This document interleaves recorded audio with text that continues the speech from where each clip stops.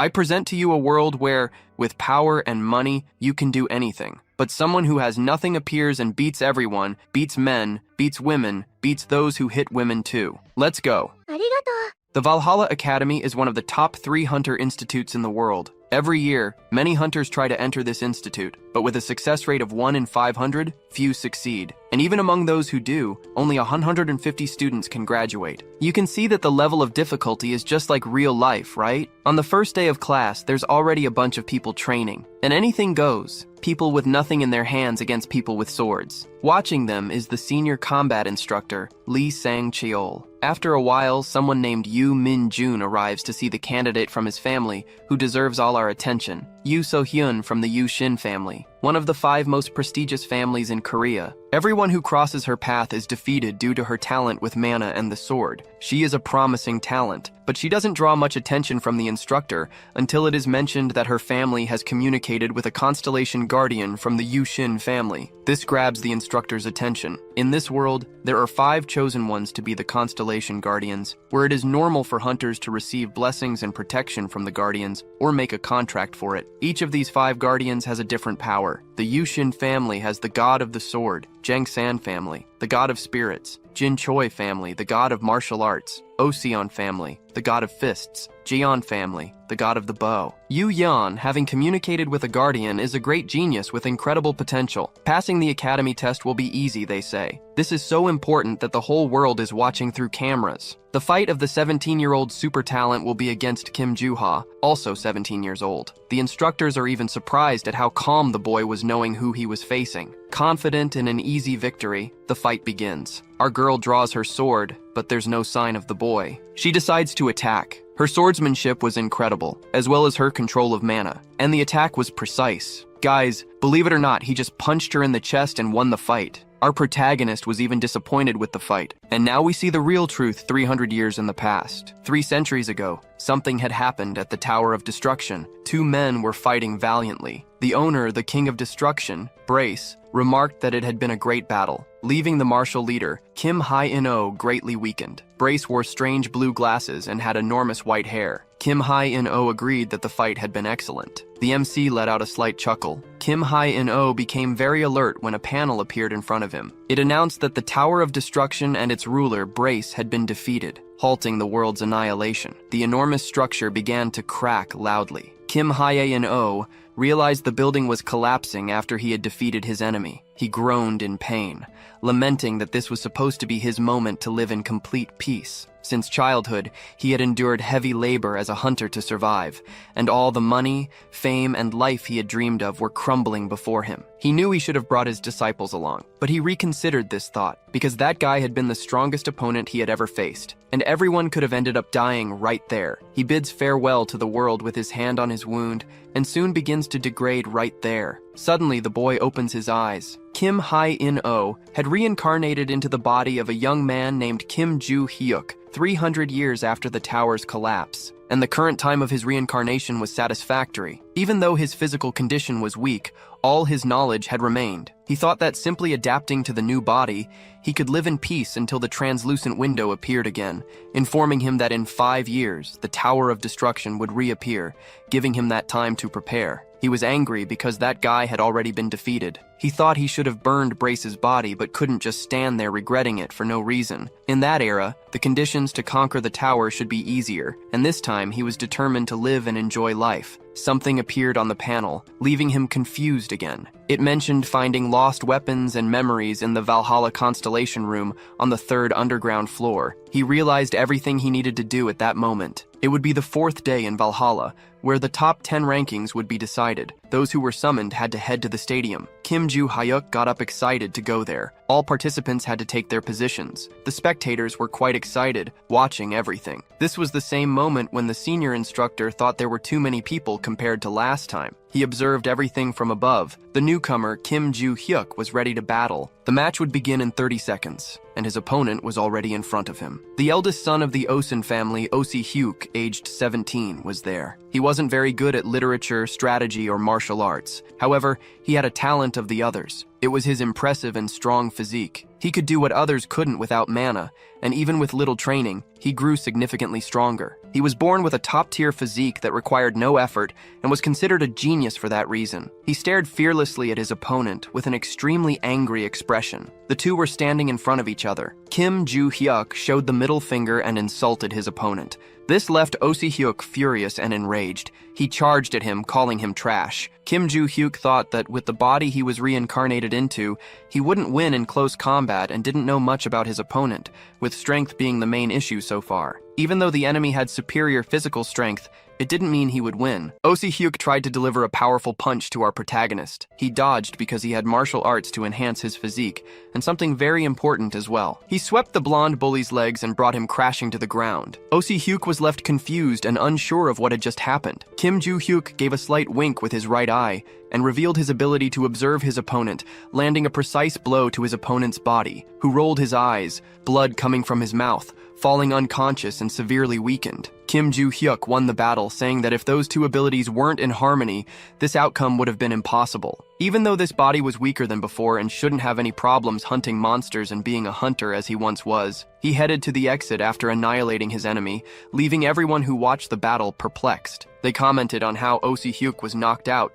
and brought down by such a simple attack. A man in the back thought deeply about all of this in silence. He was the head of the Osun family, the king of fists, Oh Chol-shin, very angry at the opinion of those ignorant enough to call the attack simple. Even though his son had only trained his physique, ignoring martial arts, he should have easily dodged that blow, but this time, it was something he couldn't evade. Stigako let his temper get the better of him and just charged at Kim Joo-hyuk. He had even used magic, which he rarely used, to try and end it quickly, but Kim Joo-hyuk tilted his head slightly to dodge. Since he was certain a strike was accurate, he shifted his entire center of gravity forward, making Oh Si-hyuk fly in despair, surprised by the missed punch. His opponent's hand was extended and open at that moment to counterattack. This meant that Kim Joo-hyuk moved faster than Si-hyuk at maximum speed, proving he already had a plan for the battle, and that alone was already a monstrous talent. Oh Chol-shin, after processing all of this, remained silent and deep in thought. Unfortunately,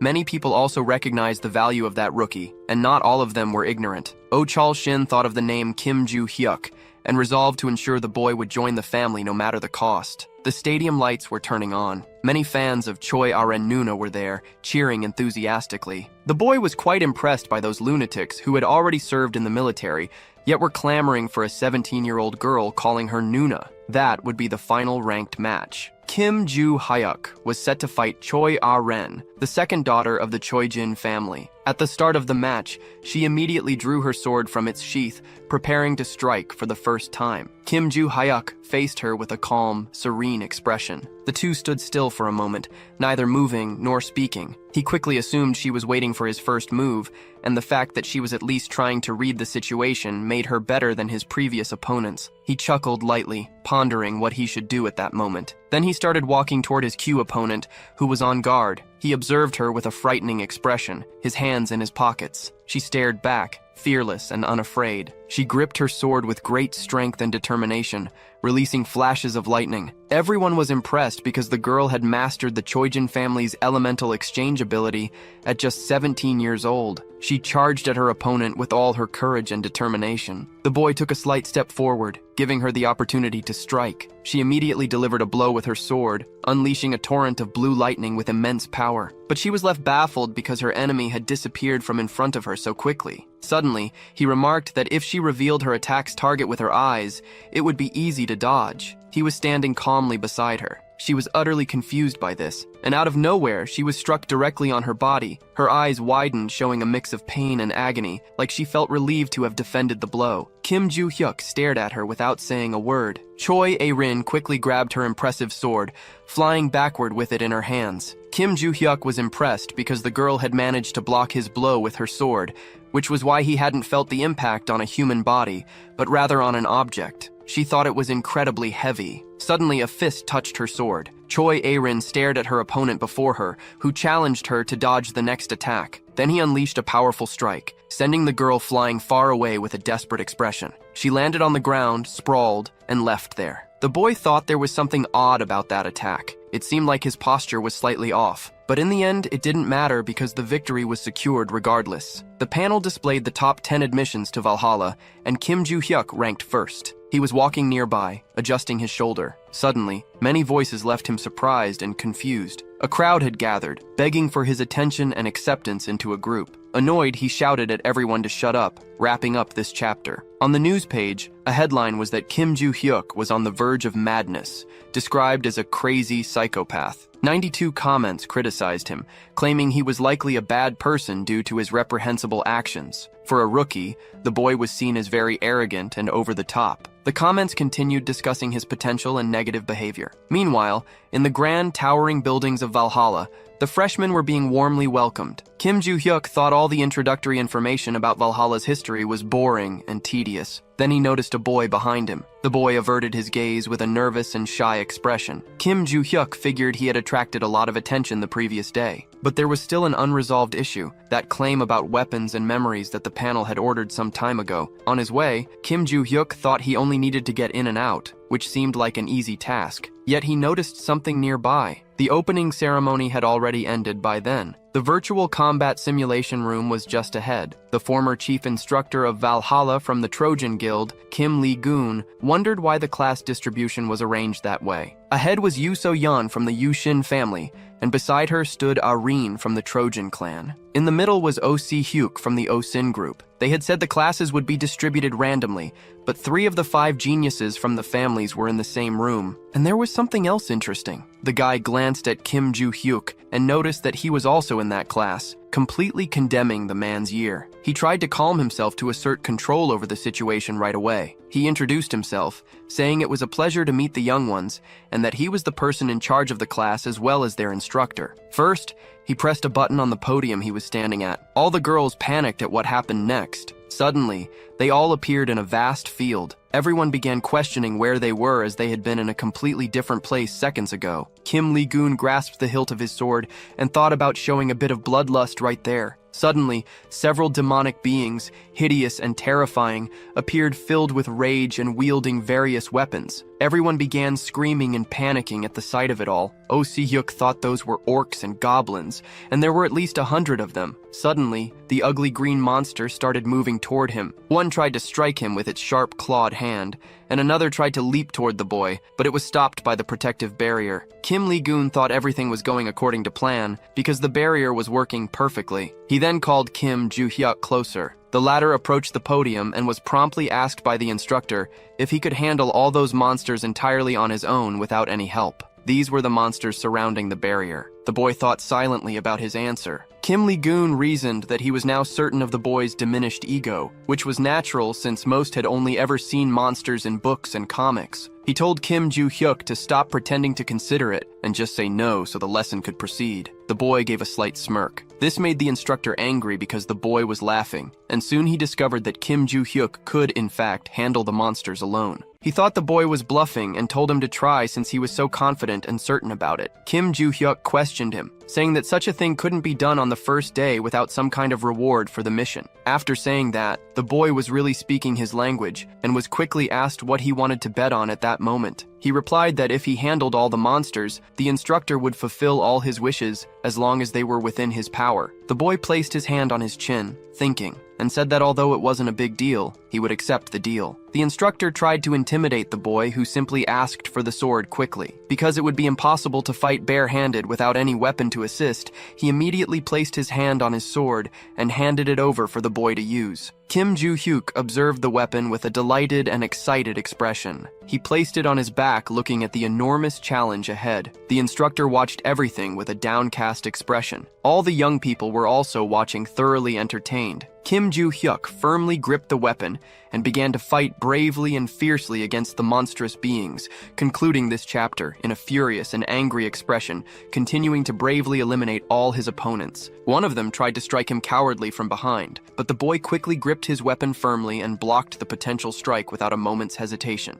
He thought he wasn't doing too badly, considering it had been 300 years since his last action with the blade. Back then, due to the monsters, humans couldn't fulfill their roles and all types of weapons were used to kill them. But even so, the sword sword remained a very familiar tool. He attentively observed two things as he had noticed something strange. There was a monster trying to attack him mercilessly and cowardly from behind. Kim Joo-hyuk quickly dodged the cowardly strike, and everything was just as he had imagined, following a very simple pattern. It was just a very well-made NPC monster simulation. Everyone inside the capsule watched him thoroughly impressed. Kim Lee-gun thought it was impossible as he had only lent the boy a mere, almost useless sword. It had no magical power or fast fencing capabilities, yet the boy was cutting through everything with incredible ease and mastery. It was as if the sword was absorbing all those monstrous beings. The girl was stunned, and the boy reflected on all that madness. She observed him through the protective capsule, standing completely still. She remained silent, not uttering a single word, with an expression of amazement and perplexity. Kim Joo-hyuk stated that he wanted to go to the Constellation Room since he had defeated all those weak enemies. He left the area and headed toward the protective barrier. He then asked if the instructor would fulfill his promise, making him visibly angry and irritated. The sun was already setting amidst those towering buildings. Kim Lee-gun wrapped up his class and advised the tired students to rest in their dormitories without lingering in the area. The boy was slumped in a chair in the classroom, thinking the class was too long and wanting to grab his belongings to leave as quickly as possible. He also thought about how he never wanted to teach students and hadn't even gone to school himself before. And while the class had been boring most of the time, he had managed to gather a lot of important information, especially regarding topics related to the history of constellations. In his previous life, there was no such thing speaking of it. Constellation was the term used to describe the transformation of those who amassed great fortunes into deities, often connected with hunters. Valhalla in Korea was the third largest academy in the world, containing various constellation relics. Kim Joo-hyuk thought that everything about slaying monsters and swordsmanship seemed useless, and that he should head to the dormitory to focus on practicing martial arts, as his body was quite weak. But suddenly, he noticed something unusual. It was the white-haired girl approaching from behind. Meanwhile, in the professor's office, a man sipping coffee commented that his friend had been through a lot. Kim Lee-gun admitted that, to be honest, it was more embarrassing than truly painful, and questioned whether that boy was really a high school student to Lee Sang-cheol, who was astonished to learn that the boy had killed 120 monsters in the simulation room without having ever seen one in real life. What Kim Lee-gun was saying was absolutely true. From what the senior instructor observed, Kim Joo-hyuk seemed ordinary, but carried something in his past. Kim Lee-gun was impressed to discover that the boy was an orphan from a small orphanage in a highly dangerous area. And by no means was he lying, as Lee Sang-cheol had conducted his own research on the matter. Furthermore, a fraud wouldn't attempt to enter Valhalla by causing a scene at the opening ceremony. Lee Sang-cheol asked if the boy had requested to enter the Constellation Room, receiving an affirmative response from Kim Lee-gun. The senior instructor said he would let the boy go to the first floor of the basement, according to the director's instructions, making his friend very grateful for it. And since he had brought him there, he should take responsibility. Besides, he didn't know much about the completely restricted area on the 5th floor, but there should be no problem with a quick visit to the first. Kim Lee-gun expressed concern about what might happen in the next year, leaving his friend confused. His class had 3 students from the 5 families, and it wasn't easy to manage even one of them, which the senior instructor fully understood. He didn't try to comfort him, but mentioned there was an exchange student from the Ventric family in another class, leaving him quite surprised. Rockdale Ventric belonged to the Direct Ventric group. Kim Lee-gun had heard that the boy had been expelled from the British Academy for causing trouble. He took a deep breath, still somewhat worried, and said that after hearing that he felt his situation was better than the neighboring class. Kim Joo-hyuk looked at the girl with a dubious expression. She also stared back at him without saying a word. He broke the silence, asking what had happened. The girl asked him to teach her all those swordsmanship techniques concluding this chapter. Kim Joo-hyuk didn't quite understand all of it. The girl was very eager to learn the swordsmanship he had demonstrated earlier, but he responded negatively, and she questioned his decision. He replied that it was simply because he didn't want to teach, and since the girl had nothing more to say, he would leave. She looked into his eyes and asked, "Please." He answered again that he simply didn't want to teach her. Insulting her, he called her deaf and told her to stop following him immediately because Kim Joo-hyuk had no intention of teaching her. He walked away from the spot immediately, leaving the girl there alone, looking sad and disappointed. The next day, in the grand buildings of Valhalla, Kim Joo-hyuk was sitting in his classroom chair, very quiet and deep in thought at that moment. He looks at his hands and realizes his body was better than he thought. Yet he couldn't do much since he had no magical power, and it was hard to control his mana. This problem could be resolved if he found that thing, and for that, he would prepare a little magic. Suddenly, someone approached him speaking. It was a blonde show-off bully. He was Rokdil Ventrik, accompanied by his assistant, Yuria de Felix. He walked over to Kim Joo-hyuk's desk. Kim immediately asked for his identity. Rokdil Ventrik thought the boy was uneducated since he didn't know his family. He quickly introduced himself and said he didn't want to waste time. He asked if Kim Joo-hyuk was interested in becoming strong. He invited him to join the main Ventrik family. In most families, the affiliated lineages had more difficulty gaining power and wealth compared to the main branch. However, the Ventrik family had a beak mask, a constellation guardian, making it different from others. Typically, an S-class soldier or higher would protect the organization, directly selecting a star member and granting them power and protection. But for the Ventrik family, they chose to sign an agreement with a non-constellation individual to avoid contractual misunderstandings. Due to this unique decision, the organization held significant power in Europe, and joining it would grant immense influence. With this authority, Rokdil Ventrik, supported by his family, had become excessively arrogant. Something had happened not too long ago. Due to an incident at the British Academy, he had been expelled, but he wouldn't cry over spilled milk. At the door of that place, alongside his assistant, he declared he always got what he wanted. And even though he had been expelled before,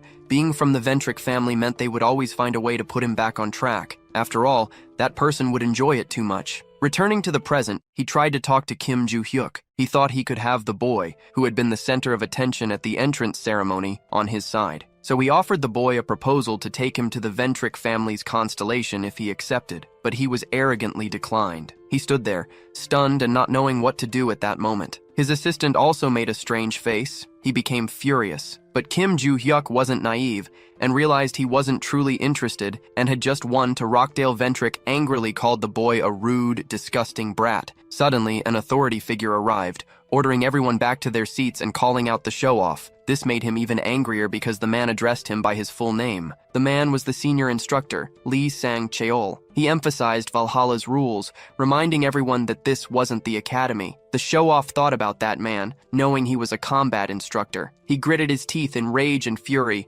returning to his seat quietly with his servant. He declared he would encounter Kim Joo-hyuk again someday. Kim watched everything with his red eyes without saying a single word. Later that day, a school ended. Kim Joo-hyuk thought about how he hadn't learned anything related to the Constellation Hall during the lessons and had instead gotten involved with an idiot that morning. He pondered many things about the Guild Scouts, students, and instructors who wanted to recruit him despite his criticism of them. Once again, someone approached him from behind. It was the persistent girl asking him to teach her fencing again. He became annoyed, realizing it still wasn't enough for her either. Back in the Grand Valhalla dormitory, in the highest class hall inside, someone was seething with anger, smashing chandeliers with uncontrollable fury. It was the annoying and arrogant Rokdil Ventrik. He was infuriated by the orphaned Kim Joo-hyuk, who had humiliated him. He demanded that Yuria immediately call Dazara, as he needed someone to deal with a certain person, ending the chapter. Rokdil Ventrik continued to simmer with rage. He once again called his poor assistant by name. She stayed quiet and still as he spoke. He grabbed her hair forcefully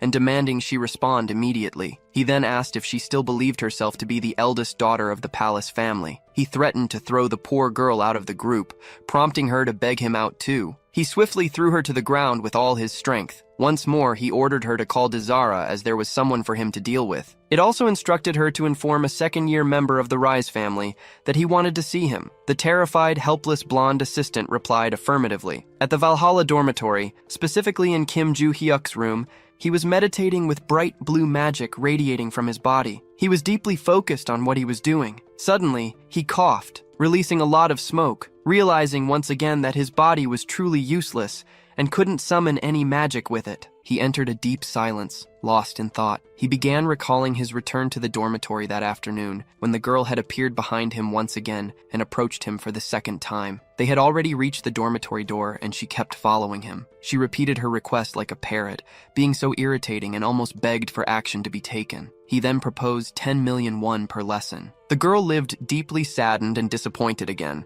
and since she probably couldn't afford it, he had decided to leave. Suddenly, she asked for his phone, leaving him utterly confused and unsure of what was going on. He asked why she was doing that. She was adding her number so it would be easier to transfer the payment, leaving Kim Joo-hyuk even more astonished. Out of nowhere, he received a notification on his phone. It was a transfer of 100 million won, and now he was supposed to teach her his impressive and masterful techniques. He said he wouldn't do it and would decline the transaction. Returning to the present, he reflected on how shocked he had been earlier. How could a high school student have 100 million won? If he were to teach her, he wouldn't have to reveal all of his secrets. But the sheer amount of money was overwhelming. He figured he could use it for what he needed, so it didn't matter, even if his mana was as limited as a beggar's. He stood up, ready for his mission, taking his first steps toward victory. He was going to find the secret vault at that moment, even amidst complete darkness. He walked through dense vegetation. He thought about how he had checked beforehand, but most vaults hidden 300 years ago had been destroyed. According to his research, only 4 might remain, and it was likely that just 3 were left. One thing was certain, they would be in the Valhalla Mountains, and he would search without giving up. He began to channel all of his blue magic. The vault's location could be determined by sensing the marble,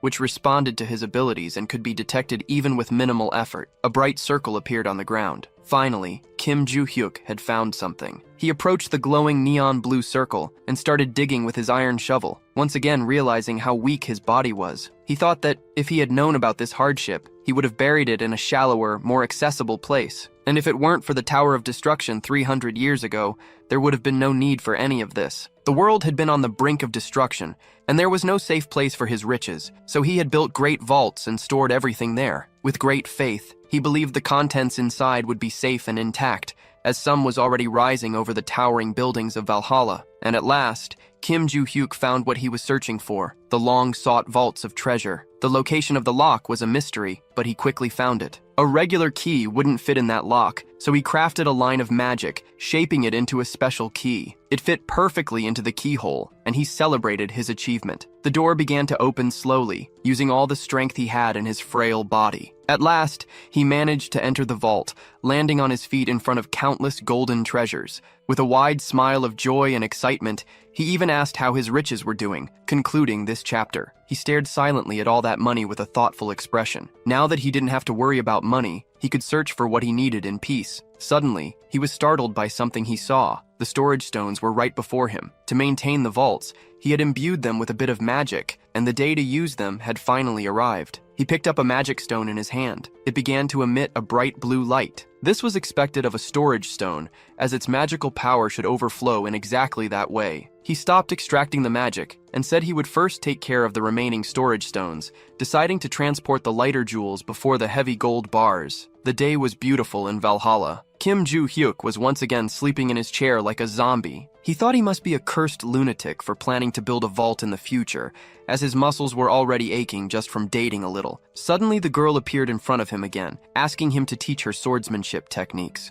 It really seemed like she wasn't going to let it go. He reasoned based on his information why she had chosen him to teach her swordsmanship, and soon asked Erin Choi about her persistence, since she could learn everything from her family. She replied that she had never seen anyone handle a sword better than Kim Joo-hyuk. He then questioned her about her father, as he was the head of the Trojan family, and probably better with a sword than him. Just as she was about to talk about her father, the instructor called Kim Joo-hyuk to the teacher's lounge, leaving him very confused about it. But it was all related to the things he had asked about last time, and since he really wanted to know, he quickly got up without hesitation. He rose from his chair and left, leaving the girl standing right there. She asked for permission to speak. She remained silent for a moment with a slightly sad expression. Kim Joo-hyuk told her that the next day at 6 in the morning, she should meet him at the local training field. She was stunned by the information she had just received. The boy asked if she didn't want that opportunity. She had a moment of realization and replied that she would definitely be there. Meanwhile, in the nearby teacher's lounge,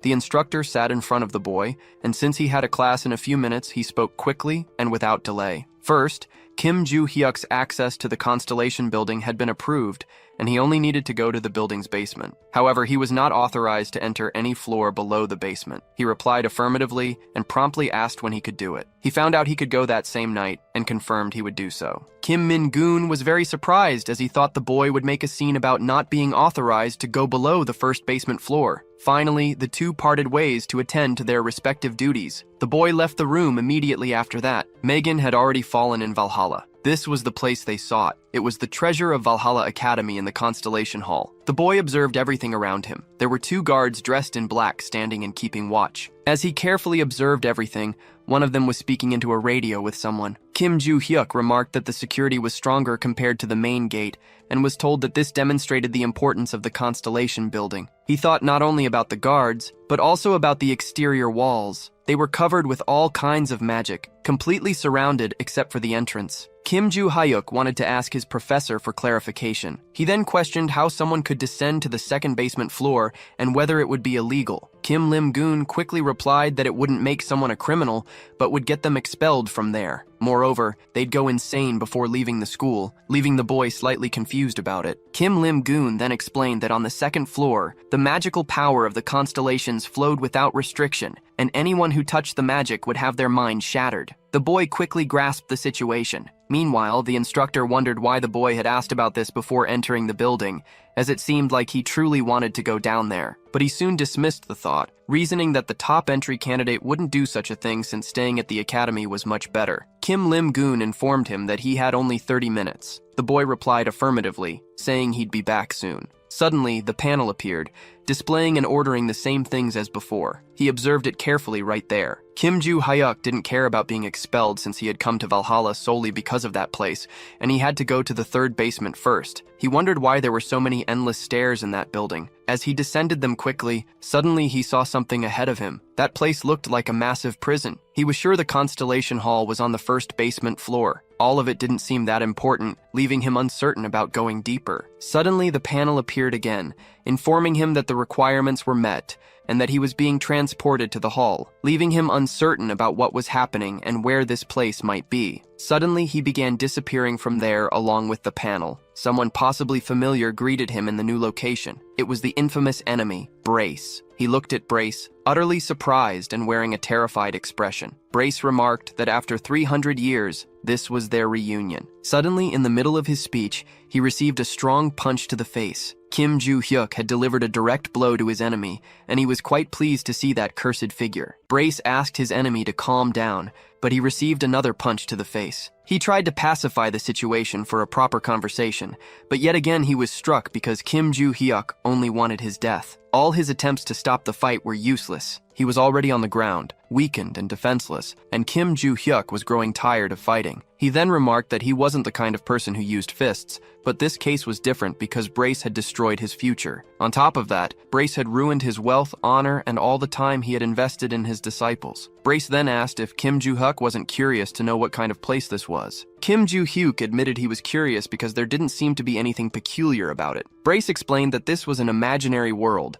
a space within a relic, leaving Kim Joo-hyuk enthused. What Kim Joo-hyuk was seeing, according to Brace, was purely imagination because his body had ceased to exist 300 years ago. He wanted to say that he had always been within that relic. The boy was deeply shocked as this revealed something significant. Brace gave a slight smirk at that moment and declared that he had become a constellation, leaving Kim Joo-hyuk speechless for a moment. Then, in anger, he delivered another strong punch to Brace's face. Meanwhile, outside the building, Kim Lim-doon had been waiting for the boy for quite some time. Suddenly, something appeared before him. It was Kim Joo-hyuk being searched by the local guards. Lim-doon questioned if the boy had done anything strange, but Kim Joo-hyuk said he had only looked around.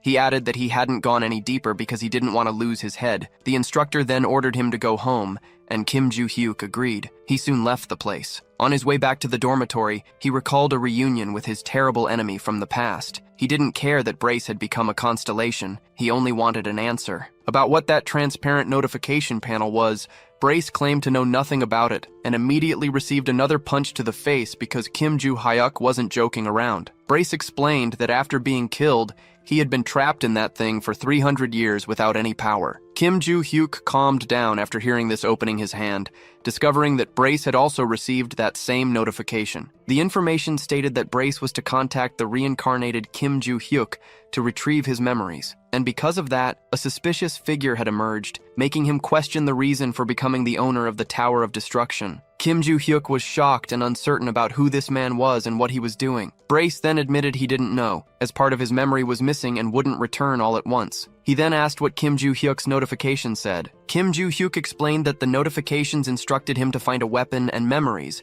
but he couldn't read the lower part as it was censored by some symbols. He also didn't recall losing memories because he still remembered the brace suggested that perhaps not everything had come to his mind yet, since he had already found the weapon, and the rest would come naturally. Kim Joo-hyuk was puzzled about the weapon. Brace explained that this space was the realm of the 4 village swords, which had become sacred relics, and that he had become a constellation because he had used one of them. Kim Joo-hyuk called him a curse, being once again filled with rage. Back in the present moment, Kim Joo-hyuk reflected on how his village sword had become a relic and housed a constellation, leaving him deeply confused. He wanted to destroy everything and leave it behind, but there was one issue. Kim Joo-hyuk grasped a blue magical sword with his hand. He began thinking about Brace, who had once been called the King of Destruction, and how the new mission on the panel was only achievable with the village weapon. Suddenly someone arrived, asking for his identification. They were a group of bullies and show-offs. The leader of the group was the eldest son of the Sunrise family, Lyric Sunrise, who said the seniors were away on a trip and demanded the introduce himself. Kim Joo-hyuk wondered what kind of senior and bully accepts freshmen. The show-offs commented on the boy's behavior and his lack of manners for not saying hello. One of them said he wanted to beat the boy up and receive the leader's approval. He approached Kim Joo-hyuk, holding something in his hand. But as he started talking about the differences between first and second years, he took a massive kick straight to the chest. Kim Joo-hyuk told the thugs to come at him and stop talking so much, ending the chapter. The short-haired show-off groaned in pain and agony from the kick he had taken. Kim Joo-hyuk leaped, preparing another precise strike, and delivered another blow, this time to his talkative enemy's face. The boy flew far, utterly destroyed and severely battered. He landed on his backside, causing a loud thud in the area. Finally, he hit a wall, stopping abruptly. The blonde boy thought Kim Joo-hyuk was insane and reckless. His eyes widened as he stared at him in fear. He noticed that the boy, who moments ago had no weapon, now wielded a sword. Kim Joo-hyuk commented that the perfect grip felt incredible, something he hadn't experienced in a long time. He quickly ordered the thugs to attack because if they delayed, they'd be crushed. 3 hours earlier, Rockdale Ventrick told the blonde boy he only needed to do something very simple. It was just to deal with one weak, useless student. And in return, a reward benefiting the Sunrise family would be given immediately. He provided the identification of the first-year student he wanted targeted. It didn't matter if the boy used weapons, as the mess would be easily cleaned up regardless. Finally, he asked if the boy would accept the blonde boy said he understood everything and accepted it. He left, slamming the door hard and quickly without hesitation. Thinking that the boy's first-place rank didn't matter because he was a first-year novice and couldn't compete with someone from the second year. The difference in rank between people was inevitable due to the first year's contracts with the constellations. Valhalla students had to visit the constellation room in the second semester of their first year to form a contract and become second years. Once they became contractors, they could invoke and use the power of the constellation, and in the blonde boy's mind, Kim Joo-hyuk didn't have an active guardian. He thought it would be easy to crush the boy. That's what he believed, but there was a problem with all of this. At that moment, the boy was already moving his sword, striking down yet another show-off. One of them cursed him, holding a sharp, blood-red knife. But suddenly, he heard something approaching him. It was the rookie's sword mercilessly annihilating him without hesitation. Out of nowhere, Kim Joo-hyuk heard something heading in his direction. It was another thug trying to attack him cowardly, the boy throwing his sharp, pointed sword, but it struck only the dirt floor. The attacker stood there, confused as he had missed his powerful, strong strike, and Kim Joo-hyuk was already beside and mocking him relentlessly. He promptly landed a precise sword strike to the thug's filthy, ugly face. The attacker flew far from the spot, leaving his friends stunned at what they were witnessing. And finally, after flying through the air, he landed headfirst on the ground brutally and harshly. The blonde boy was shocked as the rookie was taking down the second years one by one without even breaking a sweat. Before becoming contractors, second years should have better skills than first years, but these had proven to be useless and weak. The blonde boy wondered about the strange, unprecedented swordsmanship technique. It seemed like the boy was just moving around with moderate strength, but those hit could barely stand. Kim Joo-hyuk then faced the remaining opponents and said he would crush anyone wasting time during the fight. The blonde boy thought everyone there was deciding whether to attack or run away immediately. He told his team not to be afraid because the boy was just a weak, useless rookie. Kim Joo-hyuk remarked that the bully leader had a lot of nerve. This comment made the blonde boy furious and enraged, and he charged at him without hesitation. But suddenly, he felt something touch him. It was Kim Joo-hyuk's sharp sword striking his body. He mocked him for standing still even knowing he would be hit, and finally delivered a strong and precise blow to his opponent. Using all the strength he had in his body, the blonde boy wondered when the rookie had managed to get so close, and then collapsed to unconscious. Kim Joo-hyuk immediately opened his palm and slapped the boy's face several times to wake him up. He also asked who they were and why they wanted to fight him without any apparent reason. The blonde boy explained that they were all senior veterans. Kim Joo-hyuk thought this wasn't normal and suspected there must be someone behind this pointless fight. The pale boy with earrings admitted it was just to break the nose of the rookie ranked first and nothing more. Kim Joo-hyuk mocked them, speaking about their supposed loyalty as bullies, and as he was leaving, he was called back by the arrogant little boy. The boy warned him that if people found out about the incident, the rookie would be expelled immediately, but Kim Joo-hyuk didn't care, saying everyone would know about this embarrassing and shameful defeat for the losers. Several second-year students had attempted to beat up a freshman, but ended up losing miserably, which would be humiliating if it got out. So the blonde boy should think carefully if he wanted any chance of joining a guild. Kim Joo-hyuk left after saying that, leaving everyone on the ground beaten and humiliated. The clock struck 8:28. Rockdale Ventrick anxiously waited for a call with great anticipation. Suddenly, Merrick Sunrise called him, leaving him excited. He immediately asked the boy if the beating had been delivered as promised, but the boy simply revealed the contractor's name at that moment and informed him that he was withdrawing from the job and relinquishing the responsibility, ending this chapter. The chapter begins with Rockdale Ventrick being stunned by the boy's words. The blonde boy advised him to stay away from anything related to Kim Joo-hyuk from now on. He reflected on what had gone wrong with that cursed boy because just hours ago he had been confident. He suggested filing a report with the administration, because if there were any visible bruises left, there would likely be enough evidence to proceed. If the blonde boy did what Rockdale Ventrick requested, he would be rewarded and sponsored by the family. But the boy thought that even with sponsorship from such a powerful group,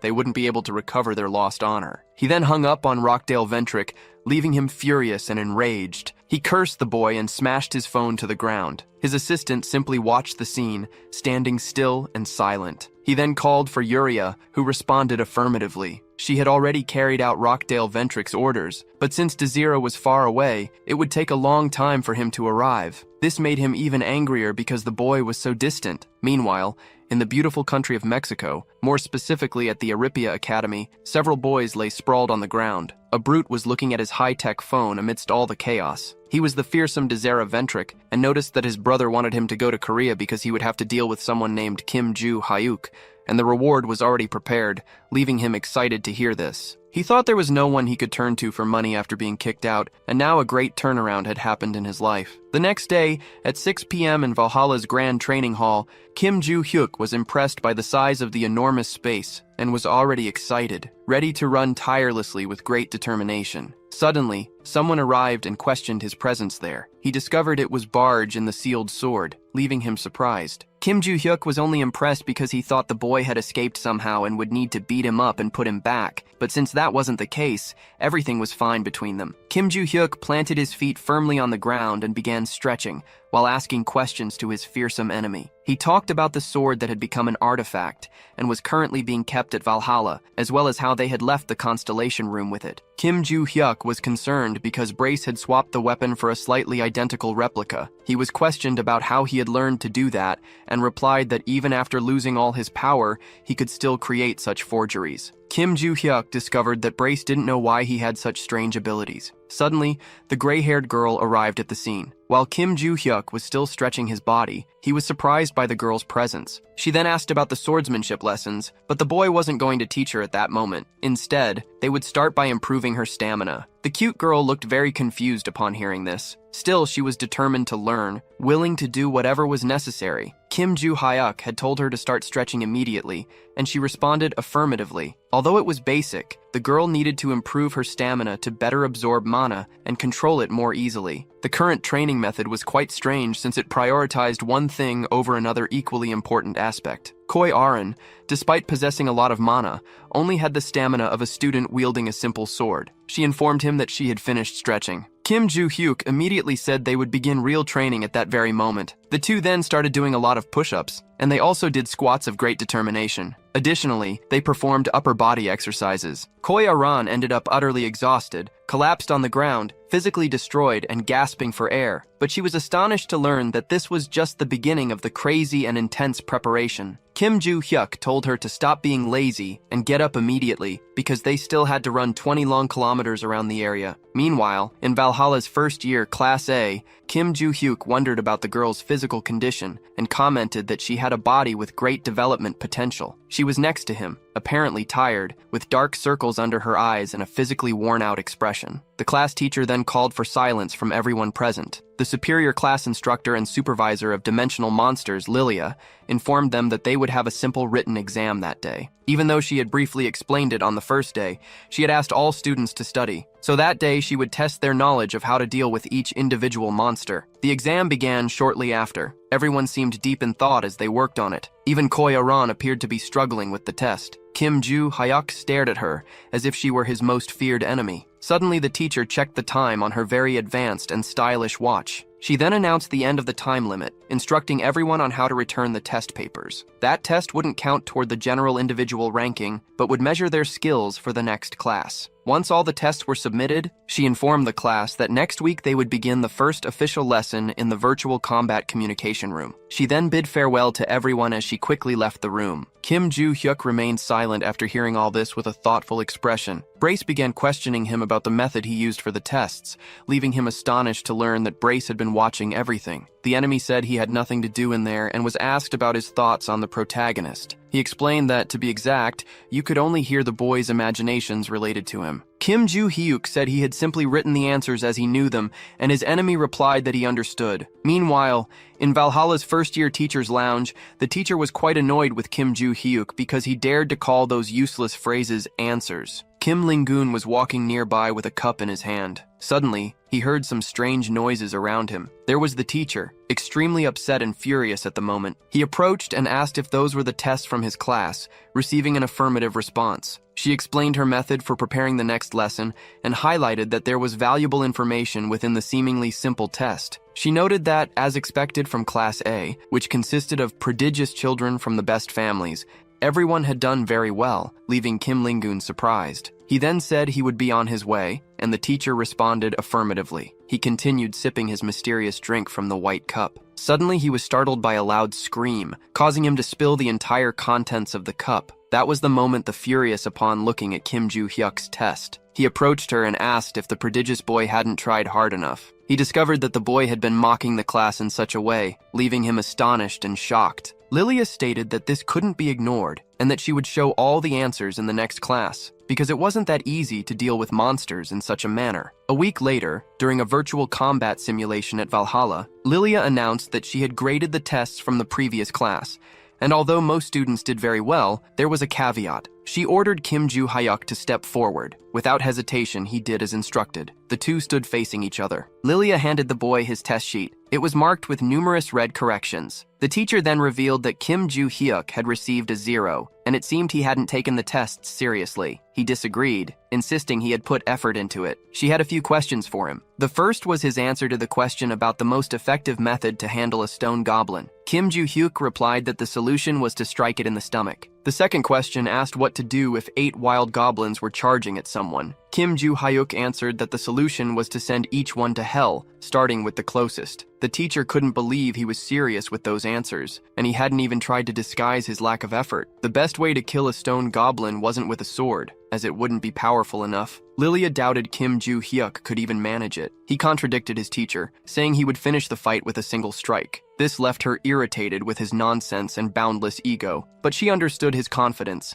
and since Kim Joo-hyuk was so sure of his answer, she decided to give him a unique opportunity. Suddenly, a loud noise echoed through the area. A monster roared, trying to intimidate everyone. It stood in front of the prodigy boy and the protagonist. The teacher then informed him that if he could kill the stone goblin exactly as he had explained, she would immediately change his test grade. Kim Joo-hyuk said he understood. He placed his test on the control table for the time being. He then selected a single sword from among all the weapons and charged towards the stone goblin without hesitation. The goblin stared at him with a horrifying, grotesque expression. The teacher already knew he had killed 120 goblins before, so she was confident in his talent. But there was a catch. Against this stone goblin, a random sword alone wouldn't suffice. Suddenly, the goblin began to scream in pain and agony. The boy had already started landing precise blows. The teacher was astonished at what she was witnessing. The goblin groaned desperately, with a gaping wound in its body and a deep crack in its head. Kim Joo-hyuk then began channeling mana into the fight. He discarded the simple sword, throwing it far away. He finished the battle easily, without any real excitement. With a single strike to the goblin's stomach, the fight was over. A little girl was impressed because, without any magic, he had killed a stone goblin with just one sword. The burly blonde boy watched in complete silence, utterly shocked. Even Choi Arin was visibly amazed. Lilia let out a deep sigh and asked how the boy had managed to do that. He explained that he had simply struck the goblin in the stomach, leaving the teacher puzzled. She felt that to kill a stone goblin with just a sword, one would need to be at least an A-class contractor, which made logical sense under these circumstances. Yet the boy had done it with just a weapon. He then asked if his answer had been correct, but Lilia replied in the negative, saying it had just been one question, and there were more to come. The boy was perplexed because it seemed like everything would happen again. Suddenly, the ground began to open. He was amazed at what he saw. It was a vast, dark tunnel stretching endlessly. Kim Joo-hyuk immediately asked his teacher what it was about. She told him to focus and look ahead. A faint step was heard. A few monsters appeared from the darkness of the tunnel. She thought it was challenging to control goblins with rage issues because using the wrong technique could trigger their scream ability, attracting more goblins from the area. Typically, one would fight them with magic and kill them all at once or simply flee. And although the boy could only see 3 goblins in front of him, 5 more would appear with every mistake he made. Even if he could use his sword, it would be difficult, and Lilia had heard that his speed with it was quite slow. He then began his series of strikes, hitting the enemy squarely in the forehead, making the others furious and enraged. The green goblin remained alert during the battle, but was soon struck in its cursed mouth and fell brutally to its knees. The teacher was impressed by all of it while the boy boasted, because he had also answered the second question correctly. On another day at the training center in Valhalla, Kim Joo-hyuk and Choi Arin were training on the treadmill, running at an incredibly fast pace. The running numbers were off the charts. Soon, the gray-haired girl collapsed to the ground, utterly exhausted. Once again, she was gasping for air. Kim Joo-hyuk looked at her without saying a single word, with an almost amused expression. He then asked if she didn't train in her clan, as she was struggling with such a simple exercise. She replied that she didn't push herself in that way. He retorted by asking how Choi Arin would fight against those strong and horrifying monsters. She responded once again, saying she could use her magical power by borrowing strength from the constellations. Kim Joo-hyuk thought everything was as expected, since instead of training their own stamina, they focused on magical power because they relied on the constellations. By not improving their physical abilities, it was fine as long as they trained enough to borrow power from a constellation, but the risks were immense. There was a chance of being caught in the middle of a labyrinth or dungeon with a magic restricting spell. Additionally, their mana could be completely depleted after prolonged battles, not to mention that constellation members might refuse to lend their power. After thinking about all this, Kim Joo-hyuk called the cute girl. He asked if she thought those stamina exercises were worth anything to her. Choi Ah-rin immediately answered affirmatively because he had told her he would teach her swordsmanship if she did them. He was stunned by that kind of response because it was basically the reason he had her do it. She was quite confused upon hearing all of this, but they brushed it off and wrapped up the day's training as they needed to head to the academy soon. She didn't understand why he wasn't going. Kim Joo-hyuk explained that he was going to do one more set of physical exercises. He asked if she wanted to join in too,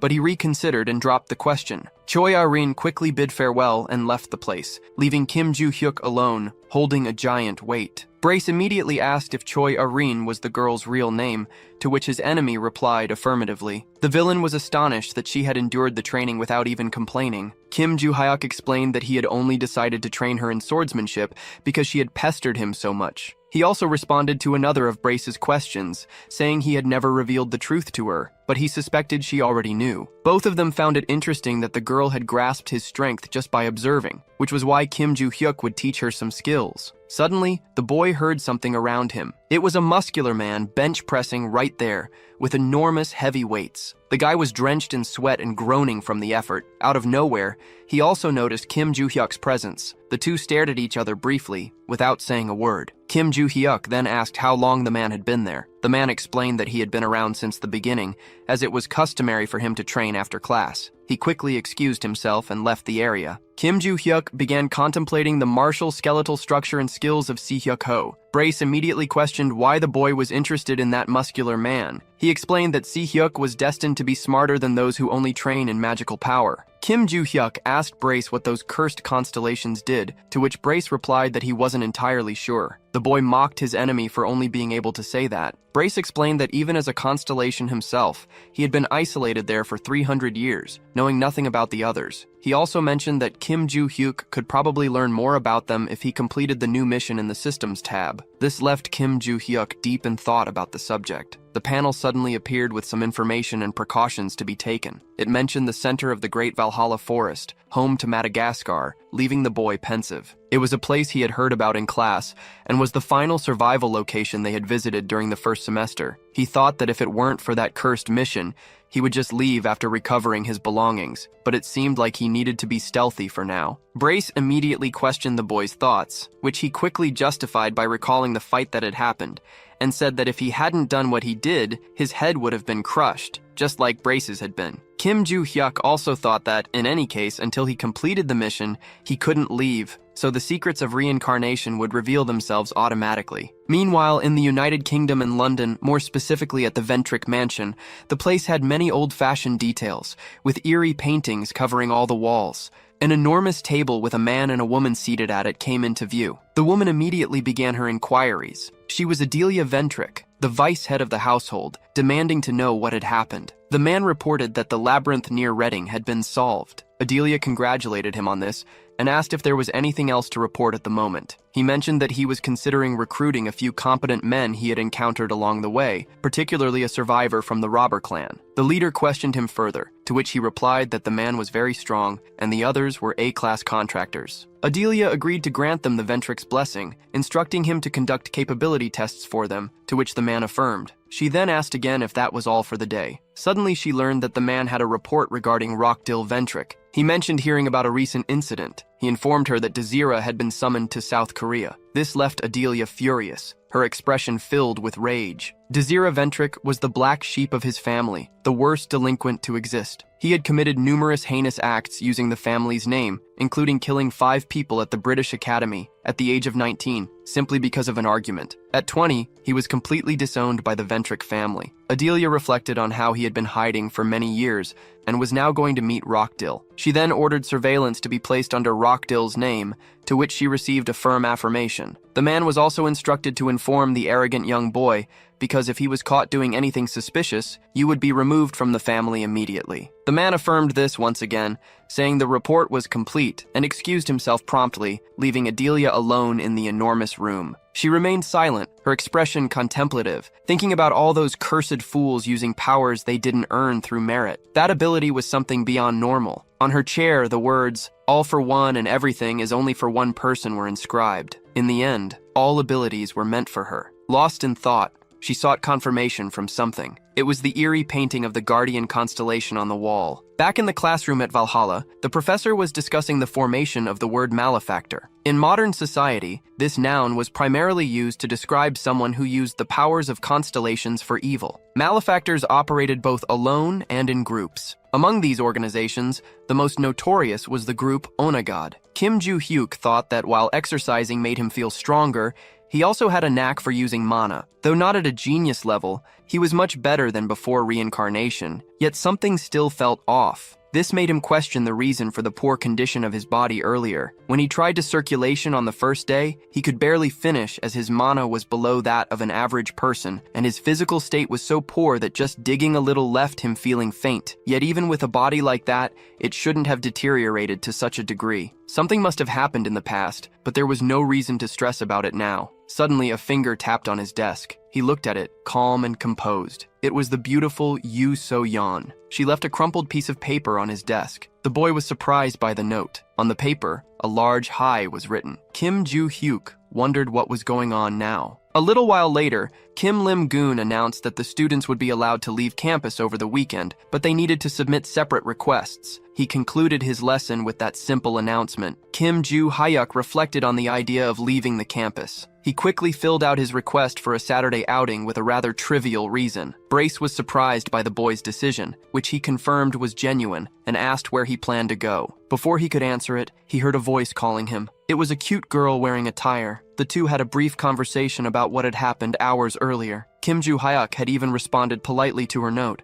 but she hadn't replied. He then urged her to speak quickly, as he needed to submit something and was quite busy. The little girl stumbles over her shy words. She can't form a single sentence without interrupting herself. Kim Joo-hyuk grows frustrated, calling her crazy and telling her to just nod. She becomes very angry at being insulted like that. She questions his comment, but is quickly retorted, being told that making someone angry for no reason was normal for her. He then asks again what she really wanted. She recalls a moment in time when she had been observing something. It was Kim Joo-hyuk's fight with that horrifying and ugly stone goblin. She had been impressed by that battle, especially because the boy had used only a sword without any magic. It was entirely different from what the books described. She only wanted to ask him how he had killed that ugly stone monster, but her pride hurt too much to allow it. Finally, she sighs and musters the courage to ask him. Just as she is about to speak, the teacher arrives and asks the very same question she had been about to ask. The gray-haired, bespectacled woman seemed very excited to learn the boy's tricks. Kim Joo-hyuk simply wondered where that crazy woman had suddenly appeared from. He quickly asked why she was intruding out of nowhere, as he thought she disliked him, leaving her confused. He then rephrased his words, asking if she didn't like him because he had embarrassed her. The teacher promptly replied that she didn't care about that,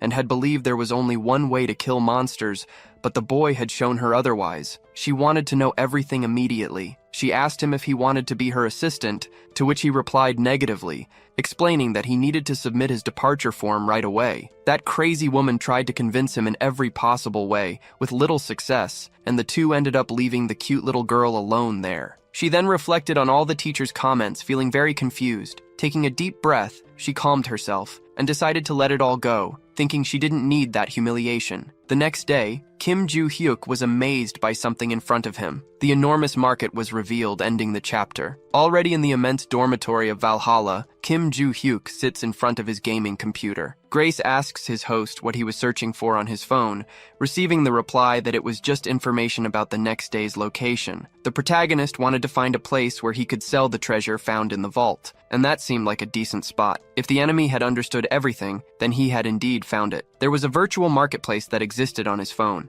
Based on some information, only an entry fee was charged to exchange practically anything in that supposedly dangerous dark web shopping environment. The reason for such an unusual marketplace's existence was explained by the fact that its creator was a guardian constellation called the Secret Ruler, according to the protagonist of the story. Thus, high-class individuals openly used the tool, and despite being completely illegal, governments dared not interfere in it. That was also the reason he managed to figure out how to enter so easily, deciding to use it for a Kim Joo-hyuk reads some simple tutorials on the internet. He soon notices that there was a link in the comments section of the post he was reading. Suddenly, some messages arrive from the little girl Choi Ah-rin. They were several bunny emojis crying a lot. She informs her trainer of her absence from the next day's training, to which he replies that he also had a commitment. Kim Joo-hyuk sends a few laughs in between the messages. This leaves Choi Ah-rin quite confused about their meaning. He quickly explains that he was just wishing her a good trip. He also asks her to stop sending so many emojis. Kim Joo-hyuk wonders about those virtual bunnies,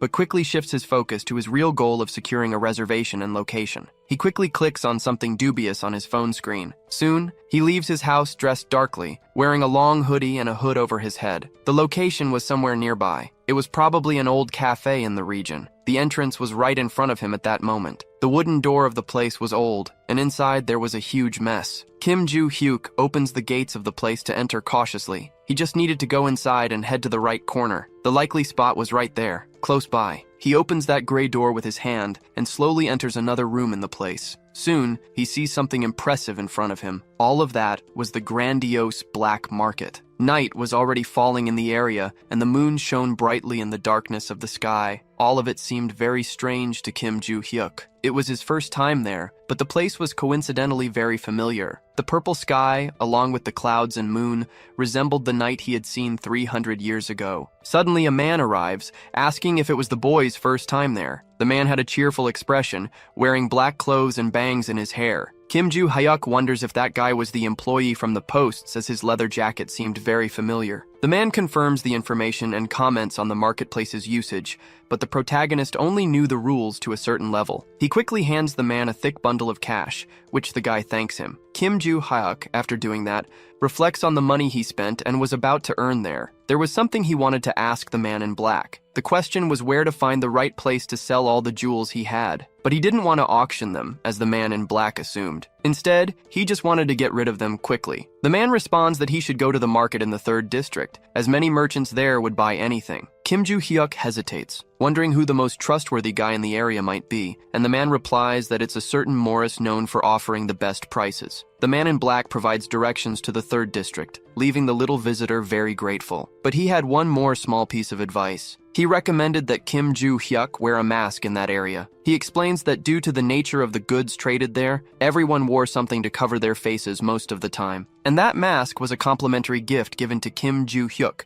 who thanks him from the bottom of his heart. The man in black asks him to enjoy his time in the area, now in the 3rd district of the Grand Black Market. A man in a white mask is seen observing a beautiful, shiny diamond stone. Soon, Kim Joo-hyuk approaches, asking for his identity. It's confirmed that the guy is indeed the real Morris of the good prices. The protagonist informs him that he has some valuable goods to sell. Morris said it all depended on the items, but if it was just gold or jewelry, the evaluation would be quick and practical. Kim Joo-hyuk promptly started taking things out of his large backpack. Quickly, a black bag, seemingly heavy, appeared from within. He stated that he wanted to sell the contents of that bag. Morris wondered about the objects inside it. He immediately began evaluating the ring that was there. Suddenly, he was quite surprised by what he was observing so meticulously in front of him. That ring was a rare artifact from the era of destruction. It was definitely an ancient and very precious item, regardless of the angle it was viewed from. Morris wondered if the other items were the same. Inside the bag, there were many of them shining brightly. The man with the white mask determined that they were all undoubtedly from the same era. Suddenly, he heard someone calling him, making him very alert. It was Kim Joo-hyuk, asking how much he would offer for all of it. This left him quite unsure about what to do. He wondered how such a young boy had managed to acquire so many precious, rare, and ancient artifacts. He then asked Kim Joo-hyuk where he had gotten all those items. The latter replied that such questions probably shouldn't be asked in that place. Morris, known for his fair prices, quickly apologized for it. He regretted the mistake he had made, which put his good reputation as a negotiator at risk. He then said he didn't know how much to offer for everything. He couldn't process those items as they were artifacts from the era of destruction, and he lacked the capital to buy them all. Kim Joo-hyuk then considered the pieces and asked where he should go to get a fair price. Morris explained about the tall auction building on the way. Another question was directed to him regarding how long the auction would take. He replied it would take 2 to 3 weeks because many people booked slots, making the process slower. After another question, Kim Joo-hyuk found out he would need to return to the market personally afterward. He lamented learning about all these frustrating procedures. He quickly asked the approximate value his goods would reach at the auction. This made Mr. Morris very thoughtful. He soon picked up his cell phone. He showed the approximate value, leaving the young man very surprised. The boy thought about how many zeros were on that screen and how expensive the goods were in the past, which is why he had kept them. He then asked how much of that value Morris would not have. Based on the estimated value, the man replied that he had only 3/4 of the total amount if he sold everything he owned. Kim Joo-hyuk, slightly confused, asked if that was truly the case. He then decided to accept the offered amount immediately. This left the man with a white mask very surprised, astonished, and perplexed. The artifacts from the era of destruction had a high value for another reason beyond their age. The other major reason was the constellations. They began to appear after that era,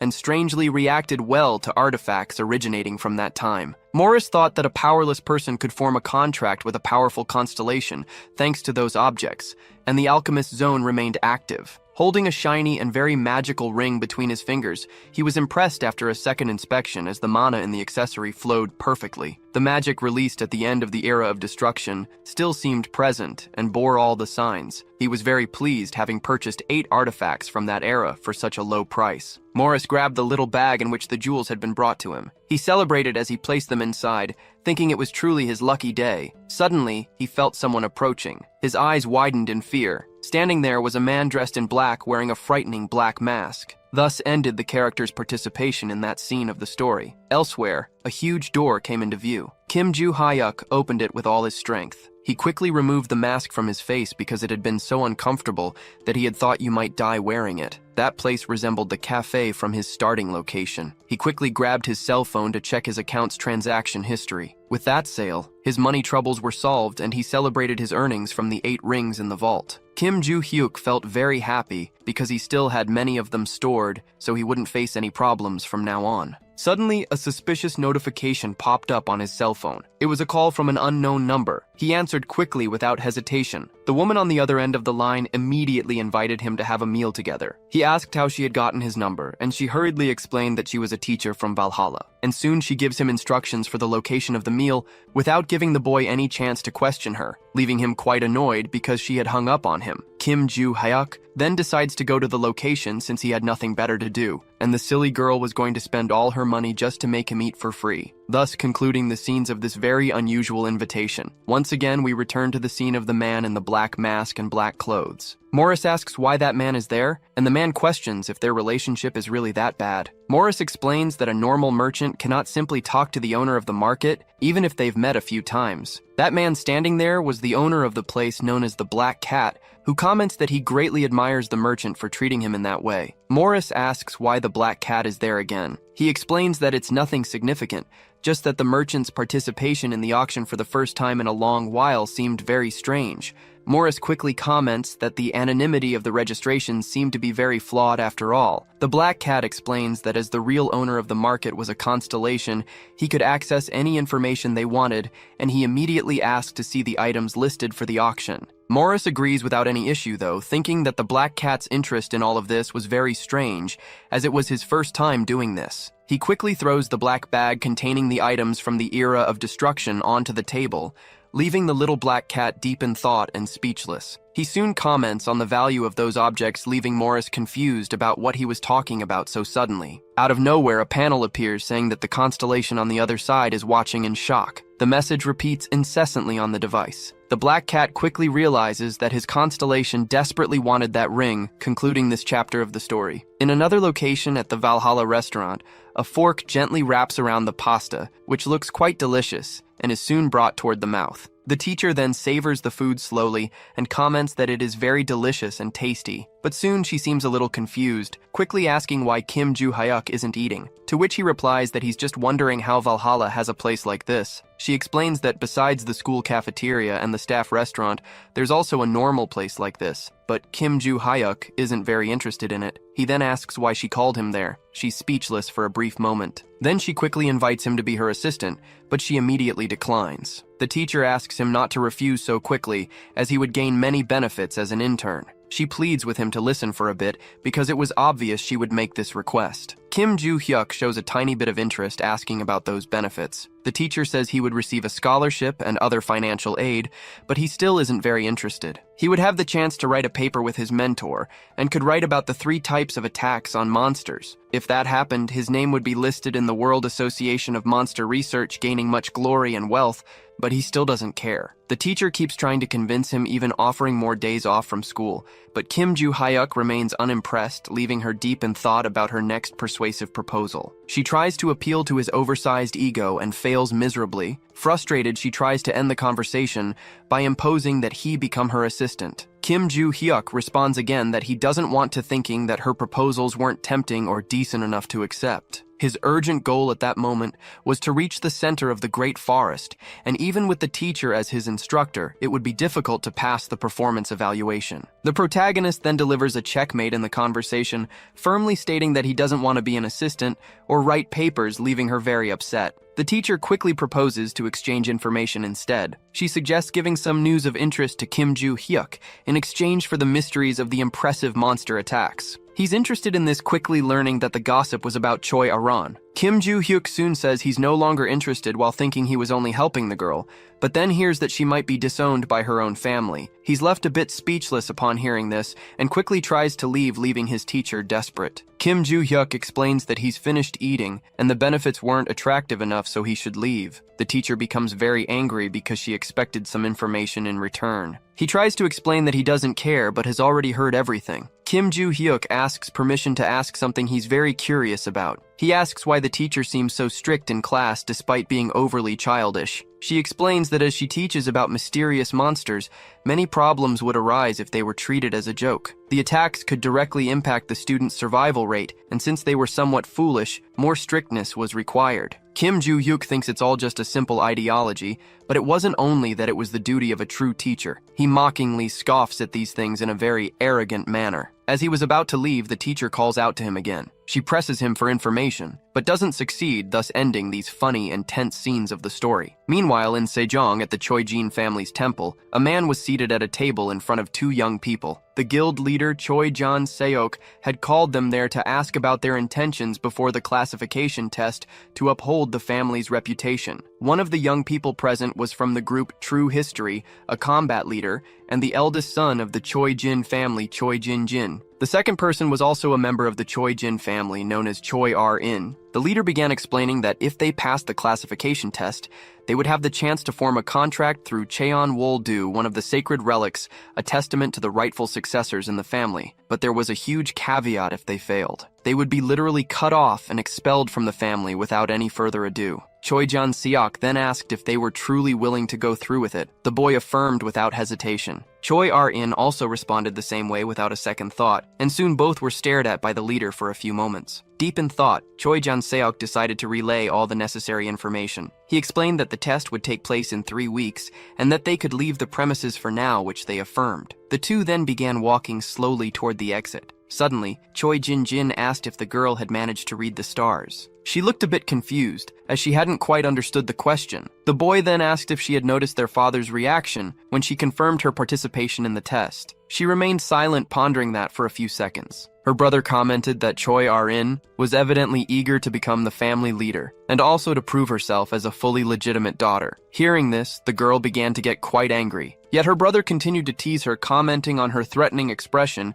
and doubting her chances of succeeding in the test. Choi Jin-jin kept mocking her, saying she hadn't even received a blessing from a constellation and wouldn't be a match for him already with a foreign contract. The girl appeared deeply saddened to hear all this from her own family member. He mocked her further, saying she might as well give up and continue leeching off the family's wealth, but it would cost her dearly. He said he would see her in exactly 3 weeks. He then left, leaving the vulnerable and cute girl alone in that space. She soon began having visions of a woman from her past. The woman had told Choi R-in to become the family leader because with that goal achieved, she would be free to do whatever she wanted. She quickly opened her eyes, her expression now fearless and determined to face her challenges in the upcoming chapters of the story. Meanwhile, in classroom 1A, all the students were attentively following the teacher's lesson, except for Kim Joo-hyuk, who seemed very thoughtful at that moment. He was impressed because Brace was worrying about the time of the school's midterm exams. The protagonist explained that he usually didn't pay attention in class, so he didn't care much about what the teacher was explaining. That gray-haired teacher mentioned that everyone should already know the importance of Valhalla's midterm exams,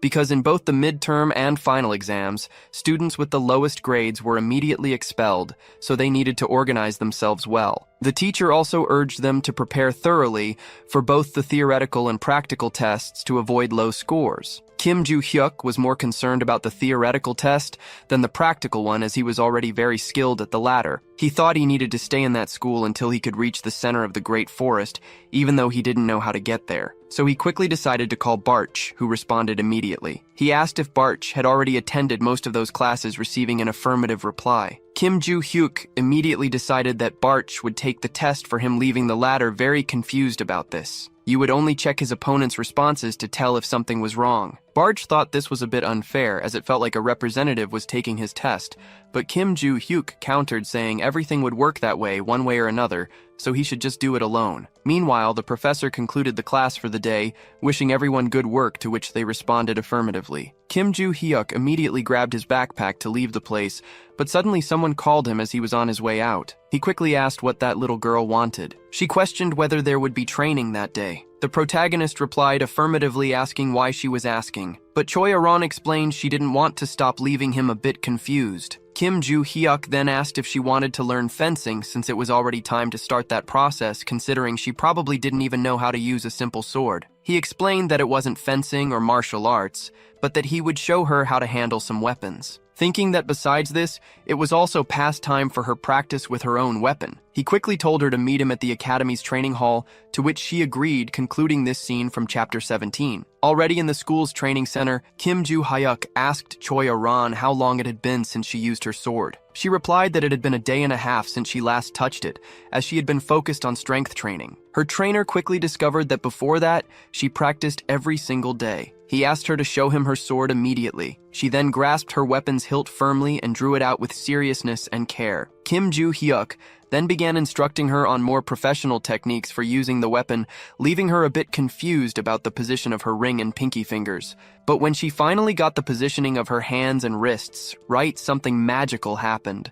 She didn't understand what was going on at the moment, but it was the mana from her sword manifesting beautifully. Choi Aron thought she hadn't even infused magic into it, and it felt more secure and stable than before, even when held with both hands. Kim Joo-hyuk then asked her to attack him with all her strength. She responded affirmatively without hesitation. He quickly began drawing his sword firmly, and then brandished it facing his weak little student. She warned him she was about to begin her attacks. She immediately started running toward her opponent, the professor. In doing so, she began noticing something strange about her foot speed. Kim Joo-hyuk easily defended her blow without any effort. He commented that the little girl had gotten much faster, but there was a caveat. He quickly instructed her not to use too much unnecessary magic on her feet. She responded with affirmation and understanding. Once again, she prepared her beautiful sword to restart her attacks while firmly planting her feet on the ground with all her focus. Finally, she darted toward her professor, delivering a quick and well-planned strike. Kim Joo-hyuk immediately commented that her charge had been very good, but there was a catch when she stopped. She needed to rotate her body a bit more. Choi Aron said she understood those instructions for improving her strikes. Kim Joo-hyuk quickly asked her to attack him without mercy again. She replied with an unhesitant okay. She quickly began implementing her battle strategies, trying to land several strikes on Kim Joo-hyuk's chest. Her attacks were so fast that the sword left trails of light in the air. The protagonist tirelessly tried to dodge those blows, successfully doing so as her sword only hit the ground. The two stared at each other briefly after that. Choi Aron thought everything was going as expected, while she bravely faced her opponent, trying to strike him mercilessly with no intent to give up. She was much stronger now thanks to Kim Joo-hyuk's impressive and useful training, who faced her bravely with a calm and serene demeanor amidst the battle. The duel was so intense that their swords clashed mid-fight, ending this tense and productive chapter. The sun was already setting over the Grand School of Valhalla. The scene then shifted to the training room in the area where Choi Aron and Kim Joo-hyuk were still training hard. The little girl was already very tired, her breathing heavy. Her trainer then announced that an hour had passed, deciding to end the training for the day, to which she agreed affirmatively. The girl in the pink outfit soon sat down, breathing heavily and visibly exhausted from the battle. She watched her trainer sheath his sword. She thought that his weapon handling was sharper than ever, and couldn't even be compared to his skills during the opening ceremony. However, there was still one major issue. She hadn't even managed to match Kim Joo-hyuk, even though she had clearly asked him to teach her the sword technique. She quickly called out to Kim Joo-hyuk after processing all of this. She asked him to duel her again at the next suitable opportunity. This left him slightly confused by her unexpected request. He thought it was definitely useful to duel with Choi Aron, in addition to being fun to teach her, as she was very talented and hardworking. He had sensed her familiarity with the sword technique during the entrance ceremony, even though she was out of breath, unlike him. In any case, thanks to her familiarity with the weapon style, she could help him regain his sense of technique. If it had been 300 years ago, she would have easily been his disciple. Choi Aron asked again if they would duel one more time. Kim Joo-hyuk thought for a moment and decided to tease her, saying he didn't want to at all. Choi Aron simply agreed, leaving her trainer a bit disappointed that she gave up so easily. She explained that it was because he was completely right. She thought that if she followed Kim Joo-hyuk's advice to the letter, she would definitely become much stronger. Slightly disappointed by her remark about him being correct, he replied that it was fine and that training was over for the day. Choi Aran said she would see him next time, and he responded affirmatively, ending the scenes of the chapter. Now we are at the Grand Valhalla Stadium. It was Yoo So-hyun's first time there since the opening ceremony. Oh Se-hyuk thought about the number of first-year students present,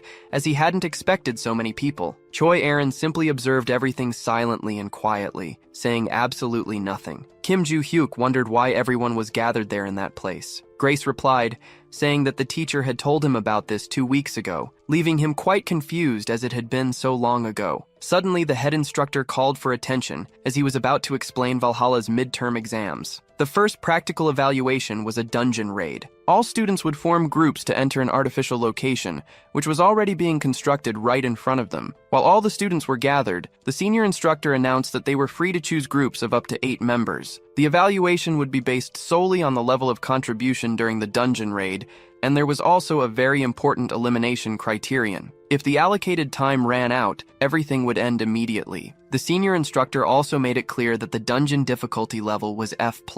He then gave the order to start the exam immediately. The timer began counting down right away, and murmurs, along with the desperation to form teams, quickly spread among the Valhalla students. The teacher and senior instructor agreed on the students' eagerness, but there was a catch to all this. Yoo So-hyun remarked that the dealer in her team wasn't good enough and looked for someone else, even though the boy claimed he could handle it without any issues. She thought she didn't need to choose someone better than herself, as 5 hours was enough time for 8 people in a dungeon of such a low level, because what mattered was contribution, and a team of 6 members could combine good skills and great talents. She quickly gave the command to start while also considering how difficult it would be to stand out in the task. The senior instructor thought everything was as expected as a 5th-generation child understood the exam's objective, while the rest of the students didn't. They would usually enter with a group of 20 people, or typically with teams of 8 members. And if a team wasn't well balanced, conflicts would occur, making these 3 outcomes plausible. After considering this, the instructor told the teacher that in 30 minutes the students would enter the dungeon,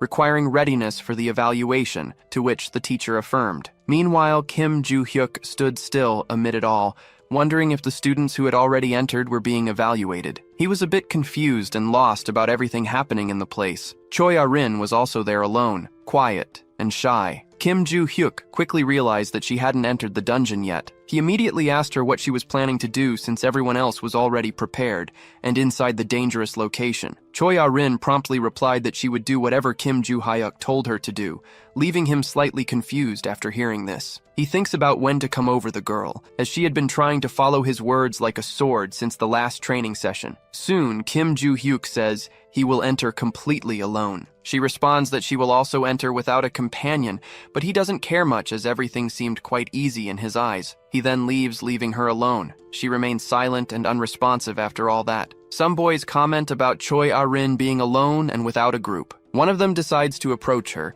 looking to start a conversation. He tries to convince her to join his group with a sweet and kind invitation, but she apologizes and says she will enter alone, rejecting everything. The boy tries to stop her, saying she would likely be eliminated easily. Choi Ah-rin responds that she will manage because Kim Joo-hyuk said it wasn't difficult. This leaves the boy even more worried and exasperated, but all this advice is ignored and futile as she enters the dungeon alone, concluding this chapter of the story. Everyone at the Valhalla Stadium had already entered their respective dungeons along with their groups. Meanwhile, they were being monitored from the observation room. The professor watched everyone attentively, remaining silent and focused. Suddenly, a monstrous being appeared in one of the group's dungeons, and soon, Bi-yoon Kyung-yoon earned 2 precious points. Bi-ba Ye-ji scored 1 more point than him. Meanwhile, Bi-yoon Jin-soo managed to secure only 1 point. The senior instructor observed everything with a serious and focused expression. The professor thought everything was going as expected, as the scoring system was difficult, highlighting the rigor of the training, and they were evaluating with speed and precision without errors. When Lee Sang-chul was active,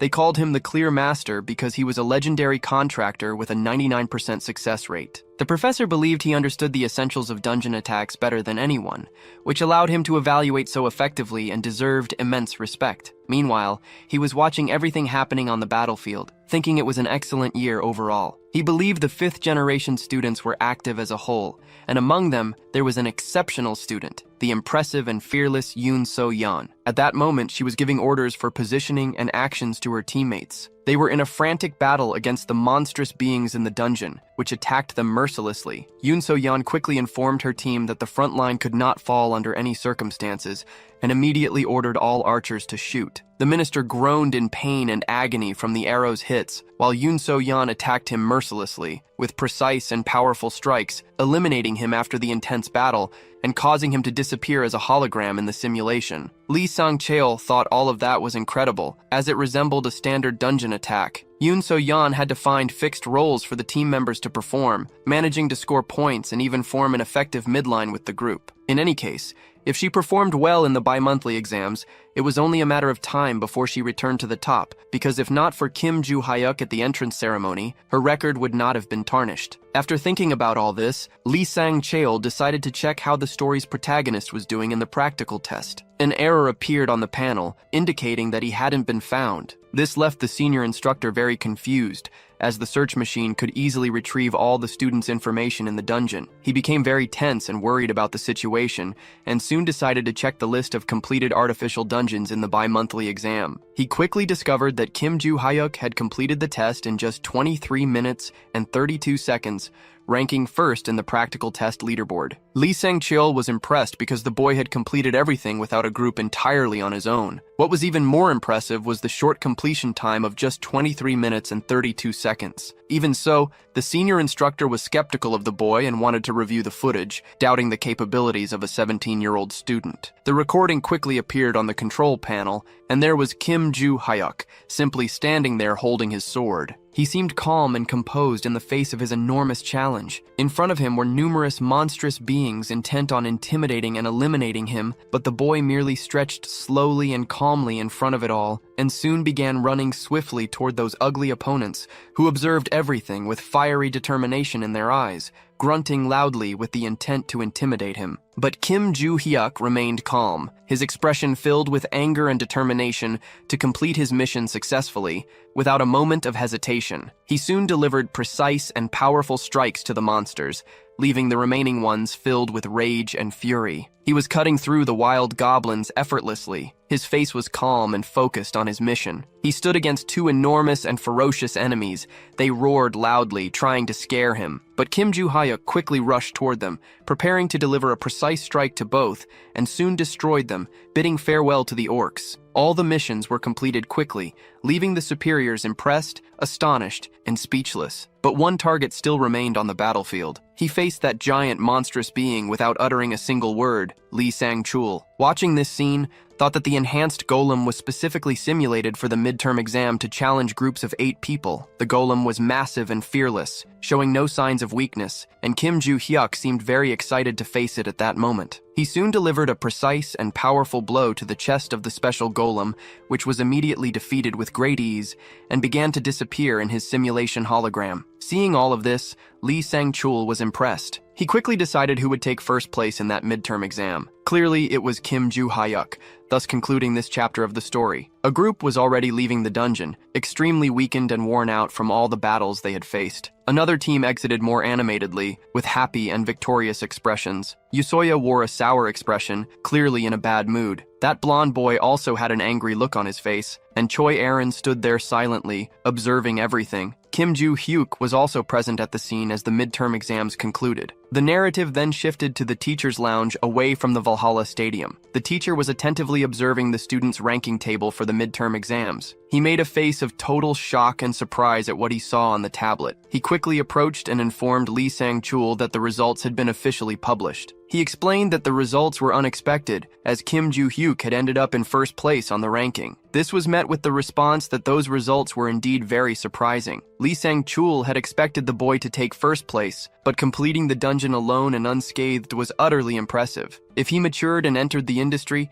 South Korea could regain its title as the #1 in the world. The teacher then discovered that this award was given to the strongest professional in the world. Lee Sang-cheol expressed his enthusiasm and amazement, stating that it had been a long time since so many geniuses had appeared. He also mentioned there would be a surprise in this exam according to the teacher. It was definitely the cute girl, Choi Erin. Kim Joo-hyuk's time was unbelievable, but they hadn't expected her to instead of Yoo So-hyun. Lee Sang-chul didn't know what had happened, but Choi Erin had decided to challenge the dungeon alone, just like the protagonist of the story, and she had taken very little time to finish it, despite coming out injured, successfully completing the dungeon. The senior instructor knew she was a quiet and hard-working type, but never thought she'd be the kind of person capable of finishing such a challenge on her own. If the exam had focused solely on teamwork, Yoo So-hyun would have undoubtedly had the highest score, but Kim Joo-hyuk and Choi Erin received better scores. However, even with these results, Lee Sang-chul would never recommend this path for students. Both agreed that this wasn't something ordinary trainees could accomplish. The teacher couldn't stop thinking about Choi Erin.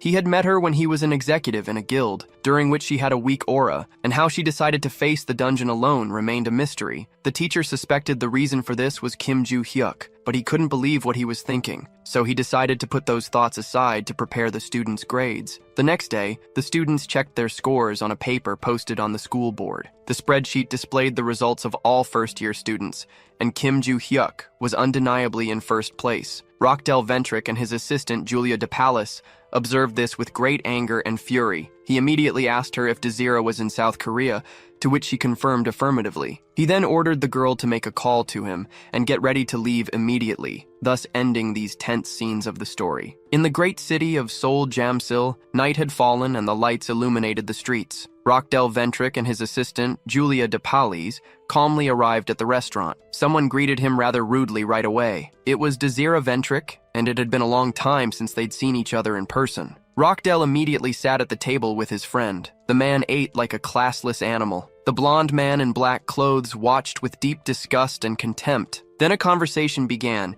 initiated by Desira Ventrick. He asked what the target, Kim Joo-hyuk, had been doing. He was told that nothing much, just acting like a fool full of himself, and that he had caused considerable embarrassment due to his humble origins, for which he would have to pay immediately. Desira then asked if he could kill the target in one go. Rockdell replied that the decision was entirely in his hands. The brute then said he needed to prepare the council properly, leaving the preppy man confused by the statement. He immediately pointed his finger at someone. He was pointing at Julia DePalis because, thanks to her, there had been a significant conflict with that family. Desira wasn't sure if it was due to the number of people in the group, but he had already killed some because rumors had spread far. But the people in Valhalla were different, as their feats weren't impacted by causing chaos there. Rockdell understood everything from his friend's words. He promised to do his best to organize a scenario so that he wouldn't have to worry. The deal with Seal and Desira also demanded a good reward for the mission, thus concluded this part of the story. A week later, Brace, talking to Kim Joo-hyuk, discovered that he was filing a request to leave the school again. Brace was a bit confused, but the protagonist explained that he had permission to leave the school once more. If he performed well in one of the exams, he would receive another opportunity to leave, according to Brace. Kim Joo-hyuk confirmed this, not wanting to miss the chance to check his grades. The man in glasses asked where the protagonist was going, ending this scene of the story. The setting shifted to the province of Suwon. Kim Joo-hyuk was already heading toward his goal, checking his phone for the location, which seemed very close. Suddenly, someone intimidatingly called out to him. It was Desira Ventrick, with a terrifying look in his eyes, saying it was a pleasure to meet him, concluding this chapter of the story. The plot begins in the market of Area 7. The boss, Black Cat, was observing his enterprise from the top of a building, deeply focused, wearing his highly intimidating black mask. Suddenly, he spotted something that put him on high alert. It was the constellation on the other side asking when the ring would arrive in their hands. Black Cat responded, saying it was already on its way and would go through normal procedures before arriving via the portal. The ruler on the other side said he was utterly insane. Black Cat wondered what was happening. At the request of the former black feline, he had been researching whether this was indeed an artifact from the era of destruction, but such a reaction was unprecedented. Suddenly, a noise beside him caught his attention. A black box had just arrived through the magical portal. Black Cat celebrated its arrival, thinking it would likely appease those concerned with its contents. Finally, he began to open it with his hands, and soon the highly magical ring was revealed. He He then informed the constellation that the accessory had arrived, but there was no response, leaving him puzzled. A message soon appeared saying they were present. It began repeating uncontrollably, ending the scene of the chapter. In another part of the story, back in the province of Suwon, Kim Joo-hyuk asked the man who he was. The bothersome man mocked him, saying he didn't need to know such information. Kim Joo-hyuk presumed the man wanted something from him. He was entirely correct, as there was no other reason for them to meet in such a remote, massive mountain. The protagonist asked if the man's intention was to eliminate him. He received an immediate and affirmative response. The man explained that it wasn't just his good intuition. Anyone could tell the boy's intentions simply by observing him. Kim Joo-hyuk had figured it out a few days earlier. Dizzer Eventrick lost his composure upon hearing those words,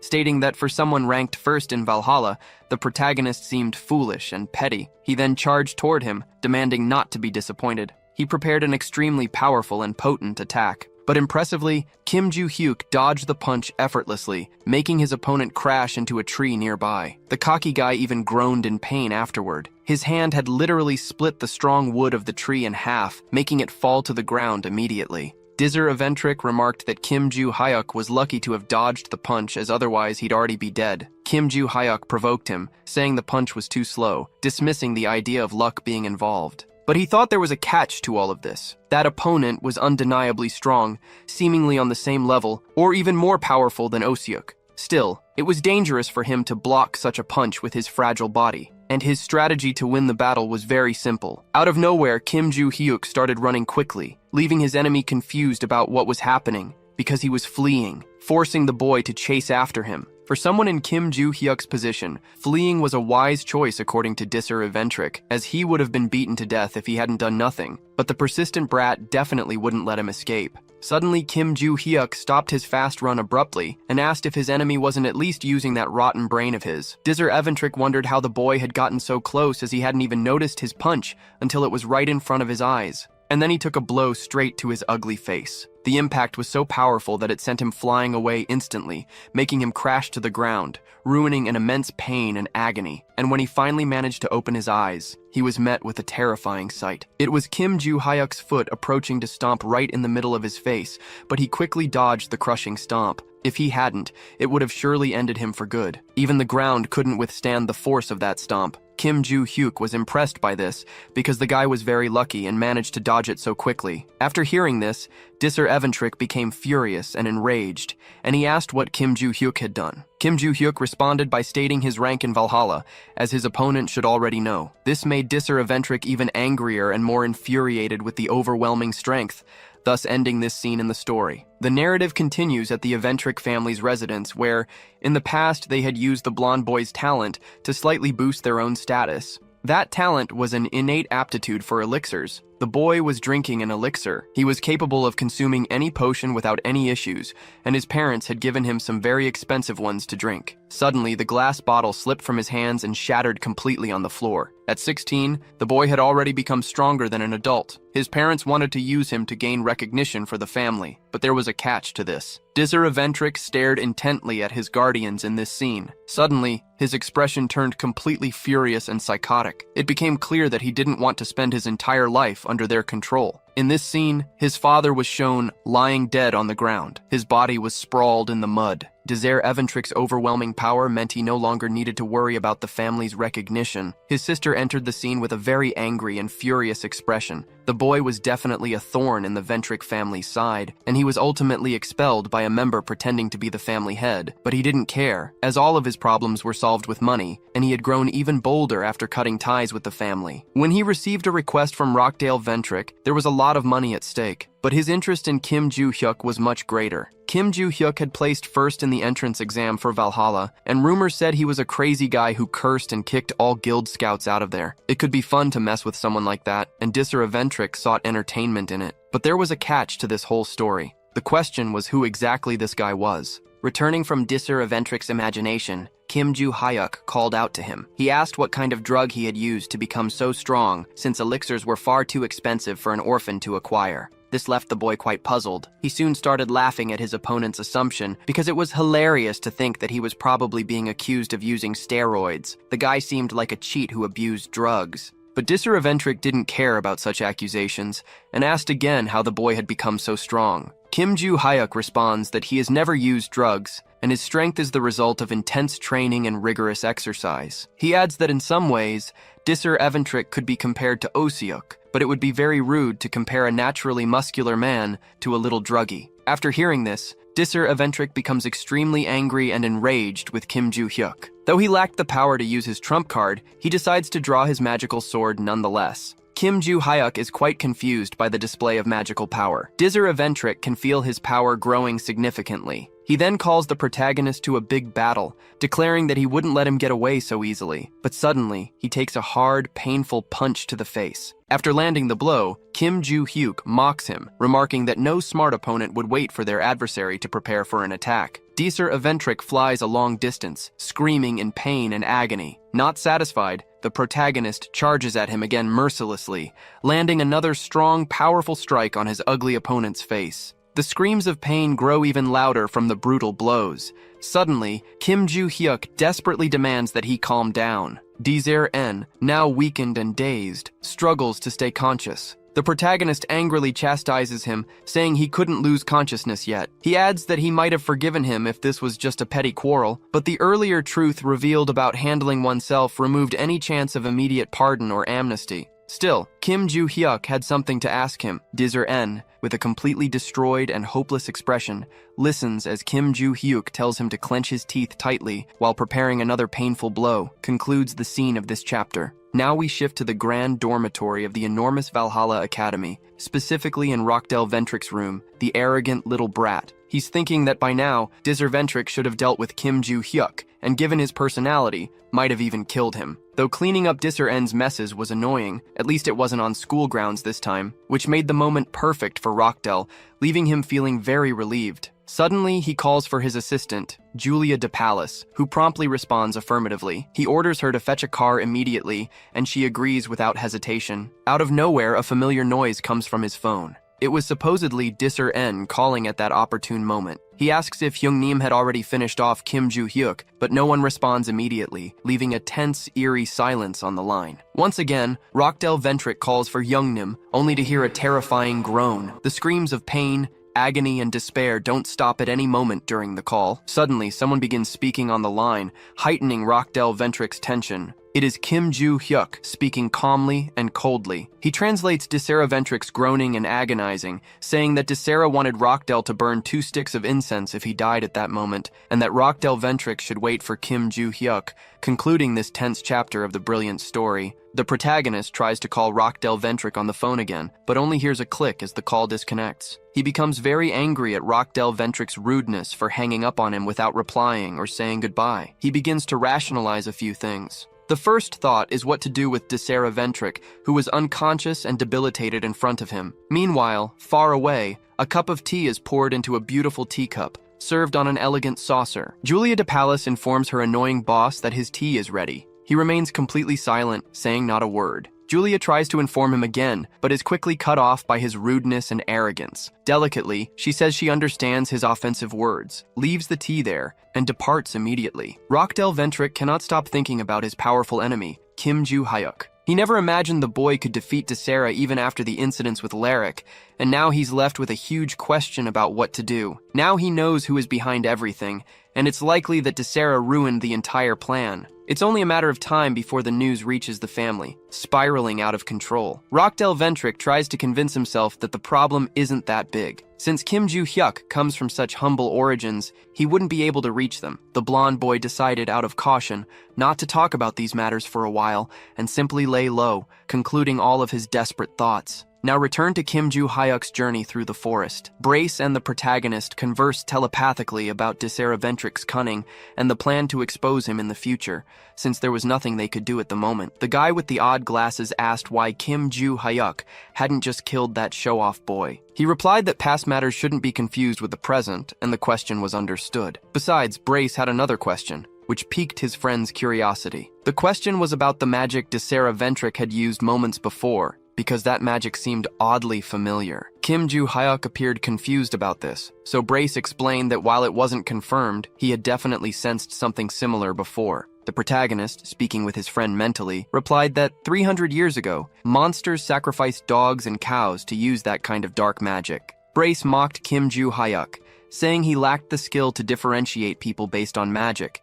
and was incapable of such abilities, which made him quite annoyed. He then asked if the hidden side of the sword Desera Ventric mentioned was related to that power, to which Brace replied with an uncertain maybe, and thus their mental conversation ended. Kim Joo-hyuk asked the show-off boy who had sent him to find him. The boy only groaned in pain, unable to speak a word. Kim Joo-hyuk then realized that Desera Ventric's jaw was dislocated due to the beating he had received earlier. He quickly positioned both his thumbs inside the boy's mouth and warned him of the pain he was about to feel before yanking his jaw back into place with all his strength. Afterwards, he began another conversation, asking again who had given the order to Desera Ventric. The boy stayed silent and thoughtful for a moment. Kim Joo-hyuk stared at him with a very serious expression. He urged him to answer, saying he had fixed his jaw for that purpose alone, and threatened him, stating that staying silent was not the best option at the moment. Desera Ventric asked why he was holding his fingers. Kim Joo-hyuk suddenly made a sharp motion with the boy's hand. He screamed loudly in pain and agony as his fingers were completely twisted. The protagonist threatened his opponent again to extract the information he wanted. Desera Ventric revealed that his brother had sent him on that mission. Kim Joo-hyuk had already suspected it was that guy who had stirred up trouble once before. He immediately asked for all the information about the affiliation of that brute, as he didn't seem to belong to Valhalla. Desera Ventric replied uncertainly, then threatened the protagonist, saying he would find out another way. After hearing this mockery, Kim Joo-hyuk broke 2 more of the boy's fingers. He then revealed that Desera was from the first species and worked as a mercenary handling various assignments. Kim Joo-hyuk had heard of such a group before and mocked him, saying the boy was just a bully who got paid for his deeds. Desera replied that Kim Joo-hyuk saw everyone as trash and was just a lucky guy. He then revealed that the constellation revered by the first species was the hidden side of the sword, and that he also had a contract with it naturally. He added that if he had had 30 more seconds to charge his magic, the outcome of the fight would have been entirely different. Kim Joo-hyuk told Desera he talked too much, and that he would have let him go if he had just shut up and named the person who sent him without stalling. Once again, he shoved his thumbs into the boy's mouth and told him he looked much better silent, while dislocating the boy's jaw again, thus ending this tense scene of the chapter. Many messages appeared on Kim Joo-hyuk's phone. As expected, everyone agreed that those guys were a malicious group. Still, the protagonist was upset because he couldn't find the notes, and Rockdale Ventric continued to make him look suspicious. He thought about how to ruin that show-off brat's life, concluding that at this time he should use more modern methods. First, he had recorded all of Desera's confessions, and he needed to quickly find a place to post all that. Suddenly, Kim Joo-hyuk made a phone call. It was to his teacher, who was quite surprised by it. She thought the boy had finally agreed to be her personal assistant, but that wasn't the reason for his call. He wanted to know if she happened to know any renowned and well-known journalists, thus concluding this tense chapter. News quickly spread about the attempted assassination by the Ventric family targeting a Valhalla student. Numerous reports highlighted the shocking and surprising case. Some people clarified and summarized the chaos that had occurred in internet posts. Consequently, Kim Joo-hyuk's name was revealed on social media, directly linked to the case. He felt pleased with this modern war. Race praised his adaptation to contemporary culture, to which Kim Joo-hyuk replied that it was all the result of suffering and effort, reading forums and watching the news. Thanks to all of that, Kim Joo-hyuk had been able to become who he was now, fully understanding everything. However, there was a catch in all of this that Bartshi didn't quite grasp. Kim Joo-hyuk explained that his goal was to ruin only Rockdale Ventric, but the news had ended up affecting the entire family. Nevertheless, the journalists recommended by his teacher seemed to be quite famous, causing the story to explode dramatically. By then, a podium for the Ventric family's statement had already been set up. The group's leader was preparing to speak. She was under heavy pressure, with many photos being taken by paparazzi. First, she expressed her sincere apologies to the attacked student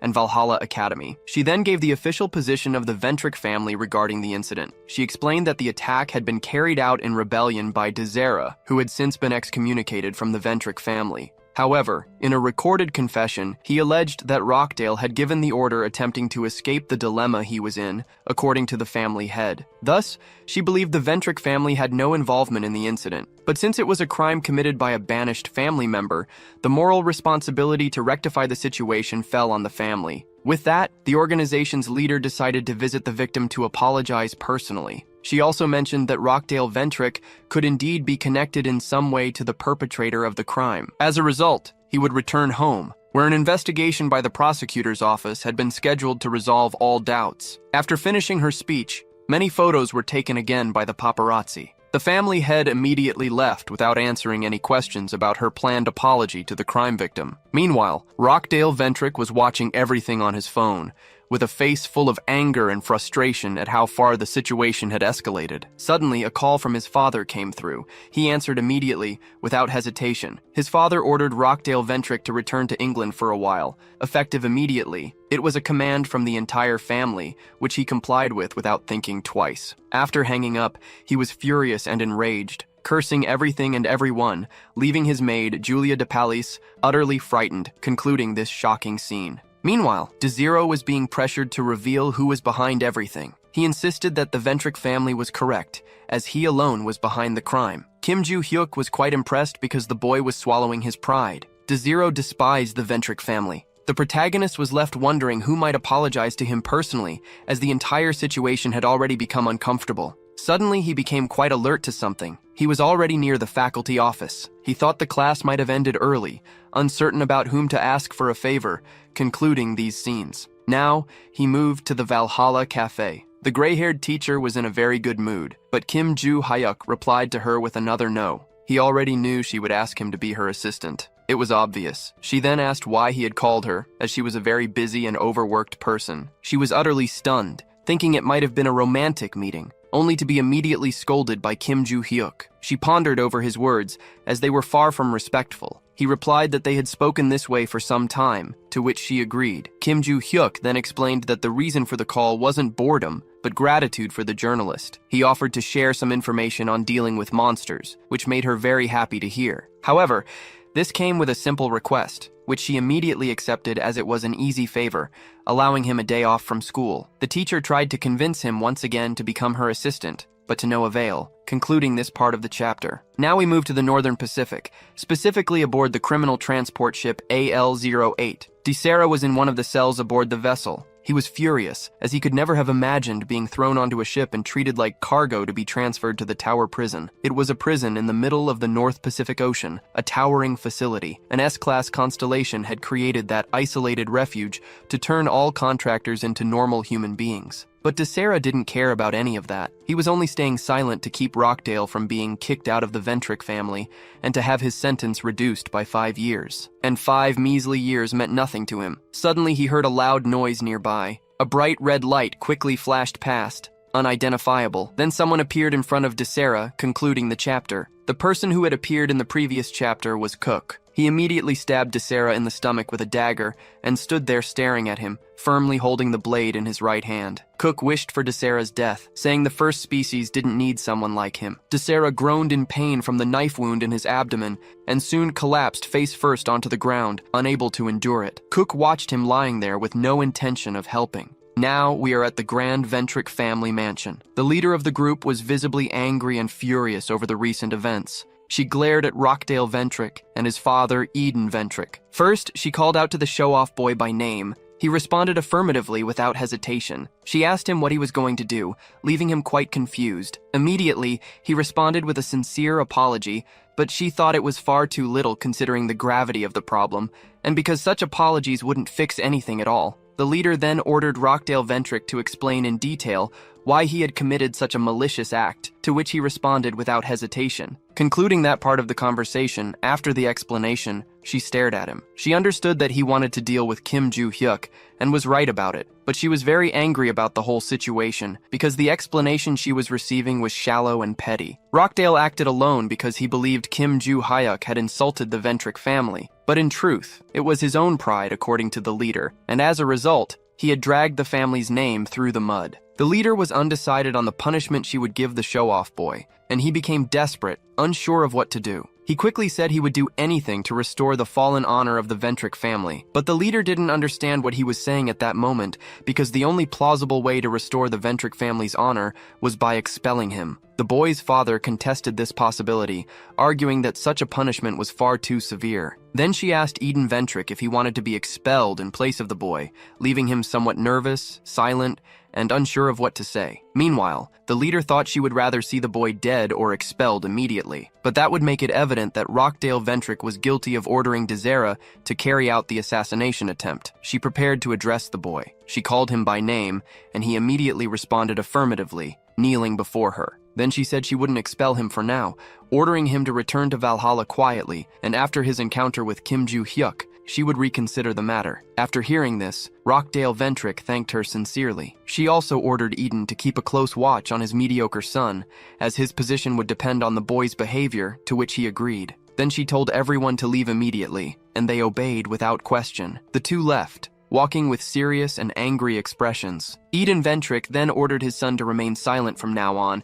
and avoid acting recklessly. But it seemed his father hadn't understood what the family leader had said. The truth was that Rockdale Ventrick would be expelled sooner or later, and with the media keeping a close watch, no action could be taken immediately. But once things calmed down, he would release that revelation, leaving everyone stunned. However, something had to be done before that, considering there was no one left to interfere. And Rockdale Ventrick also stated that his father should assist with the plan. Eden simply asked his son to proceed carefully, to which he agreed, thus concluding these dramatic scenes of the 10th chapter. Now a few days later, we are at Valhalla Academy, specifically in the interview room, where a conversation was taking place. The teacher explained to Kim Joo-hyuk that the head of the Ventrick family would call him to apologize in person. The boy rebuts, stating that it had nothing to do with the group and that she had explicitly highlighted their non-involvement in the incident during the delegation. The professor explains that it was still a good idea to apologize, especially since the woman was probably already on her way to Korea. Kim Joo-hyuk thinks that the family likely wanted to handle Rockdale Ventrick's punishment personally, probably attending only because they had no other choice at the moment, and honestly, he found it very irritating.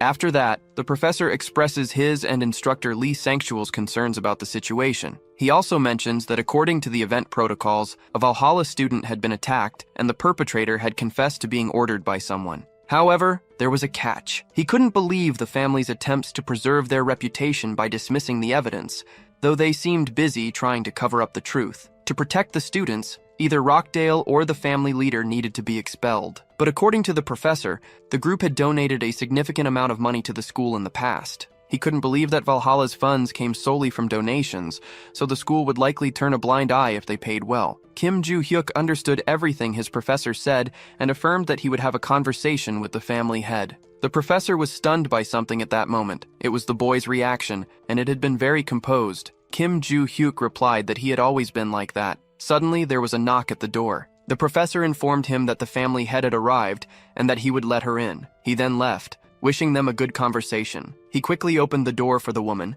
bowing to her at the first visual contact and welcoming her with a sincere greeting, which she returned with gratitude. She entered the room slowly, meeting Kim Joo-hyuk. Adelia Ventrick introduced herself and greeted the boy. He greeted her in return, concluding this chapter. The chapter begins with Adelia Ventrick sitting across from Kim Joo-hyuk. The two stare at each other for a brief moment. Then she began discussing the incident with Desera, immediately offering a deep and sincere apology. Kim Joo-hyuk retorted that since Desera was being expelled, everything was fine so far. She responded that she had heard rumors about Rochdale Ventrick also causing trouble for him, to which he replied it had only happened once and was in the past. As she pointed out that Rochdale Ventrick had nothing to do with the incident, there would be no public statements, according to the boy. Adelia stated that she needed to have a serious conversation with Kim Joo-hyuk about this case. She emphasized the creation of an official statement, but the media and citizens weren't giving it much attention. Kim Joo-hyuk agreed, thinking that the family was known for lying, which is why no one believed them. So she proposed creating an opportunity to resolve the misunderstanding. She then asked if Kim Joo-hyuk could help them,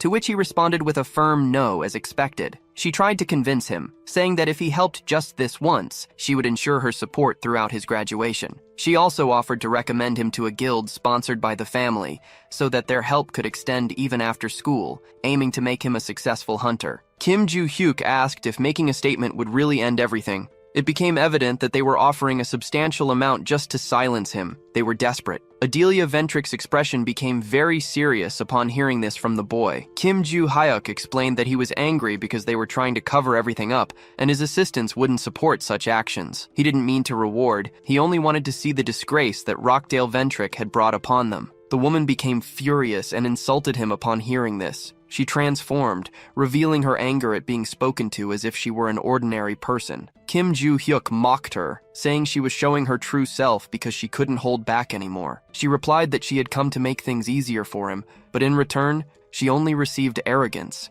At that moment, she wished to kill him. She had wanted to be generous, but the boy was throwing it all away. Kim Joo-hyuk provoked her, telling her to try attacking him, making her even more furious and enraged. He commented on her public statement in which she claimed the family had nothing to do with the case, trying to uphold that lie with money while now wanting to kill him. Once again, he doubted her abilities, making her even angrier. He stated that she couldn't kill him anyway, adding fuel to the fire and further provoking her rage. Adelia Ventrick transformed back to her normal appearance and immediately invited Kim Joo-hyuk to talk, saying she would make him regret everything he had just said. He thought she couldn't do anything in the end and was just talking nonsense. Race then intervened, saying Kim Joo-hyuk didn't need to go that far. The two quickly began a mental conversation. Kim Joo-hyuk told Bark that he hated those arrogant fools the most, and he knew exactly what Adelia Ventrick was going to do, cursing her a lot. He also said he hated Barch, who didn't seem to care much. Kim Joo-hyuk then calmed down,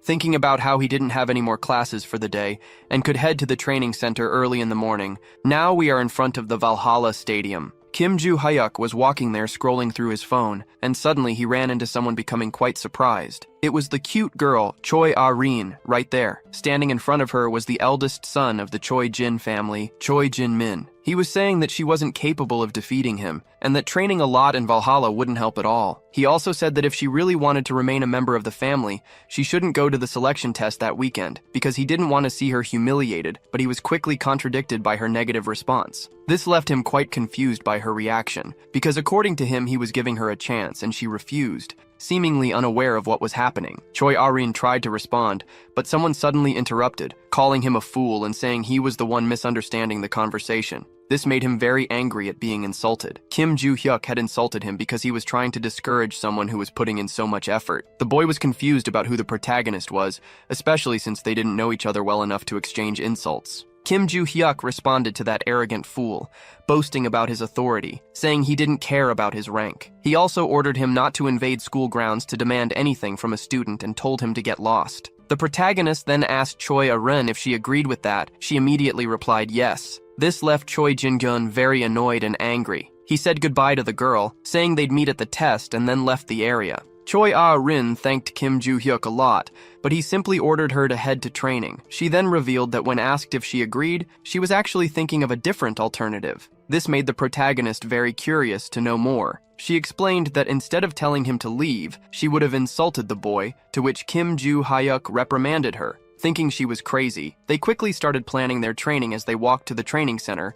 A few days later in the city of Sehung, more specifically near a mountain, Kim Joo-hyuk was in the middle of a dense forest. He was searching for the right location using his cell phone. Brace asked if he was there to find his notes again, receiving a positive response. Even so, Brace questioned him since he had already found several relics, and Kim Joo-hyuk explained that he wanted to know how many written notes were still missing. He elaborated that he wanted to look for them because of the incredible things they might hold, leaving Brace quite confused. Kim Joo-hyuk said that if he could find them, he would overcome the great difficulties he had faced when he was Kim Hyun-ho, and that if he had met Brace more than 300 years ago, he might not have killed him, leaving Brace rather flustered. Now we are at the grand house of the Choi Jin family, where a large concentration of reporters, paparazzi, and people had gathered. Some of them were discussing the individuals present for the group's selection test. Suddenly, a major authority figure of the family arrived at the scene. The leader of the Choi Jin group, Choi Jeon-se-duk, announced that the selection test would begin shortly. He reinforced what he had said earlier,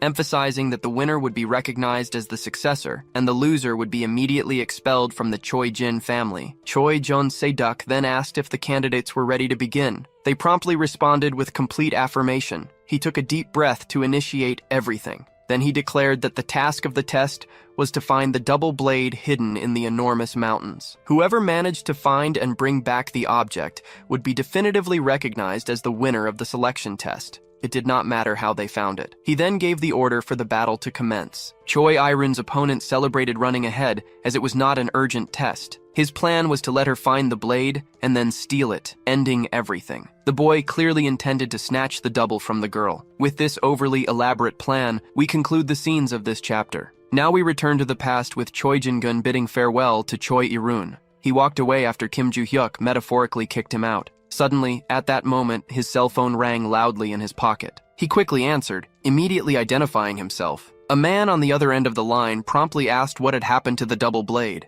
Choi Jin-gyun explained that he would need to take the selection test, making the process more difficult and time-consuming. The man became slightly annoying with the boy, as it was the second time he had mentioned such a test. Choi Jin-gyun, knowing he was late, immediately apologized. He asked if by some means he managed to obtain the double blade. Would the man keep his promise? He was immediately reassured with a firm affirmation, since such an agreement had been made in front of a constellation and was destined to be fulfilled. For this reason, the man instructed the boy to focus solely on the target, to which he received confirmation. Returning to the present, Choi Jin-gun thought this was his. Therefore, he would have to find it one way or another. Choi Aran suddenly stopped running and used her mana. In that location, she sensed a trace of the double object's magic, concluding it was likely still there. She estimated it would probably take another 15 brief minutes. Suddenly, she pinpointed the correct direction of the double blade, but out of nowhere, her enemy, Choi Jin-gyun, arrived at the same spot. He asked if she was tracking the double blade using magical traces and who had taught her to do such a thing. The girl replied that Kim Joo-hyuk had trained her for. At this moment, we returned to her past thoughts, where she had asked about magic control. She had been told affirmatively since she already knew some basic things. Kim Joo-hyuk informed her that she had already mastered the technique of altering magic into thunder, noting that this was just the basics, to which she nodded affirmatively. He instructed her to practice small, controlled magic exercises, not limiting herself to the grand ones, and was promptly questioned about the method to be used. Kim Joo-hyuk did not quite understand her question, as he assumed her family had already taught her this. She ended up feeling a little sad, with a very downcast expression. But the protagonist said it didn't matter, and asked if she only knew how to borrow power from the constellation and gather magical energy, receiving an affirmative response. He also admitted he wasn't particularly good at it either. He then ordered her to stop answering and relax her entire body, using the tips of her toes and fingers to slightly extend the magic. She was supposed to slowly spread it as if she were directing the mana to every strand of hair. In that state, Choi Arin had to try to sense the magic in the air according to Kim Joo-hyuk. She immediately focused on it without hesitating at all. Suddenly, her vision changed completely, revealing many unexpected things.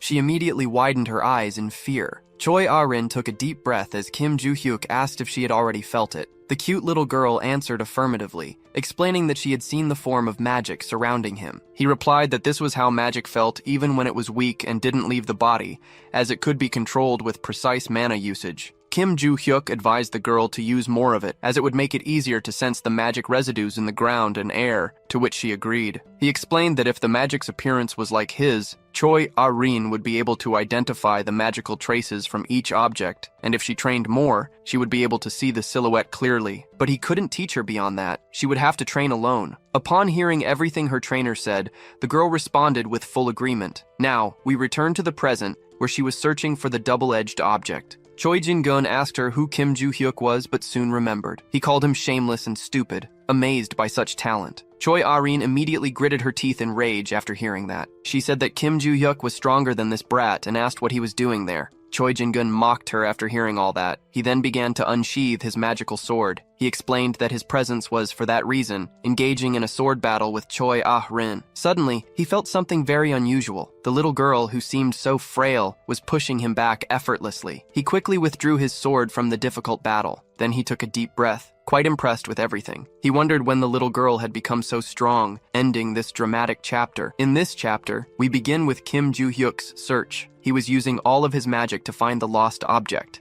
He realized there was nothing there, lamenting because he had hidden so many, and only one was in Valhalla. Suddenly, an incredibly bright light emerged from the ground. Kim Joo-hyuk celebrated because another note was there. He focused on after it. It was already very close by. Out of nowhere, a kind of large explosion was seen, leaving him quite confused about what was happening in the area. Now we return to the battle between Choi Arin and Choi Jin-gyun. The war was frenetic, with the two fighting tirelessly, wielding their sharp swords. The little girl quickly prepared to deliver a powerful blow to her opponent. Without much hesitation, she struck with her sword with all her might at Choi Jin-gyun. He flew far away and stopped. breathing heavily, visibly frightened. He mocked her, saying she was lessons on how to be a wild boar in Valhalla and was evidently physically stronger. Choi Ah-rin told him to give up on the double-edged sword. He retorted, asking if she was crazy or out of her mind. He claimed that an illegitimate daughter like Choi Ah-rin didn't deserve the double-edged object. Choi Ah-rin focused as she watched the boy charge toward her. She gripped her sword firmly with all her strength. The boy quickly approached with an angry, furious expression,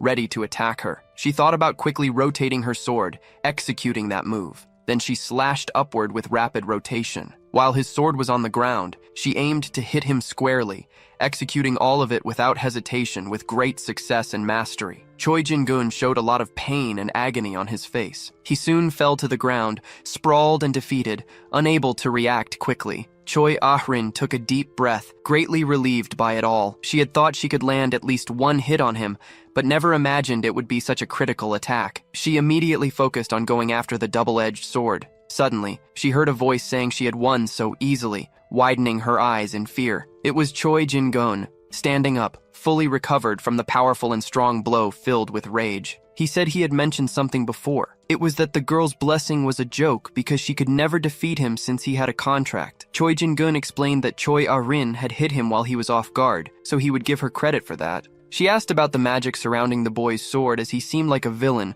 wanting to make it very clear why that was the case. He then provoked her, saying she didn't need to know about it and mocking her blatantly. Choi Ah-rin immediately prepared a precise attack. The boy, without hesitation, charged at her quickly. The girl was surprised because he dodged her attack from an extremely short distance and then landed a strong, precise blow on her body. She fell to the ground, groaning in pain with a defeated and tense expression. The boy quickly stood over her, asking if she really wouldn't get up, even recommending she stay down and not rise. She groaned in pain, noticing something strange on her small body. It was a large wound bleeding profusely. Choi Jin-gun mocked her, saying it would really be better to stay down and quiet to avoid death. She asked about the boy's contract and whether it was with some malicious and wicked constellation. The boy explained that, as the leader of the Jinsa Guild, he had signed a contract with an A-level entity but was now allied with the devotees, leaving the girl surprised. She had heard that name before. They were the third most dangerous evil group in the world. Choi Ah-rin responded that she didn't understand the devotees' constellation contracts, asking if their membership benefits were better than enjoying life. The boy mocked her for questioning that, preparing to respond. He said they were incredible powers and commands, along with the authorization to detach from the leaving. Choi Ah-rin, very confused and doubtful about what he had said. Choi Jin-gun explained that he had joined the Jinsa Guild at only 12 years old. He had been working for the family since childhood, at an age when he only wanted to play, and he remained in the guild due to his father's oversight, not by choice. He also said that during his adolescence, filled with desires, he ended up meeting someone from the devotees. The man had encouraged him to join the group, saying he could fulfill all the desires of his heart. Choi Jin-gun felt that perhaps this man had already known his temperament, leaving the girl confused about that. He explained that his desire was to break fragile humans, but he couldn't just join them. He first had to fulfill the condition of obtaining the double sword relic, and if the girl had simply given up earlier, he would have received the double sword without significant trouble, and she wouldn't have had to start the second test. After hearing all this, Choi Ah-rin felt somewhat confused about this test, as if she couldn't remember, leaving him astonished. He explained that 10 years ago, the eldest daughter of the Choi Jin family, Choi Ah-jin, had participated in the first selection test, leaving the girl perplexed by the revelation. She soon discovered that her older sister had disappeared while taking the evaluation. Choi Jin-gun said he hadn't been able to control his perplexing desires, revealing that before the search for the double sword, he had killed the girl in the mountains. But in the end, he failed to find the relic, ending up badly injured and failing miserably. Otherwise, he could have joined the devotees 10 years ago. In any case, the father had already found the daughter, secretly institutionalizing her, and Choi Jin-gun had left her there intending for her to disappear, but something had happened. Choi Ah-rin became curious about where Choi Ah-jin was at that moment, only to be told that now was not the time to look for her, and that it was better to give up. The villain elaborated on the collapse of the little girl's mother, who always cried endlessly in despair, and the reason was that she saw her daughter's face in Choi Ah-rin. Choi Jin-gun then concluded his revelations, returning to the main focus, the double sword. He then prepared to strike the girl, telling her to send a greeting to her deceased sister, and then unleashed a blow with all his strength toward Choi Ah-rin's head. But suddenly, a loud noise echoed in the same place. Choi Jin-gun was completely shocked and very surprised by this. Kim Joo-hyuk was right there, and had just defended Choi Ah-rin from what would have been a completely fatal blow, concluding this tense and exciting chapter. Kim Joo-hyuk, acting heroically, asked what Choi Jin-gun was doing. He replied that it was a family matter, and told him to mind his own problems. The protagonist said that group was completely insane, as he glared a strong blow on the guy pointing a knife at his own little sister. The same boy flew far from there with an expression of intense pain. Choi Ah-rin then tried to communicate with her heroic friend, calling out his name and demanding attention for a moment. She quickly asked what he was doing there. Kim Joo-hyuk thought he had only gone to that place to unearth his vault, as it was in that direction. Meanwhile, Choi Ah-rin was trying to stop the blood flowing from her stomach with her hands. The protagonist widened his eyes upon noticing such a grave and deep wound. He finally answered her question, saying he had some matters to handle there, ordering her to step back and gather some magic to heal the wound. She immediately responded affirmatively. Meanwhile, Choi Jin-gun stood up, wondering who that guy who suddenly appeared was, and if he was perhaps the rude student from Valhalla. He reiterated that those matters were family business only. At the same time, he cursed in charge of the protagonist of the story with his huge and sharp sword. He poured all of his magic and strength into it, making it glow with purple mana. But something unexpected happened just as the strike was about to land. It left Choi Jin-gun stunned and deeply impressed. Kim Joo-hyuk can easily dodge the stab without any effort. He then began explaining how to stab someone properly. Choi Jin-gun, he said, shouldn't aim at a stationary target, but should target someone who was moving like himself, while demonstrating this by striking him. The boy screamed in pain and agony, his mouth expelling a vital red liquid after the powerful and potent blow. But Kim Joo-hyuk didn't stop his onslaught at that moment. Choi Jin-gun thought his enemy was pursuing him, while simultaneously pushing him back. Suddenly, he took another powerful and potent strike to the middle of his weak and useless body. He was driven into the ground, causing significant destruction. His expression was no longer that of a living person, but of someone utterly defeated. Kim Joo-hyuk watched him on the ground without saying a single word. He then asked if Orem was okay, receiving an immediate affirmative response. He also asked if she could walk while she attempted to move. Suddenly, a purple magic aura caught the protagonist's attention. Choi Jin-gun's body was exuding abundant magical smoke at that moment. Brace commented to Kim Joo-hyuk that it was a magical sword, receiving an affirmative reply along with a question about whether that guy was evil too. Suddenly, the villain firmly planted his feet on the ground. He quickly stood up, cursing furiously at the protagonist of the story. He also said that the protagonist was just a useless freshman from Valhalla. He accused him of underestimating the offensive leader of the guild while preparing a strike with his sword. But that stab was easily blocked by Kim Joo-hyuk. Choi Jin-gun then thought that even magic could make the protagonist move. Kim Joo-hyuk immediately called the guild's offensive leader. He asked if he had chosen a different position because it fit better, striking him as he spoke. The leader was sent flying far away, his expression completely battered and destroyed, unable to answer the question. He wondered about the power of that guy since he blocked attacks and even counterattacked, not seeming to be just 17 years old. Choi Jin-gun saw no alternative but to use a trump card. It would have many side effects, but if he kept getting beaten, he would quickly lose. So he thought about using it with the artificial remnants. He could manage a temporary contract with a constellation. Kim Joo-hyuk stared at him while he strategized his victory plan. Choi Jin-gun then began laughing very maliciously and wickedly. He soon revealed all the magic emanating from his body. Suddenly, everyone at the selection test site was in despair as an earthquake began at that moment. A reporter called his friend saying he was seeing something very unusual there. Purple smoke was rising high from the middle of the forest. The family leader wondered what it could be. He concluded it was a magical sword dense enough for everyone to see. Moreover, it was right where the double-edged swords were. Traditionally, he wouldn't intervene in the selection test, but since it was very dangerous, he decided to take action. Meanwhile, at the site, Kim Joo-hyuk and Choi Jin-gun were intensely staring at each other. The protagonist said he was just observing everything, yet the villain increased his magic. Choi Jin-gun responded by cursing and saying it was just an extra effect. He explained that all those things were only part of the power he gained through the temporary contract while threatening Kim Joo-hyuk. Suddenly, the information surfaced that the dragon that kills everyone had already recognized this sacred relic, showing its teeth as if very satisfied. And it had already activated its ability, the eye that penetrates nature. Kim Joo-hyuk observed all that with a very calm and serene expression. Out of nowhere, the dragon that kills everyone widened its eye. It timidly glanced at the protagonist of the story staring at him. Suddenly, the dragon that kills everyone deactivated its eye that penetrates nature, then reactivated it immediately, looking quite jumpy. It was evident that it was overcome by fear. They exclaimed that it had to leave immediately, leaving Choi Jin-gun utterly confused. The dragon that kills everyone declared that it rejected the call of this sacred relic, ending the contract. It reclaimed all its power and quickly fled, abandoning Choi Jin-gun. Kim Joo-hyuk and Choi Ah-ren watched as all its magic dissipated. The protagonist then initiated a conversation between the two of them. Immediately, he placed the tip of his sword against Choi Jin-gun's stomach, asking who would kill whom that exact moment. After that, he delivered a powerful strike with the sword, sending Choi Jin-gun flying far away, screaming in immense pain and agony because of his abdomen. The boy collapsed to the ground unconscious and defeated. The leader of the devotees, the Dragon King Han Nibble, was astonished by what he saw before him. That dragon that kills everyone was claiming it had gotten into big trouble because of him. Yelling loudly,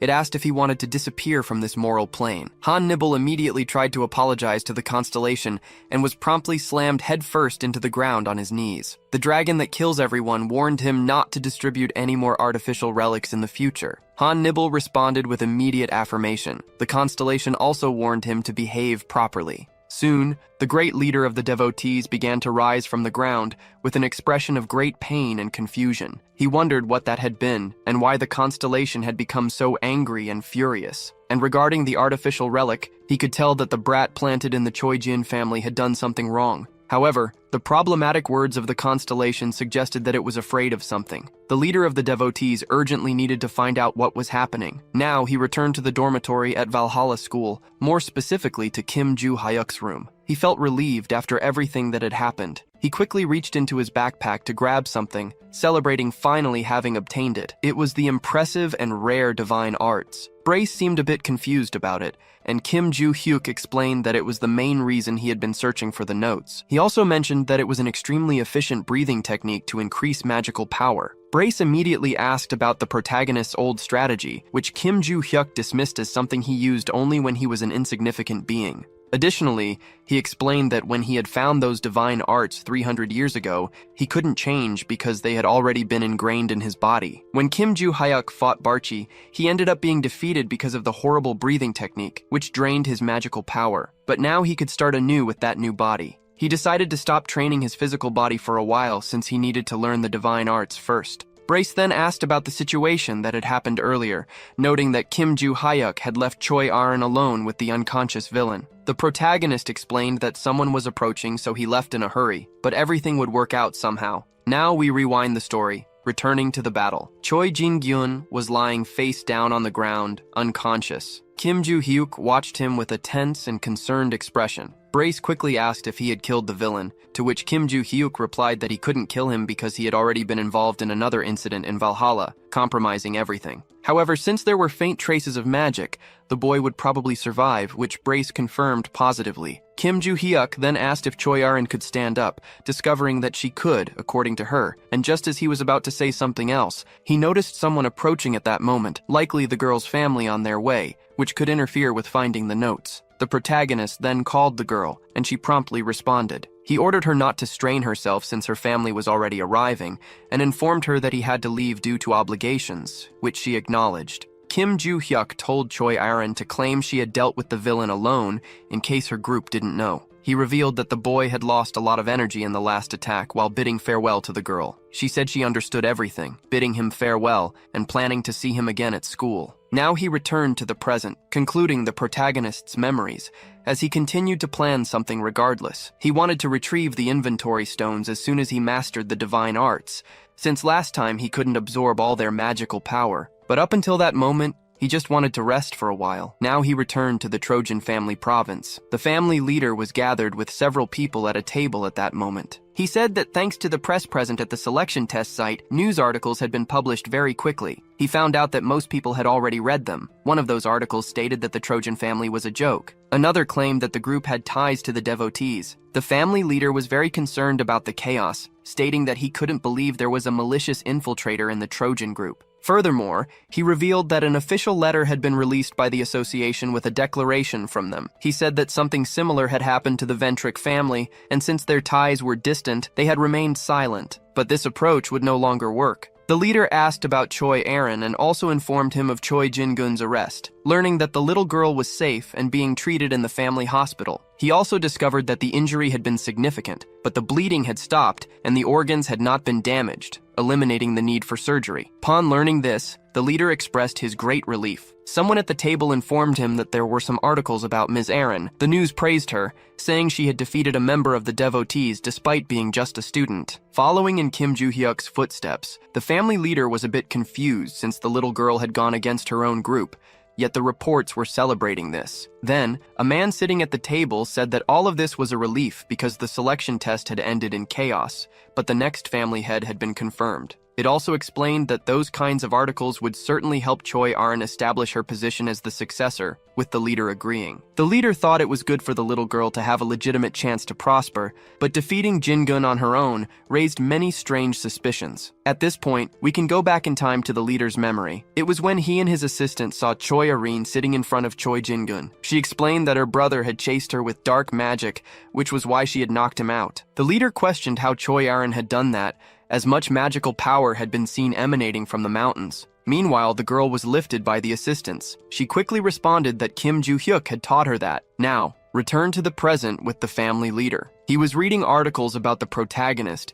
and thinking about him concluding this tense and enigmatic chapter. We begin this chapter at the mega school of Valhalla. Kim Joo-hyuk had just arrived in his classroom at that moment. Suddenly, he saw something that caught his attention. It was Choi Aaron sitting quietly and calmly in her chair. He thought she would still be in the hospital, but she seemed completely fine. She then turned her head toward him. She waved at him shyly with a small, happy smile on her face. A boy wondered if that smile was meant for him, but Kim Joo-hyuk brought him back to reality with 2 quick illusions. Now, we go back a little in time to the protagonist reading his notes. Suddenly, he heard a familiar noise, becoming very alert. It was Choi Aaron, informing him that she wouldn't be able to train for a while, which was expected given how much blood she had lost. Kim Joo-hyuk quickly responded, saying it was no problem since he would be solving some issues in the coming days. She then sent several stickers, making him quite nervous with so many messages in a row. Suddenly, Grace appeared saying he had something to reveal, piquing his curiosity. He informed him that the dark magic was very familiar.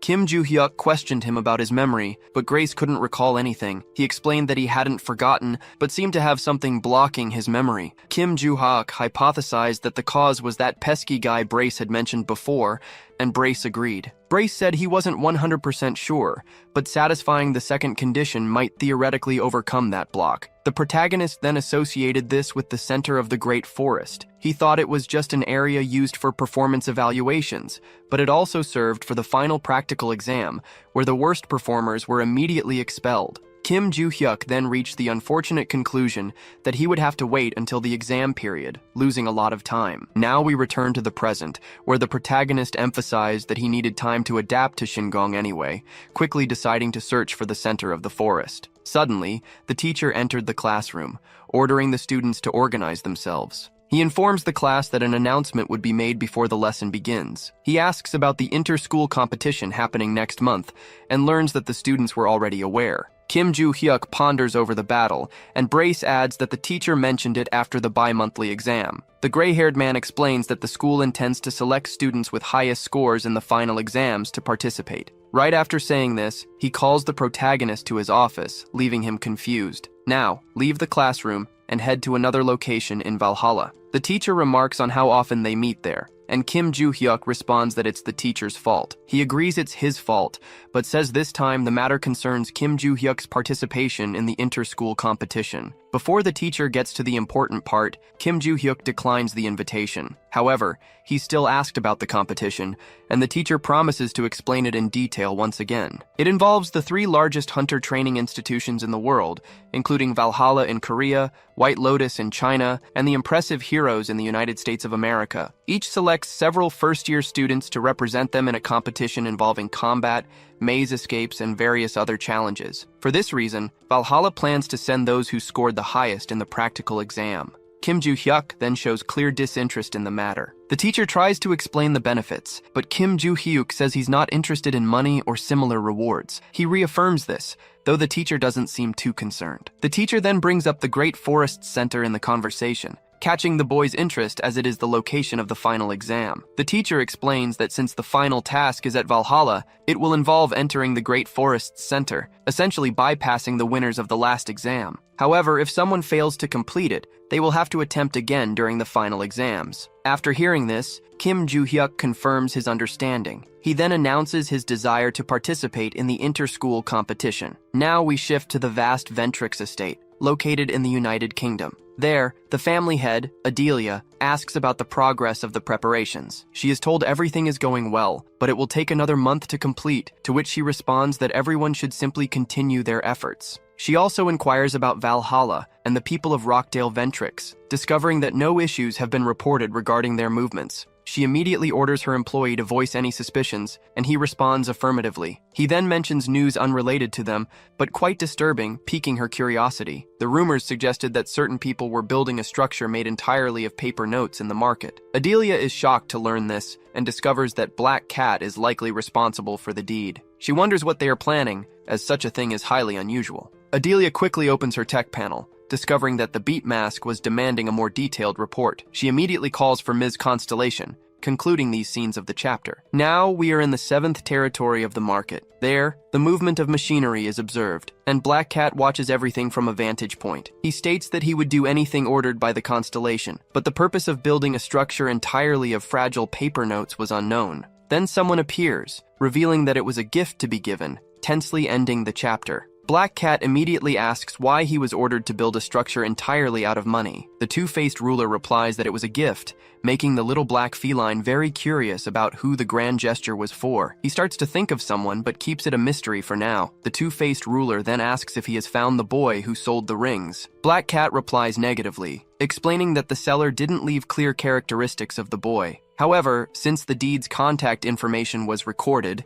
the search is being conducted using all available records. The Constellation, upon hearing this, urges haste, making the feline respond affirmatively, visibly tense and desperate. Now we leave that scene and move to the staff room in Valhalla. The gray-haired teacher is seen struggling to sort things out. Suddenly, Lee Sung-kyul enters, asking if he has chosen all the members for the competition, to which he responds affirmatively. Lee then requests the list of selected students. He discovers that apart from Young-jin, all the participants are from the gray-haired teacher's class. He is surprised to see Kim Joo-hyuk among the participants. The teacher explains that the boy initially didn't want to join, but when he mentioned the Great Forest Center, his opinion changed suddenly. Lee Sang-kyul finds this very strange, noting that most people hesitate upon hearing about it, and the teacher fully agrees. But it was unlikely that he didn't know what the center of the Great Forest was, even if he slept through all the lessons, as everything was explained clearly. Lee Sang-kyul then fought out the Room of Constellations, highlighting Kim Joo-hyuk's ulterior motives for being at the school. He soon asked if it was okay to gather all the students for training, receiving a positive response, and the professor arranged a schedule. After that, the two parted ways in a tone of friendship and camaraderie. Thus ended the conversation of this scene in the chapter. Now we can fast forward a few days to the small auditorium at Valhalla. There was the muscular Oh Se-hyuk, the powerful, fearless, and impressive Yoo So-hyun, alongside the cute and strong little girl Choi Ah-rin, plus Do Young-jin, who wasn't part of the gray-haired professor's class, and our beloved protagonist Kim Joo-hyuk. Suddenly, Lee Sang-kyul entered the auditorium where all these prodigious students were gathered. He immediately noticed the 5 selected students were present. He said it was a pleasure to meet them and introduced himself as their combat instructor. Lee Sang-kyul explained why the students were there and that he would later describe the training they would undergo. There would be a total of 3 trials to complete. The first was a duel between students, very similar to the entrance test at Valhalla. The second trial involved a team battle with the 5 school members competing against students from other schools. This test emphasized the leader's situational adaptation skills, as all teams would be fighting simultaneously, according to Lee Sang-kyul. The third trial involved the center of the Great Forest, which greatly intrigued Kim Joo-hyuk. Due to the final exam being brought forward, Lee Sang-kyul couldn't provide much information, only stating that the center of the Great Forest was a fearsome labyrinth. As the name suggested, the place had many trees and an extremely secure gate designed to block anyone, allowing entry only to authorized personnel. All Lee Sang-kyul could say was that each group would enter the center of the Great Forest, with instructions given on the day itself. Even with limited information, everyone understood. He decided to proceed, explaining the team battle specifications and format, as there wasn't much else to elaborate on. He expected everyone to have some knowledge, given their experience with the dungeon raid, while Kim Joo-hyuk pondered the vague explanation about the Great Forest. Since there was a barrier he couldn't just enter, it wasn't that simple. Thus concluded the initial explanation and the protagonist's line of reasoning. After explaining the team battle, Lee Sang-kyul also outlined the training process. Before proceeding, he asked if the group had any questions, and the only one to raise his hand was Kim Joo-hyuk. Once authorized to speak, he asked if there was any issue with training alone. Lee Sang-kyul replied that it didn't matter, as the boy could train however he wished. After answering, he again asked if anyone else had questions, and this time, only the cute little girl raised her hand, also expressing her desire to train alone. Lee Sang-kyul found it very strange that both Kim Joo-hyuk and Choi Er-rin wanted to train alone, but he agreed anyway, and asked if anyone else had the same intention. As the others remained silent, Lee Sang-kyul assumed they didn't. He then decided to wrap things up for the day, informing them he would see them again during training. Receiving an affirmative response, the students began to stand and leave the venue. Kim Joo-hyuk thought that before the competition began, he would have mastered the technique, fully absorbing the mana and improving his condition. All of his free time would be dedicated to training, and while thinking this, someone called out to him. It was Choi Er-rin, asking if participating in the training was a good idea. He was slightly confused by this question since, in his mind, she planned to train alone. She had also mentioned she couldn't push herself too hard, reinforcing that idea, but then she considered that there was a catch to all this. Suddenly, we delve into her memories from some time ago, where the professor mentioned reading the newspaper articles and wanting to understand her decision better in person. He asked if she really wanted to participate in the event. She asked if Kim Joo-hyuk would be attending, to which the professor confirmed. Thus, Choi Er-rin decided to participate as well, leaving the professor quite impressed, given that her body hadn't fully recovered yet. She assured him she would be fine, gaining the trust of the gray-haired professor. Now back to the present, Choi Er-rin thought that little time remained before she could become the head of the family, but there was still a catch. Thanks to Kim Joo-hyuk, she had found another goal to pursue. This goal was to grow stronger as a team, helping him achieve his individual goals. Just as he had previously helped her willingly and generously, he was somewhat confused by her odd way of speaking, stopping and smiling,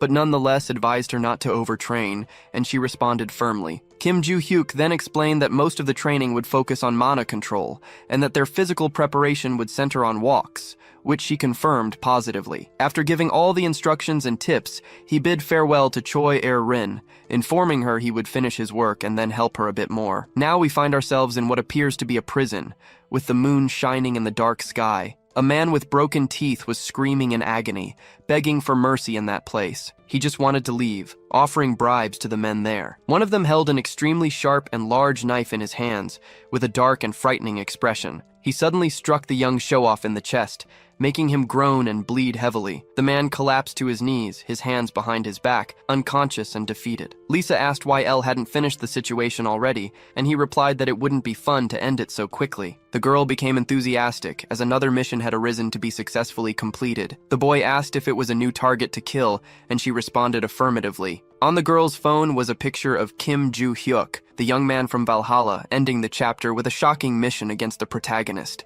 The vigilante's victim was still there, bleeding with a knife in his chest. One of them began a conversation as he removed the weapon from the boy's body. Nandul asked why they had taken on the job of killing a useless student. Lisa replied that the client had probably paid a fortune for it. The deadline was a month since the boy needed to be killed during the inter-school competition. Nandul asked Lisa why they didn't just finish the mission now, and she explained that the dormitory security was strong, making it almost impossible to breach the barrier. They countered that, theoretically, it would be even more complicated during the school competition, considering the other schools present, something Lisa had already heard from Aaliyah. They said the third day's task would be in the Great Forest's center, involving a mysterious maze. Lisa also learned that the goal was for students to traverse the area, and Nandul grew curious about whether instructors would be present. She explained that no one would be there except for a drone and a few guards at the entrance, as the teachers and counselors would be watching from afar. They would have to hide after Aaliyah infiltrated first, which Nandul found boring. Lisa emphasized that completing the mission was the priority, and Nandul agreed. Now we fast forward a month to the first day of the inter-school competition. All the students were excited about the event's start. Rockdell Ventric observed everything in complete silence.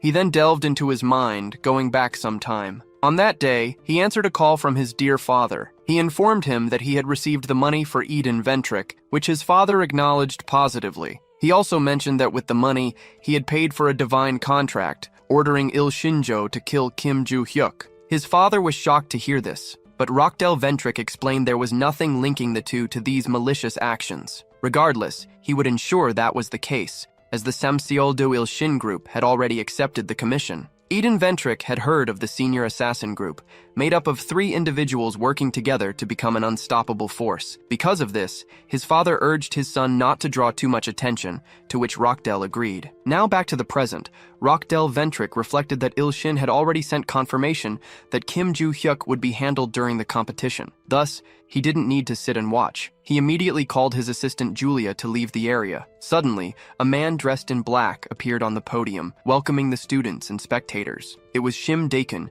the president of Valhalla's council. Before the competition officially began, he wanted to introduce the representatives from each school. He started with White Lotus from China, followed by the heroes from the United States, and finally, the remarkable students from Valhalla representing South Korea. The competition will last for 3 days. Today's task is an individual duel between the students, he announces. After passing on the information and holding the ceremony, he asks everyone to return to the waiting room. The chief instructor is eager to see the results of the new generation. Moreover, he was also eagerly waiting for this guy, the senior instructor of the heroes, Jack Rover. The two already know each other, and our senior instructor jokes with his friend, calling him Mr. Third place. Jack reminds him that Valhalla didn't come in first that time either, but now it will be different. This year, the heroes will definitely come in first place. The Americans' confidence was high, the reason being the pinnacle of all contractors, the only one. Sankyo mentions that this is the guy called Logan, the Destroyer. To our instructor's surprise, this guy's son is at the academy and will represent the United States. The genius boy is right there, Logan Jr. From his appearance, our instructor recognizes that he seems very competent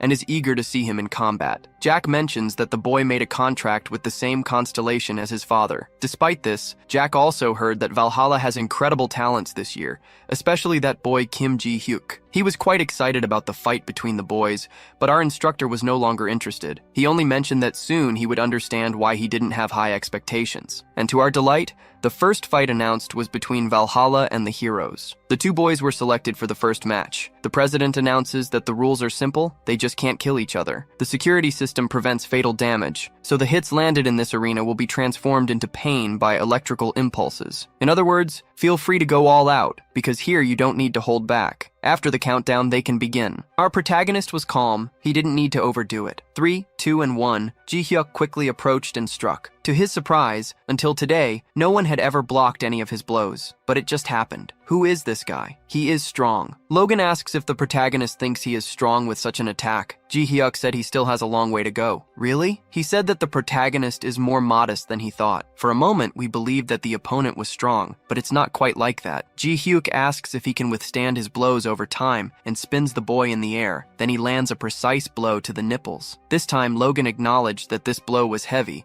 and our protagonist recognized that the opponent is quite tough. The two instructors were watching the fight. Sankyo states that Logan is quite tough for withstanding a blow from the protagonist. Jack saw all the videos of this boy and trained the students. Ji-hyuk wasn't supposed to be this scary, but it is still too early to give up. Logan hasn't used destruction yet, and now he attacks using magical energy. With this kind of power, our protagonist has to dodge. He feels that this energy is dangerous. Despite having destructive power, he doesn't have the same level of fighting skill. His hair was cut. Ji-hyuk is sure that this boy Logan would be a great hairdresser. Logan realized that if he can't land his blows, there is no reason to use destruction. In fact, he doesn't have to use it conventionally. He places his hands on the ground and channels his energy through the stadium. Using his power, he can distract the opponent by raising pieces of the arena. If the opponent can't locate him among the debris, he won't be able to dodge the attacks. This is the expectation of an inexperienced boy. However,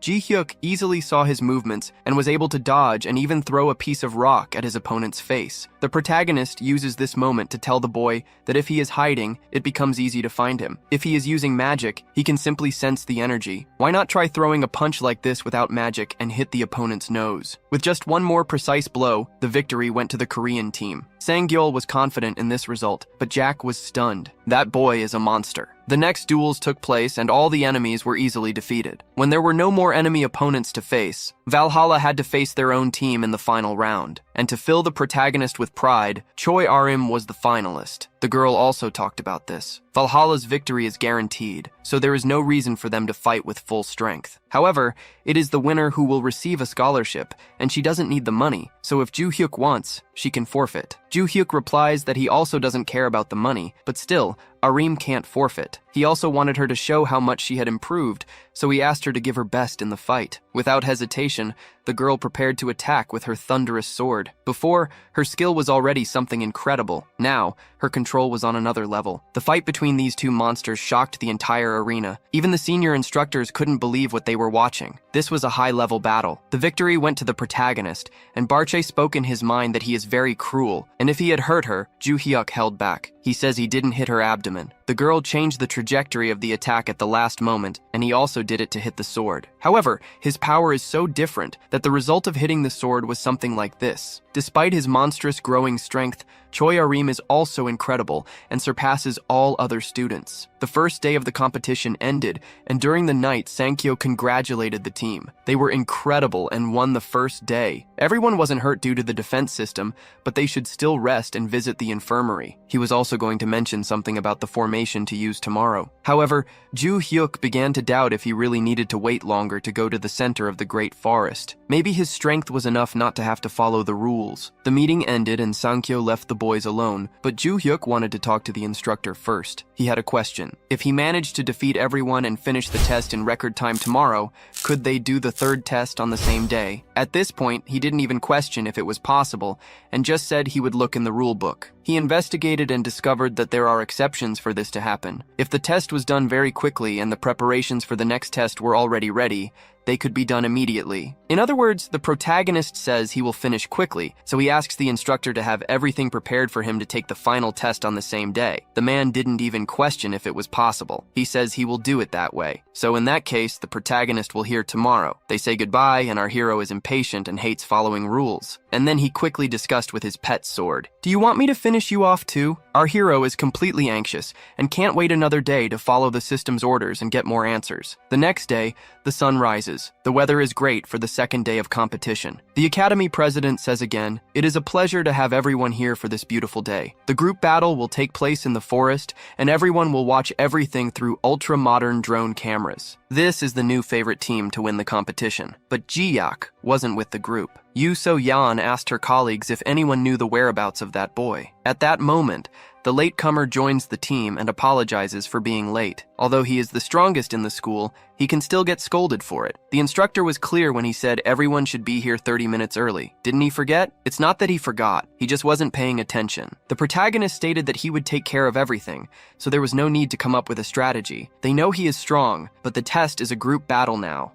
So Yeon questioned if he thinks he can face all 10 enemy students at once. None of the boys wanted to interfere in this discussion. Only a girl would have the courage to face this guy. Aram then intervened. She wanted to go with Ji-yak too. His response is no. They all must wait here now. Although Yoo So-yeon didn't understand the boy's intentions, she tried until the end to change his mind. Then, when the countdown to start the test began, 3, 2, 1, the White Lotus team was ready to recover the points lost yesterday. Within seconds of starting the test, they were located and couldn't even prepare a defense. Ji-yak even acknowledged that they are good because they reacted quickly. White Lotus has been eliminated. Logan is the leader of his team and thought that Valhalla focused on the White Lotus team so they wouldn't have a chance to join forces against them. That guy is very strong and also very smart. The boy on the team detected magic coming towards them at high speed. It's a person at high speed. They know it's the bogeyman coming after them, so they prepared a reinforced magic shield. Melissa would prepare the most powerful reinforcement magic she could. Bella is responsible for defense and will support the barrier. With everyone focused on defense,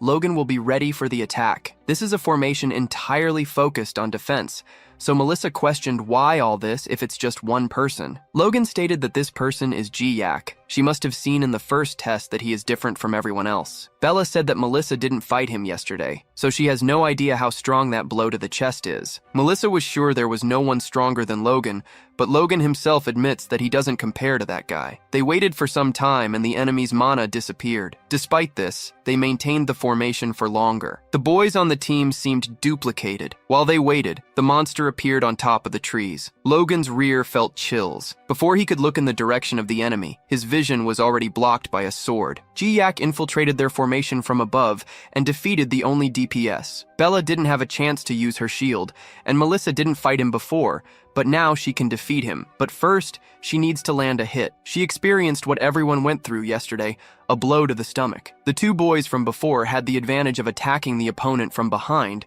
but lost with just one blow. With 4 attacks, Ji-Yak defeated the 5 opponents from the American Academy. But heroes have been eliminated. The protagonist could no longer wait to go to the forest. But before that, can you tell me where this boy is looking? The fastest test in history has just been completed. In the monitoring room, the Academy president asked the others if the clock was correct. Ji-Yak finished the test alone in 23 minutes. They all agreed. So the president was going to end the second day of tests right then. But the senior instructor Sankyo mentioned that the rules allow the third test to be done today if the second test is completed very quickly. The president understands what he means and authorizes them to discuss if this is possible. That Ji-Yak is indeed a demon and did what he said. Jack agreed with Sankyo to bring the third test forward, but they still needed the approval of the White Lotus instructor. According to Jack, after watching the first and second days, he had no doubt that the result would change. Valhalla has a terrifying monster this year. He also understands why Sankyo didn't doubt that Ji-Yak could lose. In the restroom, the Valhalla team was there, but they weren't tired because they didn't even lift a finger for this victory. Yu So-yeon couldn't stop thinking that this guy is a monster. He is totally insane. She was going to try to take the lead in this test and couldn't. Yesterday, she was defeated by Choi Arim in combat. There are rumors that she is being trained by Ji-Yak. The girl feels that at this rate, she is falling far behind, and it is distressing. So she wonders if she could set aside her pride. Would he teach her too? The seductive atmosphere was broken when they announced over the school's sound system that the test for tomorrow, Survival in the Labyrinth, had been brought forward. Before everyone went to the forest, the protagonist said he had an announcement to make to everyone. He would go alone to the center of the forest, so they are all on their own. If they have problems, they can call him, and he will help. So-yeon was once again irritated. Another solo move. They already won the previous 2 tests, so they will pass anyway in this test. But why does this boy insist on doing everything alone? She wanted to say something to him, but she couldn't. Ji-Yak then asked if the little bird wasn't going to say what she wanted. Why do you keep giving me nicknames? You are confirming the nickname. I wanted a nickname too. After a while, everyone went to the gate to the Great Forest. The president then announced to everyone that the final test of the competition would begin. Once again, everyone would watch through the magical screen in the stadium. In the center of this place, there is a labyrinth unlike any other in the world. A dense forest where the rain never stops falling, dangers threaten at all times. The content of this test is as follows. All participants will be evaluated at the beginning of the test. After 5 hours inside this forest, the closer the students are to their current state before entering, the higher the grade they will receive. Group combat is prohibited, so let the test begin. Now that the final test has been announced, those 2 crazies are lurking in the abandoned warehouse at the academy. They were waiting for the 3rd day to do their job and just found out that the test was brought forward. A woman came to inform the 2, so they would also bring forward the job they have to do. They are teleported from where they are, and immediately the camera system in the control room is interrupted. The instructors have no idea what kind of failure could cause all the cameras in the forest to fail simultaneously. Did I forget to pay the internet? You call the provider and the gate security. The instructors agree that the students could get into trouble in there, so the instructors will enter to end the test. When they went to the gate, all they found were the ruins of what used to be a gate. Inside the forest, they were fighting against the rain, waiting for time to pass. Melissa said that Bella wasn't doing very well, but the girl didn't want to hinder the team, saying she got too wet in the rain. Logan, as a good leader, couldn't ignore the signs and ordered them to build a shelter to get out of the rain. With his power, he can make a cave in the ground. Something unexpected appears in front of him, a black and purple orb. Then 3 people emerge from it. The bald man, with a scary look, says Ji-Hyuk should accept and die quickly. Their boss, or something like that, says that this is not the target. Their teleport identified the wrong target. Logan heard very well the bald man's words. They want to kill Ji-Hyuk. So who are these people using dark magic? The girl tells the bald man to hurry and not leave any witnesses. They will have to face the genius of the Heroes Academy for that. This competition is no place for worms using dark magic. Logan tried to attack the target in front of him and was stabbed in the back. The bald man's power can do something like that. So cowardly. This guy really did it. He did it to someone as important as me. When did he get behind me? The bald man then told him to look back and understand better. Logan realized that this guy mastered the shadow clone jutsu and was cruel. He received a fatal blow and fell. The sound of his fall was heavy, and the two girls asked if he died instantly, but that wasn't the case. He would bleed out to death. These people were used to this. But Bella had never seen someone close to dying. The D1 girl ordered the bald man to hurry up and eliminate the witnesses. They had to hunt down the target before anyone interfered. While they were attacking the survivors,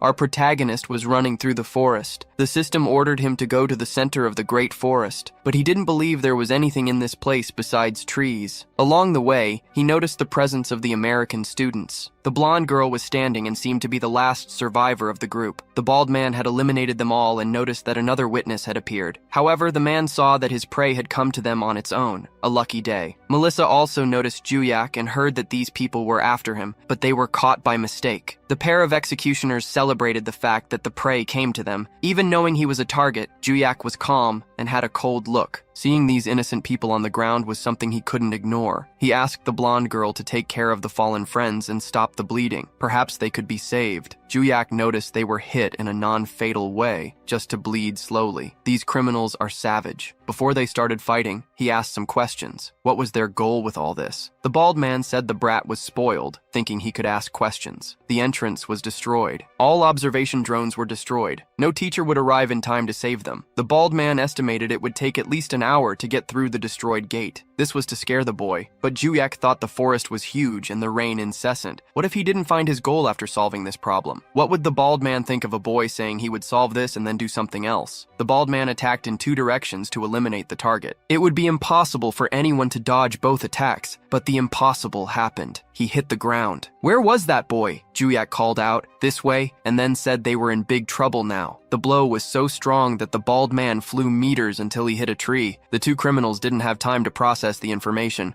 They were hit from behind and immediately lost consciousness, falling like sacks of potatoes to the ground next to the bald man. Juyak ordered the blonde girl to use her healing magic on her friend's wounds. If she couldn't handle it alone, she could run west until she found the Valhalla students who would help. The rain hit her tears, but she was determined to heal her friends as quickly as possible. The bald man woke up quickly and saw his partners beside him. When he looked ahead, his target was staring at him. He had another chance to complete the mission and flee with the sacks of potatoes. Juyak, on the other hand, said that before killing, he needed the bald man to explain one thing. Who ordered his head? Despite being a criminal, the bald man asked what kind of assassin he would be if he revealed the client's identity. Juyak was impatient. Usually guys spill the beans when they know they have no chance of survival. The bald man blacked out for a few seconds, but now regained his senses. He would take it seriously and finish off this boy now. His clone was behind Juyak, ready to deliver the fatal blow. Even without vision, Juyak perfectly dodged the attack. How did he do that? Juyak said the guy was a coward, attacking from behind. He destroyed the clone and asked if he wanted a surprise attack that wasn't cowardly. Take this broken nose. The man was hit, and it was clear that the roles of prey and hunter had reversed. Juyak asked again, for the last time, what the client's name was. The man insisted it was impossible to lose to a kid. In that case, Juyak started hitting until he gave in. The attack was so powerful that trees were torn apart like paper. After some time, the instructors managed to reach the group of students. They followed the noise and found the American group along with the Korean one. The Americans were in bad shape. Juyak was very worried and wanted to know what happened. Logan and the others couldn't stand up, but they were fine. They still hadn't said what happened. Logan said they were attacked by surprise by villains, 2 women and a weird bald guy. Judging by their appearance, Sankyo deduced it was the Samsal group. But where are the attackers now? They have to hunt them down. Logan pointed to the side and said they didn't need to. The bodies there were of the 3 criminals. The scene was frightening. It looked like a meteor had fallen on them. The D1 girl and the bald man were destroyed by Juyak. More impressive than professional assassins being here is knowing that Juyak defeated them. It's impossible to judge how strong that boy is. Logan said that before he lost consciousness, he saw Juyak fight for a few seconds. It was truly incredible. The criminals couldn't touch him. Melissa saw the whole fight too. They thought Logan was the strongest among high school students, but now his arrogance was gone. Jack told his pupil to cheer up.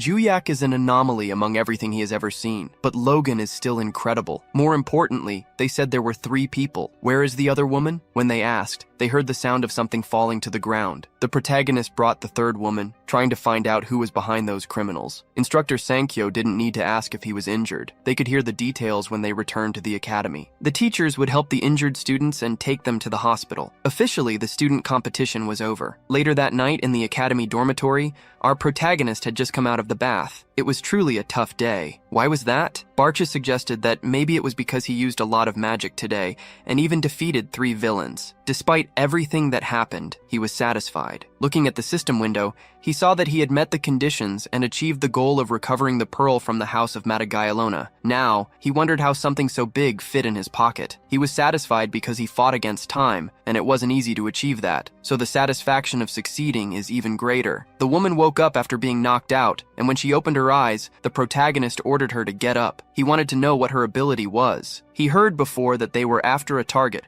and were part of a group called Samsao. Judging by the formation of the 3, the girls should be the support of the group. So what was her ability? The woman was furious and wouldn't reveal anything. They might have failed, but she could escape from there. Her teleportation magic was interrupted by Jia. The girl couldn't imagine it was possible to interrupt her magic in the middle of the process. Just seeing the magic in action once was enough for the protagonist to understand how it worked. She could basically move using a black orb. The protagonist commented that this was very useful and that he needed her help now. He had something to find, and if she helped, she might keep all her teeth. And that's how our hero managed to find the great center of the forest. Barcha commented that Jia didn't keep the promise of not doing anything to her if he found what he was looking for. In that case, he said it was her fault. He asked who their clients were and she didn't want to talk, so he had to insist a bit to try to get the answer. He knew who the Samsao were, and now about who hired them, he deduced it must be the damn Rockdill. That was his deduction. And if he was right, the Ventrix would try to act again until they succeeded. In that case,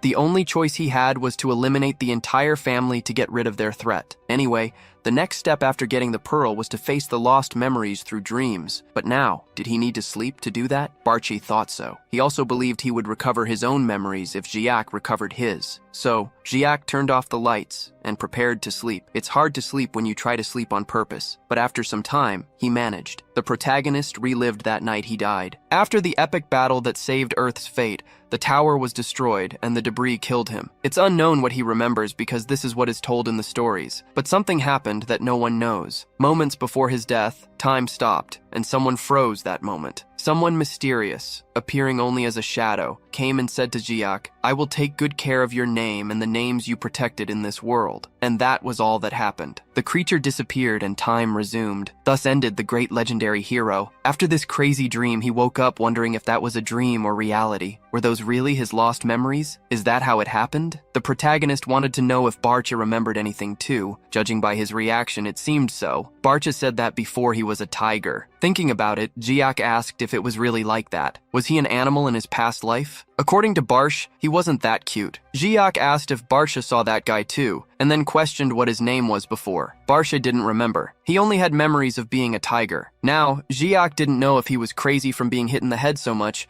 or if this was true. Anyway, he looked at the system again to find out more. The new information was about a secret room in Valhalla. The system wanted him to go to this place and watch the truth. Jiak didn't know if this was the last mission or not, so he decided that after today's training, he would ask the teacher about this place. Later, during physical training, Choi Aram was by his side, as always. The muscular guy was also lifting weights. The big surprise for him was a new person there, Makema, who came for the first time and had the courage to ask why the big guy was in this place. "Is this girl an idiot? Where else should a mountain of muscles be?" Jiak asked why Makema was there. This question hit her sore spot. She confessed she was there for the same reason as Jiak, out of envy for Jiak, and came to train like him. The big guy corrected the girl. He was there not because of Jiak, but because he frequented that place long before him. But he understood how the girl felt. She was there because she lost to Choi Aram too, not just Jiak who surpassed her. In the fight between the girls, Makema was the favorite and believed she was the second strongest. But Arim was more resilient and had even stronger attack power. She managed to cut Makema's attacks without hesitation. Makema tried to use her most powerful attack, but Aram surpassed her with technique. Before Aram delivered the final blow, she proved to be stronger in every aspect. It was a complete victory. Makema realized that Aram became stronger due to training with Jiak. Seeing Arim work so hard in weightlifting, she knew Jiak's influence was clear. Makema wanted to learn how to train, and even though Jiak was an expert in this, he thought it was better for her to ask Jiak for advice. Asking another noble for help was simple, but pride prevented Makema from asking Jiak for help. After all, he was poor. Despite her pride, she knew it was the right thing to do. Makema was ready to ask for help, but Jiak called her a little bird again. Once again, he's calling me that. She accepted and decided to continue. She said he was training Chuo Arim and wanted to ask for help with that too. Unfortunately, the teacher interrupted the moment to ask for Jiak's attention. Someone was waiting for him. When he finished training, he could go meet her. The person said it would be the last time they would see each other for a long time. Jiak had no idea who it was and decided to go immediately. Once again, Makema couldn't say anything and was interrupted. This time, the shame was killing her. However, the protagonist surprised her. He told the talkative girl that if she wanted to train, she could ask Chuo Arim about her routine and follow it. If she worked hard, he might train her too. Chuo Arim agreed to help the talkative girl. The senior instructor didn't reveal who the person was, keeping the suspense. He wanted to know who it was before reaching the room. The instructor just said that if Jiak thought hard, it could only be one person. Jiak had a guess. When they reached the room, he confirmed. It was Rakdo Van Trick, and he looked terrible. Jiak wasn't excited at all to see or talk to Rakdo. On the other hand, Rakdo couldn't wait any longer. Despite his arrogance, he knelt and begged for forgiveness. Rakdo threw himself on the ground begging, and his pet girl was beside him as always. He kept saying, "Please forgive me." Jiak didn't know the reason, so he asked the instructor if he knew why Rakdo was there. Senkyo expected Jiak to know. It was Rakdo who hired the 3 assassins from before. Hearing this, Rakdo's body froze. The instructor also reminded him that the first time they tried to ambush Jiak, it was Rakdo who orchestrated everything and then got away. Now, he committed the same crime again. In the press, this was being reported everywhere, but Jiak questioned if it mattered. He believed the Van Trick family would cover everything up and pamper Rakdo. Senkyo surprised everyone with the news that the Van Trick family had expelled Rakdo. That was why he was there, and in such bad shape. Senkyo explained that not only the Van Tricks but also Rakdo's father had disowned him. Unlike before,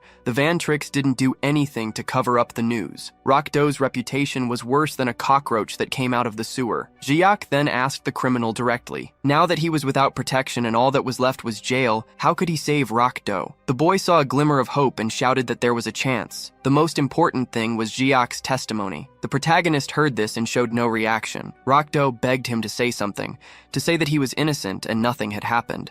This request was absurd, but Jiak simply replied that he wasn't in the mood. Rakdo begged again and apologized more, even offering his body, but our hero didn't want any of that. When the instructor heard Rakdo offering money to be forgiven, he got angry, but Jiak, even being poor, didn't even consider the offer. With no ideas on what could convince Jiak, Rakdo had an idea. He grabbed his property by the arm and offered her. If Jiak wanted to own the girl, he could give her to him. She was from the royal family of England. Owning her would bring status to Jiak and help him rise in power. Of all the offers, this one stirred the protagonist. Would he give the girl as if she were an object? Rakdo showed his usual face and stated that the girl was his property. It was natural for him to sell, use, or trade her. He showed her neck, where there was a mark proving she was his property. So what did he think of that? If he wanted, he could transfer ownership right now. Thank you all seeing this. Remember that this was a taboo. Sealing someone with magic was forbidden. It was a spell that prevented the person from acting against their owners. But a normal person couldn't cast such a spell. Who did this for Rakdo? The protagonist couldn't take it anymore just listening. So he said darkly that people like Rakdo had existed for a long time, people who used forbidden spells on others for evil. Jiak placed his hand on her and used his mana. The girl realized he was doing something but didn't know what it was. When Jiak removed the seal from her body using his power, she understood. The magic was broken. Slowly, the seal disappeared. Rakdo had just lost his most valuable possession. Jiak asked the teacher if he could authorize a punch on him just this once. Senkyo doesn't accept anyone breaking the rules. Violence among students isn't tolerated, but the story is different when the other person is a criminal. Besides, the instructor himself doesn't like the Ventric family, so he authorized it. The negotiation was made while Rakdo watched without being able to react. Now that it was authorized, it was time to relieve the anger. The protagonist was kind, asking the victim to clench his teeth so he wouldn't hurt himself. Despite the warning, the punch was so strong that he flew several meters and lost some teeth. Later, everything was resolved. Barche, who can talk in the protagonist's head,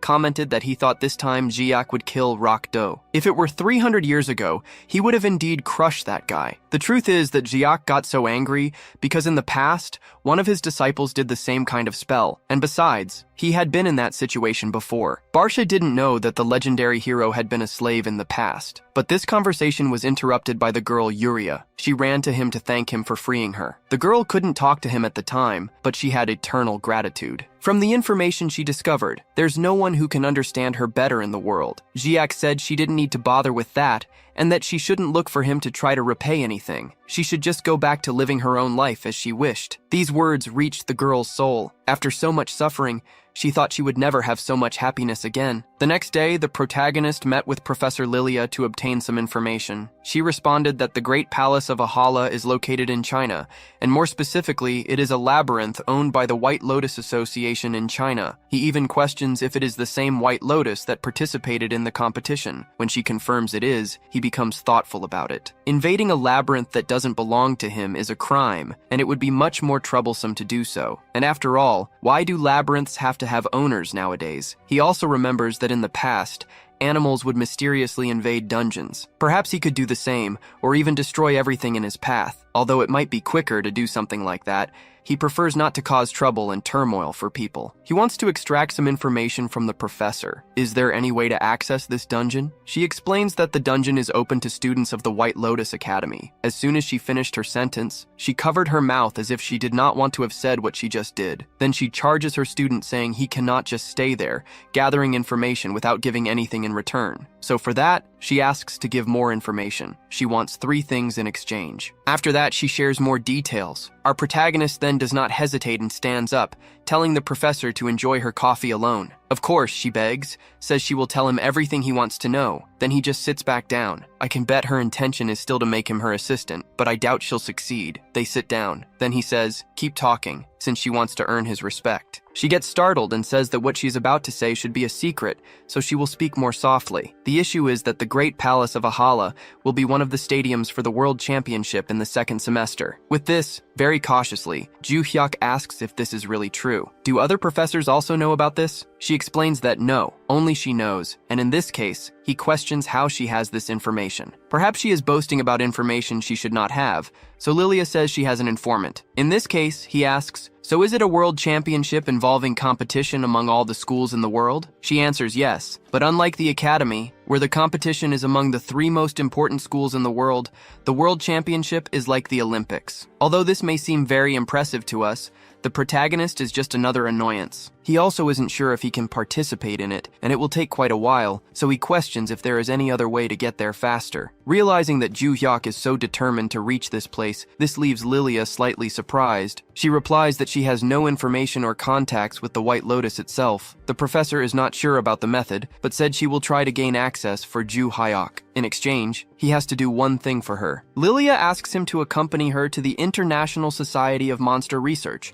It is a one-day event, so he won't have to worry about losing much time. So, sometime that we do not know how long it is, they are in the north of London, in Tottenham, where the International Society for Monster Research is located. When he arrived at the event door, he was already furious. Having spent so many hours traveling just for this, that talk of just one day was also a lie. She ignores his words and responds that they are here on the weekend. She might even extend his day off at the academy to Monday. Most importantly of all, Ju Hyuk asks why they are really here. Then, to answer that question, she puts him in a test room to attack a monster. It seems that people evaluate the boy's performance. He is here to prove the article she is writing. In exchange for her information, he must kill some monsters for her. The boar attacked quickly and took only 1 hit and then disappeared. And it wasn't just a few monsters. It was an hour and a half of killing all kinds of monsters until he was tired at the end of that time. Ju Hyuk questions Lilia again. She lied again, as she said there would only be 3 monsters. So why were there so many? Professor Lilia pretends she doesn't know what he's talking about. Anyway, Ju Hyuk asks what happened with the climate here. As soon as they enter this place, people began to look strange at the two. He then asks if she fought with these people or asked them to be her assistants as well. The professor finally reveals her intentions. She said that for decades people believed in certain techniques and theories. Then, suddenly, an article appeared out of nowhere, contradicting everything they thought and believed. The protagonist realizes that these people want to maintain an archaic and less efficient knowledge knowledge than the professor taught on the first day of class. But he questions if these tests with swords prove something different. Why don't they themselves kill the monsters to prove the articles? The professor, with a darker look, says it's because they don't want to. Basically, there is an elite that controls the most accepted hunting strategy theories. They impose this on society and the world. They conduct their own tests to prove the methods they want. It turns out that the current high ranking in the society that evaluates this are incompetent people who have taken their positions only by nepotism. After hearing all the explanation, the old people didn't like having their theories refuted. The protagonist agrees that these people are disgusting, and he liked helping her with that. He has already helped the professor with what she wanted. Now she has to repay him with help to go to the White Lotus. Lilia then surprises by saying it was a good choice for him to have come here. After all, the director of the White Lotus is also at this place. Ju Hyuk is very smart and says that in that case he knows who she is. Has he seen her today? Then he's going to talk to her right now. Before he can get up, someone knocks on the door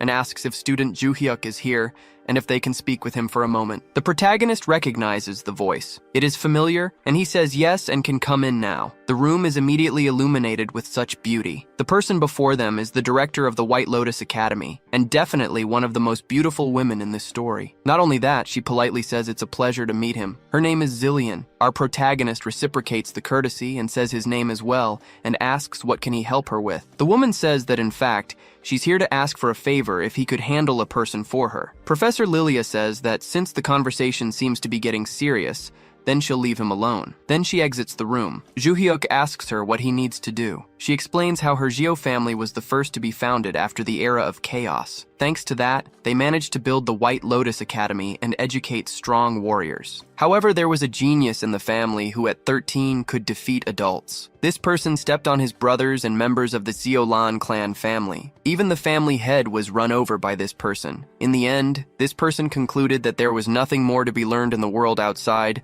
and locked himself in the family Gio's training room at the White Lotus Palace. Ju Hyuk asks if she wants him to run over this arrogant person. Cillian says yes. However, Ju Hyuk questions that there must be several strong people out there for her to ask this task. He even points to her and says that her magical power is far from weak. The girl acknowledges that our protagonist has good eyes. She says she even used magic to hide it. But there are two reasons that make things complicated. The first is that the person fights using only their physical strength. The second is that the person is the same age as Ju Hyuk. After watching the competition, she knows he is physically strong. So, if the person lost to someone of his own age, his pride would be damaged, and that's why she personally came to ask the favor. Ju Hyuk accepts, but doesn't expect it to be for free. Cillian agrees and says she is very important, and also a very important person. She can also ask for favors without needing to pay anywhere in the world. Our protagonist interrupts the woman and makes it clear that he doesn't want money. There is a place he wants to go. Can she arrange for him? This totally catches her off guard. The scene cuts to a little later,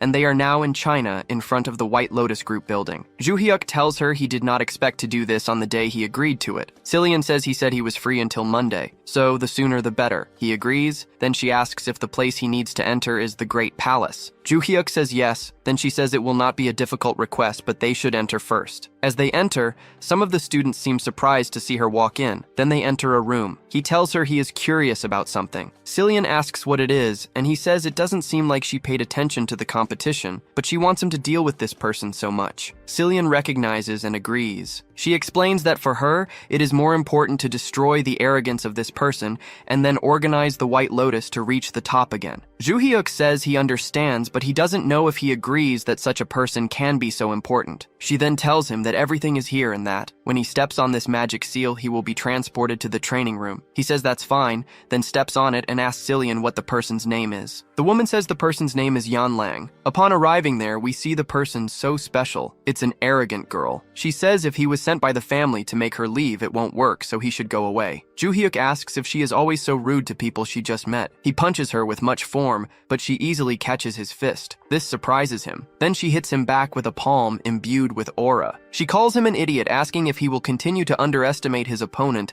then mocks him for his punch. He tells her they should introduce themselves. However, she is surprised to see that he is not injured. He grabbed her wrist to block the attack. Joo Hyuk now attacks the girl again. She puts her arm up to block the hit. This attack definitely causes her pain, forcing Yan Lang to retreat from him. Now things are different. The arrogant girl wants to know the name of this handsome man. He tells her he is a 17-year-old high school student who underestimated his opponent. The girl now decides to keep her distance and look for a counterattack, but he doesn't give her the chance to keep her distance, then prepares another punch, hitting her directly in the stomach. This also excites him. For the first time, someone has exceeded his expectations. She staggered back with a blow to reduce the impact. Joo Hyuk recognizes that she isn't bad. Not even his students from 300 years ago had this level of mobility. Yan Lang starts to think seriously about this. There wasn't supposed to be someone her age at the same level as her. She starts to smile with excitement. Since he is so strong, it means she can go all out. Joo Hyuk is glad that her pride remains intact. This gives him a chance to continue this fight as well. We see that they are being watched on a screen. It is Xiao Yi-an who is watching. Her secretary calls her and says he knows it's presumptuous but wonders if Joo Hyuk will be okay. The man says he doesn't believe a student from another school could do anything against someone from the White Lotus. He says he is currently being pressured by her. Is this a waste of time? The next words from the man really seem rude to me because he says that even the miss lost to Yan Lang. But to keep his head safe, he says that this was due to the fight being without magic power,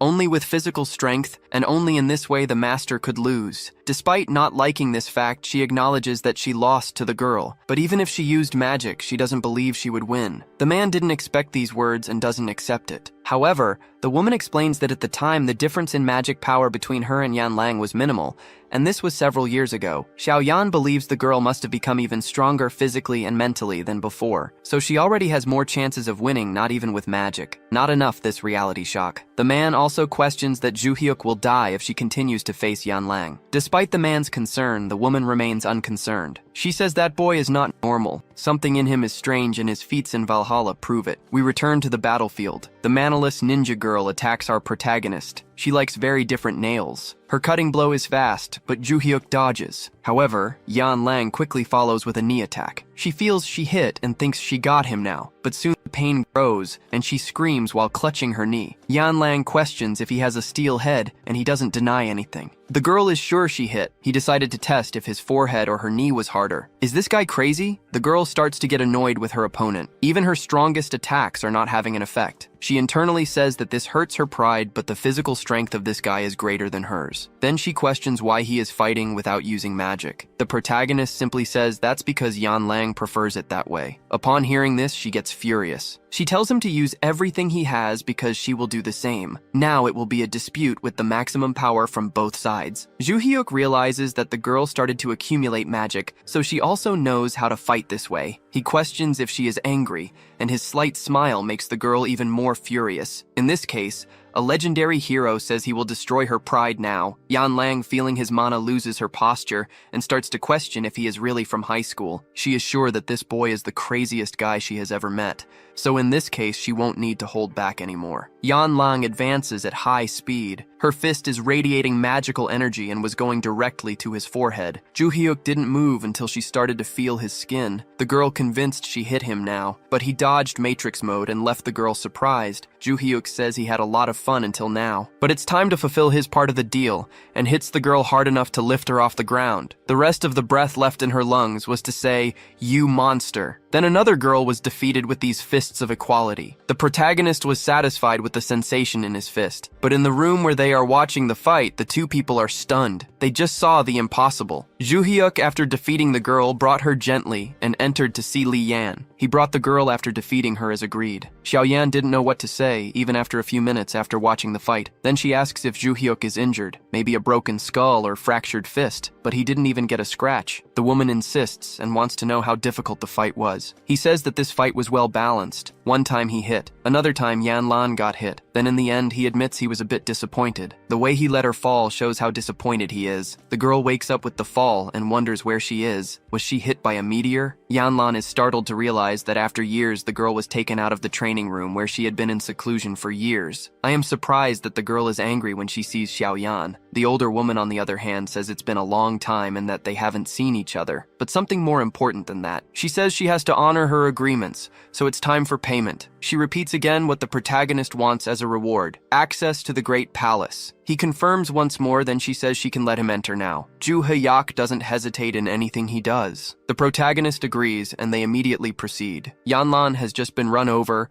and was left aside in the room. The assistant does not know how to handle this situation and asks if he wants to take care of the injuries. The girl says she wants to know the name of the guy who defeated her. He hasn't said it until now. He replies that his name is Ju Heyak. After hearing his name, the girl smiles and says that he is the strongest person alive. She is sure of it. All that arrogance turned into admiration. So all she wants now is to fight him again. Cut to a mysterious person talking to themselves, asking something about the strongest. Then we return to Ju Heyak. He questions if this place is really a labyrinth. He recalls that Xiaoyan said that the Great Palace is a unique labyrinth that looks exactly like a castle. She explained that he needs to be careful of monsters called living armors. And besides that, there should be no difficulty in exploring. He had questioned how long he can stay there, and she says about 5 hours. In that case, Ju Heyak starts to stretch since he's under a time constraint. So these living armors attacking him will delay him. Sometime later, and we see the last living armor rushing at him, and he quickly slices it in half, and then it just falls into multiple pieces. Then he wonders where the office is, saying that he has already searched more than 20 rooms. It would take a long time to check all. However, Bachi tells him to enter that room. He says it's just a hunch. When Ju Heyak enters, he immediately notices an old painting on the wall. And looking closer, the place looks like an office. The protagonist wonders if this painting is of a liftery, then notices that there is a name written underneath. It's a liftery Johnny. In this room, there are various items, but his goal here is to find some secret passage. Ju Heyak decides that searching isn't working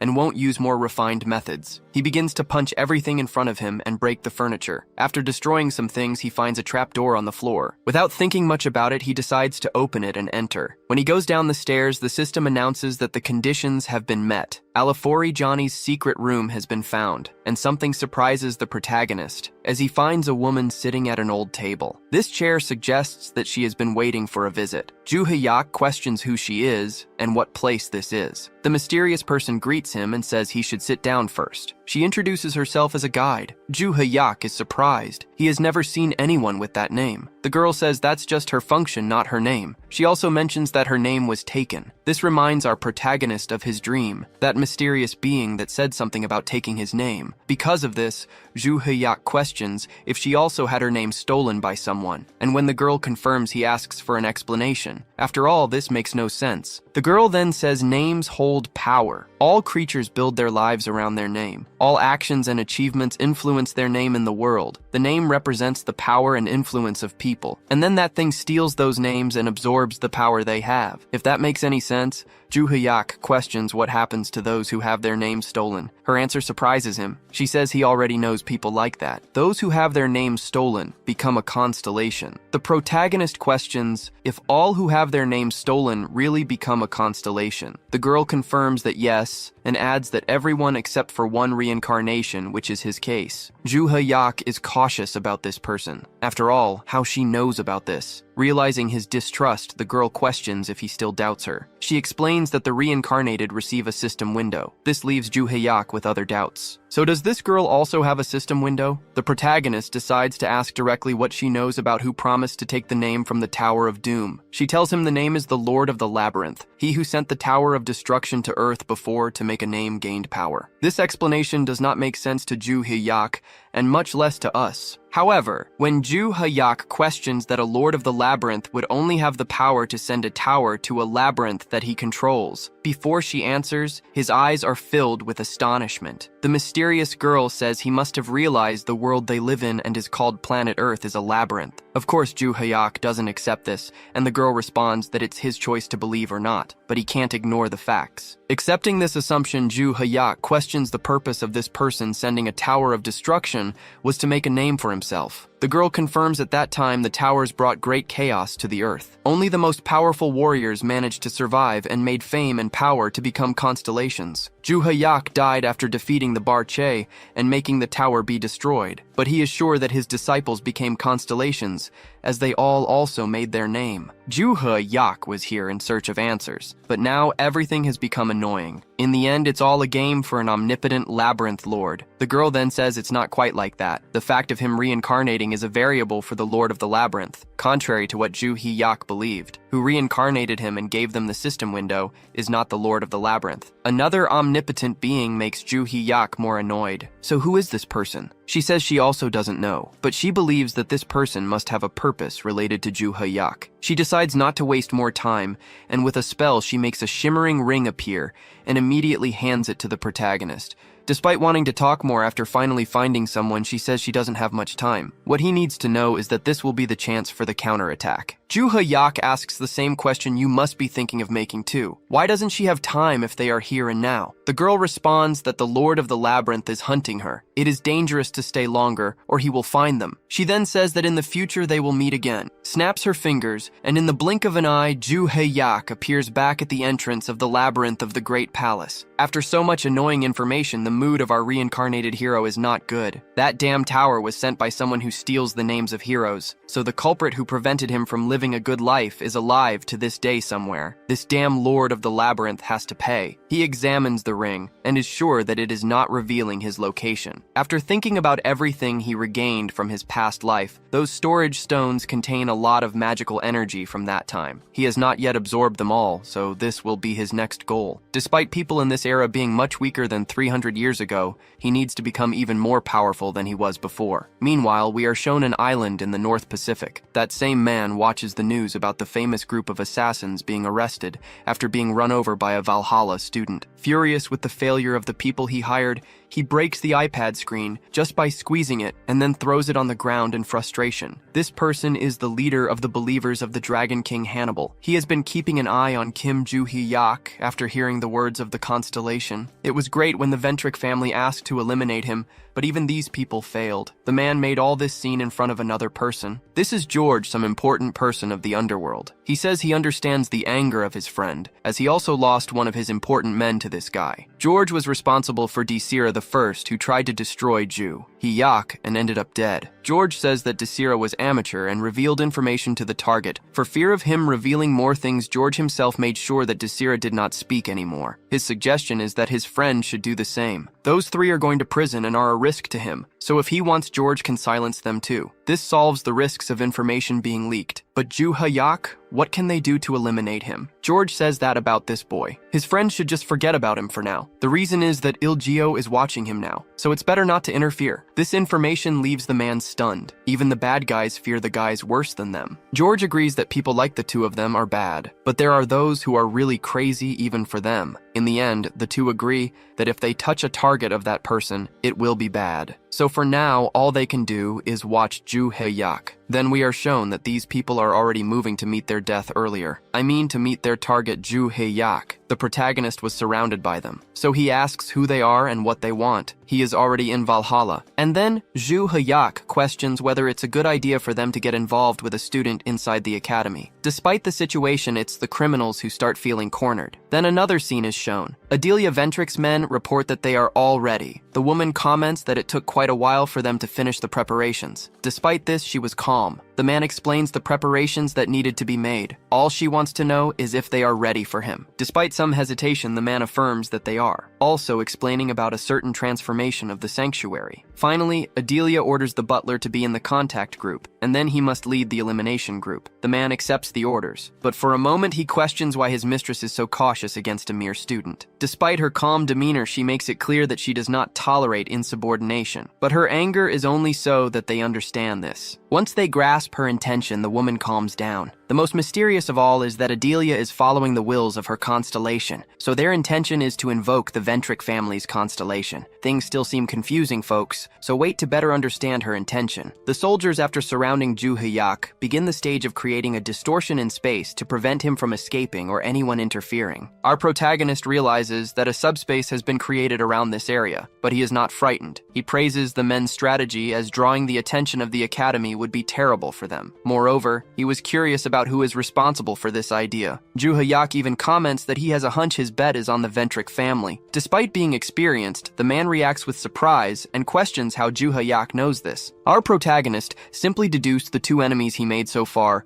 Only the Ventric do not use dark magic. Since they were discovered, the butler says they no longer need to hide and should call the elimination team now. When the subspace magic is undone, hundreds of armed people appear around Ju Hayak. Their intention is quite simple: to eliminate the target. However, even in this situation of the greatest possible disadvantage, Ju Hayak is not shaken. He even jokes about all of them. How can so many people be needed to handle a mere student? They make it clear that orders are orders. So since he has no choice, the MC decides that he will have to act according to the circumstances. All the men prepare to attack together. With just one body movement, Ju Hayak pushes all the people on his right backward. Only one person was able to make dozens fall backward. The butler, using his fencing, tries to hit Ju Hayak and fails. The protagonist decides to draw his sword too, and comments that it's disappointing that these people only know how to swing a sword. The other men try to hit him by attacking from behind, and even with a surprise attack, Ju Hayak dodges. He easily manages to dodge and defeat everyone effortlessly. The butler's expression darkens when he decides to attack again. It was his turn to try to hit the enemy from behind, but he also failed. He leads the group and is not able to hit the target. For sure, this is not the strength of a high school student. Despite the intention of these people to take his life, the protagonist does not use lethal weapons. He uses the hilt of his sword and shows how painful it can be to be struck in this way. When his blow hits, it seems like the man's soul leaves his body. Before he faints or maybe even dies, he can only think that he shouldn't have ignored his leader's concern and should have prepared more. After the defeat of the leader of the soldiers, Ju Hayak is happy to realize that the one responsible for this finally appeared. Adelia personally came to see the target. She looks at her fallen soldiers and includes her butler. She always made sure to recruit people stronger than average. This boy defeating all of them like this is frightening. Adelia draws her sword and says, Ju Hayak should be proud. Seeing the sacred relic of the Ventric family is an honor that common people could never receive. The MC laughs and says that a simple dagger like that is nothing. Moreover, seeing that this family prides itself on using so many people to attack a student is pitiful. Tired of being insulted, Adelia attacks with her incredible dagger that she is so proud of. But before she reaches her target, the mana stones her soldiers were using start to resonate and glow very brightly in a yellow tone. No one knew what was happening, not even Adelia, so everyone was astonished. However, our protagonist was calm and with his hands in his pockets. His confidence reminds me of Satoru Gojo. Adelia's dagger glows in the same color as the stones, and then she feels something very strange. The entire environment lost its color, and only the mana stones glow. Adelia also noticed the same effect. Everyone was paralyzed. In fact, only one person was not affected and was watching everything calmly. Everyone then froze but conscious. Adelia wonders if her body cannot move due to some forced sanctuary effect. She observes her soldiers and believes that they have their bodies and minds frozen. She manages to maintain her consciousness. However, how can this guy still move freely? When he touches Adelia's sword, a system window appears and asks a question. Master? Initially, our protagonist doesn't understand. But a person manifests with the energy of all the mana stones the soldiers had taken. This person is the very constellation that the important Ventric family venerates. However, something they've never seen before is the face beneath the mask. When the girl reveals her young face, the only ones who can see it are Ju Hayak and perhaps Adelia Ventric,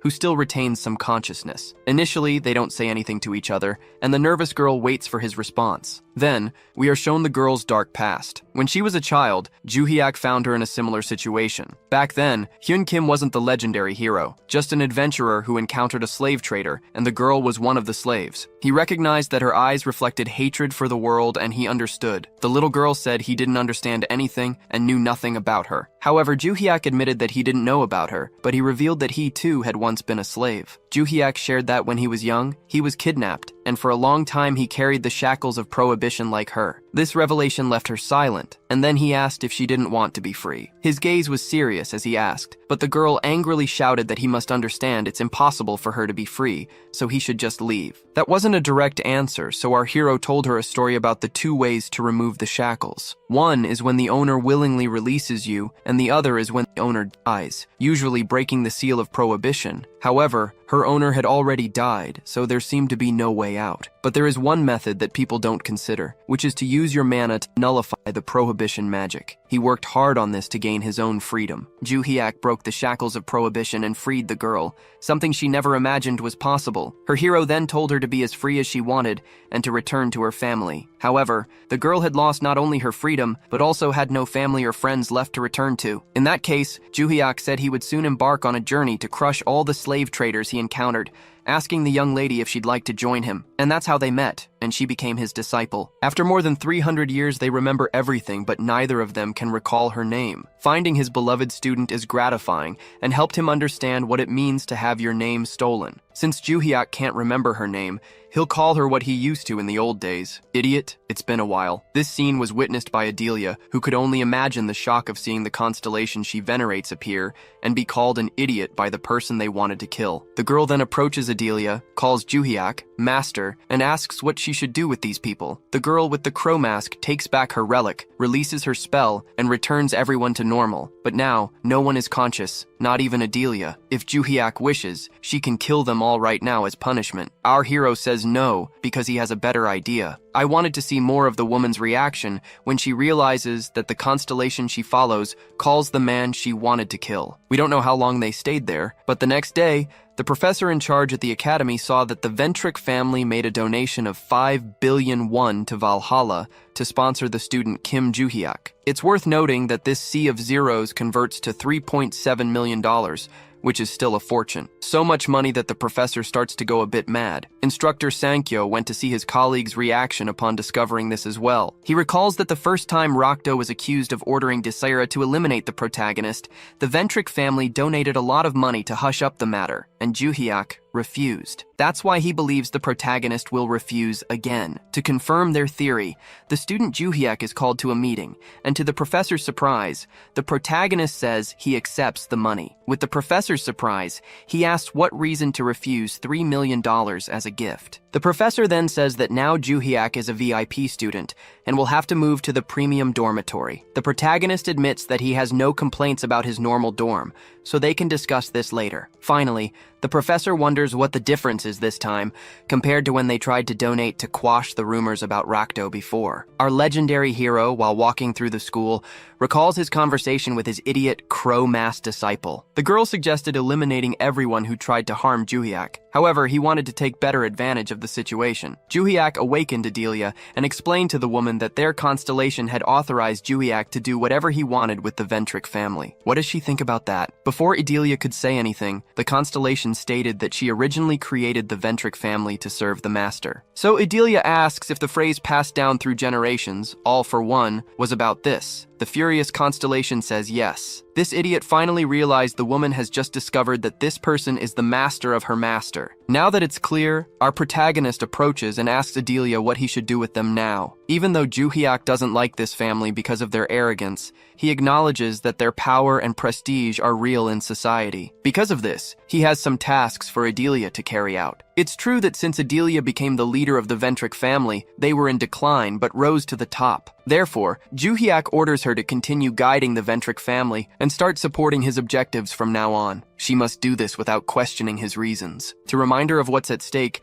Ju Hyuk points to the Lady Constellation and says that if she steps out of line, everyone will be paying a visit to the other world. The protagonist's disciple says she'd rather kill them all right now, and if he changes his mind, she can do it right now. In that case, she says she'd like to stay longer, but her time is running out. Manifesting her body in this world consumes a lot of energy, and the dozens of mana stones they brought are already running out. Ju Hyuk asks if all constellations have these restrictions. The girl doesn't care and can't stay any longer. She removes her mask and says that being able to see her master's reincarnation in person is priceless. Ju Hyuk understands what she meant and orders his beloved disciple to go rest. She puts her mask back on and says that before she leaves, he needs to know something. Besides her, it seems that another constellation has also become a constellation. He will see her soon. After this last message, the idiot girl with the crow mask returns to another dimension. That was all he discovered that day, but it doesn't make things much easier. Joo-hyuk still doesn't know who the constellation he'll meet soon is. He also wonders if all his students have also become constellations. The protagonist then returned to the classroom for the first time since coming back from China. When he sat down, Yoo So-yeon kept staring at him intensely. Meanwhile, Joo-hyuk continued his internal dialogue with Barche. The constellation Barche said he remembered that the Lord of the Labyrinth gave him the name Barche and the power to control the Tower of the End. He explains that the name and power he received influenced his actions, and the current Barche acknowledges that he wasn't acting of his own free will at that time. After a long conversation throughout the day, still while walking to his dormitory,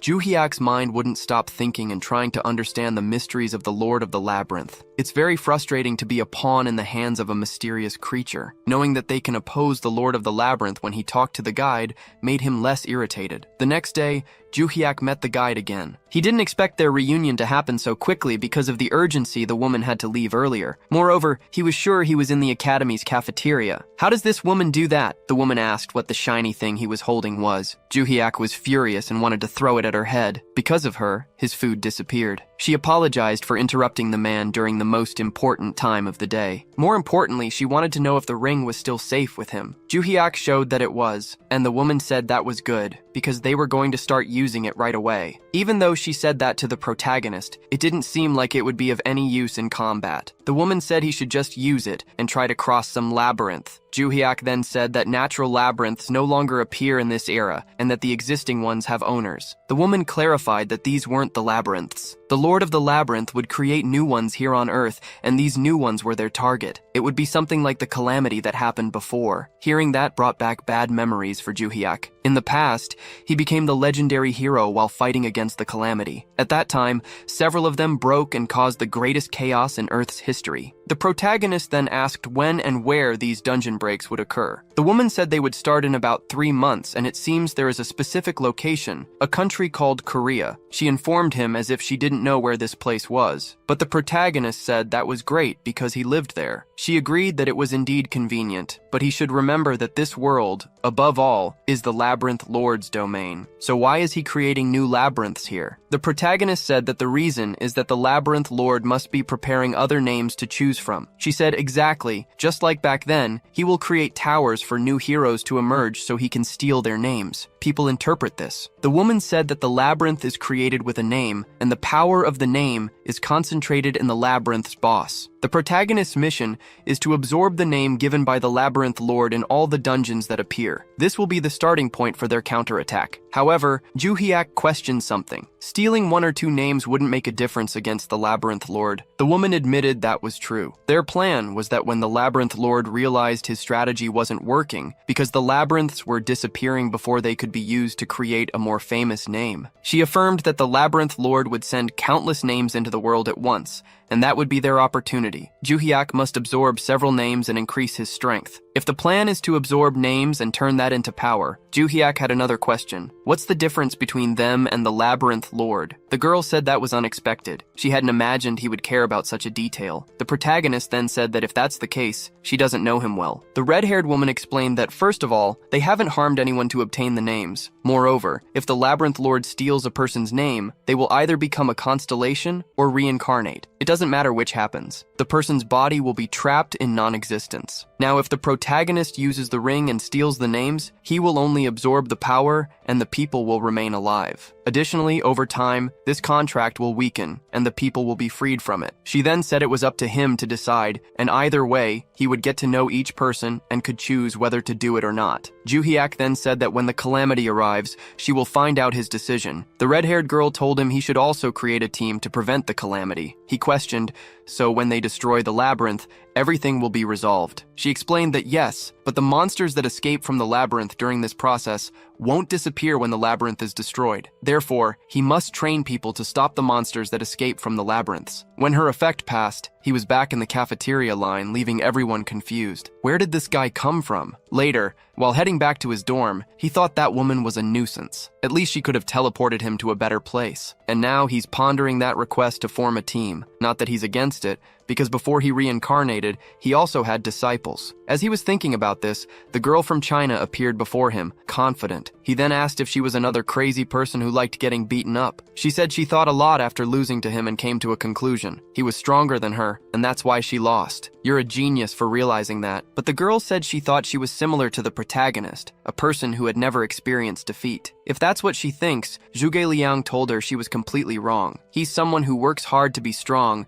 and doesn't rely on talent. Yan Wang said that's what she thought, but now she understands that those fists were loaded with combat experience, and the difference between them is just that. She said she became much stronger after fighting him, so now she would stay here to continue fighting him. They would do it until she defeated him. Zhuge Liang already had problems with a crazy person asking him to teach swordsmanship, and now he has a lunatic who wants to get punched to learn martial arts. Zhuge Liang told her to stay away from him, but the girl didn't want to give up. She came from China to Korea just for that. The protagonist then told her to spend her time learning her family's martial arts. This question shifted the girl's enthusiasm to sadness. She explained that she was only taught until she was 6 years old by her family. After that, she was excluded from training. Yan Wang said she didn't know why, so she started challenging adults to hone her skills, and that made everyone even more distant from her. After hearing this, the protagonist thought that this was different from what was told to him. This girl clearly has a lot of talent and loves to fight, and they said she distanced herself from training and isolated herself. Zhuge Liang asked if it was mandatory to stay isolated in the White Lotus Palace during training. Yan Wang said it wasn't. She stayed there because she was tired of being treated as a problem for the family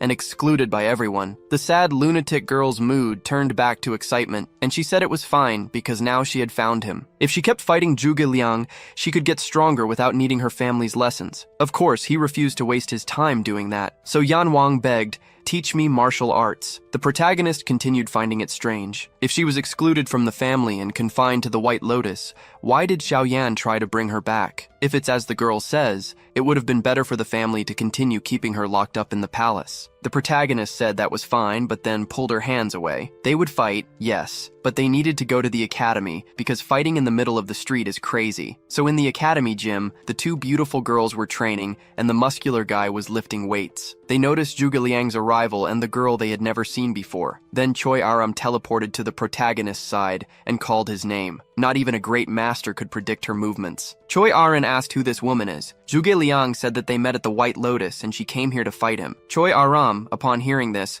thought about this girl. Could it be what she's thinking? It could only mean one thing. Choi Aran asking why she came from so far away. The crazy ones seemed to attract each other. Yan Lang went to Choi Aram and asked if she wanted to fight too. Yu So Yan was also jealous in her own way. After everyone got to know each other and exchanged threats, the fight was about to begin, and the protagonist said that he remembered agreeing to a fight between him and Yan Lang. So why were there so many spectators here? Yan Lang didn't mind having people watch her fight.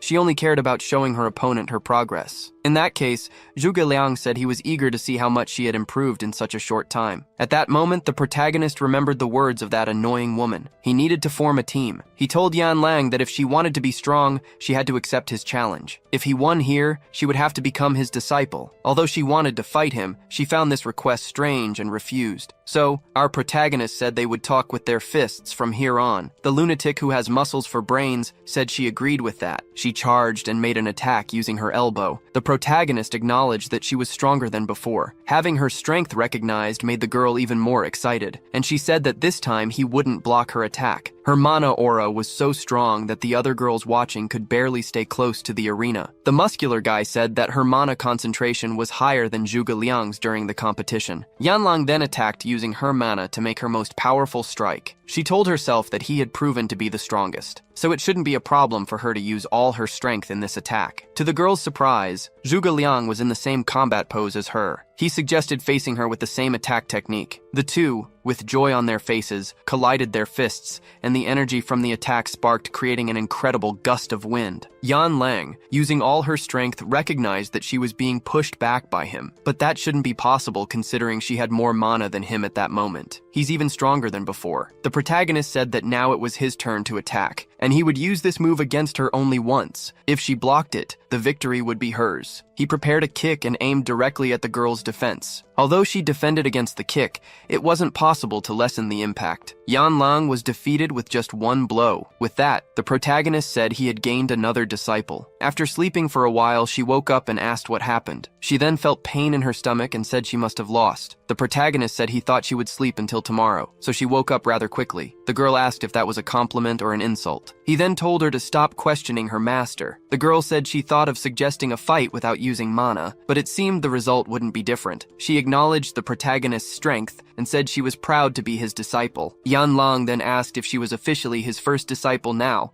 but our legendary hero replied that wasn't the case. Besides, why is a high school student already taking on disciples? Cho Aram then told the girl with a cat tooth that he was telling the truth. She was the master's first student. Meow. How the protagonist was going to explain that she also wasn't the first. Better to let that go. Yan Lang was furious about the meow. Cho Aram was saying, was she trying to provoke her? Said yes. Was she angry? Yan Lang said her name was not that, and to stop giving her nicknames. Cho Aram insisted that meow was cute. Jae-hyuk watched the girl's argument deep in thought. He found this nostalgic. As many years ago, this often happened with his former students. This scene is quite pleasant, so he kept watching the two bond for a while. Even after 300 years, it continues to be enjoyable. After much conversation, he called for Meow. And even though she was criticizing Aram for giving her nicknames, how could the girl resist when it was her master? Jae-hyuk told Meow to respect Cho Aram because she was her senpai. Besides, Aram should help the younger ones like a good senpai. Aram was very happy to be recognized by her master. Yan Lang couldn't hide her jealousy, or maybe it was because she wasn't the first in something else. The protagonist ordered the end of the jokes since they had done enough for today, and everyone should rest. In that case, Yan Lang asked where she would sleep. The protagonist questioned if she hadn't already resolved that when she came. The truth is, she didn't think much about these things. Yan Lang told Seol Hyun that she would come to Korea to fight and got on a plane without thinking about anything else. Jae-hyuk began to wonder if he had gained a disciple or a daughter to raise now. In that case, he said that the academy had decided to give him a new room, and Yan Lang would get that room. This made Aram jealous again, so she made a few more jokes with her new friend. After some more time watching the girls become better friends, he left. Despite not training much today, he felt more tired than usual. Thinking about his students, he was sure that Choi Aram and Meow would be his students. Seol Hyun was training her physique and was far from receiving sword lessons. Jae-hyuk had no interest and was just training on his own. His doubt was whether these two would be enough to help with the disaster in 3 months. While he was pondering, the phone rang with a call from Adelia. He answered, asking what matters she had to discuss with him. The woman was now completely different from before. Even over the phone, she felt fear of her new master. Adelia's call was to confirm that she had done everything he asked and to take the opportunity to inform him. Our protagonist then advised her to recruit contractors to fight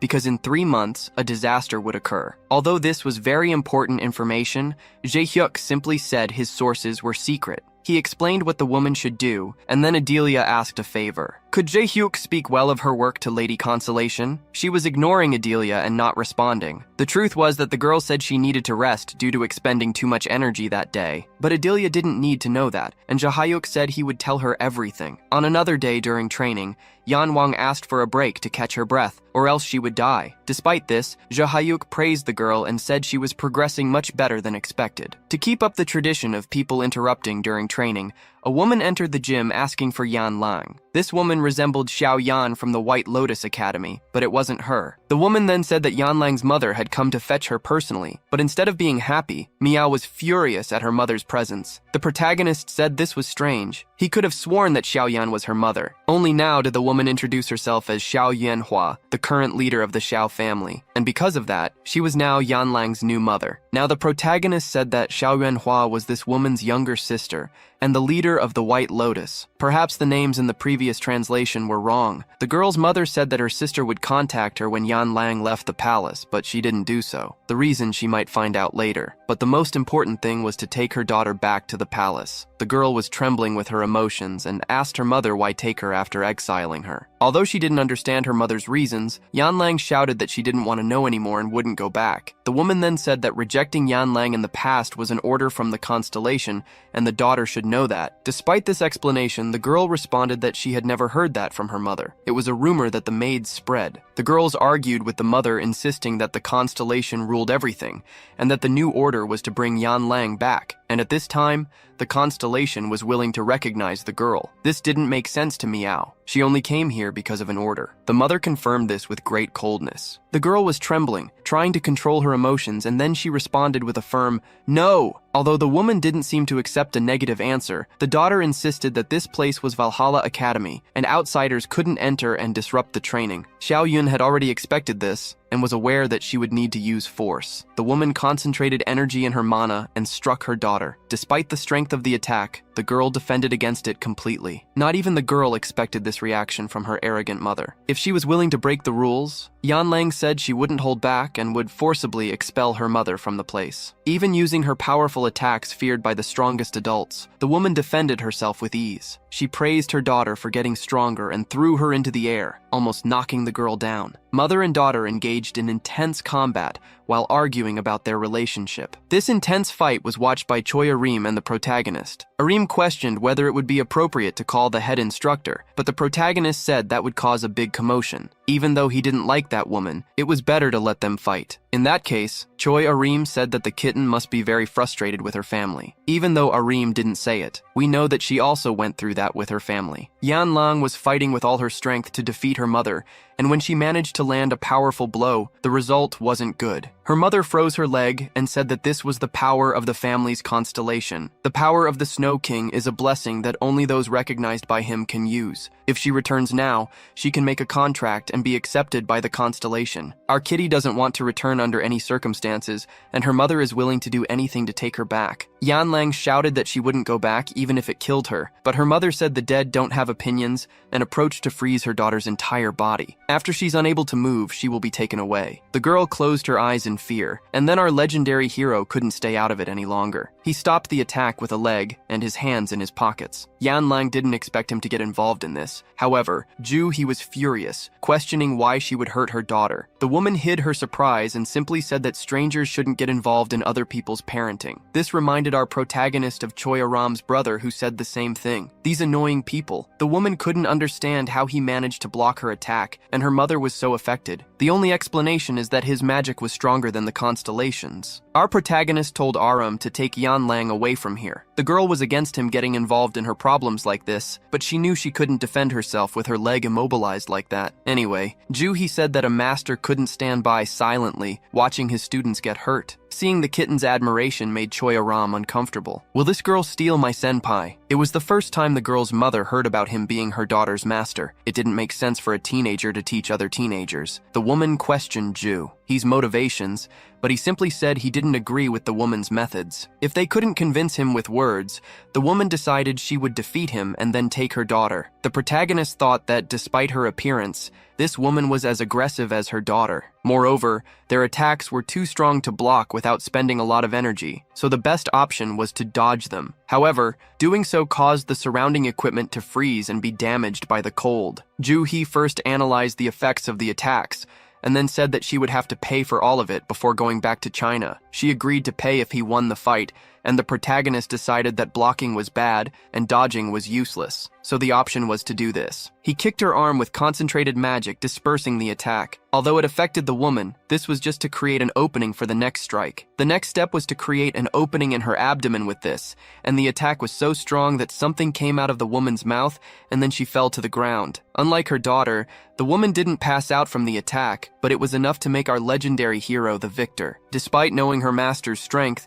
Yan Lang couldn't help but be impressed. The mother felt the same way, but the woman admitted her defeat, saying it wasn't over. She needed to take Yan Lang because that was the constellation's wish, and even if she couldn't do it, others would come in her place. The daughter was frustrated by this. Her opinion didn't matter at all in the end. The mother hurt her feelings even more, saying yes, the constellation's will was the only thing that mattered. Our kitty was trembling again as she asked if she would have to fight every time because of this. She couldn't bear it anymore. This reaction from his student was the last straw for Jae-hye, so he coldly asked Siyuan how he could meet the family's constellation. If it was an order from him, all he had to do was convince the constellation to give up on that order. For the first time, the woman was horrified. No one should be so stupid as to say that. She said that he could meet her when the family summoned her with magical energy stones, but that would never happen for him. The protagonist then said that it was necessary to touch the family relic to enter the mind realm where the constellation lived. Although just a student, the woman couldn't deny that he knew a lot. so he must know that going to the mind realm where the constellation has domain expansion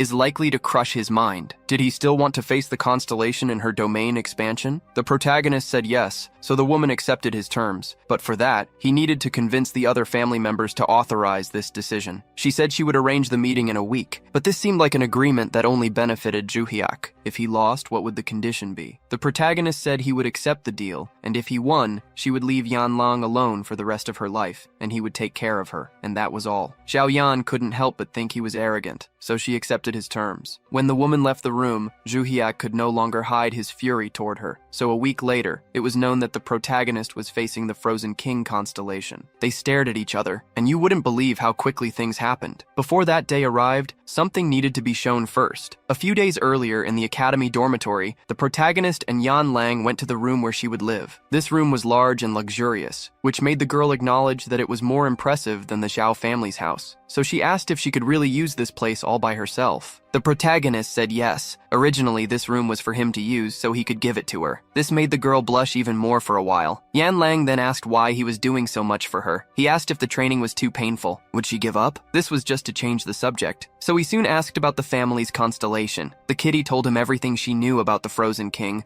which wasn't much because she had spent many years isolated from the family. All she knew was that the constellation didn't interfere in the family's affairs. She heard that some members didn't even know the constellation existed. That's why it was strange for him to order her to be taken. Yan Lang asked again if he was doing all this for her, just because she was now his disciple. He said it wasn't just that. He really felt disgusted by the arrogance of people who use their status to pressure others. So that's why he got involved. Did it make her uncomfortable? Of course. She vehemently denied that she didn't mind. In fact, she had never received so much attention in her life. That's why she wanted to thank him. The protagonist questioned if there was any reason for the constellation to want Yan Lang, but even she didn't know the reason. In that case, all he could do was accept things and confront the Frozen King. His students should rest now and leave everything to him. He would need her as a guide when they went to China. When he left the girl alone, she realized that her feline heart was almost exploding in her chest, and she had no idea why. In his room, the protagonist called Adelia to inform her that he had fought against the head of the SEO family. Her surprise almost made her fall backward. Curious,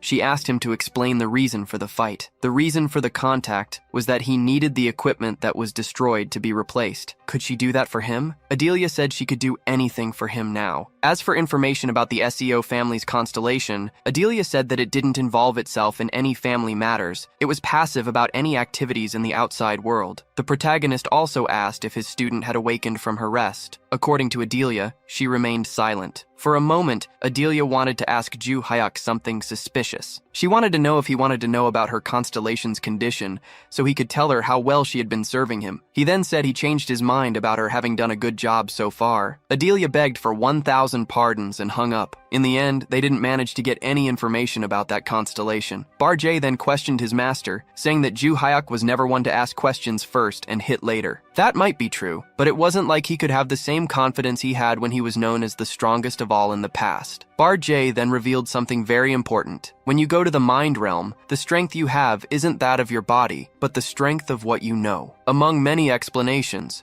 Barjay said that constellations have the same strength when they come to Earth, and normal humans have the same strength when they go to the mind realm. However, Joo-hyuk is different because his strength is the sum of 2 lives, so a few days later, he went to the Seol family's mansion. Their leader didn't expect him to really come. She thought it was a bluff to make him run away. On the other hand, Joo-hyuk wasn't nervous at all and wanted to go straight to the sacred relic. Seol Yan then asked him to follow her to the location, and Joo-hyuk asked his dear kitty to wait here until he finished. All she could do was wait for the result of this encounter. The room where the Frozen King's relic was kept couldn't be any different. The place was like a freezer that didn't consume electricity. Perhaps the family's fortune was related to a butcher shop. The woman picked up the box where the relic was kept and said she had been thinking a lot about what to ask for in return when Joo-hyuk lost. She suggested that he should become a slave to the family. Strangely, Joo-hyuk accepted and simply asked for the gloves. Upon touching the relic, he was transported to the altar of the Frozen King. Despite preparing for the meeting,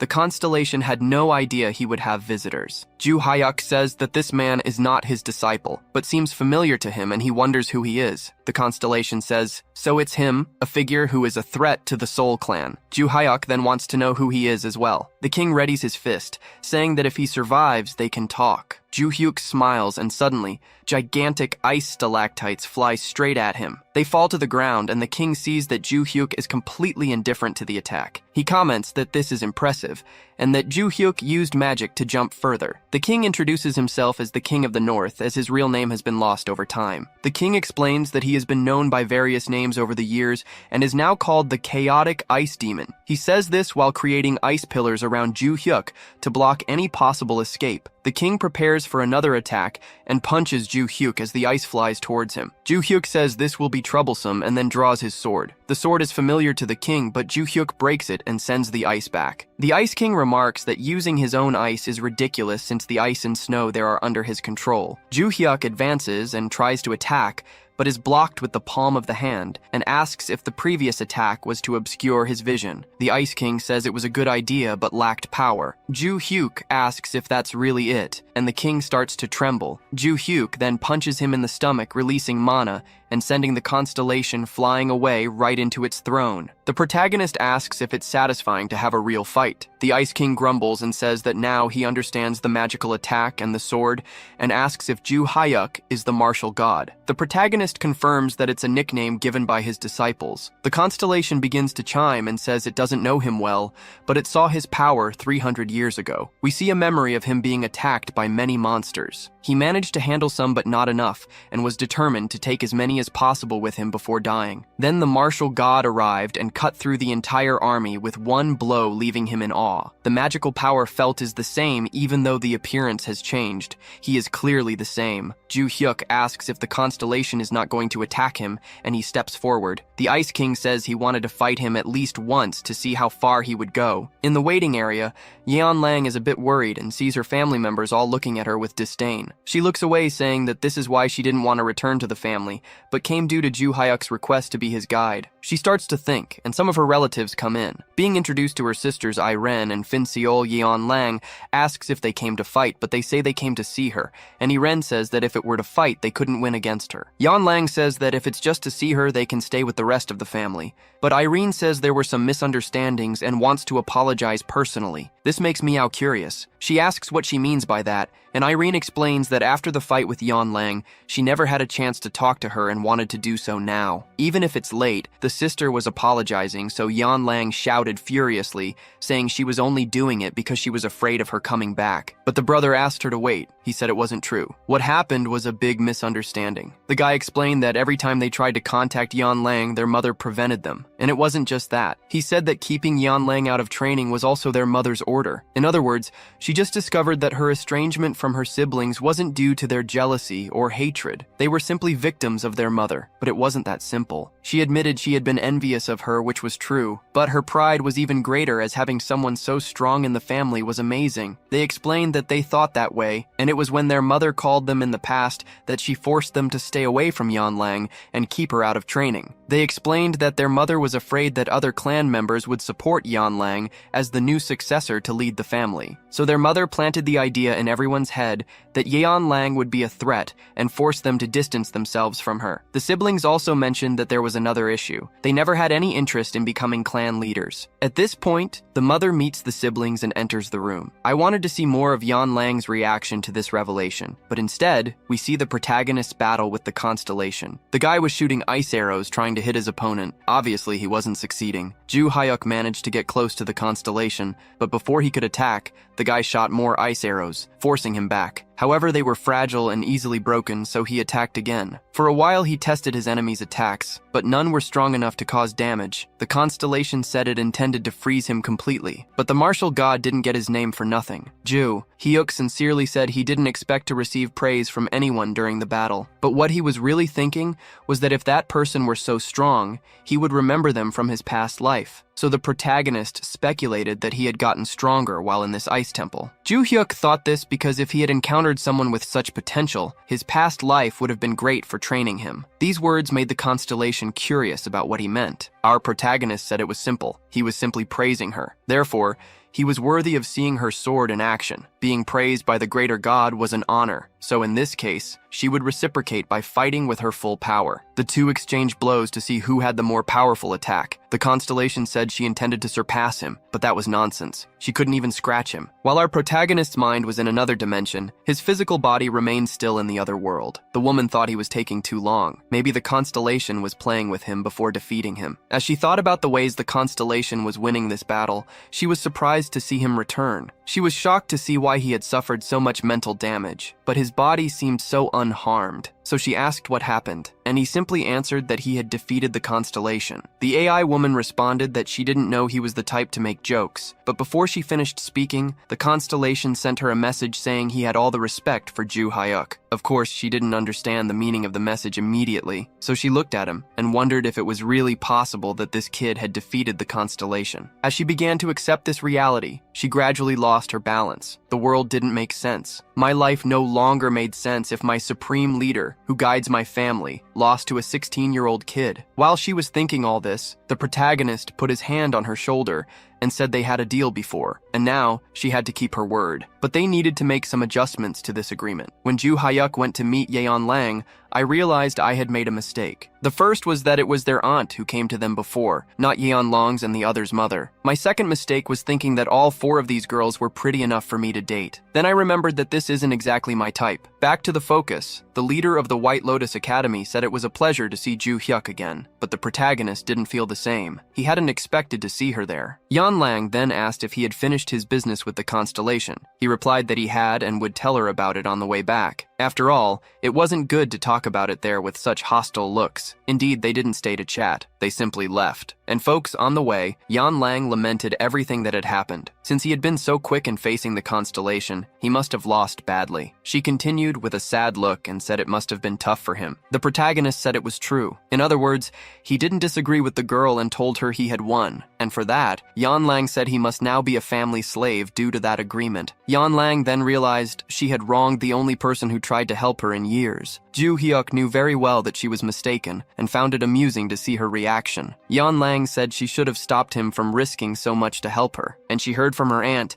that her mother was a crazy and greedy woman who would do anything for power. Since she was young, she had been interested in becoming the matriarch of the family, which had always caused problems with her aunt. Even after becoming the clan leader, her greed didn't diminish. Her mother wanted to do everything to keep the position until the end of her life. She didn't want to maintain the tradition of passing the position to the next generations. That's why she kept the children under surveillance while manipulating everything from the shadows. Since she couldn't manipulate Yeon Lang, she decided to distance her from the clan. She couldn't understand her mother's greed, nor why the family's constellation shared the same thoughts. Ju Hyuk listened attentively while Yeon Lang recounted everything she had discovered. She found it funny how things had happened since she had never been interested in becoming the family leader. After listening a bit more, Ju Hyuk interrupted Yeon Lang, saying he wanted to let her talk until she revealed the truth, but it seemed she would never finish. The truth was that he had defeated the constellation. Yeon Lang also commented that she hadn't expected him to make jokes, but our protagonist stated he didn't joke about such things. Moreover, he asked if she remembered that all the confusion started because the constellation summoned her after Yeon Lang left the White Lotus Palace. She agreed, and then he mentioned that he found it very strange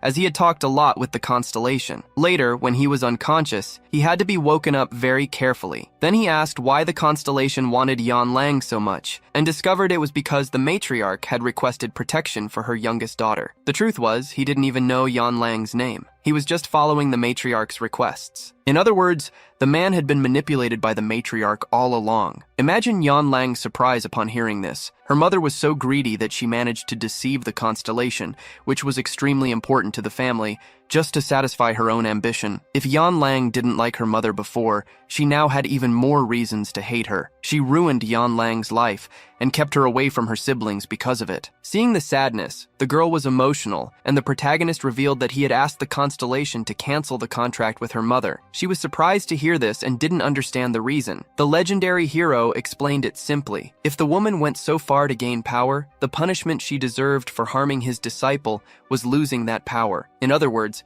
she no longer had the right to remain as the family leader. Now Yeon Lang didn't need to worry anymore. The girl blushed and thanked him so cutely that I felt emotional. She needed to thank him more, so she repeated her gratitude once more, louder, while hiding her face in embarrassment. To her, this was the most amazing thing anyone had ever done for her in her life. When he said it was nothing much, it was obvious she would end up falling in love with her amazing master. As they walked back to the airport, someone was watching them. The masked person was talking to someone else, asking if they should continue following the two. The mysterious guy answered that it wasn't necessary anymore. Just look for this person's enemy. I wonder if this guy really thinks his presence wasn't noticed. They never learn. Then, another moment shows a hotel that seems abandoned. Several people gather for a meeting, and all appear to be from the same organization, judging by their attire. The meeting's topic is that their constellation ordered a change of plans. Previously, the target was that teenager, but now the order has changed to find the enemies of that teenager. The curious woman asks what kind of person Ju Hyuk is, since he was the only one to find him. The man explains that he followed and observed Ju Hyuk for quite some time, and he is definitely a strange guy. Initially, he gathered all the information he could, but none was useful. The only solid information he found was that he was an orphan and grew up in an orphanage, but there was no more information, and he can guarantee the information was true, because it came from reliable sources. The guy explains that he followed all the constellation's orders to track the guy. Later, Ju Hyuk defeated the leader of the SEO family in China, so after that, the order was changed from eliminating Ju Hyuk to finding Ju Hyuk's enemies and eliminating them. Then the constellation asks the men without the bloodstone if they are ready.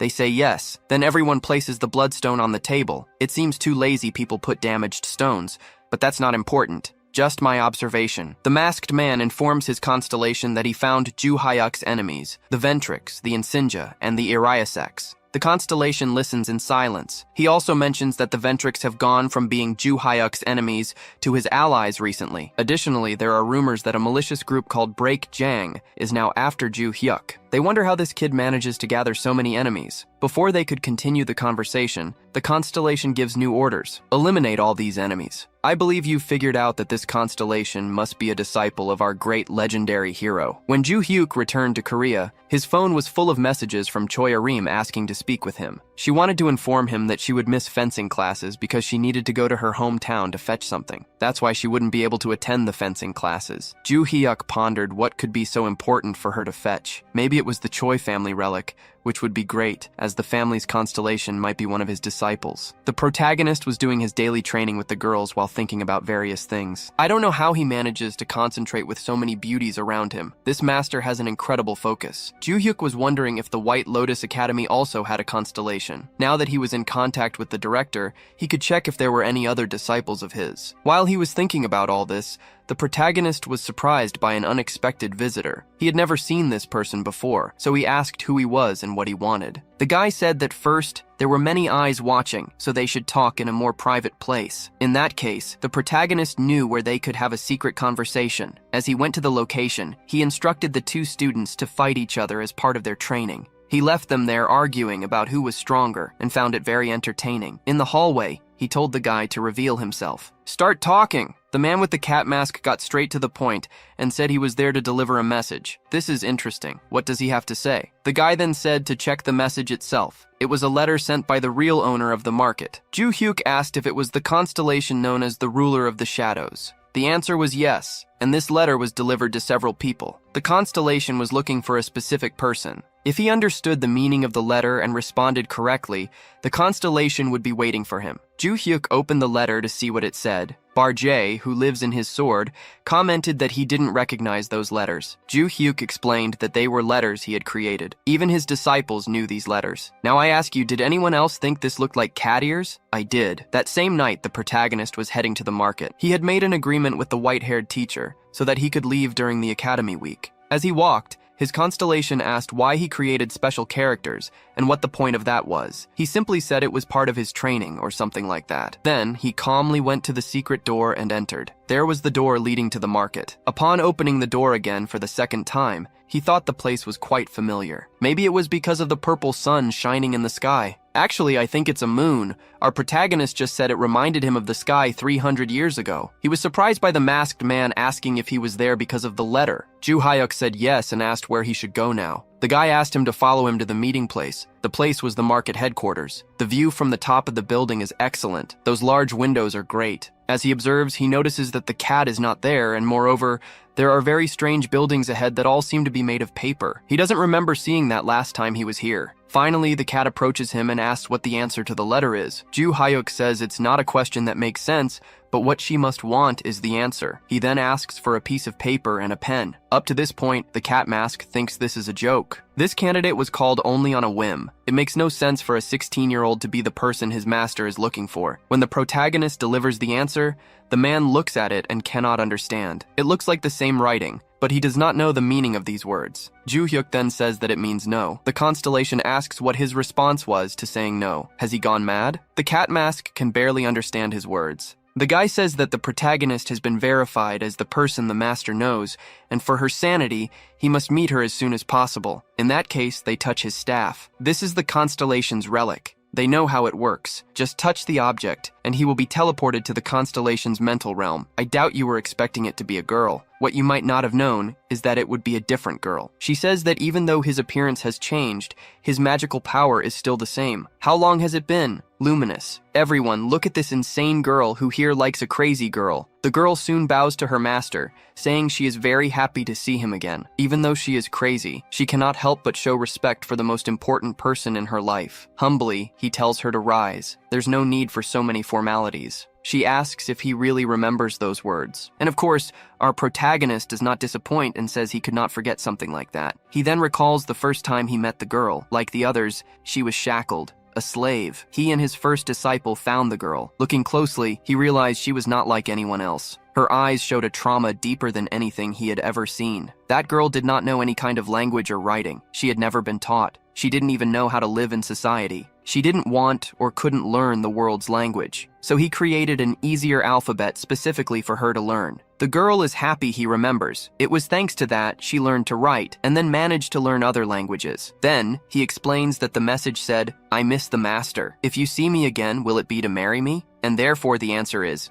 no. The crazy girl asks, why not? The reason is that he doesn't have time for that. There are more important things to discuss now. The current world is as dangerous as it was 300 years ago. They need to do something about it. Ignoring his response, she asks if he saw the paper building outside. Oh, the money note building. I saw it. Why? The crazy girl responds that it is a gift for the master. He can live there from now on. Of course he refuses. And the girl questions the reason. No. She persistently asks why. Now, he remembers that she couldn't be left unsupervised for too long or she would go crazy. So, how must it have been to be alone for 300 years? He hopes she hasn't lost her mind. For moments like this, he created a special technique. Ju Hyuk extends his legendary finger and gives a legendary flick to Luminous's forehead, telling her to control herself. The protagonist asks her to keep calm and not get too excited. The girl asks if it's because he didn't like the gift. It was what he wanted before. He remembers he wanted a building full of money, not a building made of money. But really, in the past, while training the girls, he used to say he always dreamed of living in a building made entirely of money. His student, with a screw loose in her head, heard that back then and seems not to have forgotten. He even said it wasn't quite his dream. It was just because they were poor, so having money would be great. He told her that later, when there was peace in the world, living buried in a pile of money would be great for them, so they should train hard and strengthen themselves to bring peace to the world. At that time,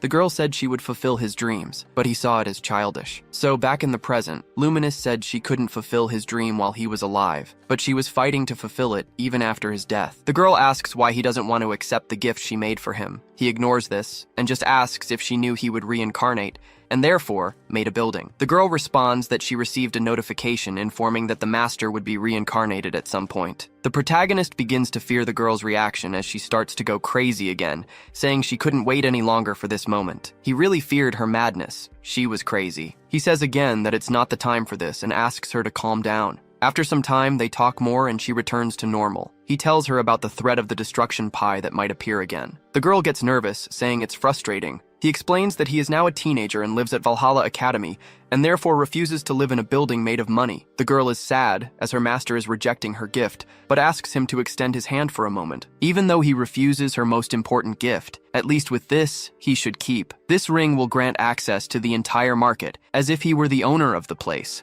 After all, everything she did was for the master. He remembers that he has been receiving many rings lately. He bids farewell to the girl and leaves. Did Mr. Catmask expect this? While the meeting was happening, after some time, he received a question on his system window. Has that person left? He answers yes. He has returned to Valhalla Academy. The constellation was silent for a moment and then replied, "You must buy Valhalla Academy for me." Obviously, the staff wondered if the master was crazy. She gave the great ring of the constellation's owner to that kid, and now wants to buy the school where he studies. What could be the reason? He took courage and asked the constellation what her relationship with Juhyuk was. The girl promptly answered that he is her sky, which means he is everything to her. He shows another location, a mysterious island, where a man was beating up several people. The people losing their teeth were employees of a criminal organization, and the man doing this was named Logan. He was furious, destroying everything in his path and asking who was responsible for attacking his son. He asked questions and killed several men, eliminating them forever. Interestingly, the masked men were there observing as they were ordered to hunt down the protagonist's enemies,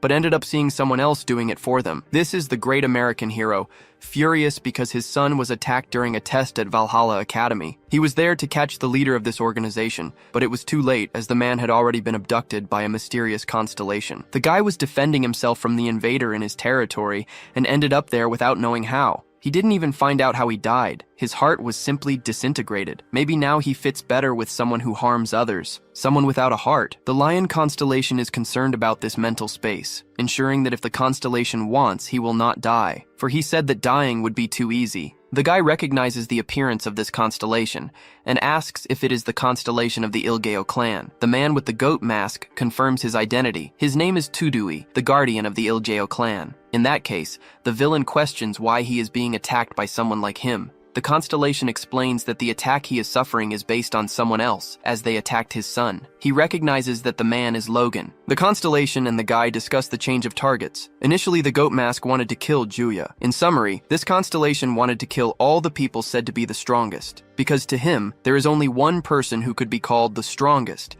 and he lived 300 years ago. The target he had this time is literally the strongest, so he decided to defeat all those who tried to harm the target. The villain realized that arguing against this constellation is pointless. He will certainly die there, so he needs to fight back. Perhaps he can survive this dimension. He tried to attack with all he had, but it was impossible to fight back against the constellation in its soul dimension. His attack destroyed the throne, but he couldn't even perceive the constellation's presence. In the soul realm, the owner's control is absolute. He wouldn't lose fighting there. Once again, his heart was racing, and I don't know if this was literal or not, as the sensation of death repeated itself, as if being annihilated was too quick. Now, we return to the next morning at Valhalla Academy. The protagonist has just gotten out of the shower, and while checking his phone, sees in the news that a criminal organization has been completely destroyed. Barcha asks if these people were related to the assassins who invaded the Academy's competition test. He agrees. It was that organization. It seems he won't need to look for these people anymore. He admits that he is only there because of the system, and when everything is resolved, he won't need to stay. Meanwhile, we see the headmaster of Valhalla Academy receiving an unexpected visit. The Cat Mask,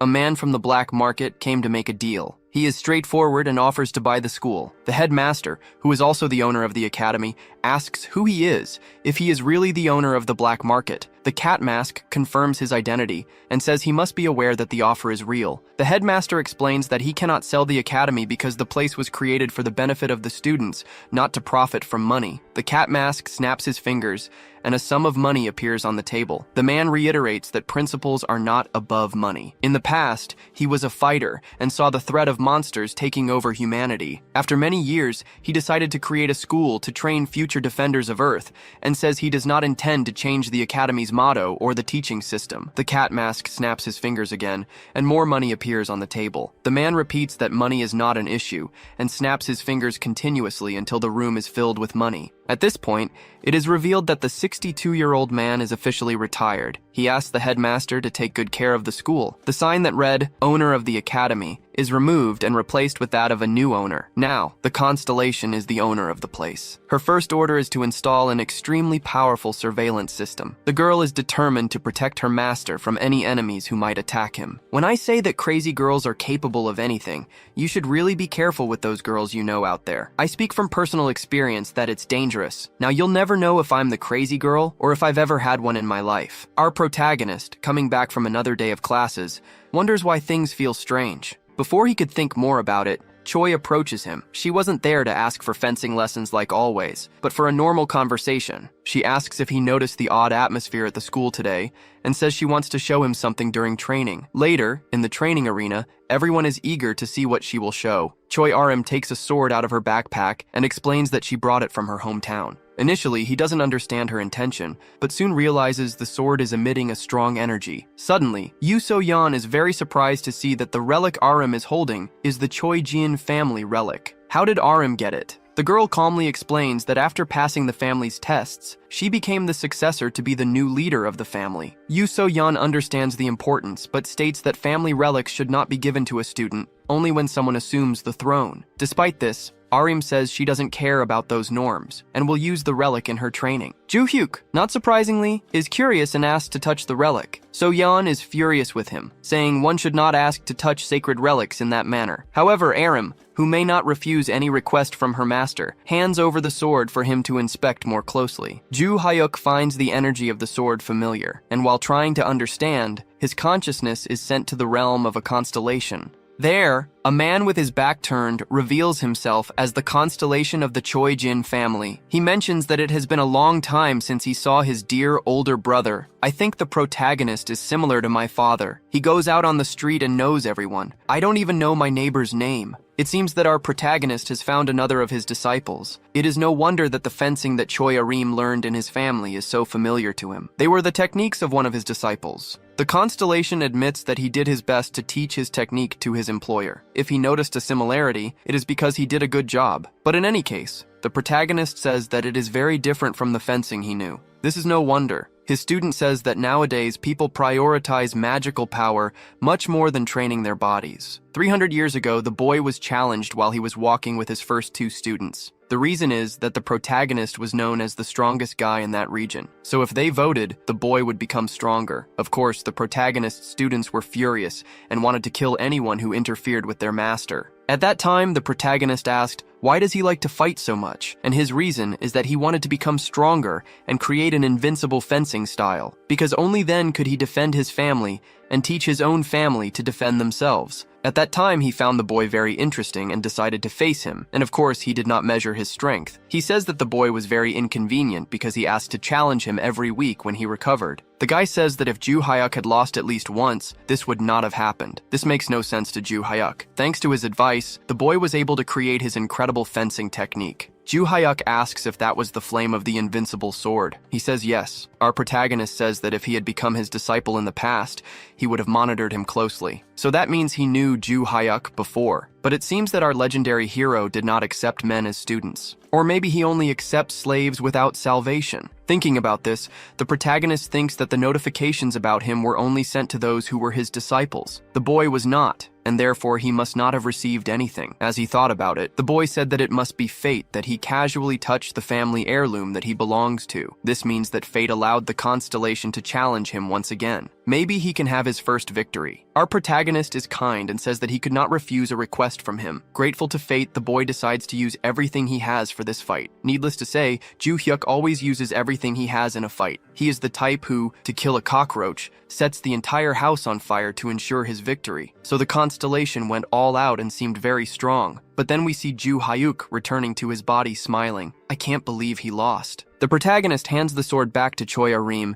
and tells her very intensely to take good care of it. He tells her that her constellation is a good boy. She should practice her fencing and communicate more with him. Then we see the result of the fight. The boy was on the ground while saying that this guy never made sense. Meanwhile, at Valhalla Academy, it is shown that the Zhue family is in China. The elders gather with the representative of the White Lotus Academy. The woman did not know why the three elders had summoned her, so she asks what they want. They called her here because they need to choose someone to replace her as quickly as possible. However, they say it is tradition that the leader of the White Lotus Academy cannot become the matriarch. In other words, does she have someone to suggest as the new leader? They ask this, but make it clear that the recommended person must be more powerful than the deposed former matriarch. The elders themselves criticize her for using her position to maintain her own influence rather than for the good of the family. The woman thinks deeply about it and then says she has an idea. She recommends someone, but the name is not revealed. The scene cuts to Yan Lang training. The girl is about to face a fencing practice. Choi Arim is extremely fast and almost hits the girl, but Yan Lang manages to defend herself. Once again, she prepares to attack but retreats from Yan Lang. The girl realizes that crazy person's attacks were incredible. Frustrated by her power, she decides it is her turn to attack. But Arim continues to block her strikes with ease. She mentions that she has recently become much stronger than before. Maybe it's thanks to this sword or her master's training. The protagonist had instructed to avoid using magical power, relying only on physical skills in combat. Moreover, Arim cannot draw her sword from its sheath during the training. Yan Lang says she doesn't mind if her opponent draws her sword, but the protagonist does not believe this and makes it clear that he doesn't want to see his student with cuts. Ju Hyuk also questions why Makema is just watching, since last time she had disagreements with Yan Lang. Actually, Makema is here out of curiosity. In the last fight with Yan Lang, Makema was defeated and didn't pose a real threat to her. Now, seeing Yan Lang being pressured by Choi Arim is frustrating. How did this girl become so strong so quickly? Makema wants to confirm if she can truly defeat Yan Lang. Arim warns Ju Hyuk and Yan Lang that if she draws her sword, Yan Lang will surely lose one of her 7 lives. Being underestimated in this way makes Yan Lang furious. She rushes to attack Arim, angry at being called kitten. "Stop calling me kitten." Arim maintains her stance the entire time,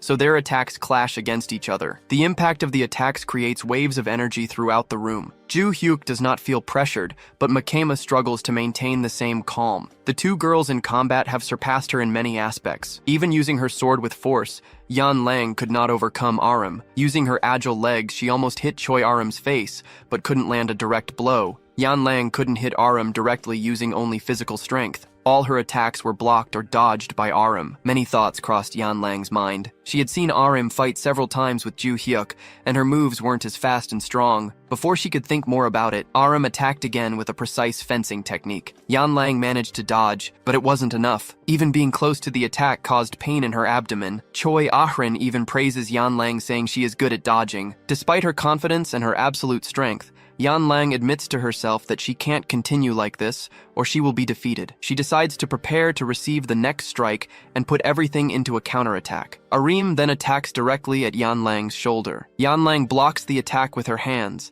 and finally manages to get close to Arim. If the sword had been unsheathed, you wouldn't have done that, kitten. Yan Lang probably broke a few of Arim's teeth with her attack. It was a direct hit that even left a mark on her chin. Choi Arim was definitively defeated in the training. It was the end of the duel, and Yan Lang was panting after giving it her all. Even so, Arim was not completely defeated by the blow. She stood up, determined not to give up. Ju Hyuk then ends the duel, making it clear that the training is over. He made it clear that both were injured and should not exceed their limits during training. Jo Hyuk seems proud to see how Arim has progressed.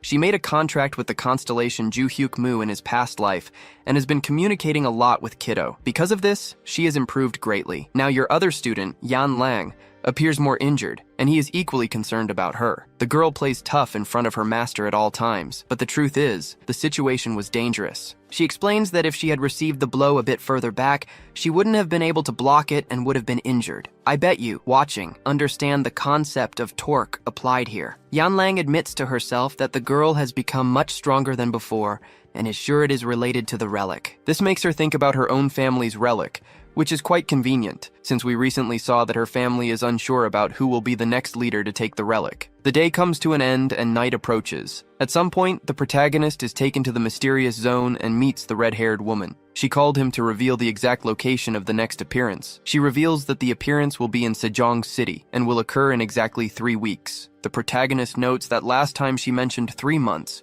so she was correct about the time frame. This indicates that 2 months have passed since he began training with the girls. He asks what he should do with the monsters that escape from the labyrinth while he is there. The woman, concerned, asks if he hasn't gathered the team as she instructed. Ju Hyuk reflects on this carefully. He has some people in mind, but isn't sure if they are suitable for the job. After reflecting, he says he has a team to help, but he doesn't seem very confident. They discuss strategies and the best way to destroy the labyrinth as quickly as possible. Ju-hyuk asks if they should send more people in advance. The woman clarifies that he should focus only on destroying the labyrinth's boss and nothing else. He disagrees with this and decides to use the ring to focus on destroying the labyrinth as quickly as possible. After discussing further, she takes a purple stone and gives it to the protagonist, explaining that it is a disposable teleportation crystal. If he imbues the crystal with mana, he will be teleported here. This leaves Ju-hyuk in doubt. Why to this location? Can't she just call him here whenever she wants? The red-haired woman confirms but explains that there are limitations to knowing what happens outside this location. She plans to keep all her focus on the labyrinth's movements,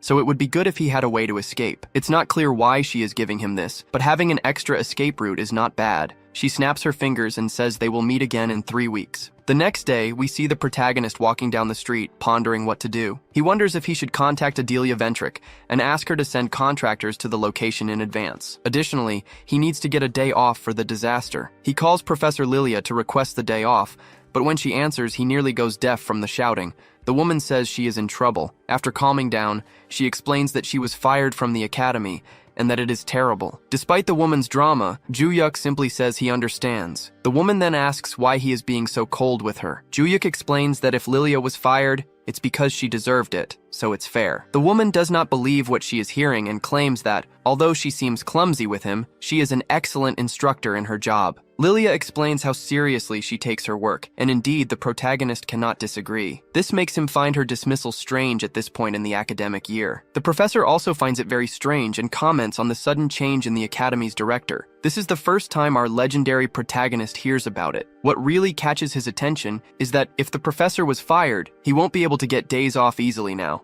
Therefore, he decides to go to the director's office. The professor is moved, but insists that he doesn't need to do this for her. Ignoring her, he simply hangs up the phone, determined to go. As soon as he hangs up, Yanlang sends him messages asking about the professor's dismissal. This catches him by surprise. These things don't make sense. Why are people around him being punished without explanation? Not knowing what's going on, he decides to go to the academy director. When he arrives, he is surprised by the situation. The masked man bought the market. The man explains that he actually bought the market, but that everything is controlled by his constellation, to which he is devoted. So why did he expel Yan Lang and Professor Lilia? Ju-hyuk asks. The man explains that it was an order from his constellation. It commanded him to identify any problems and expel those people from the school. He identified these women as problems for Ju-hyuk and expelled them. Furthermore, he also plans to expel someone named Choi Arim. Ju-hyuk agrees that she is a problem for him too. The protagonist says no and asks to have everyone brought back to the academy, explaining that he doesn't want these people to be punished because of him. It is surprising that Luminous accepts the request, given that everything will be reversed. Ju-hyuk then asks why the cat bought the academy. The man explains that it was another order from his constellation. Additionally, the protagonist refused to live in the money market. So Luminous decided to buy the academy where he lives to connect it to the market. Now he can have access to the place he always wanted to give as a gift to him. Basically, he connected one of the rooms of Valhalla Academy to the black market, allowing authorized people to access it. Despite how bizarre this may seem, the protagonist reflects on the matter and asks if the director can do anything in the school. Since the answer is yes, he would like to ask a favor of the director. Then we see that 3 weeks later in Jejiang City, things have heated up. Monsters have invaded the city and are destroying everything. Goblins are attacking people and destroying vehicles, while stone golems are even more terrifying. One of Valhalla Academy's students lives in this city and was there on vacation. I can't believe even monsters are committing crimes. Things are bad even in other worlds. Ju-hyuk saves a girl from a goblin attack and defeats the creature with a powerful punch. The woman is grateful to be saved, but he doesn't seem satisfied. The weight of the creatures is real. He feels that things here are scarier than in training. Despite the fear, he will face it and save as many people as he can. While deciding what to do, 2 crazy girls pass by him, competing to see who can cause more destruction. We return to an earlier moment, still at the academy. The new president has introduced himself to the girls. Makema, the most experienced, asks why such a drastic change in the country's most important academy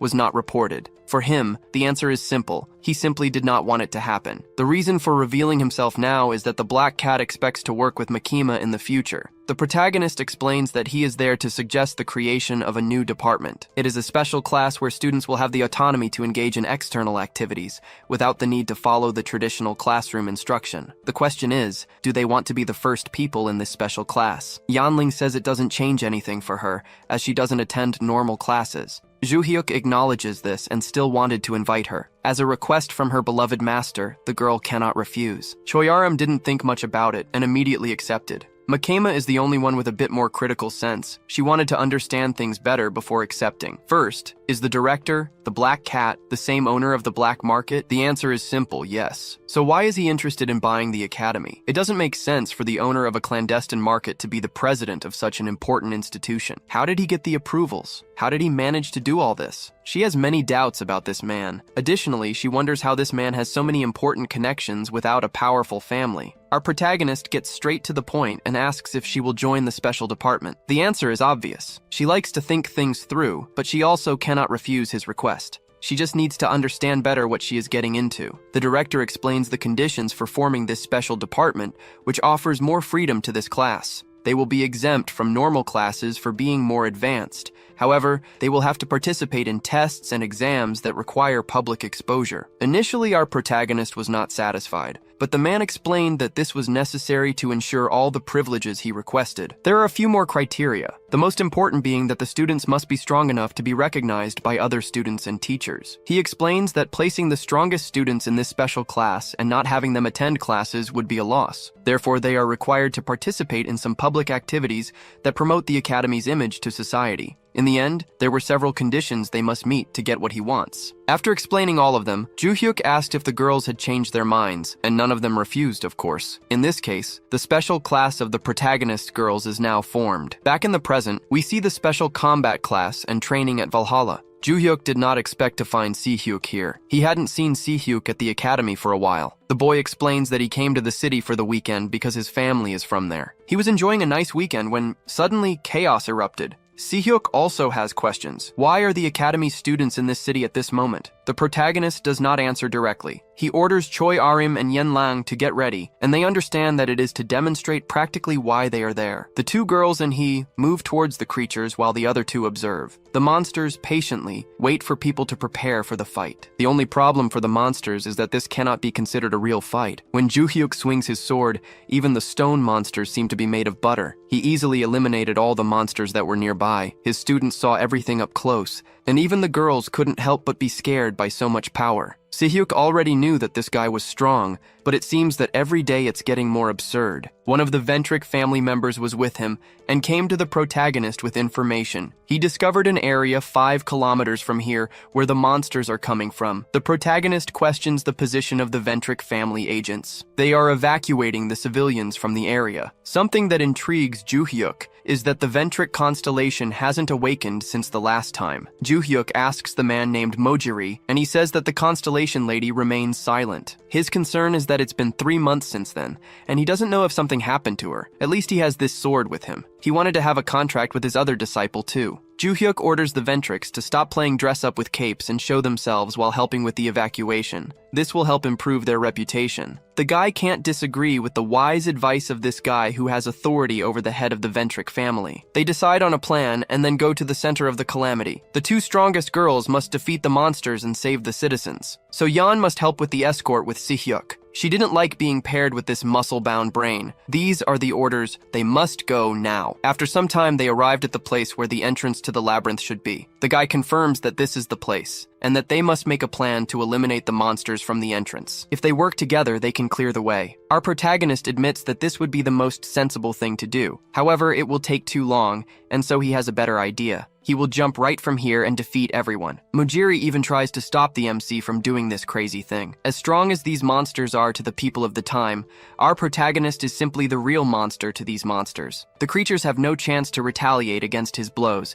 as they are all fatal. He jumps into the air, and in less than a breath, he cuts through the air. The power of the attack sweeps away all the demons in front of him at once. Moriji can't keep his mouth shut when he sees this guy. There is no logic for a teenager to be stronger than a constellation. Our protagonist made a contract with a constellation for the first time. Luminous gave his abilities to him. It wasn't difficult for him to clear everything in front of him and reach the entrance to the labyrinth. Joo-hyuk also can't forget that he needs to wear this ring when entering and defeating the boss of the labyrinth. In that case, it's better to put it on now so he doesn't forget. And that's how he entered the labyrinth. Something so significant was happening on the other side of the world. And meanwhile, at the Ventric house in England, Adelia was comfortably in her office. Her heart was racing as she confirmed that Joo-hyuk's information about the calamity was true. Not even the South Korean government had noticed the situation in time. She no longer doubts Joo-hyuk's decisions. If he said he would face the calamity alone, she cannot disagree. However, she is worried. What if her constellation awakens and finds out something bad happened? To Adelia's surprise, her constellation finally awakened and made contact. The first thing it wanted to know was how much time had passed since it had fallen asleep. Amazing constellation? Adelia recounts that about 3 months have passed since that moment. The constellation reflects on this and then asks, "Where is my master?" It's always shocking for Adelia to hear that her master's master is Joo-hyuk. She informs that he is on the battlefield now, fighting against a mysterious calamity. Inside the labyrinth, the protagonist was fighting casually, so Barch asked what style of fencing he was using with that sword. His response is that he wasn't doing anything special, just attacking without thinking too much.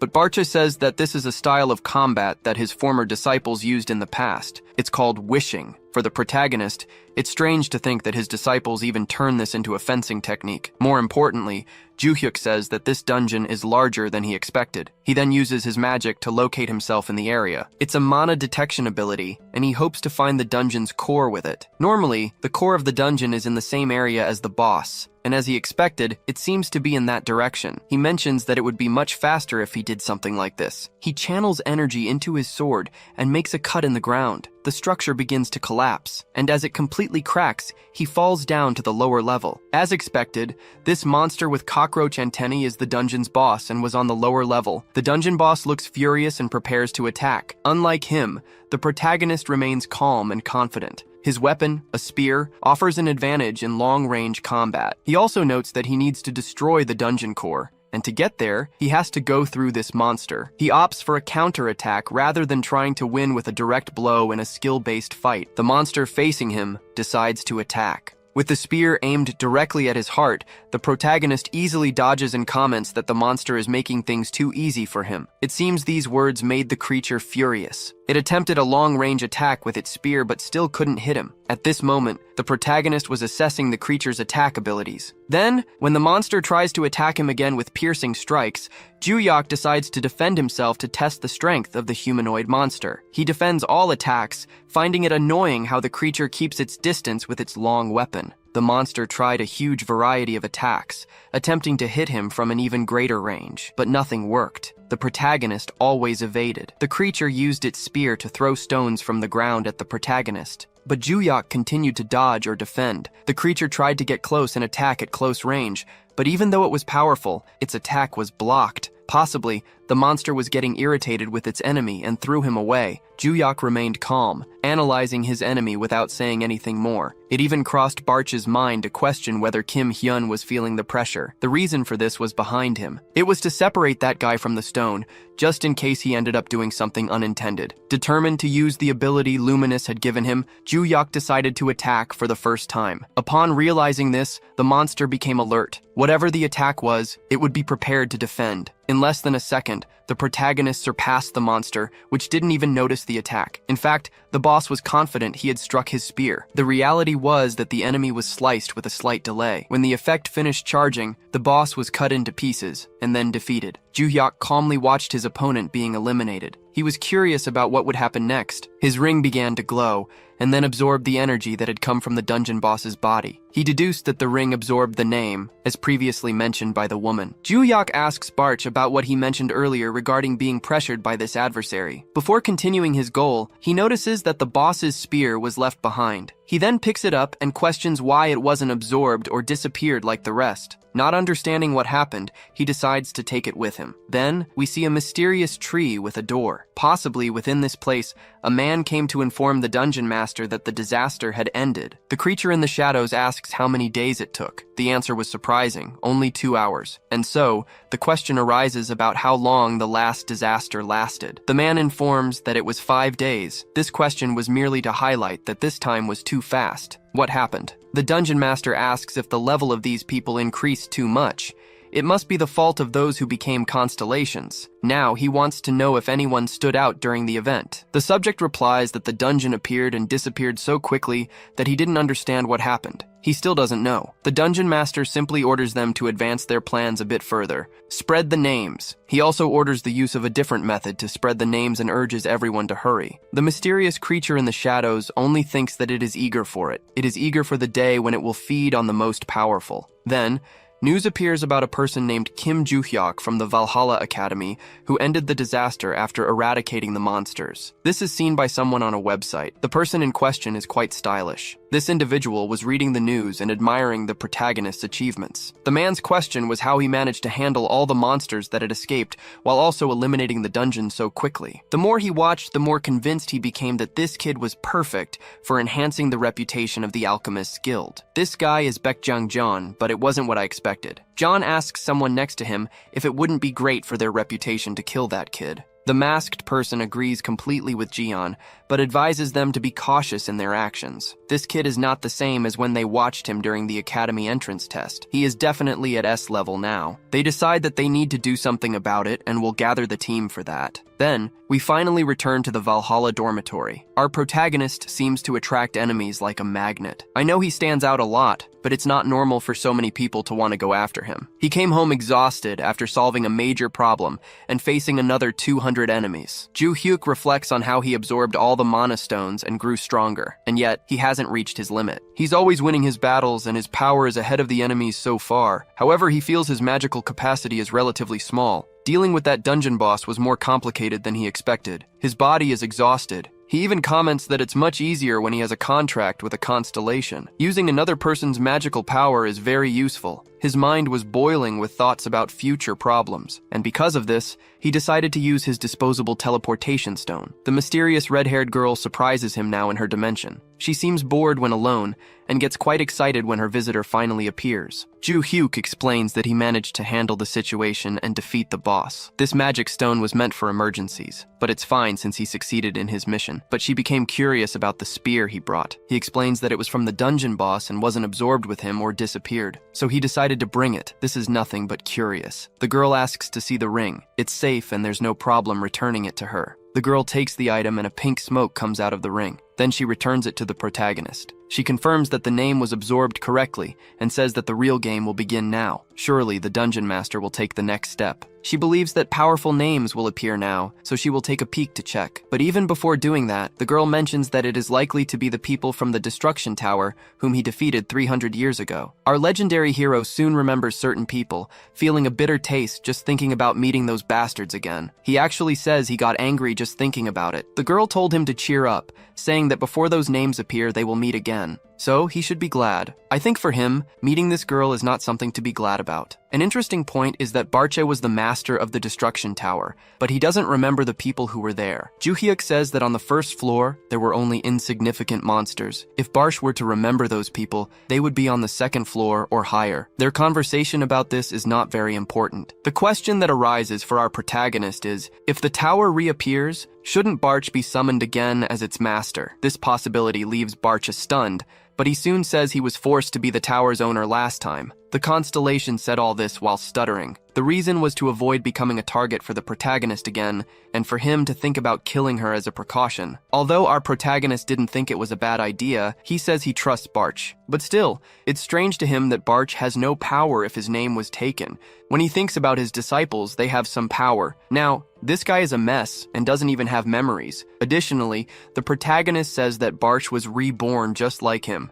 not becoming a constellation like the people who lost their names. He continues to be puzzled by the script's puzzle. Because of this, he decides that it's better to keep focusing on training constantly to achieve the same strength as in his past life. So, another pleasant night passes. The next day after school, Seahawk was going to a workout while thinking about the fight he saw that day. No matter how he thinks about it, that guy is amazing. He knows Joo-hyuk was much stronger than everyone else, but deep down, he didn't want to admit it to himself. Now, he can't even deceive himself. And not only that, all those girls who were taught by him became much stronger and surpassed him. All right, he is determined. If he was trained by Joo-hyuk, he can also become stronger. When he opened the door, he found something he could not have seen. A girl fervently smelling someone's clothes. Yes, Yen Lang was sniffing a towel. Her face leaves no doubt that she was doing something that should be a girl's secret. 30 minutes ago, she was running intensely on the treadmill. After finishing her routine and being praised by her master, the protagonist gave her a towel he had used. He used the towel in the same way. The girl tries to beat Sundara but can't manage it. Aram also recognizes the progress of the kitten and points out that there's another girl here who was more sedentary. Help, this is madness. Makema says that this training is too heavy for a human, but our MC claims it's actually quite light. Nothing like a good tease to make the girl push herself harder. She also says that Joo-hyuk's training is better than that of a certain someone. They started arguing about something trivial, and our protagonist enjoys seeing these moments with his students. He ordered everyone to rest now, and Aram became curious about what Joo-hyuk was going to do next. He was going back to the dormitory to train magical abilities. In this case, Aram decided to do the same.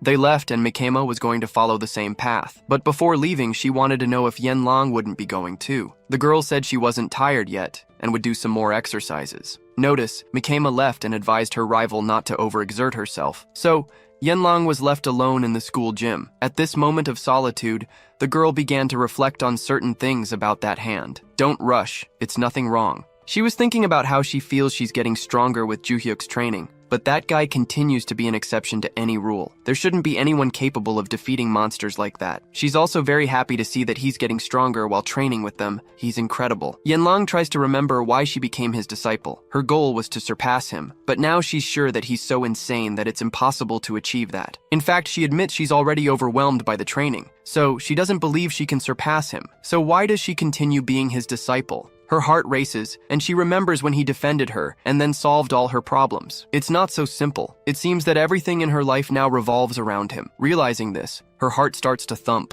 Could it be pheromones? As her heart races, she misses him and has an urge to do strange training sessions with Joo-hyuk. There's no avoiding it. She's thinking perverted things about him. There's no stopping those thoughts now. Maybe that helps. She looks at the towel he used. Is this something strange? It doesn't matter anymore. She picks up the towel to wash and return it to him. That idiot forgot it, so I can't avoid it. What's this smell? My heart is trembling and my body feels strange. Maybe no one will see this, right? So just a little. Please help me reach 3,000 likes to bring the complete work with all the chapters to you. Spicy things are coming. What the fuck? Yeonlang was caught with his nose in the wrong place. Joo-hyuk just wanted to find the protagonist and asked to be trained too. But now that she saw Yeonlang's weaknesses, she decided to eliminate the witnesses. With that punch, he must die or lose his memories. It was really a big gratuitous scam. The girl didn't expect to be caught in such an embarrassing moment. She actually cried with shame. Meanwhile, our protagonist was in his room training his mana control. He was very concentrated and was interrupted by the cell phone ringing. It was late, so he answered, curious if it was an emergency. Adelia found herself calling so late, but it's important. Mrs. Constellation is awake. That's great. He thanked Adelia for the good news and asked her to reserve her time. He was eager to see his students face to face.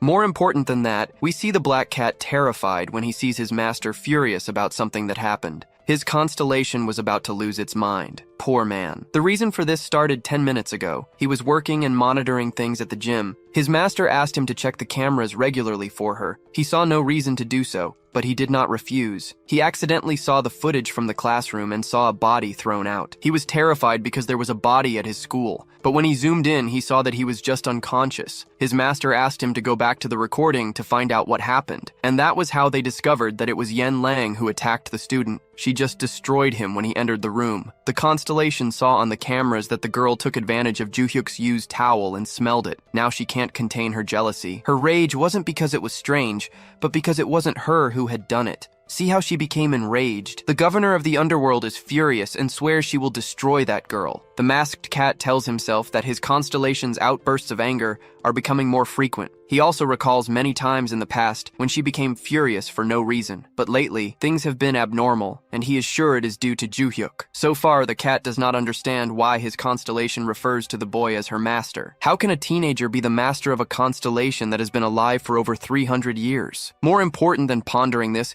is finding a way to calm his constellation as she is going insane. At that moment, Someone calls for him. Whether by coincidence or not, it is the protagonist. He enters the room and asks if he was speaking with Luminous just now. The cat, startled, replies that yes. More importantly, the protagonist says they will use the Black Cat's abilities to go to a faraway place. Joo-hyuk says they are going to the United Kingdom now, somewhere else. A meeting is shown in a rather luxurious mansion. People gather around the table and wear masks. The man who appears to be the leader asks if everything is planned. This is Baek Yang, the leader of the alchemists. One of his men says yes and reveals that there are about 200 sealing magic circles blocking intruders in Valhalla, and that about 100 of them are installed in the dormitory where Joo-hyuk lives. This seems to surprise Baek-yang, but in the end, he says it no longer matters, because they will be useless in a room with the constellation's abilities. The other men confirm and say that, with the immutable alchemist constellation, they are invincible. They say that once the leader nullifies all the magic circles, they will go directly to Joo-hyuk. They comment that they need to cast some spell to nullify the interference from Joo-hyuk's friends. The man comments that they cannot ignore the presence of Joo-hyuk's allies. It will be much more impactful if they manage to eliminate them as well. Believe it or not, these guys intend to eliminate everyone to gain more respect in the villain world. Eliminating the most famous prodigy within Valhalla will boost their reputation, and that is why they set up this assassination operation for Joo-hyuk and his subordinates. As he was saying these words, something surprised him. All his henchmen lost their heads. The masked group enters the place, saying they expected them to take this action. She questions who they are trying to kill. They respond that they should have eliminated these people a long time ago, that they took too long to do it. The man with the mask over his eyes says that they already planned to kill this group,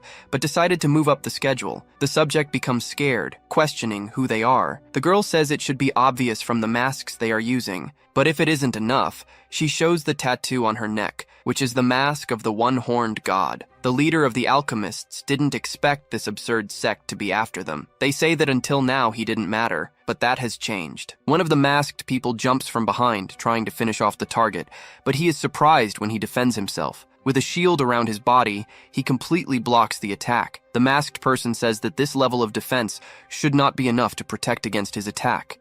Baek-jang doesn't know why they are trying to kill him. He expands his barrier and throws the masked man back. The man thrown back then uses his sword to break his body. Baek-jang says he will show them the power of someone who follows an S-rank constellation. He claims that his power is on a different level from others, saying this while putting a ring on his finger. This seems to activate his constellation power. The energy he emits now is truly astounding. The masked girl says she didn't know their constellation was S-rank. The man with blindfolded eyes confirms. The constellation this guy made a contract with is called the Absolutely Immutable Alchemist. Baek-jang is taken aback to hear this. They even know his constellation. The masked man tells Baek-jang that he shouldn't be surprised they know about his constellation. After all, he is quite famous. The relic he is currently using is an artifact from the Era of Destruction. The masked girl comments that being S-rank is no big deal and asks if that is why they were impressed. They explain that Baek-jang became famous for accidentally making a contract with an S-rank relic, which caused the whole world to turn its eyes to relics from the Era of Destruction. That is why other people's interest grew so much, and so did the price. The masked person laments that a person receives such a great blessing and uses it to create a gang of criminals. Baek-jang channels energy into his hand and then attacks, shouting that they are hypocrites. Magic circles appear around them and spears almost hit them. The girl had not noticed the magic circles in the place and asks if Baek-jang placed them. He activates his power again. A magic circle activates behind the girl and another spear almost hits her. She questions how many circles Baek-jang placed in this place. The leader of the alchemists thinks these people are monstrously strong. How do they manage to sense the attacks from the magic circles? Baek-jang has no doubt. He doesn't know what kind of power these people have or which constellation they have a contract with, but he thinks it's okay. Despite being cornered, Baek-jang thinks that the absolute defensive ability of his constellation cannot be defeated, so he doesn't need to worry about defense. He activates his magic again and attacks his enemies. To his surprise, his ability is not activated. The opponents remain there waiting for an attack that never comes. The girl then mocks, asking where the attacks he said would kill them are. Baek-jang is frozen in fear. What is happening? The blindfolded man reveals that he detected several magic circles when he arrived at the location. exactly 1,200, so they block them. Baekjang questions how they managed to neutralize so many magic circles without him noticing. The man dressed like Gojo comments that neutralizing is different from blocking. Tired of hearing their conversation, the girl channels her energy and delivers a strong attack. Baekjang manages to dodge, but the shockwaves from the attack hit him. His absolute defense was breached, and he was injured. Baekjang begins to question how this is possible. Then another attack is about to hit him. He dodges by a few millimeters, but his cheek is cut. These people were pressing, and his defense was easily breached. He then makes another attack, and these people also manage to block his attacks. He cannot inflict damage on them. The man using the sword says the opponent is also strong, that he is not just relying on his constellation. Baekjang is stunned to realize that these guys are even stronger than he is. If his defense does not guarantee his safety, now he cannot defeat them. All he can do now is find a way to escape.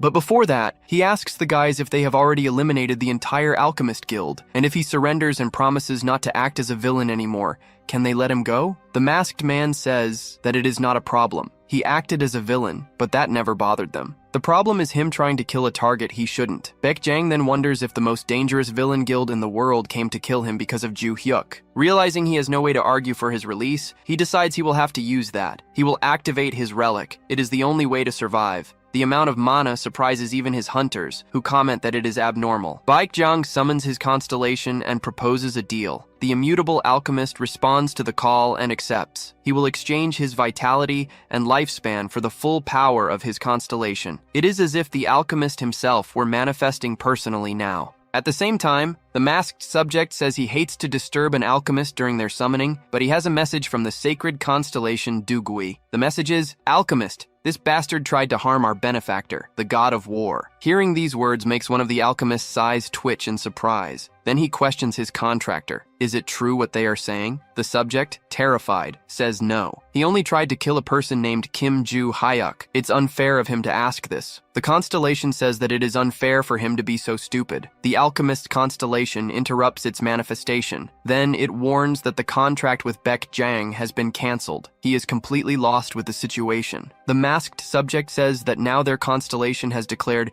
it will kill him personally. Why do I say personal, lady? Look at that hair in the back. I'm sure it's a girl. Then we return to our protagonist. He has arrived at his destination. He went to England to speak with Adelia Ventric. The Black Cat said that what he is asking is impossible. There is no way all constellations can meet at the same time. Then the protagonist asks, to summarize briefly, if it is impossible for all constellations to meet simultaneously in the same place with him, except through sanctification. He agrees that yes, but this method does not solve everything, because each contractor has to reform the sanctification with their own constellation, and that requires a lot of magical power. Another way is when a contractor with a divine contract with the constellation sacrifices their own life force to manifest the constellation. If you recall, that's what happened recently. Juhia questions if he could simply touch both relics at the same time to speak with both constellations. Adelia tries to politely tell him that this is impossible when touching a relic and being taken to the imaginary realm where the constellation lives. He cannot go to two different worlds at the same time. There is no way to overlap the two constellation worlds. Another valuable piece of information is that the constellation possesses immense power, and when it grants a sacred contract with a person, it establishes itself in a sacred relic. It cannot move to another afterward. As the protagonist listens to all his arguments being refuted, Barsha speaks in his mind. He questions why Juhia should already know this. As it was mentioned in the classroom, it is obvious that he wasn't paying attention. And now the protagonist says that the next time he visits Barche, he will give him another beating for this sarcasm. If there is no other option, Juhia says he will do it differently. He will communicate with them, and they will exchange information. Both the Black Cat and Adelia say they have a problem. Since Juhia arrived, their constellations have not stopped talking, and they cannot interrupt them. Luminous is affectionately talking to her dear friend, saying that it has been a long time since they last met. Her rival says the same for her. The protagonist hoped this would have changed after a long time, but it seems they continue with the same attitude as when he was their master. And he said he really wished they were getting along now. He tells both of them, stop for a moment and listen. The Black Cat and Adelia are startled to see how their constellations obey blindly. Juhia says that the person who made them become constellations and lose their bodies is trying to act again. The last disaster was his work. Juhia says that something even greater than a disaster might happen soon. Because of this, until he regains his original power, he hopes to use their power a few times. Is that okay with them? Adelia's constellation says it will be a pleasure. The Black Cat's constellation says it is ready to give its all to help the master. He is very pleased to have the girl's approval to make a contract with them. Juhia thinks that now he just needs to find 3 more disciples. He needs to find them before the Lord of the Labyrinth acts again.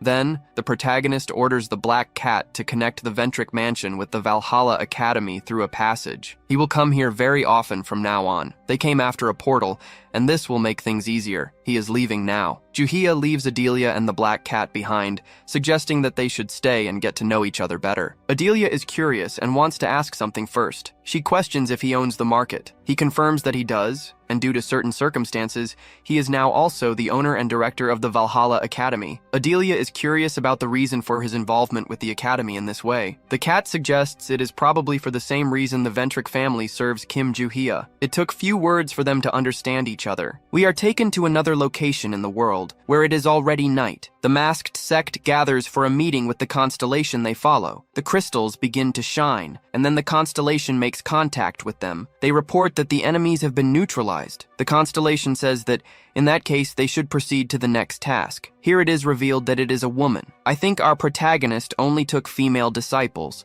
and this is one of them. Their mission now is to protect Juhia and order directly from the constellation. The masked man questions how exactly they will do this. How should they follow him? Should they present themselves to the protagonist? The constellation responds that they should just follow him discreetly. In this case, the masked girl questions how they will do this without being noticed. The constellation ponders this question and then tells them to reveal their identities when a certain word is said, which is not clear to us. I think we will only find out when the time comes. The next day, we return to the Valhalla Academy. Juhia has just arrived to train and find someone strange. In fact, it is the condition of this guy that is strange. Si-hyuk asks Juhyuk to make him his apprentice as well. This takes our protagonist by surprise. The guy repeats again, pleading to be his disciple as well. Juhyuk, surprised, says he does not want to. Being rejected so quickly leaves Si-hyuk speechless, and he comments out loud that the rumors must be true. This, of course, makes Juhyuk curious. The rumors were about Juhyuk accepting only female disciples to create his own harem of girls. The protagonist warns Si-hyuk that if he says that again, it's over for him. Additionally, Juhyuk says that these 2 girls follow him of their own free will. He has only one person he has made a disciple, and that is Yonglang. Unless he wants to die, never mention such nonsense about creating a harem again. Juhyuk also mentions that he is already taking care of 3 people. He doesn't have time to train another one. This is a good argument, and Si-hyuk agrees that it makes sense. However, the protagonist thinks it's a pity. He is really short on time lately,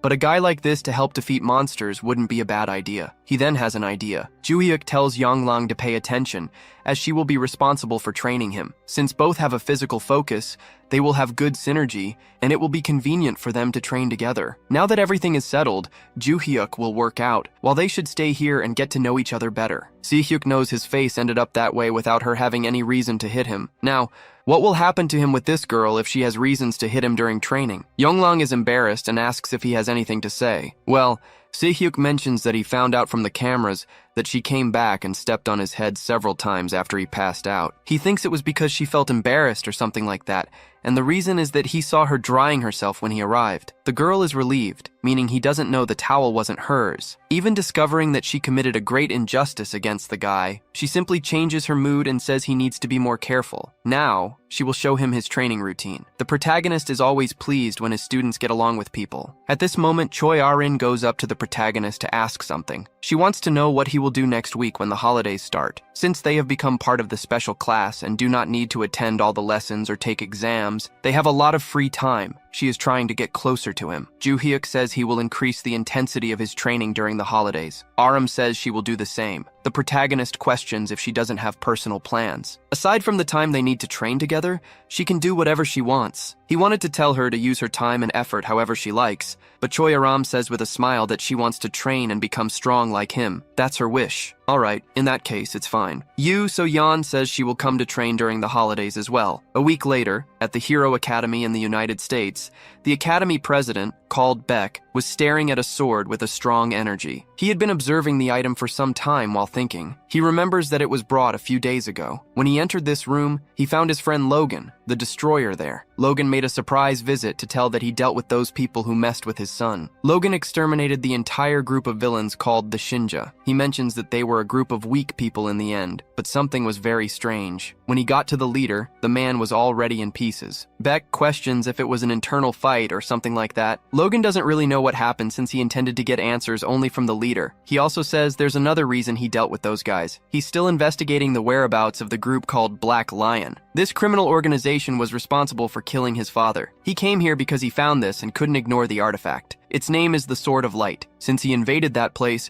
this sword has been whispering in his mind all the time. Since it's very annoying, he wants to store it in the Academy's vault. Beck is curious about what this thing says in his head. Logan reveals that the sword whispers for anyone watching this video to like it right now. Additionally, the sword whispers to be taken to its master. Since then, this object has been here. When Beck stored it in the vault with the other relics, all of them reacted violently, and he had to remove it. Now he ended up leaving it in his office, which made him curious about the state of the constellation within this relic. How does a constellation inside this item have a master? While thinking about this, the man was startled by a loud noise from behind him. He turned around quickly to see that his academy had just been destroyed, or at least many buildings had been damaged. While still in shock, a monster landed on his back, possibly breaking the entire building where he was. The demon-like creature just stared at him, and then Beck asked who he was and why he had attacked the school in such a manner. He doesn't seem human. Look at that disgusting tongue, Beck observed. Knowing that the invader had passed through the security unnoticed and then managed to destroy the Academy's buildings. Certainly, he was not a normal person. The demon happily said he should kill him without saying anything, but since he was very pleased to have regained his name and come back to life, he decided to speak. This talk about coming back to life and a recovered name made no sense to Beck. The demon said his real name is Hong Wai. Beck responded that this name is uncommon in this country, so he would introduce himself as well, since the demon probably didn't know who he was. Your name is Beck, the president of the Hero Academy, and at your peak as a hunter, you were known as Beck the Bomber. He said this while delivering a powerful blow to the demon's stomach. A strong green energy emanated through the creature's body. Beck hoped to defeat him with just one hit, but in truth, it had no effect on this creature. The demon, excited, said he also had a similar ability. While Beck thought this attack would be fatal for any human if it hit in that way, the demon then charged his attack and struck Beck in the chest in the same manner. His attack, upon contact with the body, released a sort of lava and burned the area, and then the building exploded with the man being thrown away. With this attack, Beck felt he was going to faint. Before he had the chance to lose consciousness, the creature moved in again and landed another powerful blow, throwing him down. Just receiving a kick like that is painful, so crashing to the ground like this should have killed Beck. However, the man was tough and still alive, but he wouldn't last long if it depended on the creature in front of him. Hong Wai mocked him, saying that the guy was quite resilient. The surrounding worms were not like him. They couldn't even withstand the impact of his arrival at this place. It was only then that the president noticed the academy staff scattered on the surrounding floor. The man was furious to see this and decided to become the Green Lantern now, channeling his strength and striking the ground with his power, sending a wave of energy toward Hong Wai, who did not move to defend himself. His attack hit the target directly. Beck said that even if he wasn't able to injure the monster, he would face him until the end. Before the smoke cleared, he charged his green energy once more and decided to attack the target again with his maximum power. After this, he hoped to have defeated the creature, but to his surprise, the monster appeared in front of him completely unharmed. Hong Wai simply said he would show how a real explosive attack is done. Striking Beck's arm, the skin bubbled and then exploded. The power of this blow was enough to defeat the man now. He fell on his back like a stone. Hong Wai was very pleased to have regained his body and to have found such a resilient target. Beck was still alive after receiving 3 of his attacks. He said that when he was a constellation, he had never met a contractor as tough as this. Beck was surprised to hear that this guy was a constellation, and Hong Wai confirmed it was true. He was the constellation known as the Tyrant of Destruction. The constellation Beck had a contract with reacted upon hearing this. The constellation of destruction was surprised. This was just another thing on the list of things Beck didn't understand, but it made him sure that this damn guy was indeed a constellation that came to the human world. Hong Wai came from another world and was about to send Beck to another world as well. Before he could hit Beck with a fatal blow, someone called out to him, asking to join the fun. This left the demon completely surprised to see that this guy was in such a destroyed place. Beck was also lying down looking very surprised, and he also realized that this guy looked familiar. He soon remembered this kid was Kim Joo-hyuk from the Valhalla Academy. The demon, who didn't know him, asked who he was and if he wanted to die. Our protagonist said that was impossible, as he came here to defeat and not to be defeated. Joo-hyuk looked at the demon more closely and said he recognized this ugly face, those strange horns, pointed vampire-like teeth, and red skin. He was Hongwai, the loser of the second floor of the Tower of Destruction. Being called a loser made the guy furious. Hongwai questioned this kid's authority to speak to him like that. Alright, our protagonist said that a loser idiot like Hongwai will always be an idiot. He will remember that when he is defeated. The mana Joo-hyuk was emitting made the monster feel extremely familiar, but he decided not to dwell on it and to destroy this arrogant kid once and for all. With the sword, the protagonist easily dispersed Hongwai's attack. That was enough to make the creature remember. Hongwai said that this feeling was something he would never forget, and then asked if the kid was the hero. He had never imagined that someone could reincarnate. Joo-hyuk questioned what was so impressive about that, saying he also never imagined that the losers who had been defeated by him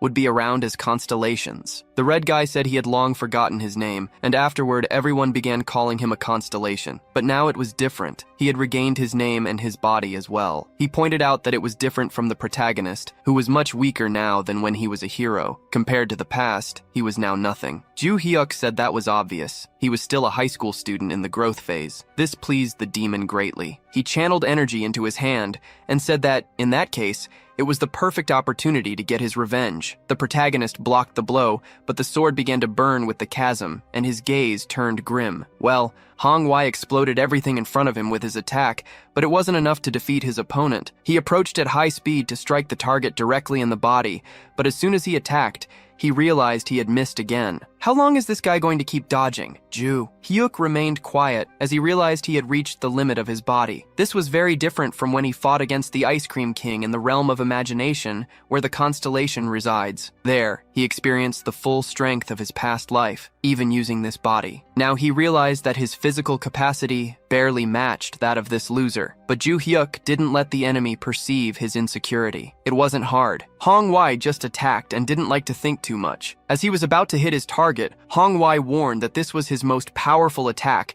and that blocking was impossible. When everything exploded in front of him, he was sure he had hit the target. Baek was still lying on the ground like a stone, watching the fight. He said that the demon had only been playing with him until now. This attack was several times stronger than what he had received. The atmosphere of the fight changed when a confident voice declared that Hongwai should be less stubborn and accept the help of his disciples, and quickly attacked Hongwai. His right arm and horn fell. That was scary, thought Hongwai. The demon couldn't contain himself and screamed in pain and despair. Confused, he questioned how he had escaped the explosion. He shouldn't have been able to. The protagonist's answer was simple. He hadn't tried to escape. He had just cut through it. This is absurd. Hongwai didn't understand how this could make sense, but something was clear to him. That sword carried the power of someone else. And now, in his current state, defeating this damned hero was impossible. The demon then ran to escape. Hongwai told himself that his pride didn't matter when his life was at risk. It was better to flee today and take revenge tomorrow. Our legendary hero commented that the scene was pathetic. Hongwai had come here, killed everyone, and now fled when his life was at risk. That's why Hongwai is a loser, said our incredible protagonist. Furthermore, he also mentioned that it was quite nice to rid the world of this red demon once again. With the same attack as before, he cut quickly. Hongwai, who tried to flee, turned his back for just 2 seconds and felt his mind slowly fading. And for a moment, he felt the same fear as before. Joo-hyuk, as a true protagonist,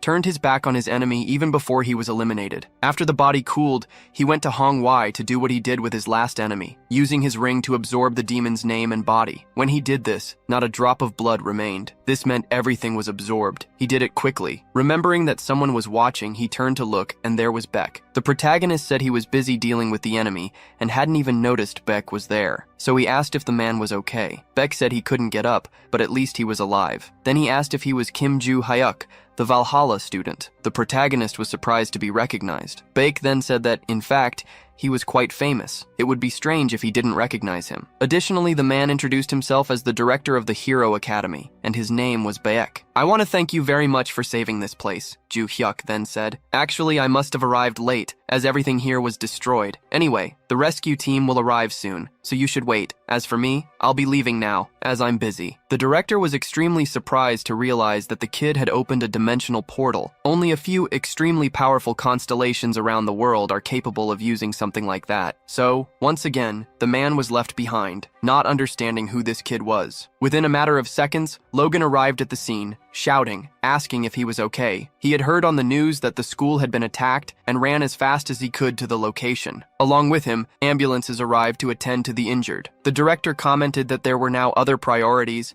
and that he would explain the details later. It may have been a few hours or even a day, as everyone involved was in the hospital. And of course, the director was no exception. He was also there. The man couldn't stop thinking about how the protagonist arrived at the scene so quickly, and of course how he defeated that monster so swiftly. Damn, this guy doesn't give me a moment's peace, he thought. After a while, Beck had explained everything he saw to Logan, and surely this left the hunter extremely suspicious. It didn't make sense for a constellation to manifest in this world, but being able to defeat Beck was proof that it could be true. However, it made the story even stranger when a kid managed to defeat this monster. Logan speculated that it was a low-level constellation and that it must have manifested through a contract, as it didn't make sense for a 17-year-old kid to defeat a powerful constellation. Since he even knew the age, Beck asked if he knew Ju Hyuk. "Of course I do. It was this kid who saved my son in a competition back in Korea. He also became famous for capturing several villains." Logan continued, perplexed by the fact that, despite being famous and powerful, it didn't make sense for him to defeat a constellation. Beck said he had a suspicion. He felt a very familiar energy when the kid fought. It's likely that the kid had a contract with a powerful constellation. And even more incredible, he said that the kid was very used to using that power. Beck also commented that, if he wasn't mistaken, the energy he felt was the same as he felt in the black market. Even Logan had heard about this constellation. Its name was the Commander of the Underworld, known for creating portals in other space-time locations. Beck knew it was absurd for someone so young to have a contract with a constellation of that level, but he had no doubts about the energy he felt. All of this was very suspicious, so Logan wanted to talk to the boy. He asked where he was now. Beck then said he must be at the Valhalla Academy now. But how could he have come to the United States and returned to Korea so quickly? The answer to that left Logan extremely scared. As Beck said, it was through teleportation. He saw the boy open a portal and step into it. This must be a power from the black market constellation. Imagine how furious this guy must be with what he just heard. I can't even imagine the reason. The fact is that there are very few contractors in the world who are capable of teleporting, and this links Ju Hyuk with the organization he has been searching for years, and that's why he needs to talk to this boy right now. We are taken back to Valhalla Academy. The black cat was standing in his office when a portal opened, and out stepped our protagonist. This surprised him. He asked if this guy had been waiting for him. The cat's response was yes. He had received orders from his constellation to give full support to Ju Hyuk, so he had been observing the battle the whole time and was ready to intervene if he perceived danger to the protagonist. Knowing how he was observing made our protagonist curious, and the cat confirmed that's exactly what he did. He created a small alternative portal and had been watching through it. That's how it was done. The protagonist says, "This is frightening." The cat might have thought that the protagonist felt offended by this, so he explains that it is through this ability that they were able to detect the attacks of that constellation. Suspiciously, our protagonist agrees and says it's true, but at the same time, he remembers his last contact with the guide. It was when the girl said that next week another name would be sent, and this time, it would be one of those from the Tower of Destruction. He questioned how the girl knew the date, but didn't know the precise location details like last time, and this made the girl a bit uncomfortable. She explained that it was due to the Lord of the Labyrinth's surveillance. She commented that even though he hasn't discovered her existence lately,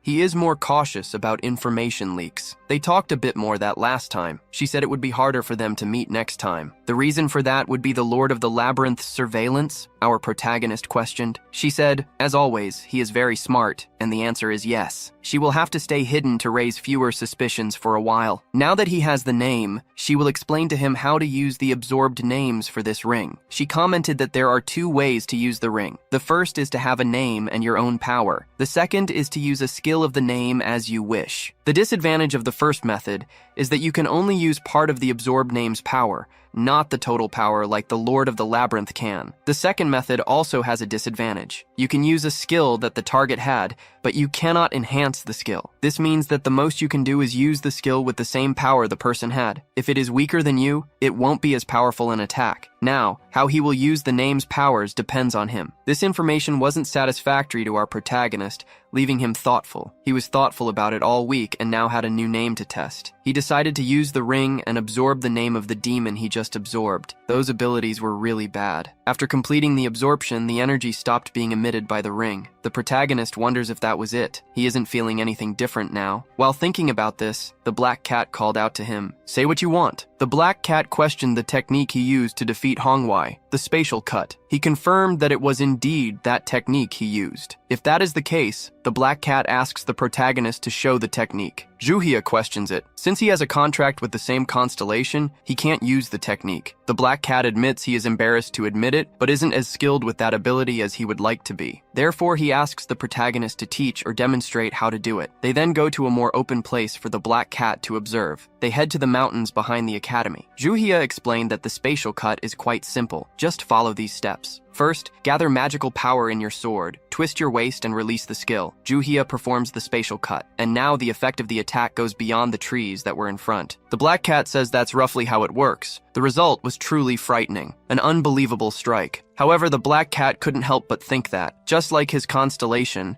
he was very bad at explaining how to use the technique. Zhuhia described it the same way. It seems that his master really learned from this guy. Both are terrible at explaining. The protagonist questions if the black cat needs him to show it again, or if he has understood. Additionally, he looks around and notices something very strange. The mountain was cut by his attack. That wasn't supposed to happen. He had measured his energy so it wouldn't go beyond the trees. How could this have occurred? Moreover, this attack shouldn't have been that powerful. At that moment, he realizes that this might be the influence of the magical power he absorbed. Although he didn't feel any difference in his body, it seems that the difference is noticeable in the attacks. And of course, this leaves the protagonist extremely excited. He then says goodbye to the black cat and says he needs to leave now. But if necessary, he can show it again another time. Zhuhia is very excited to see the effects it has on him now. Additionally, he was a bit skeptical about the importance of this, but now he has no doubt that it is great to absorb more names. Those idiots from the Tower of Destruction will get what they deserve again. In another mysterious place, which you will never know where it is, a man was observing a map of the world. Possibly, these are the locations where the names were sent. What he just observed on the map made him quite anxious. While thinking, he is interrupted by another person who catches his attention. The person came to ask if he had finished the matters of the names that the master had requested. He answered that yes, he had distributed exactly as instructed, but there is a problem. As he was saying this, his friend noticed that he was gripping his weapon tightly. So, he questions why the man is so attached to that spear. This question was not something the man wanted to answer, which made him irritated. The spearman says that what is most important is what he was talking about before. The reason for always holding his spear is not important. He comments that the person also carries a weapon around. The red-haired guy simply says that carrying a weapon is different from wielding a weapon all the time. The red-haired man has a grudge against the spearman. He says that the Lord of the Labyrinth favors this man, because if it weren't for that, he would have killed him by now. Now, regarding the problem he reported, the red-haired man asks why one of the names disappeared. He even shouts, asking if the man really organized the names as the master requested. The names were sent exactly as ordered. In this case, some were expected to be defeated, but that would only happen when the order to attack was sent. This is an irregularity that needs to be reported to the master of the labyrinth, and the red-haired man is going to do that right now. The spearman should be the one to do it, but he doesn't want to leave and won't do it. All he does is stay there holding his spear. At the academy, the black cat was in his office, receiving an unexpected and sudden visit. Logan, the greatest American hero, was there to speak with a student and only needed the director's permission for that. The black cat is sure this is related to Juhyuk having defeated the constellation at the Hero Academy, but he can't say he knows, so he invites Logan to talk. At first, there is an uncomfortable silence, so Logan decides to get straight to the point. He wants to know if the black cat knows that the student Kim Juhyuk was at the Hero Academy recently and defeated a constellation. Yes, that's correct. The black cat is aware of that. That's great. Logan says he has two questions about this. First, How did that student know about the appearance of the constellation and still manage to defeat it? This answer isn't simple. The black cat doesn't know what to respond. Then, Logan moves on to the second point. How did the boy travel from one continent to another in an instant? For this question, he says he won't accept a vague answer. The black cat, since the academy director and hero felt the black market's energy in the protagonist's attacks, decides to reveal that yes, it's because Ju-hyuk has a contract with the ruler of the underworld, the same black market constellation he has a contract with. Although this is surprising, Logan confirms that they are not in a full contract, but only a partial one. So in that case, how is he able to use teleportation? The black cat seems to know the reason for Logan's suspicion. The man's suspicion is that Kim Ju-hyuk is related to the Blood Lion. Logan confirms that's great since he is aware of the details, which makes the conversation easier. The black cat explains that he knows the Blood Lions because he had to investigate everything about them in the past, and this is related to the black market. In this case, Logan reveals that he must be aware that this organization killed his father. In the past, he killed everyone he could find, yet he never got a lead on that individual. Over all these years, the only thing he managed to discover was that all members of the Blood Lions are contractors who can use spatial movement. The black cat reveals that he also discovered this and anticipates that Kim Ju-hyuk is not a member of the Blood Lions. It is true that the boy managed to use teleportation to travel from one country to another, but this happens because he has a constellation power that helps him. Then, Logan asks if the ruler of the underworld can also perform teleportation. The answer is yes, and that is how he creates another dimension where the market resides. Well, this answers many questions, but Logan says that these answers did not satisfy him. It is possible that the market is part of the Blood Lions and is covering up the boy. At this point, the black cat says that this is an exaggerated assumption from Logan. The market does not cooperate with villains. Logan insists that this is not just an assumption because it is obvious to everyone that there are few contractors in the world capable of using spatial movement. Therefore, it is natural to speculate that the ruler of the underworld is part of the Blood Lions. Furious, Logan slams his glass on the table and says it is also very strange that the market owner is supporting a mere high school student. To him, it seems like a favor exchange, and either this boy or the market is involved in it. These are the last words of the black cat, Kim Ju-hyuk, and he have a special relationship, and neither of them is involved with the Blood Lions. From this point on, the man is crossing boundaries that should not be crossed. Logan even questions what happens when these boundaries are crossed. The black cat politely says that he even explained his constellation's ability, which is confidential. From this point on, he no longer believes the man. Logan must leave and investigate, only returning with proof of what he is saying. Despite the black cat's politeness, the man becomes hostile again and asks what happens if he refuses. At this point, the black cat says that Logan will have to die, and his tone was cold and threatening. Logan, then smiling, asks if it is the black cat who will kill him and questions if he really thinks he is capable. Of course, the black cat says he cannot kill Logan,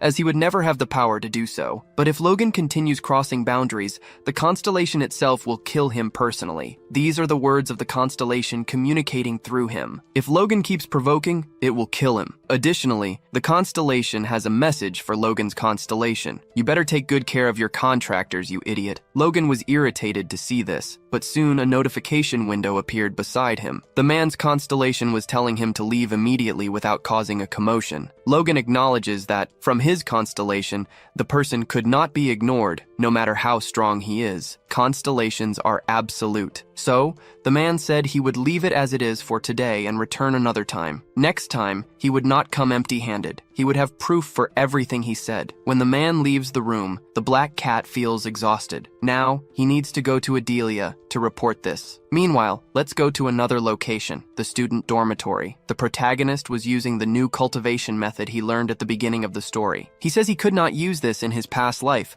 and now realizes how effective this method is. The result is 30 times faster than his old cultivation method. The truth is that, at this point, his limiter is his body. His magic is far beyond the limit his body can withstand. Even though his training is entirely focused on increasing his physical power, it remains his limiter. In his past life, his physique was unparalleled. The combination of an almost perfect body and gigantic magical energy made him the great hero. While meditating, he wondered if Barch felt anything when he saw Hongwei again. His useless constellation says no, and asks if Chu-hyuk still doubts him. The protagonist replies that it's not a matter of trust, because nothing stops the Lord of the Labyrinth from brainwashing him again, and Barch becoming a villain once more. All Barch can say is that he still has no power and didn't feel anything strange. Moreover, he changes the subject and asks if Chu-hyuk did not feel the energy that was inside that building at the Hero Academy. That energy was very similar to Chu Hyuk's energy in the past. The protagonist confesses that he felt absolutely nothing, but if it is true, it could be a great clue. He plans to return to that location soon to investigate. We are taken to a location somewhere in the world. The exact place unknown. On this remote island,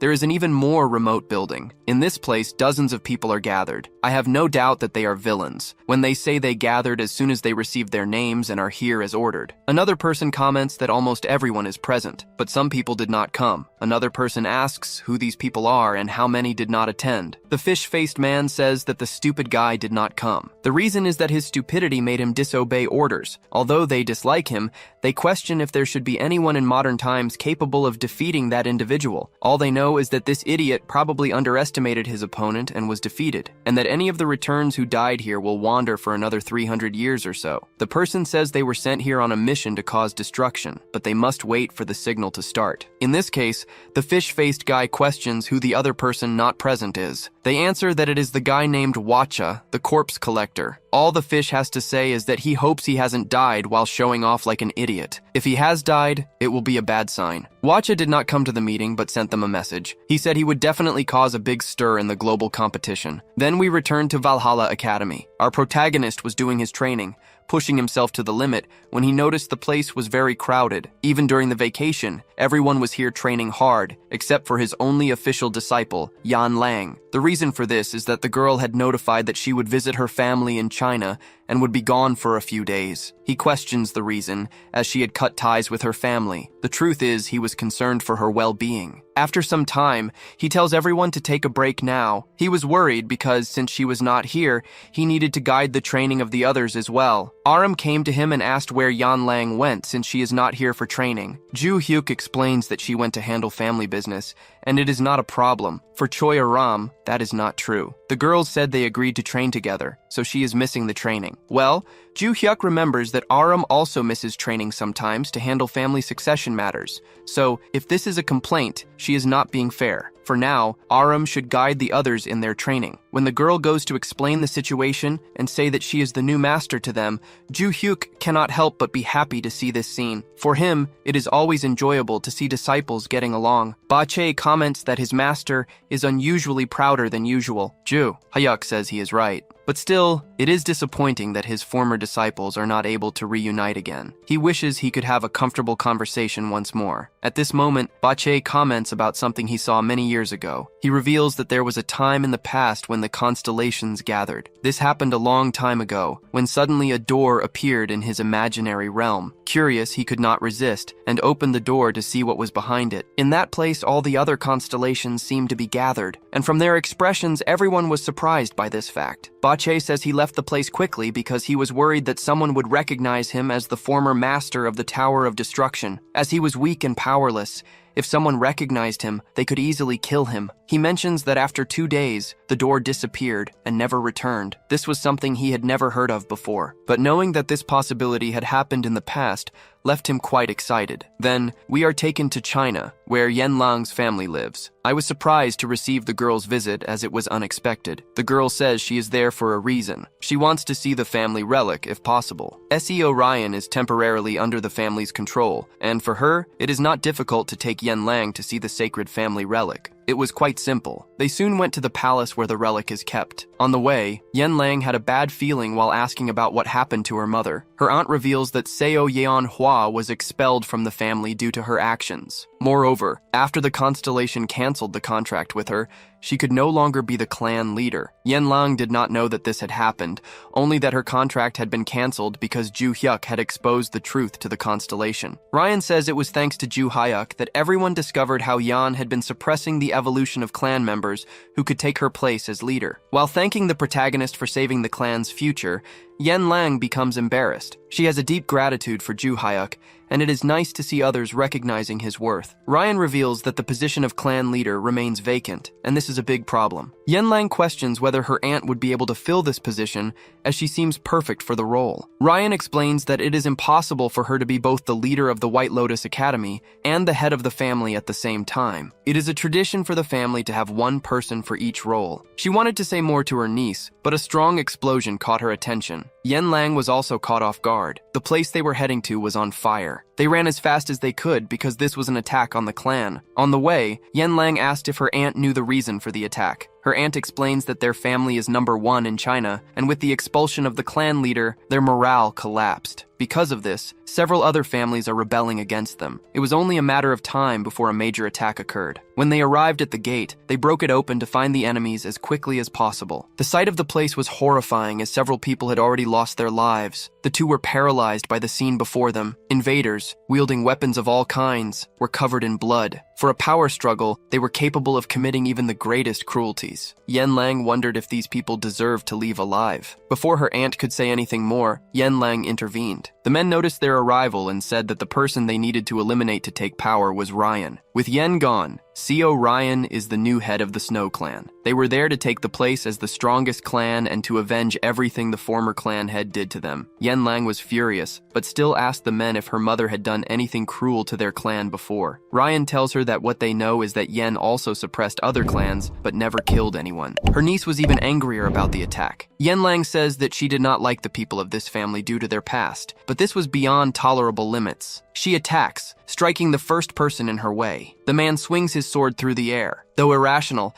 he seems to be struck by the sword with his own fists. The girl blocks the attack and wins the power struggle, throwing the man onto another person and knocking out both at the same time. The bald man was impressed, as with just one attack she defeated two of his strongest. While he was thinking, Yan Lang moved behind him and delivered the strongest kick of her life. If the bald man had any hair left, he would be bald after that attack. With just one more blow, she defeated two more people. Her aunt had doubts whether she killed them with this blow. Additionally, she was much stronger than before. How monstrous must the training she did with Juhyak have been? To leave no doubt about how powerful the woman is, someone attacked stealthily. She did not even need to pay attention to the person. With just a hand movement, she defeated him. The woman was now much more interested in her niece's performance. The truth is, she was determined to make her niece the new head of the clan. Showing the scene further inside the palace, Yan Lang's sisters were also fighting against the invaders. In fact, the two were resisting as much as they could. All others had been defeated, and they were reaching their limit. They knew that the absence of a leader would make the family a target. No matter how terrible the situation was,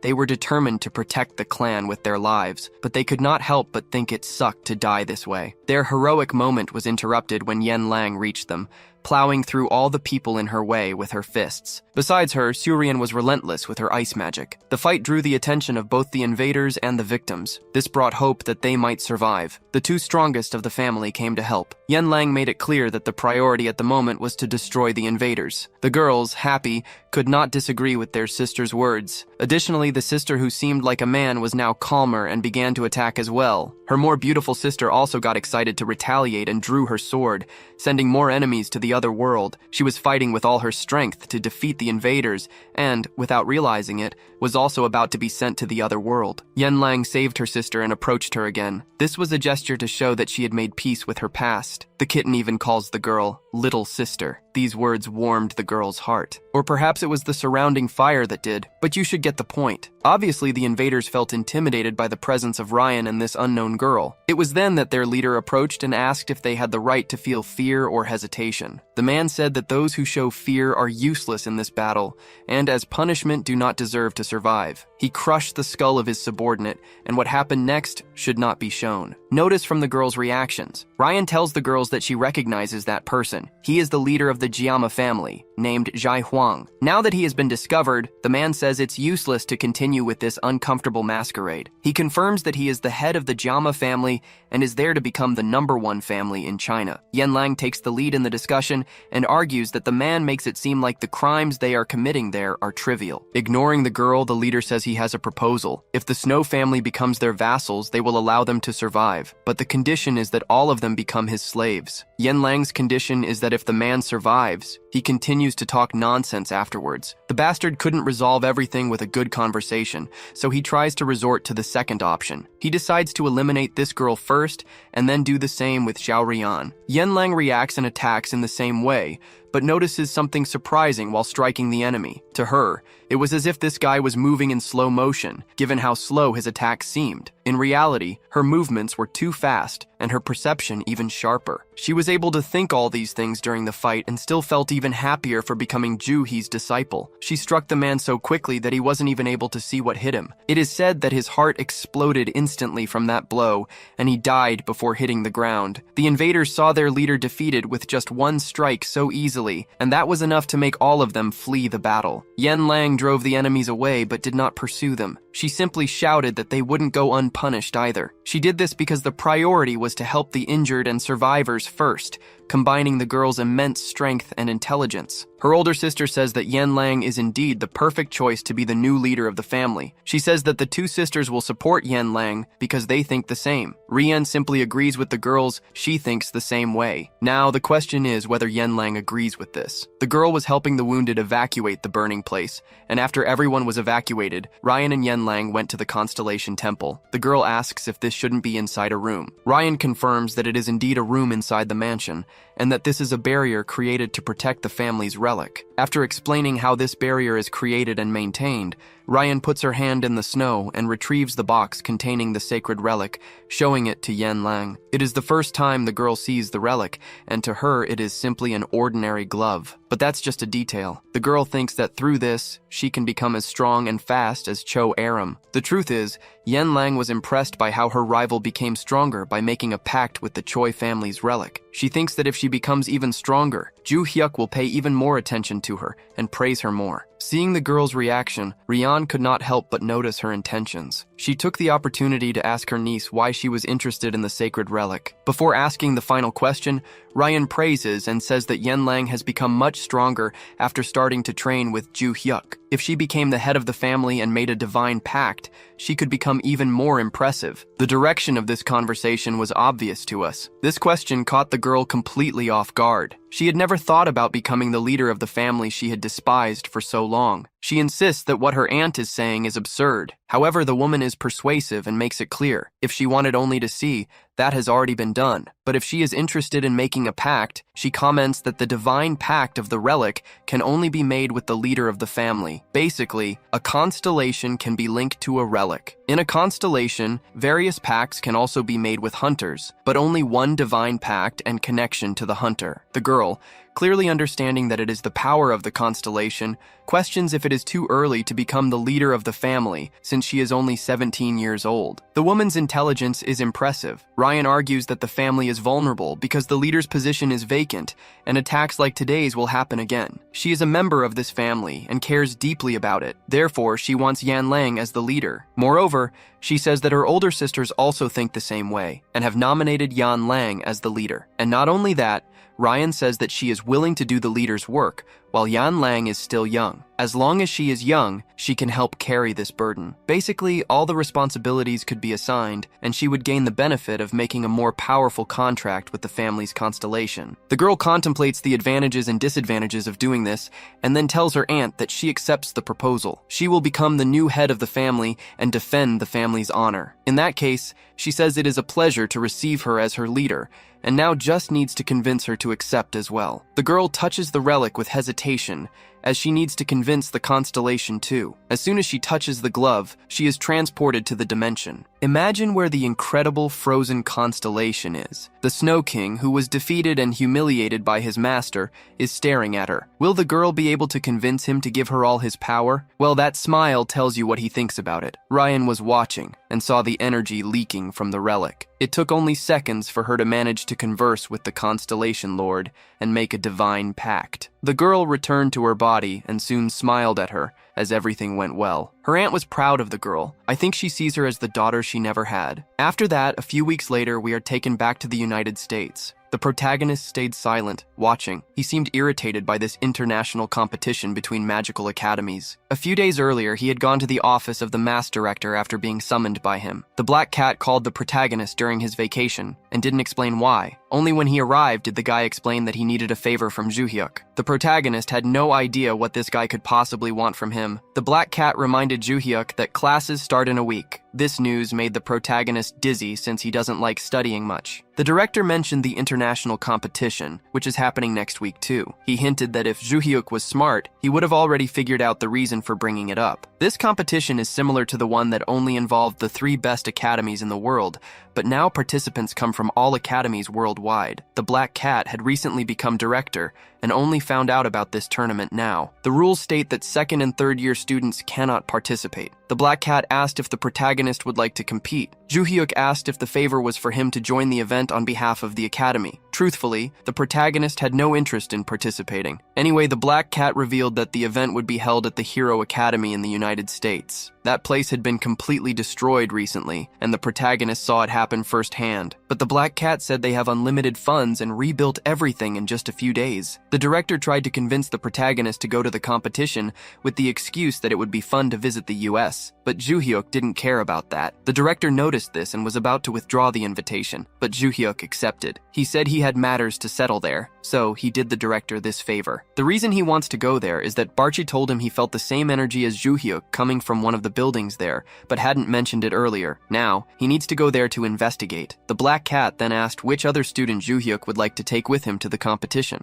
He didn't need anyone, but the cat explained that each academy must send 2 representatives to compete. Joo-hyuk thought about his only official disciple, but Yanlang isn't a student at this academy and is busy with her own matters in her country. In that case, the best choice is Choyerim. She's also very capable and rivals Yanlang. When saying this, the protagonist remembered the red-haired witch's warning. One day, she suddenly summoned him, shouting that they were in trouble. Joo-hyuk asked what would have happened if he had been in the bathroom when she summoned him without warning. Besides, the girl had said they wouldn't see each other for a while. She insisted she had no choice. She had just discovered that the red demon whom he defeated last time didn't come to Earth alone. The Lord of the Labyrinth sent several other names to Earth as well. All the names from the 2nd floor of the ancient Tower of Destruction were sent here too. It really is a problem. The protagonist said that if it were in his past life, he could handle all of them. But now dealing with all of them at once is a big issue. The red-haired girl explained that they probably wouldn't attack all at once. Even though they were sent here, the Lord of the Labyrinth's orders must be different since attacking people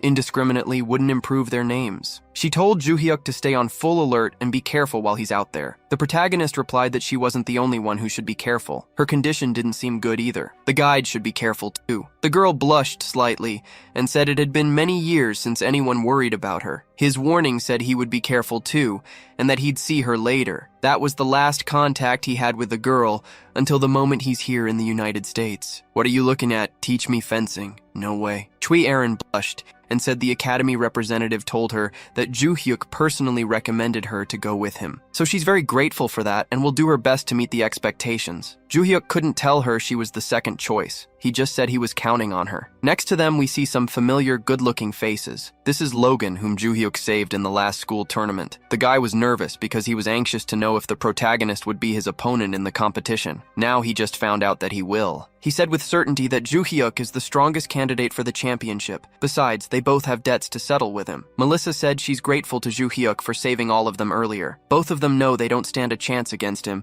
and they want to use this competition as an opportunity to talk to him and thank him. They want to ask how he became so strong. The leader of the American Academy caught everyone's attention. He introduced himself and said it was a pleasure to welcome them to the international competition. His name is Becky, the president of the Hero Academy. He mentioned that they must be aware of the last attack that happened at the academy and might be worried. The culprit has already been punished and the academy has been rebuilt. Also, security has been tightened to the max to ensure everything goes smoothly. The director told them to stay calm as nothing would happen. Meanwhile, our protagonist watched deep in thought. He finally listened to the explanations about the competition, which will last 2 days and 1 night. The first task will be to complete a labyrinth in a set time. While he was giving all the explanations, someone was watching from the security room, Logan's father, who was determined to uncover the truth behind Joo-hyuk. While he was nervous watching the protagonist, someone called his name. A woman named Lania from the Contractors Association appeared. They were old acquaintances, so Logan asked what she was doing there. She explained that the academy requested her company company to handle security, and she works for that company. He should remember this because she insisted a lot that he should work in the private sector. Logan understood his friend's situation and said he was there because he was curious about a participant. It was bothering him. Then the woman asked if it was Logan's son, but he replied,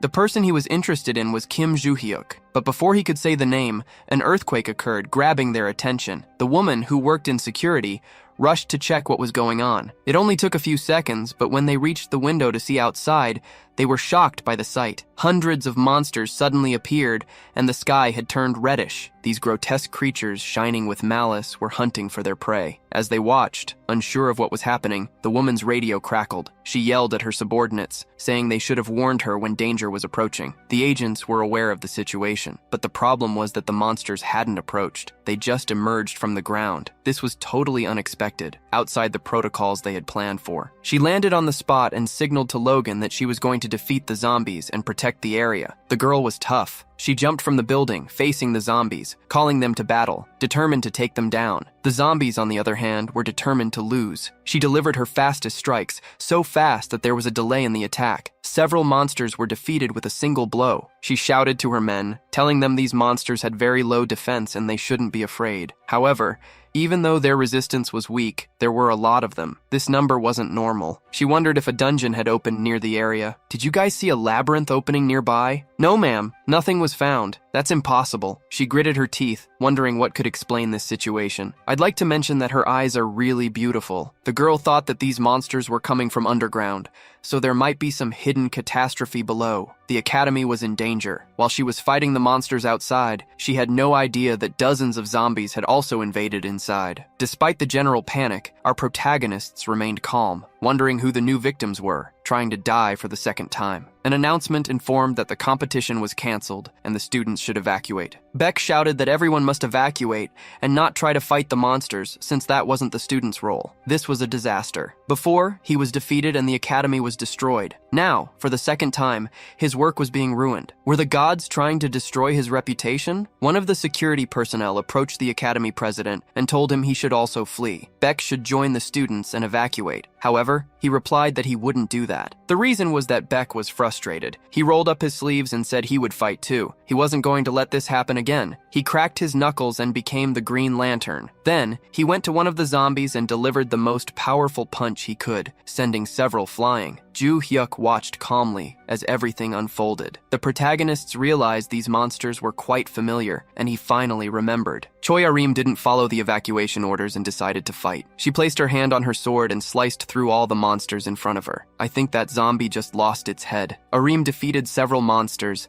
then paused to think. She had already taken down so many, but their numbers kept growing. She then asked the protagonist what he had to say about it. Joo-hyuk told her to save her strength, as there was no point in wasting energy fighting them. The reason was that their numbers were infinite, so the best option was to do this. He struck his sword against the ground, and a yellow light radiated in all directions. The monsters looked at it, confused, not understanding what was happening. Maybe those bastards didn't even know how to think. They started to melt. Maybe their brains were already liquefied. This sight of the protagonists caused the zombies in the area to start melting, and the reason for it was one of his disciples' abilities. He thought that idiot had an excellent skill for dealing with crowds. Meanwhile, the director was giving it his all to defeat the monsters around him, and before he realized it, the creatures were melting. He hadn't done it and didn't know what was happening. Looking around, he wondered who was responsible. Then, he saw the protagonist, and immediately deduced that it could only be that monster defeating so many others. Once again, the boy was saving his skin. The protagonist told his friend that this was just a temporary solution, so don't overdo it. It was to conserve energy. Aram was curious about what he would do in this situation. Joo-hyuk confidently said he was ready to take down the bastard responsible for this incident. Now, someone was watching the events unfold. This strange and despicable being used puppets to observe the battlefield. As the pieces of the game fell, he realized something was off. The masked monster saw his zombies being defeated in a way that shouldn't have happened. In fact, they had enough materials, but the zombies weren't respawning. He wondered if there was a powerful contractor there because with these numbers,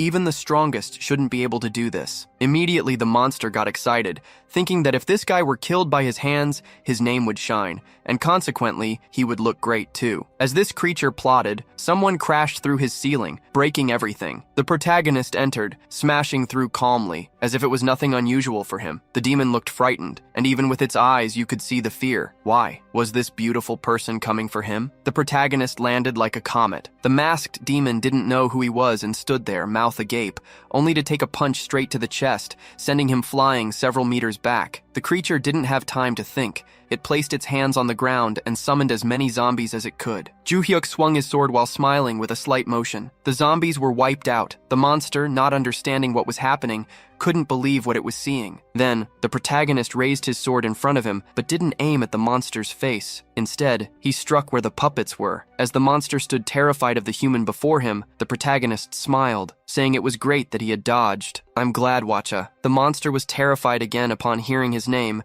and wondered how he could know his true name. At that moment, he had an epiphany. The horrifying creature realized that this person, using that strike and presence, could only be the god of war. Joo-hyuk confirmed he was right in his guess. Then, with incredible speed, he struck the monster's face directly. The monster tried to block the sword but couldn't defend against the attack. His hand was turned to pieces. The creature wanted to say something, but it couldn't react. It had never expected to see the one who defeated it in its previous life. Joo-hyuk was smiling, clearly excited about the situation. He prepared his attack and then delivered it with a grin scarier than the demon's own. The attack struck the monster's shoulder, and soon after, the shoulder and arm were severed from the body. It was almost funny to see the demon squirming in fear, panting heavily. It didn't seem like the same being that had been hunting humans on the surface with puppets. Now cornered, the protagonist said he would keep attacking like this. If the demon wanted to be reduced to pieces, Joo-hyuk could make it happen, and it wouldn't take long for him to meet the same fate as the red demon. The masked creature asked if Hongwai's disappearance was because the god of war defeated him. The protagonist calmly replied that the demon was right once again,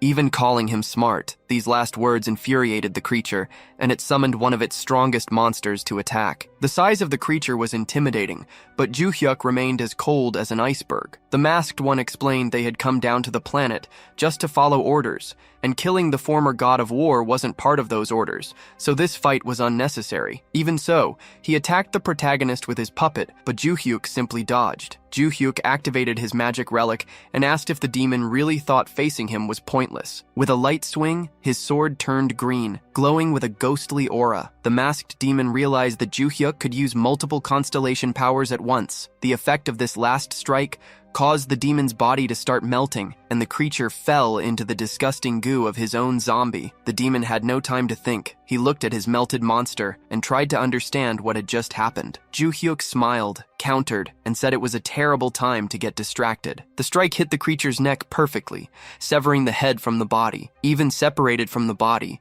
the demon's head could still speak, boasting that the god of war wasn't as strong as before. If these words were meant to offend the protagonist, he didn't care. He simply replied that the monster was just as resilient as before. The puppet demon then said it didn't matter how many times he was defeated, his name would rise again. One day he would return, along with the first red demon that Joo-hyuk had killed. Joo-hyuk asked if the previous words, claiming the fight was pointless, were because the demon believed he would be reborn. Then, with his most malicious expression, the protagonist asked if the demon thought the red demon would return. That wouldn't happen, not for him or any of them, because now they were all trapped in that ring. Their weapons had been transformed into power for Joo-hyuk to use. The creature then realized that the protagonist had the ability to absorb the names of the villains that were attacking. Joo-hyuk explained it was just an imitation of the absorption technique the Lord of the Labyrinth used, but that didn't matter. What was important was that they wouldn't return to cause harm again. The head on the ground was consumed by terror, realizing this would be its eternal end. The protagonist began absorbing its energy,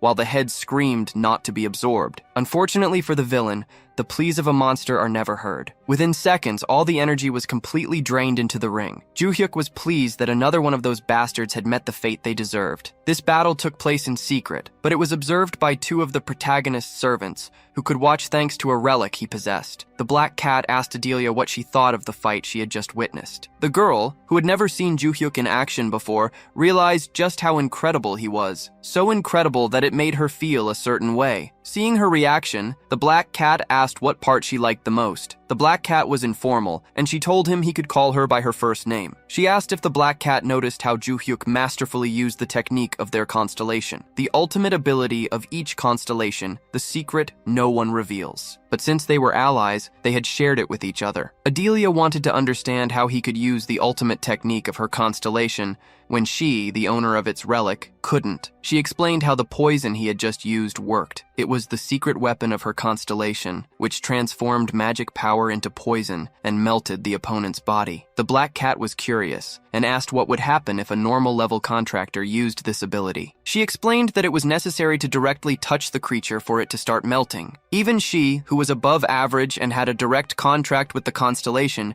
needed to touch the opponent's organs. Ju-hyuk was melting the monsters without even touching them. Adelia's point was that melting the monsters like that was an unimaginable level. It wasn't even supposed to be possible. They were even more in awe of the protagonist's powers. She remembered that he had made a temporary contract with her constellation, which granted him minimal power. Still, he could use far more than she, who had a stronger contract. After the shock passed, she admitted that, honestly, she was impressed with the protagonist. This was the first time she had seen him in action against other monsters, and now she had no doubt that he was incredible. After she said that, the constellation spoke to her, saying that it was obvious. The constellation explained that even though the poison was a unique power of hers, it had been a master who helped train that ability. In terms of application, Ju-hyuk was superior to her in her own skill. Adelia still couldn't believe that this boy had trained a constellation she had admired all her life. So, she simply agreed with her constellation statement. Adelia told the Black Cat that when the protagonist returned,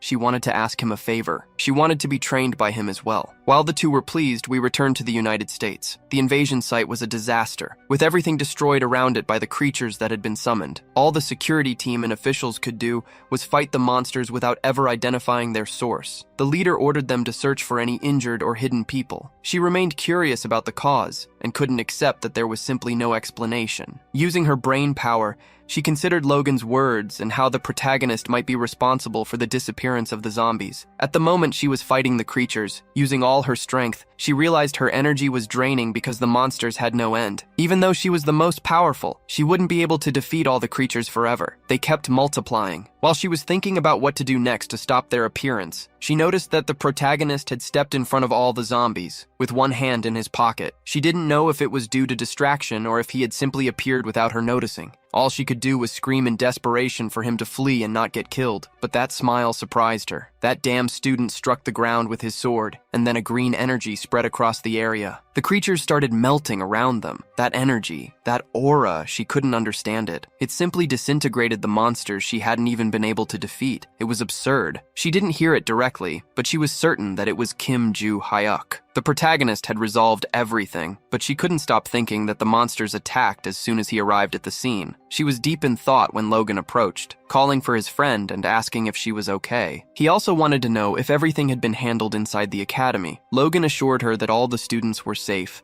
and that Beck had taken care of the rest. The girl then took the opportunity to ask about the student Logan was interested in. She asked if that person was Kim Ju-hyuk. He hadn't told her that yet, so he asked how she figured it out. To Logan's surprise, she explained that it was Ju-hyuk who had taken care of all the zombies. He went alone to the crowd of zombies, planted his sword in the ground, and they all melted. Logan became thoughtful, knowing that Ju-hyuk supposedly had a contract with the Lord of the Underworld, and that constellation didn't have any abilities like that. Before revealing any more information, he remembered that the Black Cat had told him not to disclose any confidential details about their constellation's abilities. Because of this, he didn't comment further to the girl, only asking if she knew where the protagonist was now. As expected, she had no idea. Logan felt disappointed, but not surprised. He had hoped to ask a few things, but since that wasn't possible now, he would wait for a better opportunity. The girl was surprised that Logan didn't insist on going after Ju-hyuk. Logan admitted that he was curious, but he had no intention of digging deeper. The girl insisted that it wasn't normal, and that they needed to understand his connection to the undead. Logan then got serious and warned Rania not to investigate this further. If she did, she would be killed. She knew Logan well enough to believe he wouldn't say such a thing unless he was certain. He said nothing more and left, even though she kept pressing to discuss it further. Meanwhile, in a dark place where monsters hide on a remote island, the names summoned by the Lord of the Labyrinth were gathered in a meeting. They announced that another one of them had been captured. The masked one had acted alone, but they hadn't expected him to be defeated. They speculated that his overconfidence due to his strength led to his downfall at the hands of mere humans. However,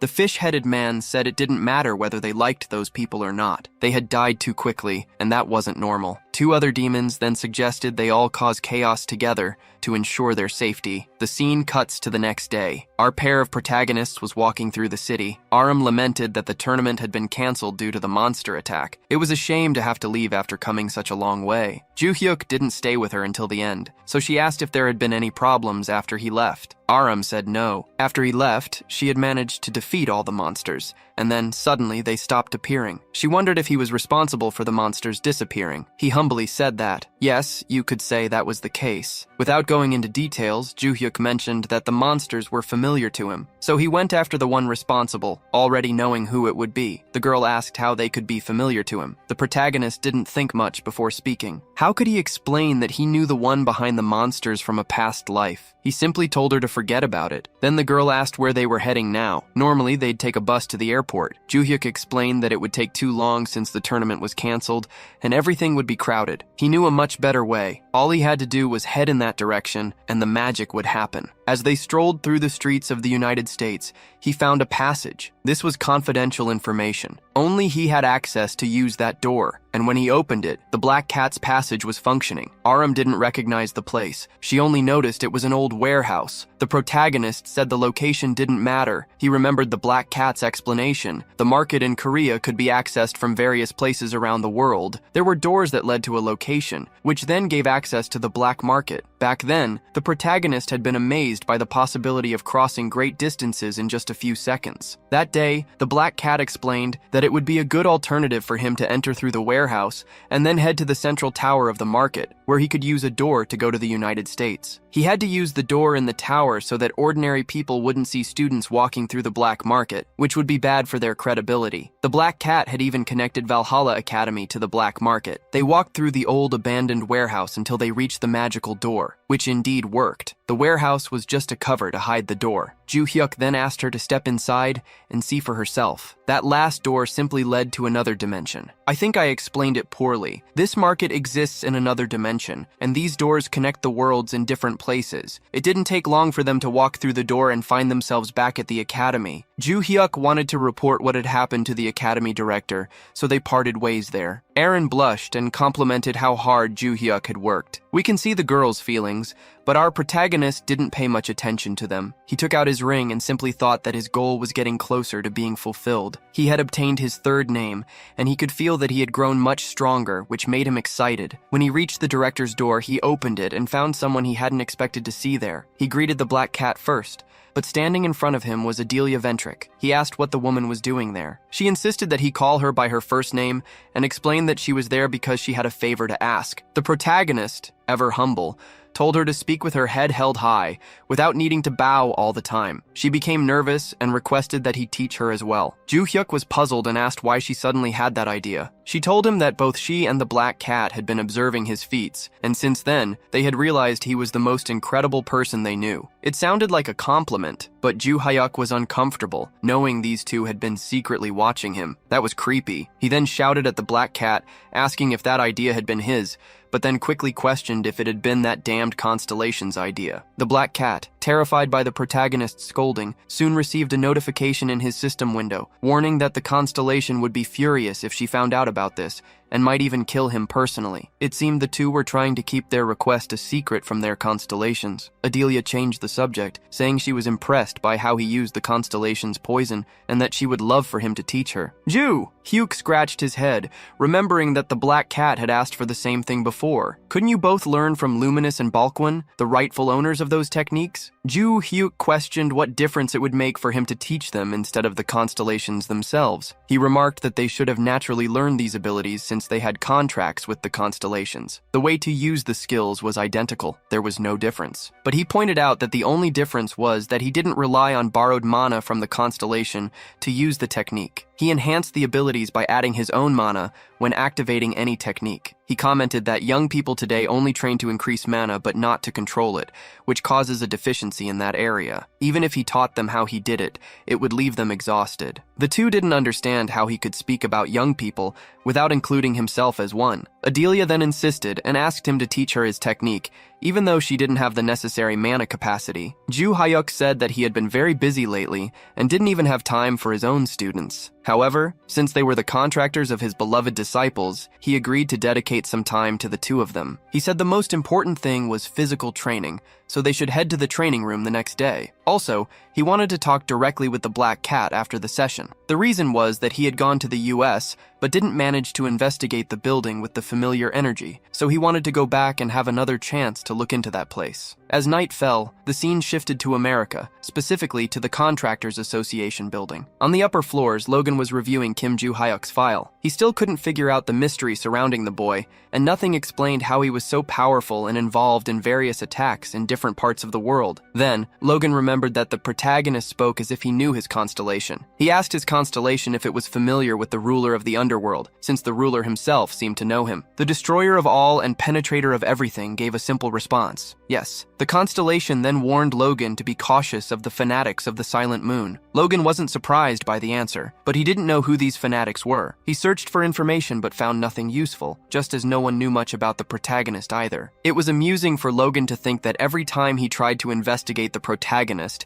it felt like wandering in a labyrinth without finding any answers. While he was trying to figure something out, a sinister voice called out, asking if this place was the Contractors Association. "Guys, does he want a job?" A monstrous creature was standing outside the building, speaking to him through the glass. Despite its imposing appearance, Logan showed no fear and asked what it was and what it wanted. The monster complimented his courage, noting how he didn't flinch at its appearance. The creature gripped its club tightly and attacked, saying that this guy really was the #1 hunter. The attack shattered the building's glass, but Logan calmly defended. He was thrown back but landed smoothly on the ground. Despite the marks on his arm, he remained composed. His hand was trembling, revealing the strength of the attack. This creature could speak, which meant it had higher intelligence than expected for monsters. Logan realized he couldn't underestimate it, so he prepared to strike back. The bald, toothy monster laughed, saying it was funny that a human was actually trying to attack him. Logan, feeling underestimated, told the monster to honestly try to block his next attack. He struck directly at the monster's club, and Logan came out on top, sending the monster flying backward. Even after this exchange of blows,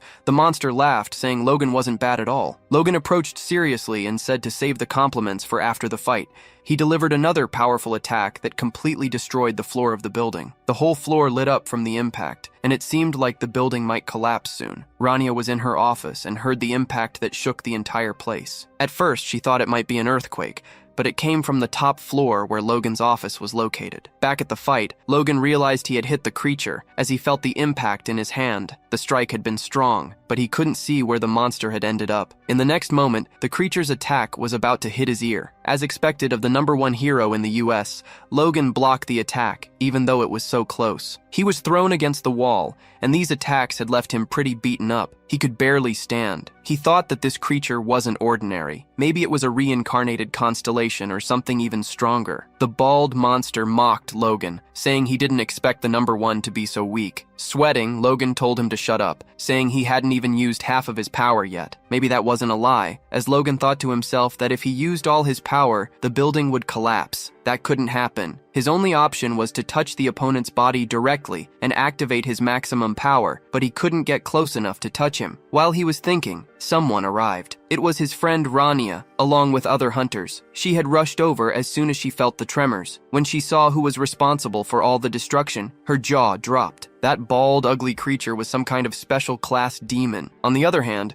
the bald vampire seemed pleased to have more victims to toy with. He shouted that he would finish them all at once and charged to attack. Rania ordered the weaker hunters to stay back and not interfere. She clenched her fists and gathered her mana to counterattack. She launched the same super speed punches she had used before, but the bald demon dodged all of them with ease. Fear crept through Rania's body. She was sure she had targeted the exact path the demon was taking. She tried to land a direct punch on the bald monster, and her fist even touched its skin, but in an instant, the monster vanished. She felt like she had punched thin air. Confused, she didn't notice the monster above her, readying a fatal strike. The bald demon attacked with full force, but at the last moment, Logan stepped in, blocking the attack with his arm and saving his friend. She knew this attack would damage his arm, but Logan said it was nothing. He explained that this monster wasn't dodging their attacks. What they were hitting were mere illusions. The demon only revealed its true body when it was attacking. With a wicked grin, the monster thought to itself, "Is this human smart? He figured out my Jinjutsu ability." The demon quickly decided to hide in its illusions again for another attack, but was caught off guard. Logan stomped on its foot, preventing it from moving. He mocked the creature, asking why it wasn't moving now. Indeed, Logan's foot must have been heavy because the monster felt pain and couldn't escape. Now, with confidence in his eyes, Logan told it to defend against this next strike. He shouted that this would be his most powerful attack. The blow was about to land, but then suddenly stopped. His entire body froze. Another demon joined the bald one, saying that no matter how inferior the opponent, Bakuya had been careless again. This newcomer commented that if it hadn't been for his petrifying eye ability, his friend would have a hole in his stomach right now. The two demons chatted casually in front of the humans, not even caring about them. Logan and Rania stood their ground, wondering if this other demon had been hiding there the entire time. The purple-skinned, bald demon smiled and asked the humans which of them should die first. He paralyzed both of them and let his friend Bakuya choose who would be the first. Bakuya, savoring the moment, didn't even notice the presence of someone who split his shiny head into two perfect halves, Juhiak. The protagonist had personally come to teach these demons a lesson in swordsmanship. Logan and Rania were stunned by the sight. Juhiak had appeared once again at the impossible moment and saved their lives. He calmly finished off one of the opponents, while the other bald demon, standing behind him, was terrified. Did he know that guy? He then asked who he was. The bald demon's response was interrupted by Logan, who loudly asked if it really was Kim Ju-hyuk. They soon realized their bodies had been freed from paralysis. The protagonist didn't bother responding to Logan, only muttering that these guys had been a problem since back then. Ju-hyuk said that ever since that time, Haki always used the assassin's eye while Bakuya tried to club his opponents. That's why he killed Haki first, and then asked Bakuya if he remembered that time. The bald demon, terrified, couldn't understand what Ju-hyuk was talking about. He asked if the boy was crazy and how he knew their true names. Besides, it didn't make sense for him to claim he had killed them before. Logan interrupted, thanking Ju-hyuk for saving his life and introducing himself as Logan. Immediately, the protagonist remembered the Black Cat's words. Once, a guy named Logan had come to Korea looking for him. This left our legendary protagonist deep in thought, as he didn't think he had any business with this guy. The bald demon grew impatient, tired of waiting for two humans to finish their conversation, and decided to attack. Even with his enemies distracted, he managed to miss his strike with a club. In the midst of the battle, Logan asked the protagonist if he knew these guys from somewhere, based on what he had just said. Once again, the protagonist realized that he had said more than he should in front of others. Ju-hyuk knew he needed to strike that demon quickly, before it turned into an illusion again and escaped. The bald demon had fear in his eyes and started to run. Perhaps he had realized the true identity of the boy standing before him. Logan and Rania didn't understand why the demon, who had just dominated them alone, was now fleeing, and they wondered if they should chase him. The protagonist warned them that what they were seeing was only an illusion. The real body was running somewhere nearby. Ju-hyuk knew that if he used his disciple's relic, he could eliminate both the illusion and the real body at the same time. However, he hadn't renewed his temporary contract before coming, and besides, that ability would also slice the building in half. His attention was drawn to what was happening in front of Logan. His constellation was asking if that was the martial god. Our protagonist sighed and commented that now he understood why the energy he had felt was familiar. Ju-hyuk greeted Shung and said it had been a long time since they last met. He also asked to make a temporary contract with Shung and inquired if the contractor had the relic with him at that moment. Shung replied affirmatively, then ordered Logan to hand over the super sacred relic to the protagonist immediately. Logan couldn't disobey the orders of his constellation, as they are absolute. Rania, not knowing what was happening, warned them that the demon would escape while they were talking. The bald demon had already jumped out the window and was far from the building. Ju-hyuk shouted for Logan to hurry and hand over the relic. Once in his possession, he placed it on his fist and smiling said it was perfect. Meanwhile, the bald demon, who had been relieved to have escaped, didn't understand how his partner had been eliminated so easily. He didn't want to believe the reality that it was the martial god he had just encountered. His goal was to find the others and warn them that the man had been reincarnated. But right behind him was none other than Ju-hyuk. His ability made his punch so powerful that the energy struck the demon like a Kamehameha. The bald ogre fell to the ground, burned by the power of the attack. Only then did he realize that the martial king was behind him and responsible for the blow. The two left behind watched everything from the top of the building. Rania asked Logan if that was the secret attack of his constellation. He replied that it wasn't, but it carried the same power as his constellation. The fact that Juhiak could use such an ability with a temporary contract made just seconds before was unheard of. That attack was enough to defeat the creature, and the situation was resolved. Soon, authorities arrived at the scene to tend to the injured. Logan received first aid, as did Rania. The protagonist told Logan he was leaving,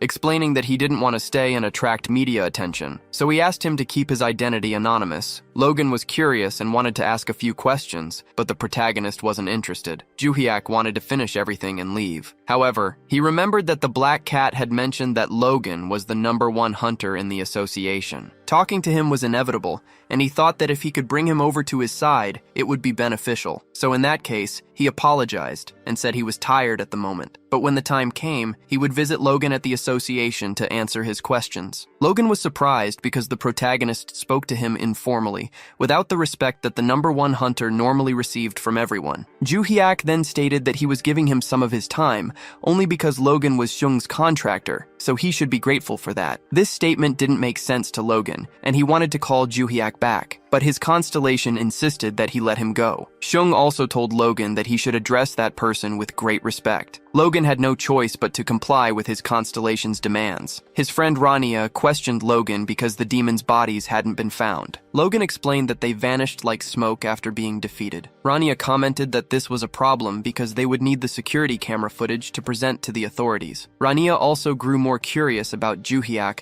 and once again asked who that boy really was. Logan simply didn't know, but he hoped to find out soon. The protagonist left calmly, as if he had nothing to do with the incident. Sometime later, he was walking through a forest and called out to Barcham in his mind. He wanted to know if the power he had sensed in that building was the same as Seong. His mascot responded that it wasn't. This relieved Juhiak, who remarked that even though Seong had received his teachings, he wasn't one of his disciples. The protagonist wondered where Sasami might be now. Juhiak was suddenly approached by a masked person who knelt before him. Curious, Juhiak asked who he was. The masked figure introduced himself as a member of Ilgio and said it was an honor to meet the leader. Juhiak was confused and replied that the man must have mistaken him for someone else, as he wasn't the leader of anything. The figure responded that his constellation, named Tugwi, had instructed him to reveal himself if Juhiak mentioned a certain word. Juhiak, curious, asked if the word was that. Then the scene shifted to a time in the past when the constellation Tugwi gave these orders to the masked followers. They were curious about what the word would be. That night the constellation said, Sasami. At the same time, in the present,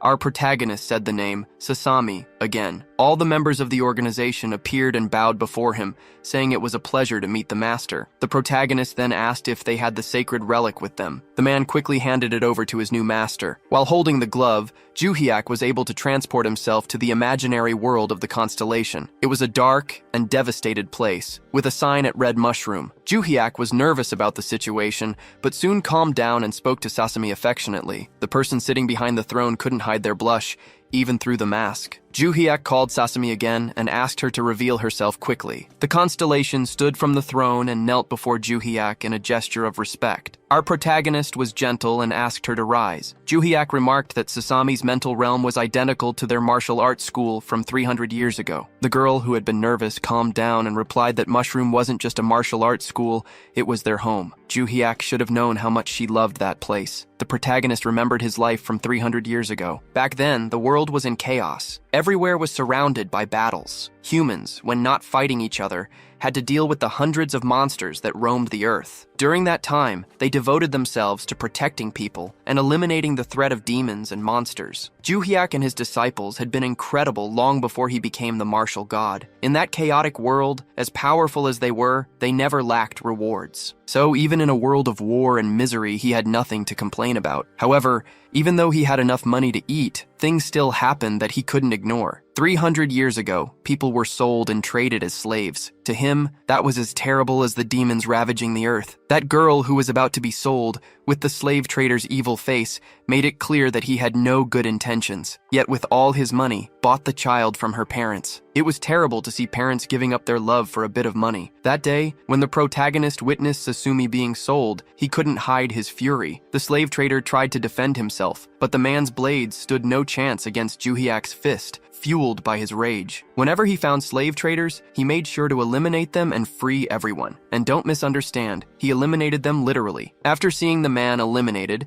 the child's parents, afraid of losing their money, abandoned their daughter and fled. In that moment, Juhyak felt even more anger toward those people. However, his furious gaze softened when the defenseless child clung to him, hoping to survive. Thus, as he eliminated slave traders, he took in some children who had nowhere to go. At that time, he also gained a small problem. His plan was to work hard as a hunter while he was young, save money, and retire early. He also wanted to train his disciples to hunt down other slave traders and continue his work. The small problem was that he couldn't save enough money to retire because it was too expensive to take care of all these people. But he wasn't discouraged. He decided to create a martial arts school. They chose the school's name, and the suggestion from the shyest girl was Mushimum, which they all liked best. So, they founded a martial arts school with the goal of teaching the weak to defend themselves in this terrible world. Juhyuk knew he was very strong, but he had started his journey learning the wrong techniques and didn't have much talent, soon reaching his power limit. However, his disciples were different. With his guidance, they would be able to reach unimaginable talent and surpass their master. He decided to train them so that one day they wouldn't need his guidance or protection anymore. Besides,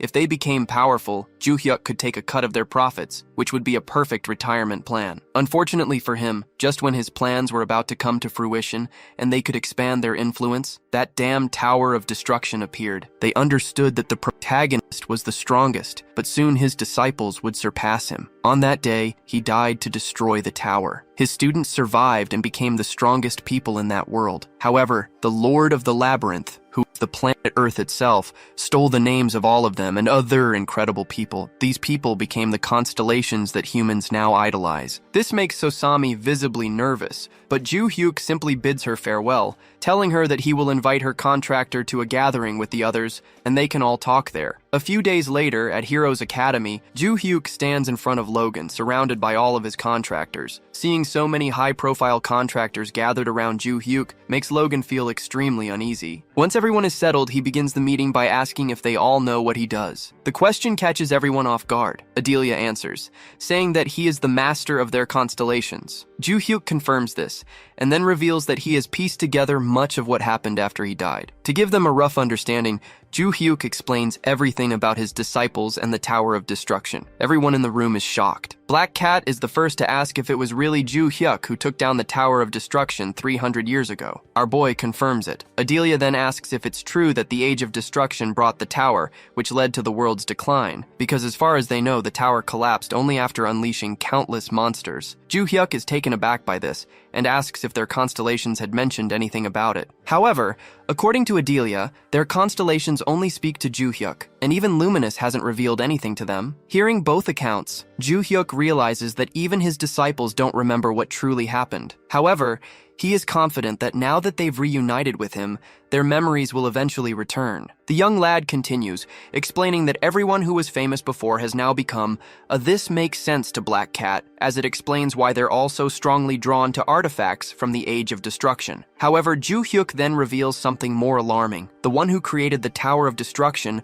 appears to still be active, causing disasters and sending constellations. This suggests that the tower might be rebuilt again. This revelation shocks Logan, but Juhyuk adds that they still have about 4 to 5 years before that happens. With firm determination, he declares that as he continues gathering disciples and growing stronger by claiming names, he will eventually eliminate the tower once and for all. It's hard for Logan to believe at first, but he chooses to trust him, especially since his own constellation once revealed that Juhyuk was known as the martial arts god 300 years ago. Juhyuk also apparently saved that constellation and passed down the first authority, though he doesn't clearly remember those details. Hearing this, Logan stands up and respectfully requests Juhyuk to spare him if he truly is the martial arts god his constellation described. Juhyuk nods in agreement, and they all head to the gym. There, Logan suddenly challenges Ju Hyuk to a duel, which Adelia doesn't quite understand. Black Cat tries to make sense of it, suggesting that Logan might have found the situation too surreal, realizing that a high school student could actually be a legendary hero from 300 years ago, so he chose to confirm it through a direct one-on-one fight. With that, both of them charge up their magical power and launch themselves at each other, unleashing a massive, earth-shaking blow. As their fists collide, a massive wave of pressure ripples through the air, shaking the contractors watching from the sidelines. Even the director of Heroes Academy, Beck, feels the impact all the way from his office as it trembles slightly from the shockwave. Alarmed, he quickly pinpoints the sound as coming from the stadium and immediately grows nervous, suspecting it might be another attack. However, he suddenly remembers his earlier conversation with Logan. That morning, Logan had informed him about inviting guests to the academy and advised him not to panic if he heard loud noises. Recalling this, Beck regains his composure. He trusts Logan, yet the power behind that sound and aura still feels far beyond normal. Back in the gym, Ju Hyuk is visibly excited after the clash of fists. Logan, on the other hand, is trembling, realizing with shock that he's being pushed back by a high school student. At that moment, it dawns on him that the boy has survived battles with monsters by channeling his own raw power. Surprised, Logan finds himself being overwhelmed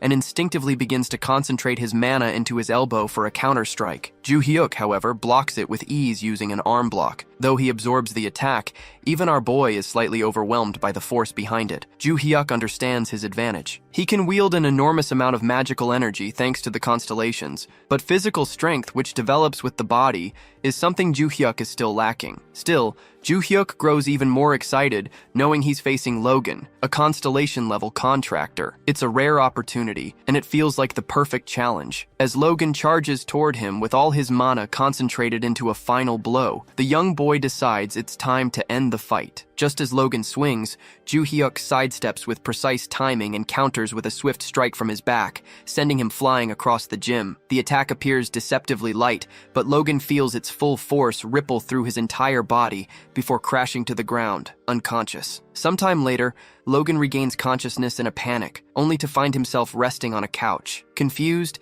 he looks around and notices Ju Hyuk and his contractor standing nearby. Ju Hyuk explains that Logan had fainted, so he carried him there for safety. Grateful, Logan thanks him. After a long pause, Logan, deep in thought, asks if Ju Hyuk is a reincarnated individual. Slightly surprised, he reminds him that he had already shared that detail before, though he understands it's hard for most people to believe. He then reveals that Logan's own constellation shares a similar personality. Now, having experienced his overwhelming power firsthand, Logan nods in agreement and decides to join him as a disciple in the mission to stop the Tower of Destruction. Ju Hyuk, thrilled by that, lights up with excitement. Meanwhile, the first cult member observing them finds the combination of powerful, high-ranking contractors forming a team to be both unexpected and fascinating. Ju Hyuk then surprises Logan by asking if he has seen anything at the Heroes Academy that resembles one of his disciples, perhaps a relic or artifact. The main reason Ju Hyuk had suggested meeting at the academy was because he sensed a familiar magical presence there. However, now that the area is saturated with powerful mana from their earlier clash, it's become much harder to pinpoint the exact source. Given the sheer number of relics stored at the academy, identifying the one he's looking for is nearly impossible, unless it chooses to reveal itself. Logan suddenly remembers a relic that once spoke, asking for its master. This memory leads him to Beck's office. There, Beck is visibly anxious and immediately questions Logan about the identity of his mysterious guest. Logan reveals that it was our boy, but when Beck presses further, Logan cuts him off, explaining that he can't disclose more information at the moment. Instead, he asks Beck about the radiant sword he had previously given him. Beck, already troubled by the sword, admits it has been giving him severe headaches. To demonstrate, he presses a hidden switch that opens a concealed compartment within the office. Inside lies the radiant sword, emanating an overwhelming amount of dark mana. The pressure is so intense that the surrounding area is visibly cracking, unable to withstand the energy it radiates. Seeing the damage, Beck begins to regret keeping the radiant sword in his office. The surrounding walls are beginning to crack, and it's clear the weapon can't be stored there any longer. Logan stares at the destruction in disbelief, unable to comprehend how the sword alone could be the cause. He questions why Beck didn't store it with the other relics, where magical suppression fields are in place to contain such artifacts. Beck reveals that he had planned to do just that, but something unexpected happened. When he attempted to place the sword in the sacred relic chamber, the guardians of the relics unleashed their magic power to block his entry. At the same time, the radiant sword began to violently fluctuate with magic magical energy, as if reacting to the guardians themselves. With no other option, Beck brought the sword back to his office. Even his secret compartment, layered with sealing enchantments, failed to contain the sword's sinister aura. Despite the storage room being wrapped in powerful magic-suppressing spells, the sword continued to crack the surrounding materials. This was the very reason Beck had intended to speak with Logan, though to his surprise, Logan came asking for the sword instead. When Logan asks if Beck heard the sword calling for its master, Beck denies hearing anything. But then, to Beck's shock, Logan extends his hand and effortlessly lifts the radiant sword. The moment Logan touches it, the sword's aura vanishes completely. The dark mana stops radiating. Stunned, Beck tries to ask Logan how he managed to do that,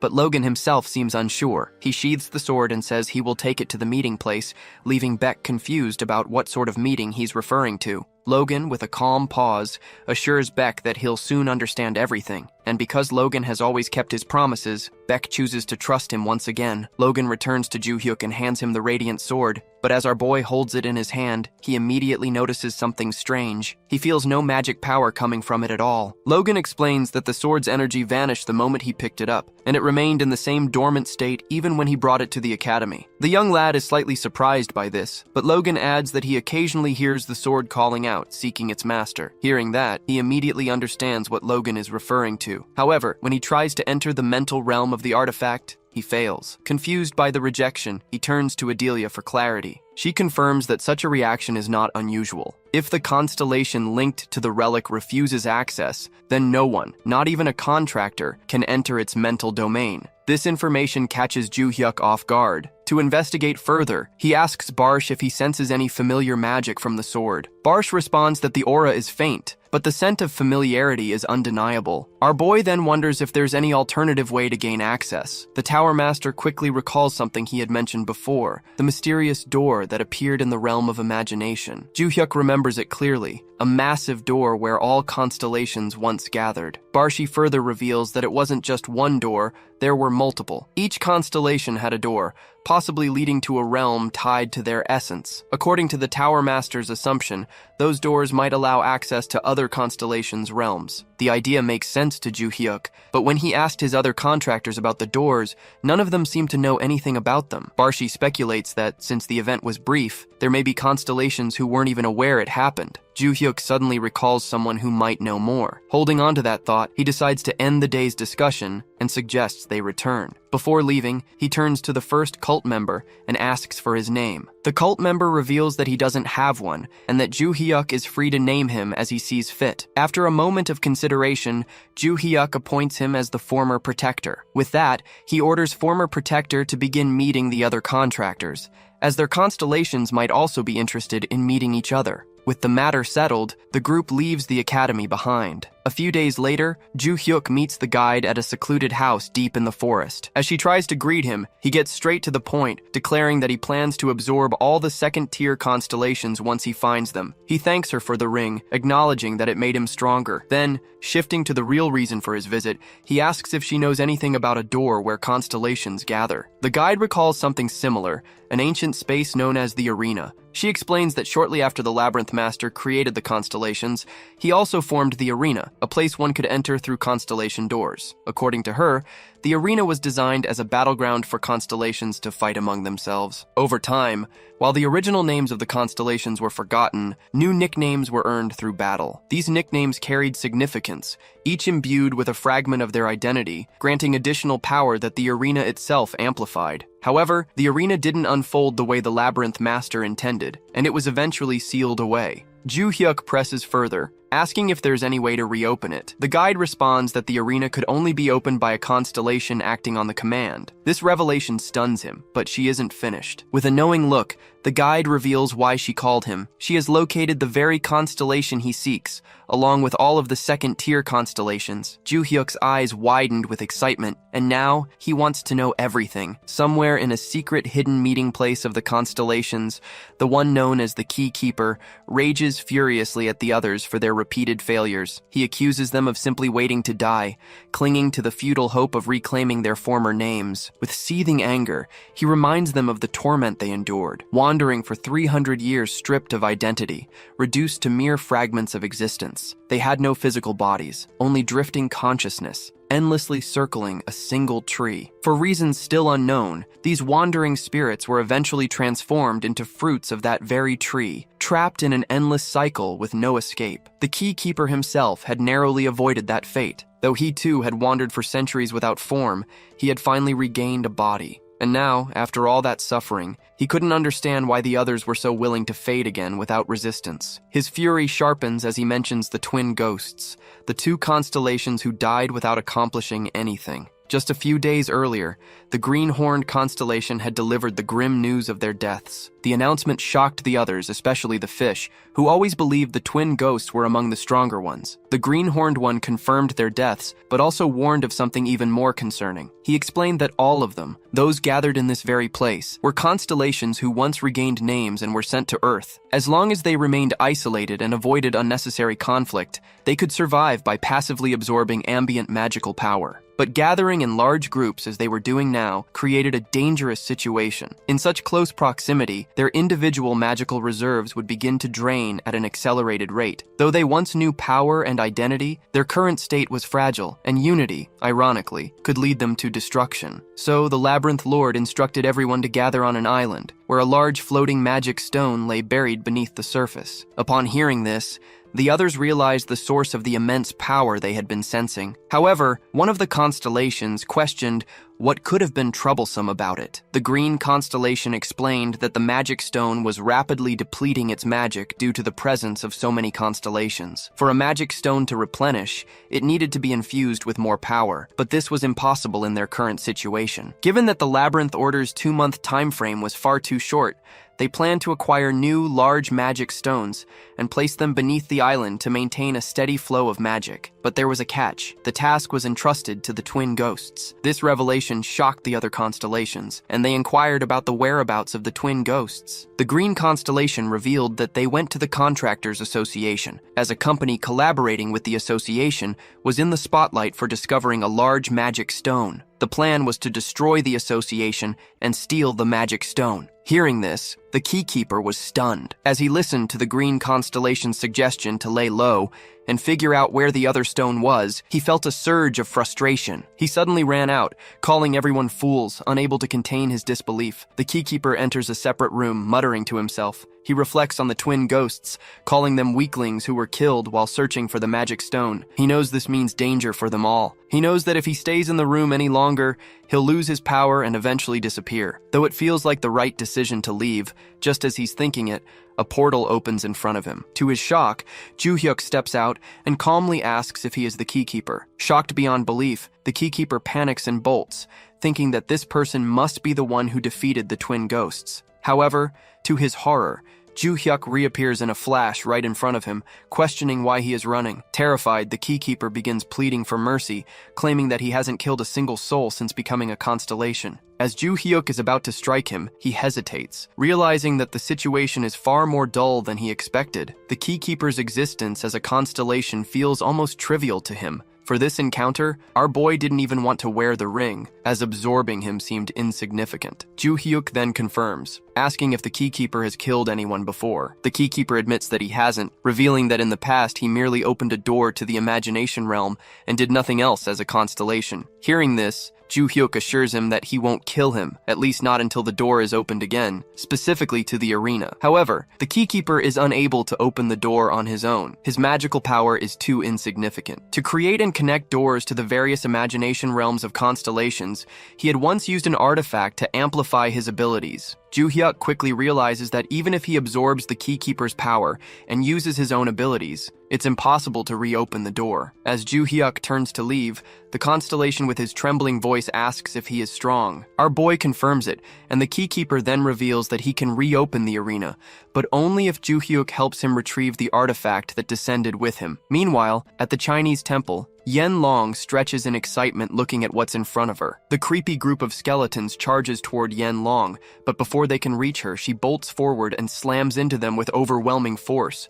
The surge of adrenaline electrifies her. She's genuinely thrilled to see how the power of the Sial constellation amplifies her magic. She's in disbelief, watching herself land critical hits and effortlessly take down monsters, just as Ju-hyuk had once told her she would. Thinking of him, she finds herself wishing he were there to witness her fight. A few moments ago, the young lady arrived at Valhalla Gym, announcing her entry. However, to her surprise, no one there seemed particularly excited to see her. She also noticed a few unfamiliar faces, which made her wonder if she had come at a bad time. Ju Hyuk, sensing her unease, reassured her that it was actually a great time for her to be there, and inquired about the reason for her visit. Yen Long mentioned vague family issues, but Ju Hyuk had already seen the news. He knew she had recently become the head of the Sial clan. This revelation clearly caught Yen Long off guard and left her slightly embarrassed, prompting her to explain that it was her aunt's request. Ju Hyuk was surprised nonetheless. He always believed she had no interest in leading the family. She quickly brushed it off, trying not to linger on the topic. But then her eyes landed on Ah-rin, standing in the background. Noticing Yen Long's stare, Ah-rin didn't hesitate to call her out, asking if she was staring because she wanted a fight. The remark sparked a thought in Yen Long. It's been a while since she last fought, and she hadn't yet tested her newly borrowed constellation powers. The idea of a fight suddenly didn't seem so bad. With a confident nod, Yen Long agreed to the fight, but Ju Hyuk stepped in, calmly intervening and stating that there wasn't enough time for a battle that day. He then noted something unusual. Yen Long, as the head of her family, should have been occupied with official duties. However,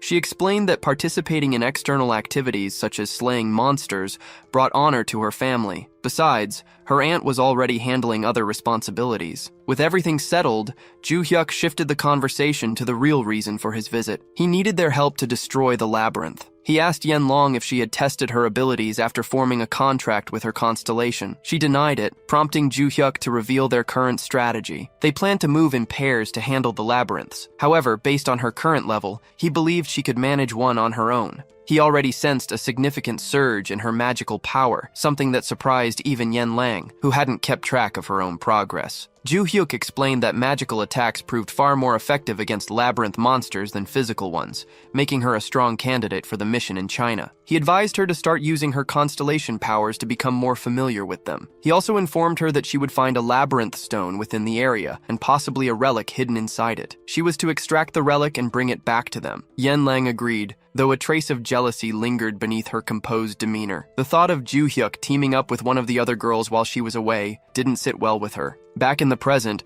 Yen Long is wreaking havoc on the monsters using her newly awakened constellation abilities. With a single punch, she tears through their ranks. Consumed by rage, she decides to crush every last one of them right then and there. Meanwhile, in the USA, Ju Hyuk arrives in a desolate land alongside Se-hyuk and Logan. Logan takes the lead in navigating, but despite their efforts, they can't seem to locate their intended destination. The young man, however, knows that if they had any information about the place, he wouldn't have needed to rely on his luminous ability to find it. Logan reveals that only a handful of people within the Institute are aware of the site's existence, which is why the details are so poorly documented. According to him, the public believes that only a single large magic stone was ever discovered there, making the entire location highly classified. Ju Hyuk feels a twinge of guilt, knowing the Institute is giving up the stone after investing so much effort into finding it. But Logan assures him it's not a big loss, as artificial storage units can now easily replace its use. Grateful, Ju Hyuk silently thanks Logan, then recalls the Keykeeper's words about an artifact that fell with him when he descended. When our boy asked, the Keykeeper revealed that the relic had been scattered throughout the labyrinths. He added that the artifacts reeked of strong magic, and their lingering scent would help guide him to them. Just as our boy was about to leave, the Keykeeper stopped him and mentioned one more thing. He needed Ju Hyuk to retrieve the large magic stone as well. Ju Hyuk was already aware of the stone's existence, but the request puzzled him. He asked why the Keykeeper wanted it. With a solemn tone, the Keykeeper explained that an immense amount of mana was required to open the ancient door, and the magic stone would provide exactly that. Despite his knowledge and power, the Keykeeper admitted that he was afraid. Sensing his fear, he gave him a reassuring nod, and with quiet determination, promised to bring back not just one, but 2 magic stones. Back in the present, Ju Hyuk regrets making the promise to the Keykeeper, as acquiring even a single large magic stone seems like an incredibly difficult task. His thoughts are abruptly interrupted when Logan announces that they've finally arrived at the location. As Ju Hyuk snaps back to focus, he's startled to see a massive golem, a towering monster standing directly in front of them. The golem is massive, and both Logan and Se-hyuk can hardly believe their eyes. They wonder how in the world such a creature could exist, and why it's here. As they process this, the golem suddenly slams its fist toward them. Both Logan and Se-hyuk dodge by jumping back, but Logan is left in shock as he watches the enormous crater left by the punch. The sheer power of the attack is terrifying. The golem loads up for another strike and swings its massive fist again. Logan braces himself, preparing for a counterattack. Shouting at the monster, he intercepts its fist with his own. The two fists collide with explosive force, and to Joo-hyuk's surprise, Logan's punch not only shatters the golem's arm, but sends the creature crashing to the ground. Se-hyuk watches in awe, amazed by Logan's power. He realizes that they're with the #1 contractor, someone who can shatter a golem with a single punch, and can't believe he's here with them. Even more unbelievable to Se-hyuk is that someone as strong as Logan follows Joo-hyuk with such respect. Despite the shock, Se-hyuk feels a sense of pride to be with both of them, ready to witness the power of these living legends firsthand. However, despite the golem's defeat, Logan senses something isn't quite right. The monster, despite being thrown to the ground, doesn't appear fully destroyed. It remains in relatively good shape. Joo-hyuk, considering the golem's enormous size, theorizes that the impact might not have reached its core, which could explain why the creature is still intact. Saying this, Joo-hyuk jumps onto the fallen golem and drives his sword into its body. However, to his shock, even his powerful sword fails to pierce the creature's tough exterior. As he processes this, the golem suddenly awakens, rising to its feet with an overwhelming surge of power. It gathers its strength and unleashes a powerful punch at him. The fist lands with immense force, and while our boy manages to block the attack, he's sent skidding back by the crushing pressure. Joo-hyuk realizes in that moment that the golem has likely absorbed the large magic stone. This revelation shocks both him and Logan. Our lad then asks if he placed an anti-magic spell to block the stone's presence. Logan confirms this, but Joo-hyuk, still processing the situation, reveals that it should be impossible to block the presence of the stone using any kind of magic. Logan, although not sensing any magic himself, listens intently. Joo-hyuk explains that the magic spell blocks human senses, preventing them from detecting the stone's presence. However, it's different for creatures born from magic, and the golem, being such a creature, is able to detect even the faintest trace of magical energy. The golem must have sensed the residual magic and channeled it to the magic stone. Joo-hyuk surmises that the lack of other monsters suggests the golem may have killed them all to absorb their energy. Despite the golem's immense power, Joo-hyuk is surprised that simply absorbing residual magic from the stone has made it this strong. This leads him to believe that the stone itself must be incredibly powerful. He now realizes that he should have brought his disciples with him if he had known the situation would escalate like this. Thinking about it, Joo-hyuk turns to Logan and asks him to hand over the artifact, eager to demonstrate the true power of one punch. In a labyrinth in England, the Black Cat and Adelia are working together as a team to clear the monsters. Adelia seems exhausted from all the fighting, as her family usually handled such tasks, leaving her unaccustomed to the toll it takes. The Black Cat, acknowledging her fatigue, admits that he's also sweating. It's been a long time since he's fought monsters himself. Feeling the heat, he removes his mask, revealing a strikingly handsome face beneath it. Adelia, stunned by his appearance, can't help but marvel at how attractive he is. Thank God it's nothing like the nightmarish dream's face reveal. Black Cat notices Adelia's flustered expression, but feels confused by how shocked she seems. Thinking he might have made her uncomfortable, he quickly apologizes. However, Adelia assures him that it's fine. Curious, she cautiously asks if what he just did is even allowed. Black Cat nods, explaining that since they're not in the black market, there's no issue, and besides, they're alumni in a way, so he believes it's acceptable between them. This only flusters Adelia further. When Joo-hyuk had asked her to accompany Black Cat into the labyrinth, it hadn't really excited her, but this moment seems to be making up for it. Hesitantly, she asks, almost suggestively, whether Black Cat will be showing his face more often from now on. He confirms he will. Suddenly, Moron, Adelia's constellation, and Luminous Black Cat both call them out for flirting and sternly remind them to focus on the mission. Embarrassed, the two quickly snap back to clearing the labyrinth. Meanwhile, back in the USA, Joo-hyuk and his team are locked in a fierce battle with a colossal golem. As they dodge its thunderous attacks, he channels his constellation's power into his fist. He tells Logan to watch closely. The golem swings a massive punch at him, but our boy counters with a strike so powerful that it doesn't just obliterate the golem, it erases the entire mountain behind it. The sheer force of the blow stuns everyone. Even Joo-hyuk himself is impressed. It's been a while since he's thrown a punch that devastating, and he silently acknowledges the immense power of Logan's constellation. Logan watches everything unfold with shock, finally beginning to grasp the true potential of the destruction skill. As Ju Hyuk returns the bracelet to him, Logan remains deep in thought, wondering about the sheer force behind that one punch. After a moment, he asks Ju Hyuk if he would be free after this mission to train him in that very technique. Our boy, wearing a confident smile, agrees on one condition: they must secure one more large magic stone. Logan quickly suggests that a company affiliated with the association possesses one, and they could potentially use it. Hearing this, the young boy lights up with excitement, declaring that he'll return if things go smoothly. However, Logan hesitates slightly before revealing that in order to take the stone, they'd need to replace it with an artificial storage system. Ju Hyuk, unfazed, immediately orders his team to dig into the pit the golem had been working on earlier, suspecting the real magic stone might still be buried there. A few days later, at a secluded site, Ju Hyuk arrives with a massive artificial floating magic stone, stunning the keykeeper with its presence. But that's not all. Instead of just bringing the required 2, the young lad surprises him by bringing 3 just in case. 2 were sourced from Logan, and the third was obtained from the constellation Sosami, used by the first cult's contractors to receive their orders. As if that weren't enough, Ju Hyuk also hands over several powerful artifacts, leaving the keykeeper in utter disbelief. According to him, the collected items are more than sufficient to activate the arena, though in truth, the so-called arena is little more than an enormous cave. He then reveals that he will begin summoning the entrance door soon, noting that even a single stone would have been enough for that task. Ju Hyuk, however, is well aware that the keykeeper requested extra magic stones not out of necessity, but to curry favor with the other constellations on the island. This realization shakes the keykeeper to his core. Calmly but firmly,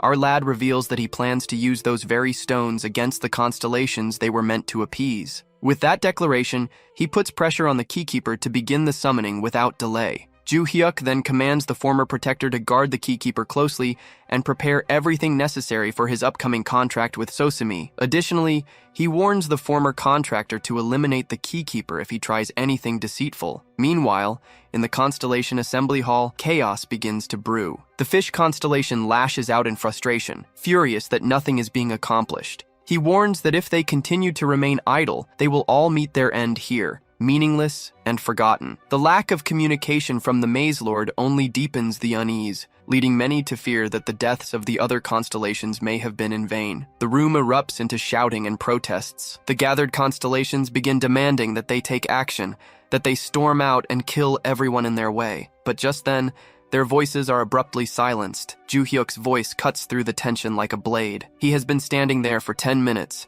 silently watching them yap. A manic smile spreads across his face as he declares his intention to be the one to plunge them into disappearance, rather than let them wait for a natural death. The fish constellation fails to recognize Ju Hyuk, while the vampire comments that he hadn't sensed any magical power earlier, explaining why none of them noticed his presence. However, the vampire grows furious, enraged by his bold and arrogant entrance, and issues a warning. Our boy, unfazed, doubles down on his stance. He states that they were all too busy spouting nonsense, while he had been concealing himself right there among them. As he speaks, he casually swings his sword, issuing a chilling warning that they'll understand everything once he beats the living daylights out of them. His overwhelming presence and sheer arrogance leave the constellations in shock. Then, in a sudden fluid motion, Ju Hyuk spins in a full 360-degree arc with his blade. The green constellation shouts for everyone to duck, but it's already too late. With that single devastating swing, the majority of the constellations lose their heads instantly. Only a handful, namely the vampire, green,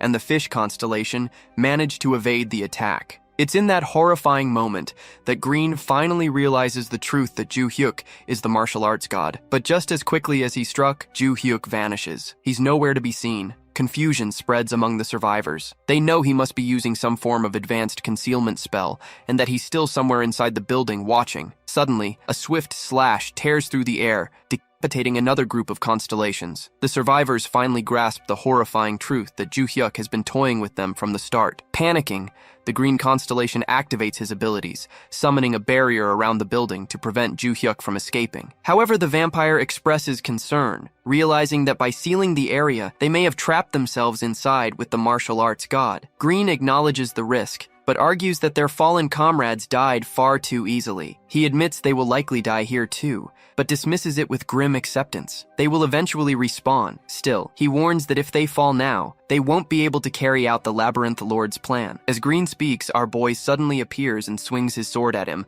Reacting quickly, Green blocks the attack with his bare hand. In that moment, he makes a crucial realization. Ju-hyuk isn't using concealment magic, but is actually invisible. The barrier, now active, will trap him within the building. He alerts the others, noting that Ju-hyuk's power seems diminished in this new body. The fish constellation also notices the change, speculating that Ju-hyuk may have undergone reincarnation. The vampire agrees, pointing out that since their heads are still attached, the martial arts god's strength must be weaker than before. As they assess the situation, Ju-hyuk silently reappears, this time behind the vampire, and slashes his face, but the attack lands on a blood clone. The real vampire had used the clone to lure Ju-hyuk out. Now that Ju-hyuk is fully revealed, all the constellations launch a combined assault, unleashing a devastating barrage aimed at obliterating the ground beneath him. However, despite their overwhelming attack, he is nowhere to be seen when the dust clears. Without warning, he reappears behind Green, gripping one of his antlers. Mocking him,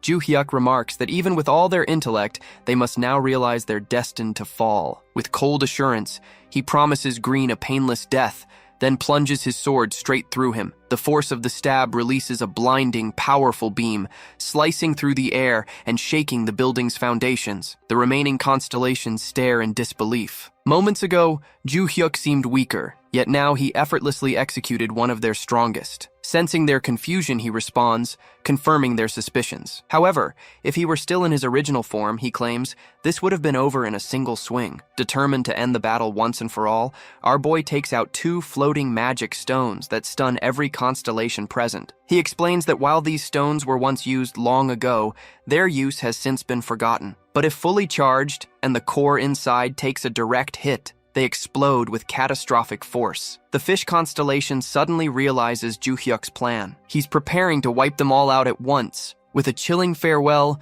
Ju-hyuk slams the stones into the ground. Upon impact, they detonate in a colossal explosion, releasing a massive beam of destruction that engulfs everything. Somewhere deep within the ancient tree trunk, the guide nervously sneaks toward the wheel of reincarnation. As she spots it, memories of her previous conversation with Ju-hyuk resurface. In a secluded house, she had informed our hero about the constellations, especially the keykeeper gathering on the island. Though she wasn't entirely certain, she believed the location was accurate. Upon hearing this, Ju-hyuk immediately prepared to leave, but the guide stopped him, asking to borrow the absorbed names. Without hesitation, he handed her the ring, explaining that he had already used most of the names as soon as they were absorbed, though there might still be some left. Curious, he asked why she wanted them. The guide absorbed the lingering names from the ring, revealing her intent to use them to obscure the Labyrinth Lord's vision, allowing Ju-hyuk to massacre the constellations undetected. Back in the present, the guide approaches the wheel of reincarnation and exhales a cloud of black smoke over it. With this act, she becomes confident that they've successfully masked the names from the Lord's surveillance, at least for a while. As she contemplates the next steps, the Spear King suddenly appears, catching her off guard and holding her at spear point. She tries to calm him, assuring him that nothing has truly changed. The Spear King calls her out for appearing in a restricted area and declares that he will take her to the Labyrinth Lord to explain herself. This puts the guide in a difficult position, as confronting the Lord now would likely result in her actions being restricted. In an attempt to slip out of the situation, she asks the Spear King to forget her visit, claiming she is merely a nameless constellation who wandered in by accident. However, the Spear King sees through her act and firmly orders her to follow him, stating that it is his duty to guard the place. The guide expresses admiration for his loyalty, but this strikes a nerve. In response, he slams his spear to the ground, warning her not to make assumptions about him. He reveals that guarding the area has been nothing more than an obligation ever since he was bestowed the title 300 years ago, without any memory of who he truly is. He admits that he lacks the strength to refuse the duty, and that is the only reason he continues to fulfill it. Brushing off the emotional weight of his confession, he again urges her to follow him. This moment gives the guide an opening. She claims to possess a unique talent and deduces that the Spear King is confused about his own identity. She offers to introduce him to someone who might know the truth about who he really is. The Spear King falls into deep thought at this offer. A few hours later, on the island, Ju-hyuk and his contractors are surprised to see the arena door summoned by the keykeeper. At first glance, it appears to be an ordinary door, but the keykeeper explains that it leads to another door, which in turn opens the arena. It is merely a passage. According to him, there is no way to connect directly to the arena. This revelation frustrates everyone, but the keykeeper defends himself by revealing that the arena space created by the Labyrinth Lord still exists. However, its location is now up, in the realm where the Labyrinth Lord resides. When all the constellations were there, in the imagination realm, they could access the door directly. But now, after descending, they require a connection to the Great Hall. The keykeeper claims that with the floating stone sand and his artifacts in hand, he now possesses enough power to open the passage door. Doing so will also open the corresponding door in the constellation realm. Upon hearing this, Ju-hyuk urges him to proceed quickly, but before the keykeeper can act, he issues a warning. There are many monsters inside. Before he can finish, our boy already understands that the constellation wants an escort. Ju-hyuk agrees, which brings a rare smile to his face. As the constellation prepares to begin, he instructs his contractors to inform the constellations not to open the door if they see one on their end. With that, the keykeeper inserts his key and unlocks the passage. Looking inside, Ju-hyuk realizes that the interior is dark and eerie. He suggests the keykeeper stay close if he doesn't want to die. With that, the two charge into the unknown. Inside, they are immediately confronted by monsters, but Ju-hyuk effortlessly slashes through them. The keykeeper, on the other hand, appears visibly nervous. Our boy urges him to keep up if he doesn't want to die. With that, he pushes forward, cutting down monsters left and right, as the constellation follows closely behind. Eventually, they arrive at the Great Hall door. Just as they are about to enter, a massive wolf-like monster leaps in front of it. The creature is enormous and enraged,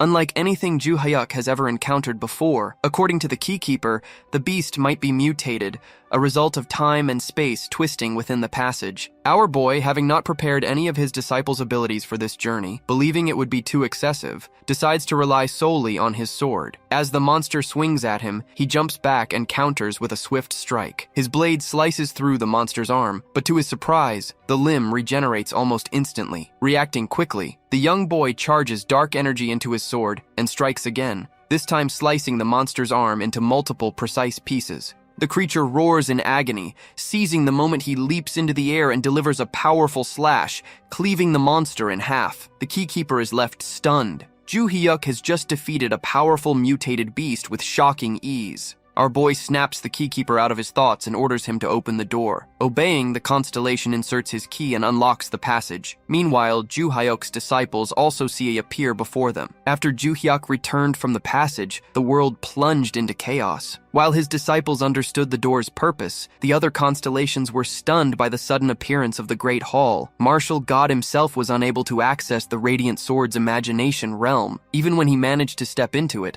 the door vanished the moment he entered. His disciples could walk freely into the Great Hall, but he was denied entry. He consulted the keykeeper, who explained that the Great Hall was rejecting Ju-hyuk, possibly due to the will of the Labyrinth Lord. Ju-hyuk realized that, because of this, he could no longer gather his disciples in one place, nor see who resided within the Radiant Sword's realm. Originally, he planned to enter the Great Hall and find the door that led to the Radiant Sword's imagination realm. Now, blocked from entry, he comes up with an alternative. If he cannot enter, his disciples can. He decides to send them to search for the Radiant Sword constellation on his behalf. With that, all of his disciple constellations enter the Great Hall. However, as soon as they step inside, Moron and Luminous begin arguing, Luminous having arrived late. As they yap, Sosimi steps in and reminds them to follow their master's orders. Hearing this, both acknowledge their mission and shift their focus to tearing through every other constellation present. A few days earlier, Ju-hyuk gathered his disciples' contractors to organize a meeting between their constellations. He inquires about Sosimi, and Moron confirms that Sosimi had arrived in her imagination realm. However, Moron is visibly shocked at how Sosimi found her door so easily. According to Sosimi, she canceled her presence from the Great Hall and was able to locate Moron's realm by recognizing her senior's familiar scent. She also mentioned that she used other members' trails to search for their divine artifacts, but was only able to find Moron's. That scent had guided her there. Now that both disciples were confirmed to be in one realm, Ju-hyuk turned to Adelia and asked for the asked Moron if she was rejecting his entry, but she denied it, stating that it felt as though someone else was preventing her from summoning him. Moron then turned to Sasami, asking if she knew the scents of the other members. Sosimi admitted that she tried to track the remaining divine artifacts, but failed to locate them. As a result, she had no idea where the others were. Upon hearing this, Ju-hyuk asked whether she checked the Radiant Sword's realm, but Sosumi replied that she didn't, as she couldn't even sense the sword's mana. Ju-hyuk then revealed his plan to try accessing the sword's imaginary realm through the Great Hall. Sosumi, however, was confused. She recalled how many doors there were in the hall and questioned how our boy planned to identify the correct one. Ju-hyuk, wearing a maniacal smile, ordered them to kill all the constellations in the hall. After that, they would enter through the remaining door. Returning to the present, Ju-hyuk's disciples prepare to confront the other constellations. However, Sosumi suggests that before any fighting begins, they should first remind everyone of their master. To do this, she summons the teaching school that he once ran. The sudden appearance of the Mushinmun school fills the space with a wave of nostalgia. Disciples recognize it and grow silent and emotional. Sosumi then reveals that she has a list of constellations they will target first. Ever since becoming a constellation herself, she had taken note of all those who spoke ill of Ju-hyuk. The others agree with her plan, determined to begin their assault with those on that list. Meanwhile, a group of constellations notices the school building, and with mocking laughter, recalls that the martial god has been dead for 300 years. One of them questions who could have built such a place now. Just as he finishes speaking, Moron appears and slams his face into the ground, crushing him instantly. The rest of the constellation stare in stunned silence, realizing that these women are students of the Mushinmun school. Luminous quickly corrects them, declaring themselves disciples of the master. Without hesitation, she fires a beam that pierces through the heads of multiple constellations. Witnessing Luminous attack, Moron joins the battle. She stabs her sword into the ground, channeling her energy through it. Luminous becomes slightly concerned,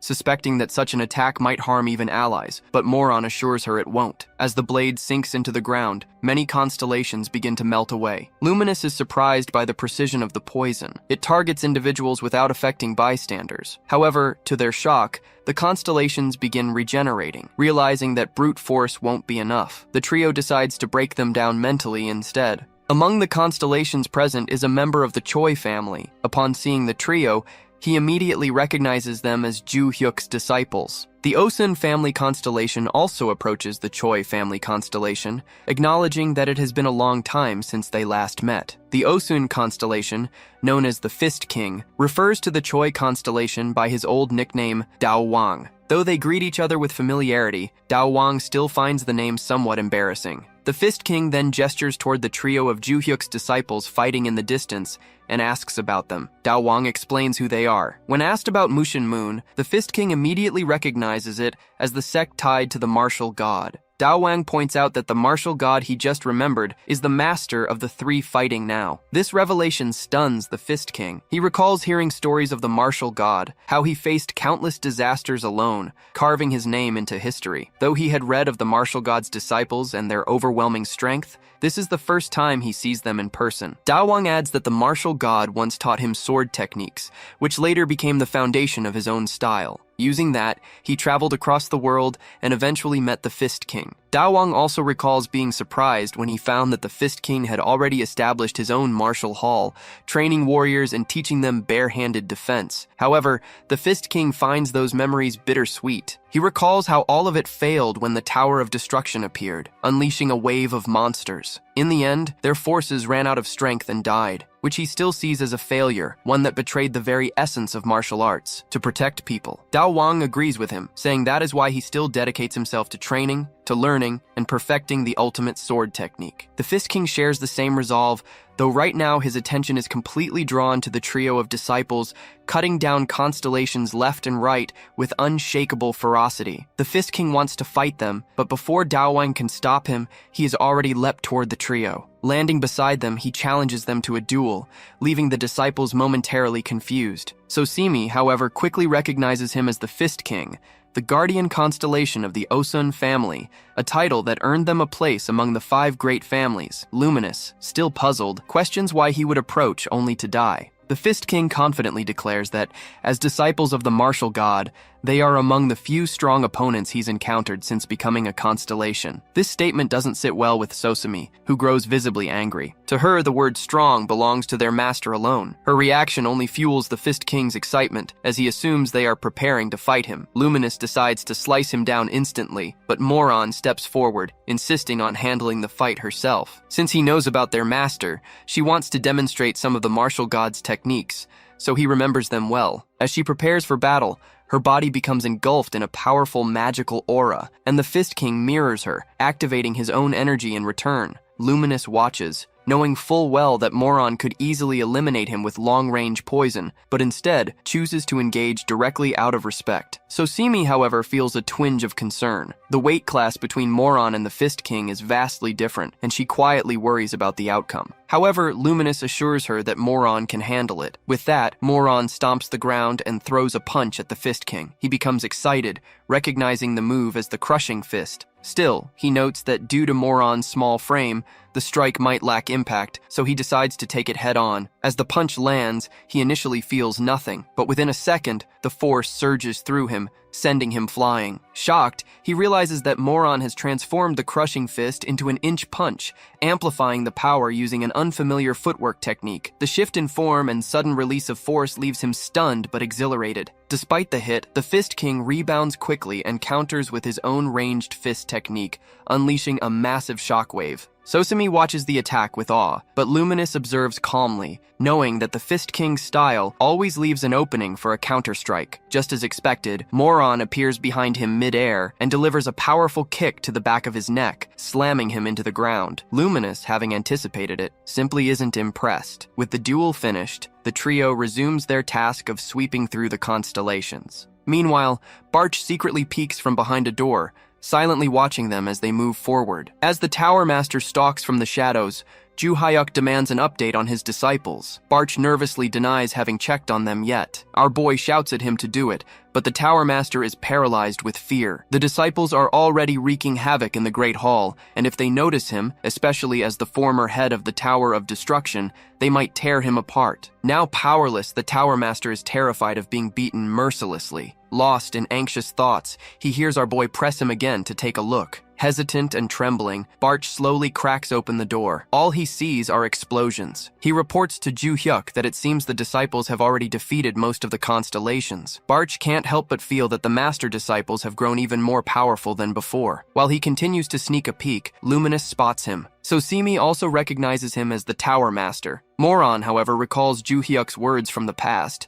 not to touch Barch if they ever found him, but she grows uneasy, unsure if Luminous remembers that order. The Tower Master, now fully exposed, hesitates and awkwardly pretends not to know Luminous. But she clearly remembers him, standing above them long ago, watching from the Tower of Destruction. Though she states her desire to deal with him, she restrains herself out of respect for Ju Hyuk's instructions. With that, she delivers a swift kick that sends Barch flying back into his room. Before slamming the door, she warns him that she'll remember exactly where he hides, and if he dares to step out again, he'll be mangled on the spot. Meanwhile, Ju Hyuk stands on the island, trying to contact Barch, but receives no response. Soon, Black Cat arrives through a portal, accompanied by Aaron and Yan Lang, both confused about why they've been summoned to the island. Yan Lang quickly notices the broken buildings and a massive crater, pointing out that it looks like a war just broke out. Ju Hyuk brushes it off and gets straight to the point. He plans to teach them the next step in their training. He adds that Black Cat has been summoned for a different reason altogether. He begins by addressing Aaron and Yan Lang,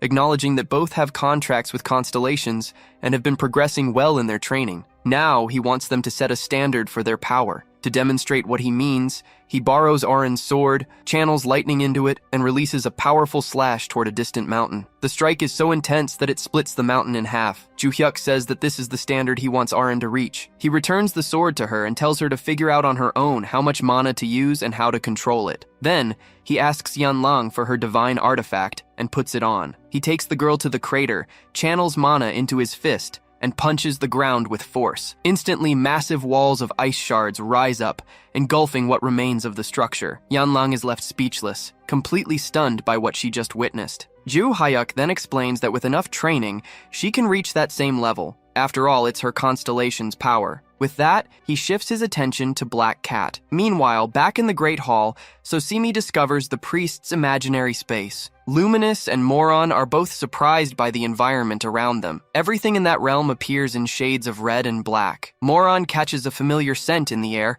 but can't quite place it. As they explore the place, they find a small opening in the wall and decide to pass through it. Inside the narrow corridor, they spot a man in red clothing sitting alone. They recognize him and call him their junior brother, but they still don't understand the nature of that imaginary realm. The man stands up and asks how they managed to enter, since they are all constellations. Moron replies that they came from the Great Hall. The man realizes they mean the arena, but says he's not in the mood for a fight. He confesses that he fell into despair after becoming a constellation, but when he heard about Ju-hyuk's reincarnation, he was thrilled, until he realized their master had been missing for 300 years.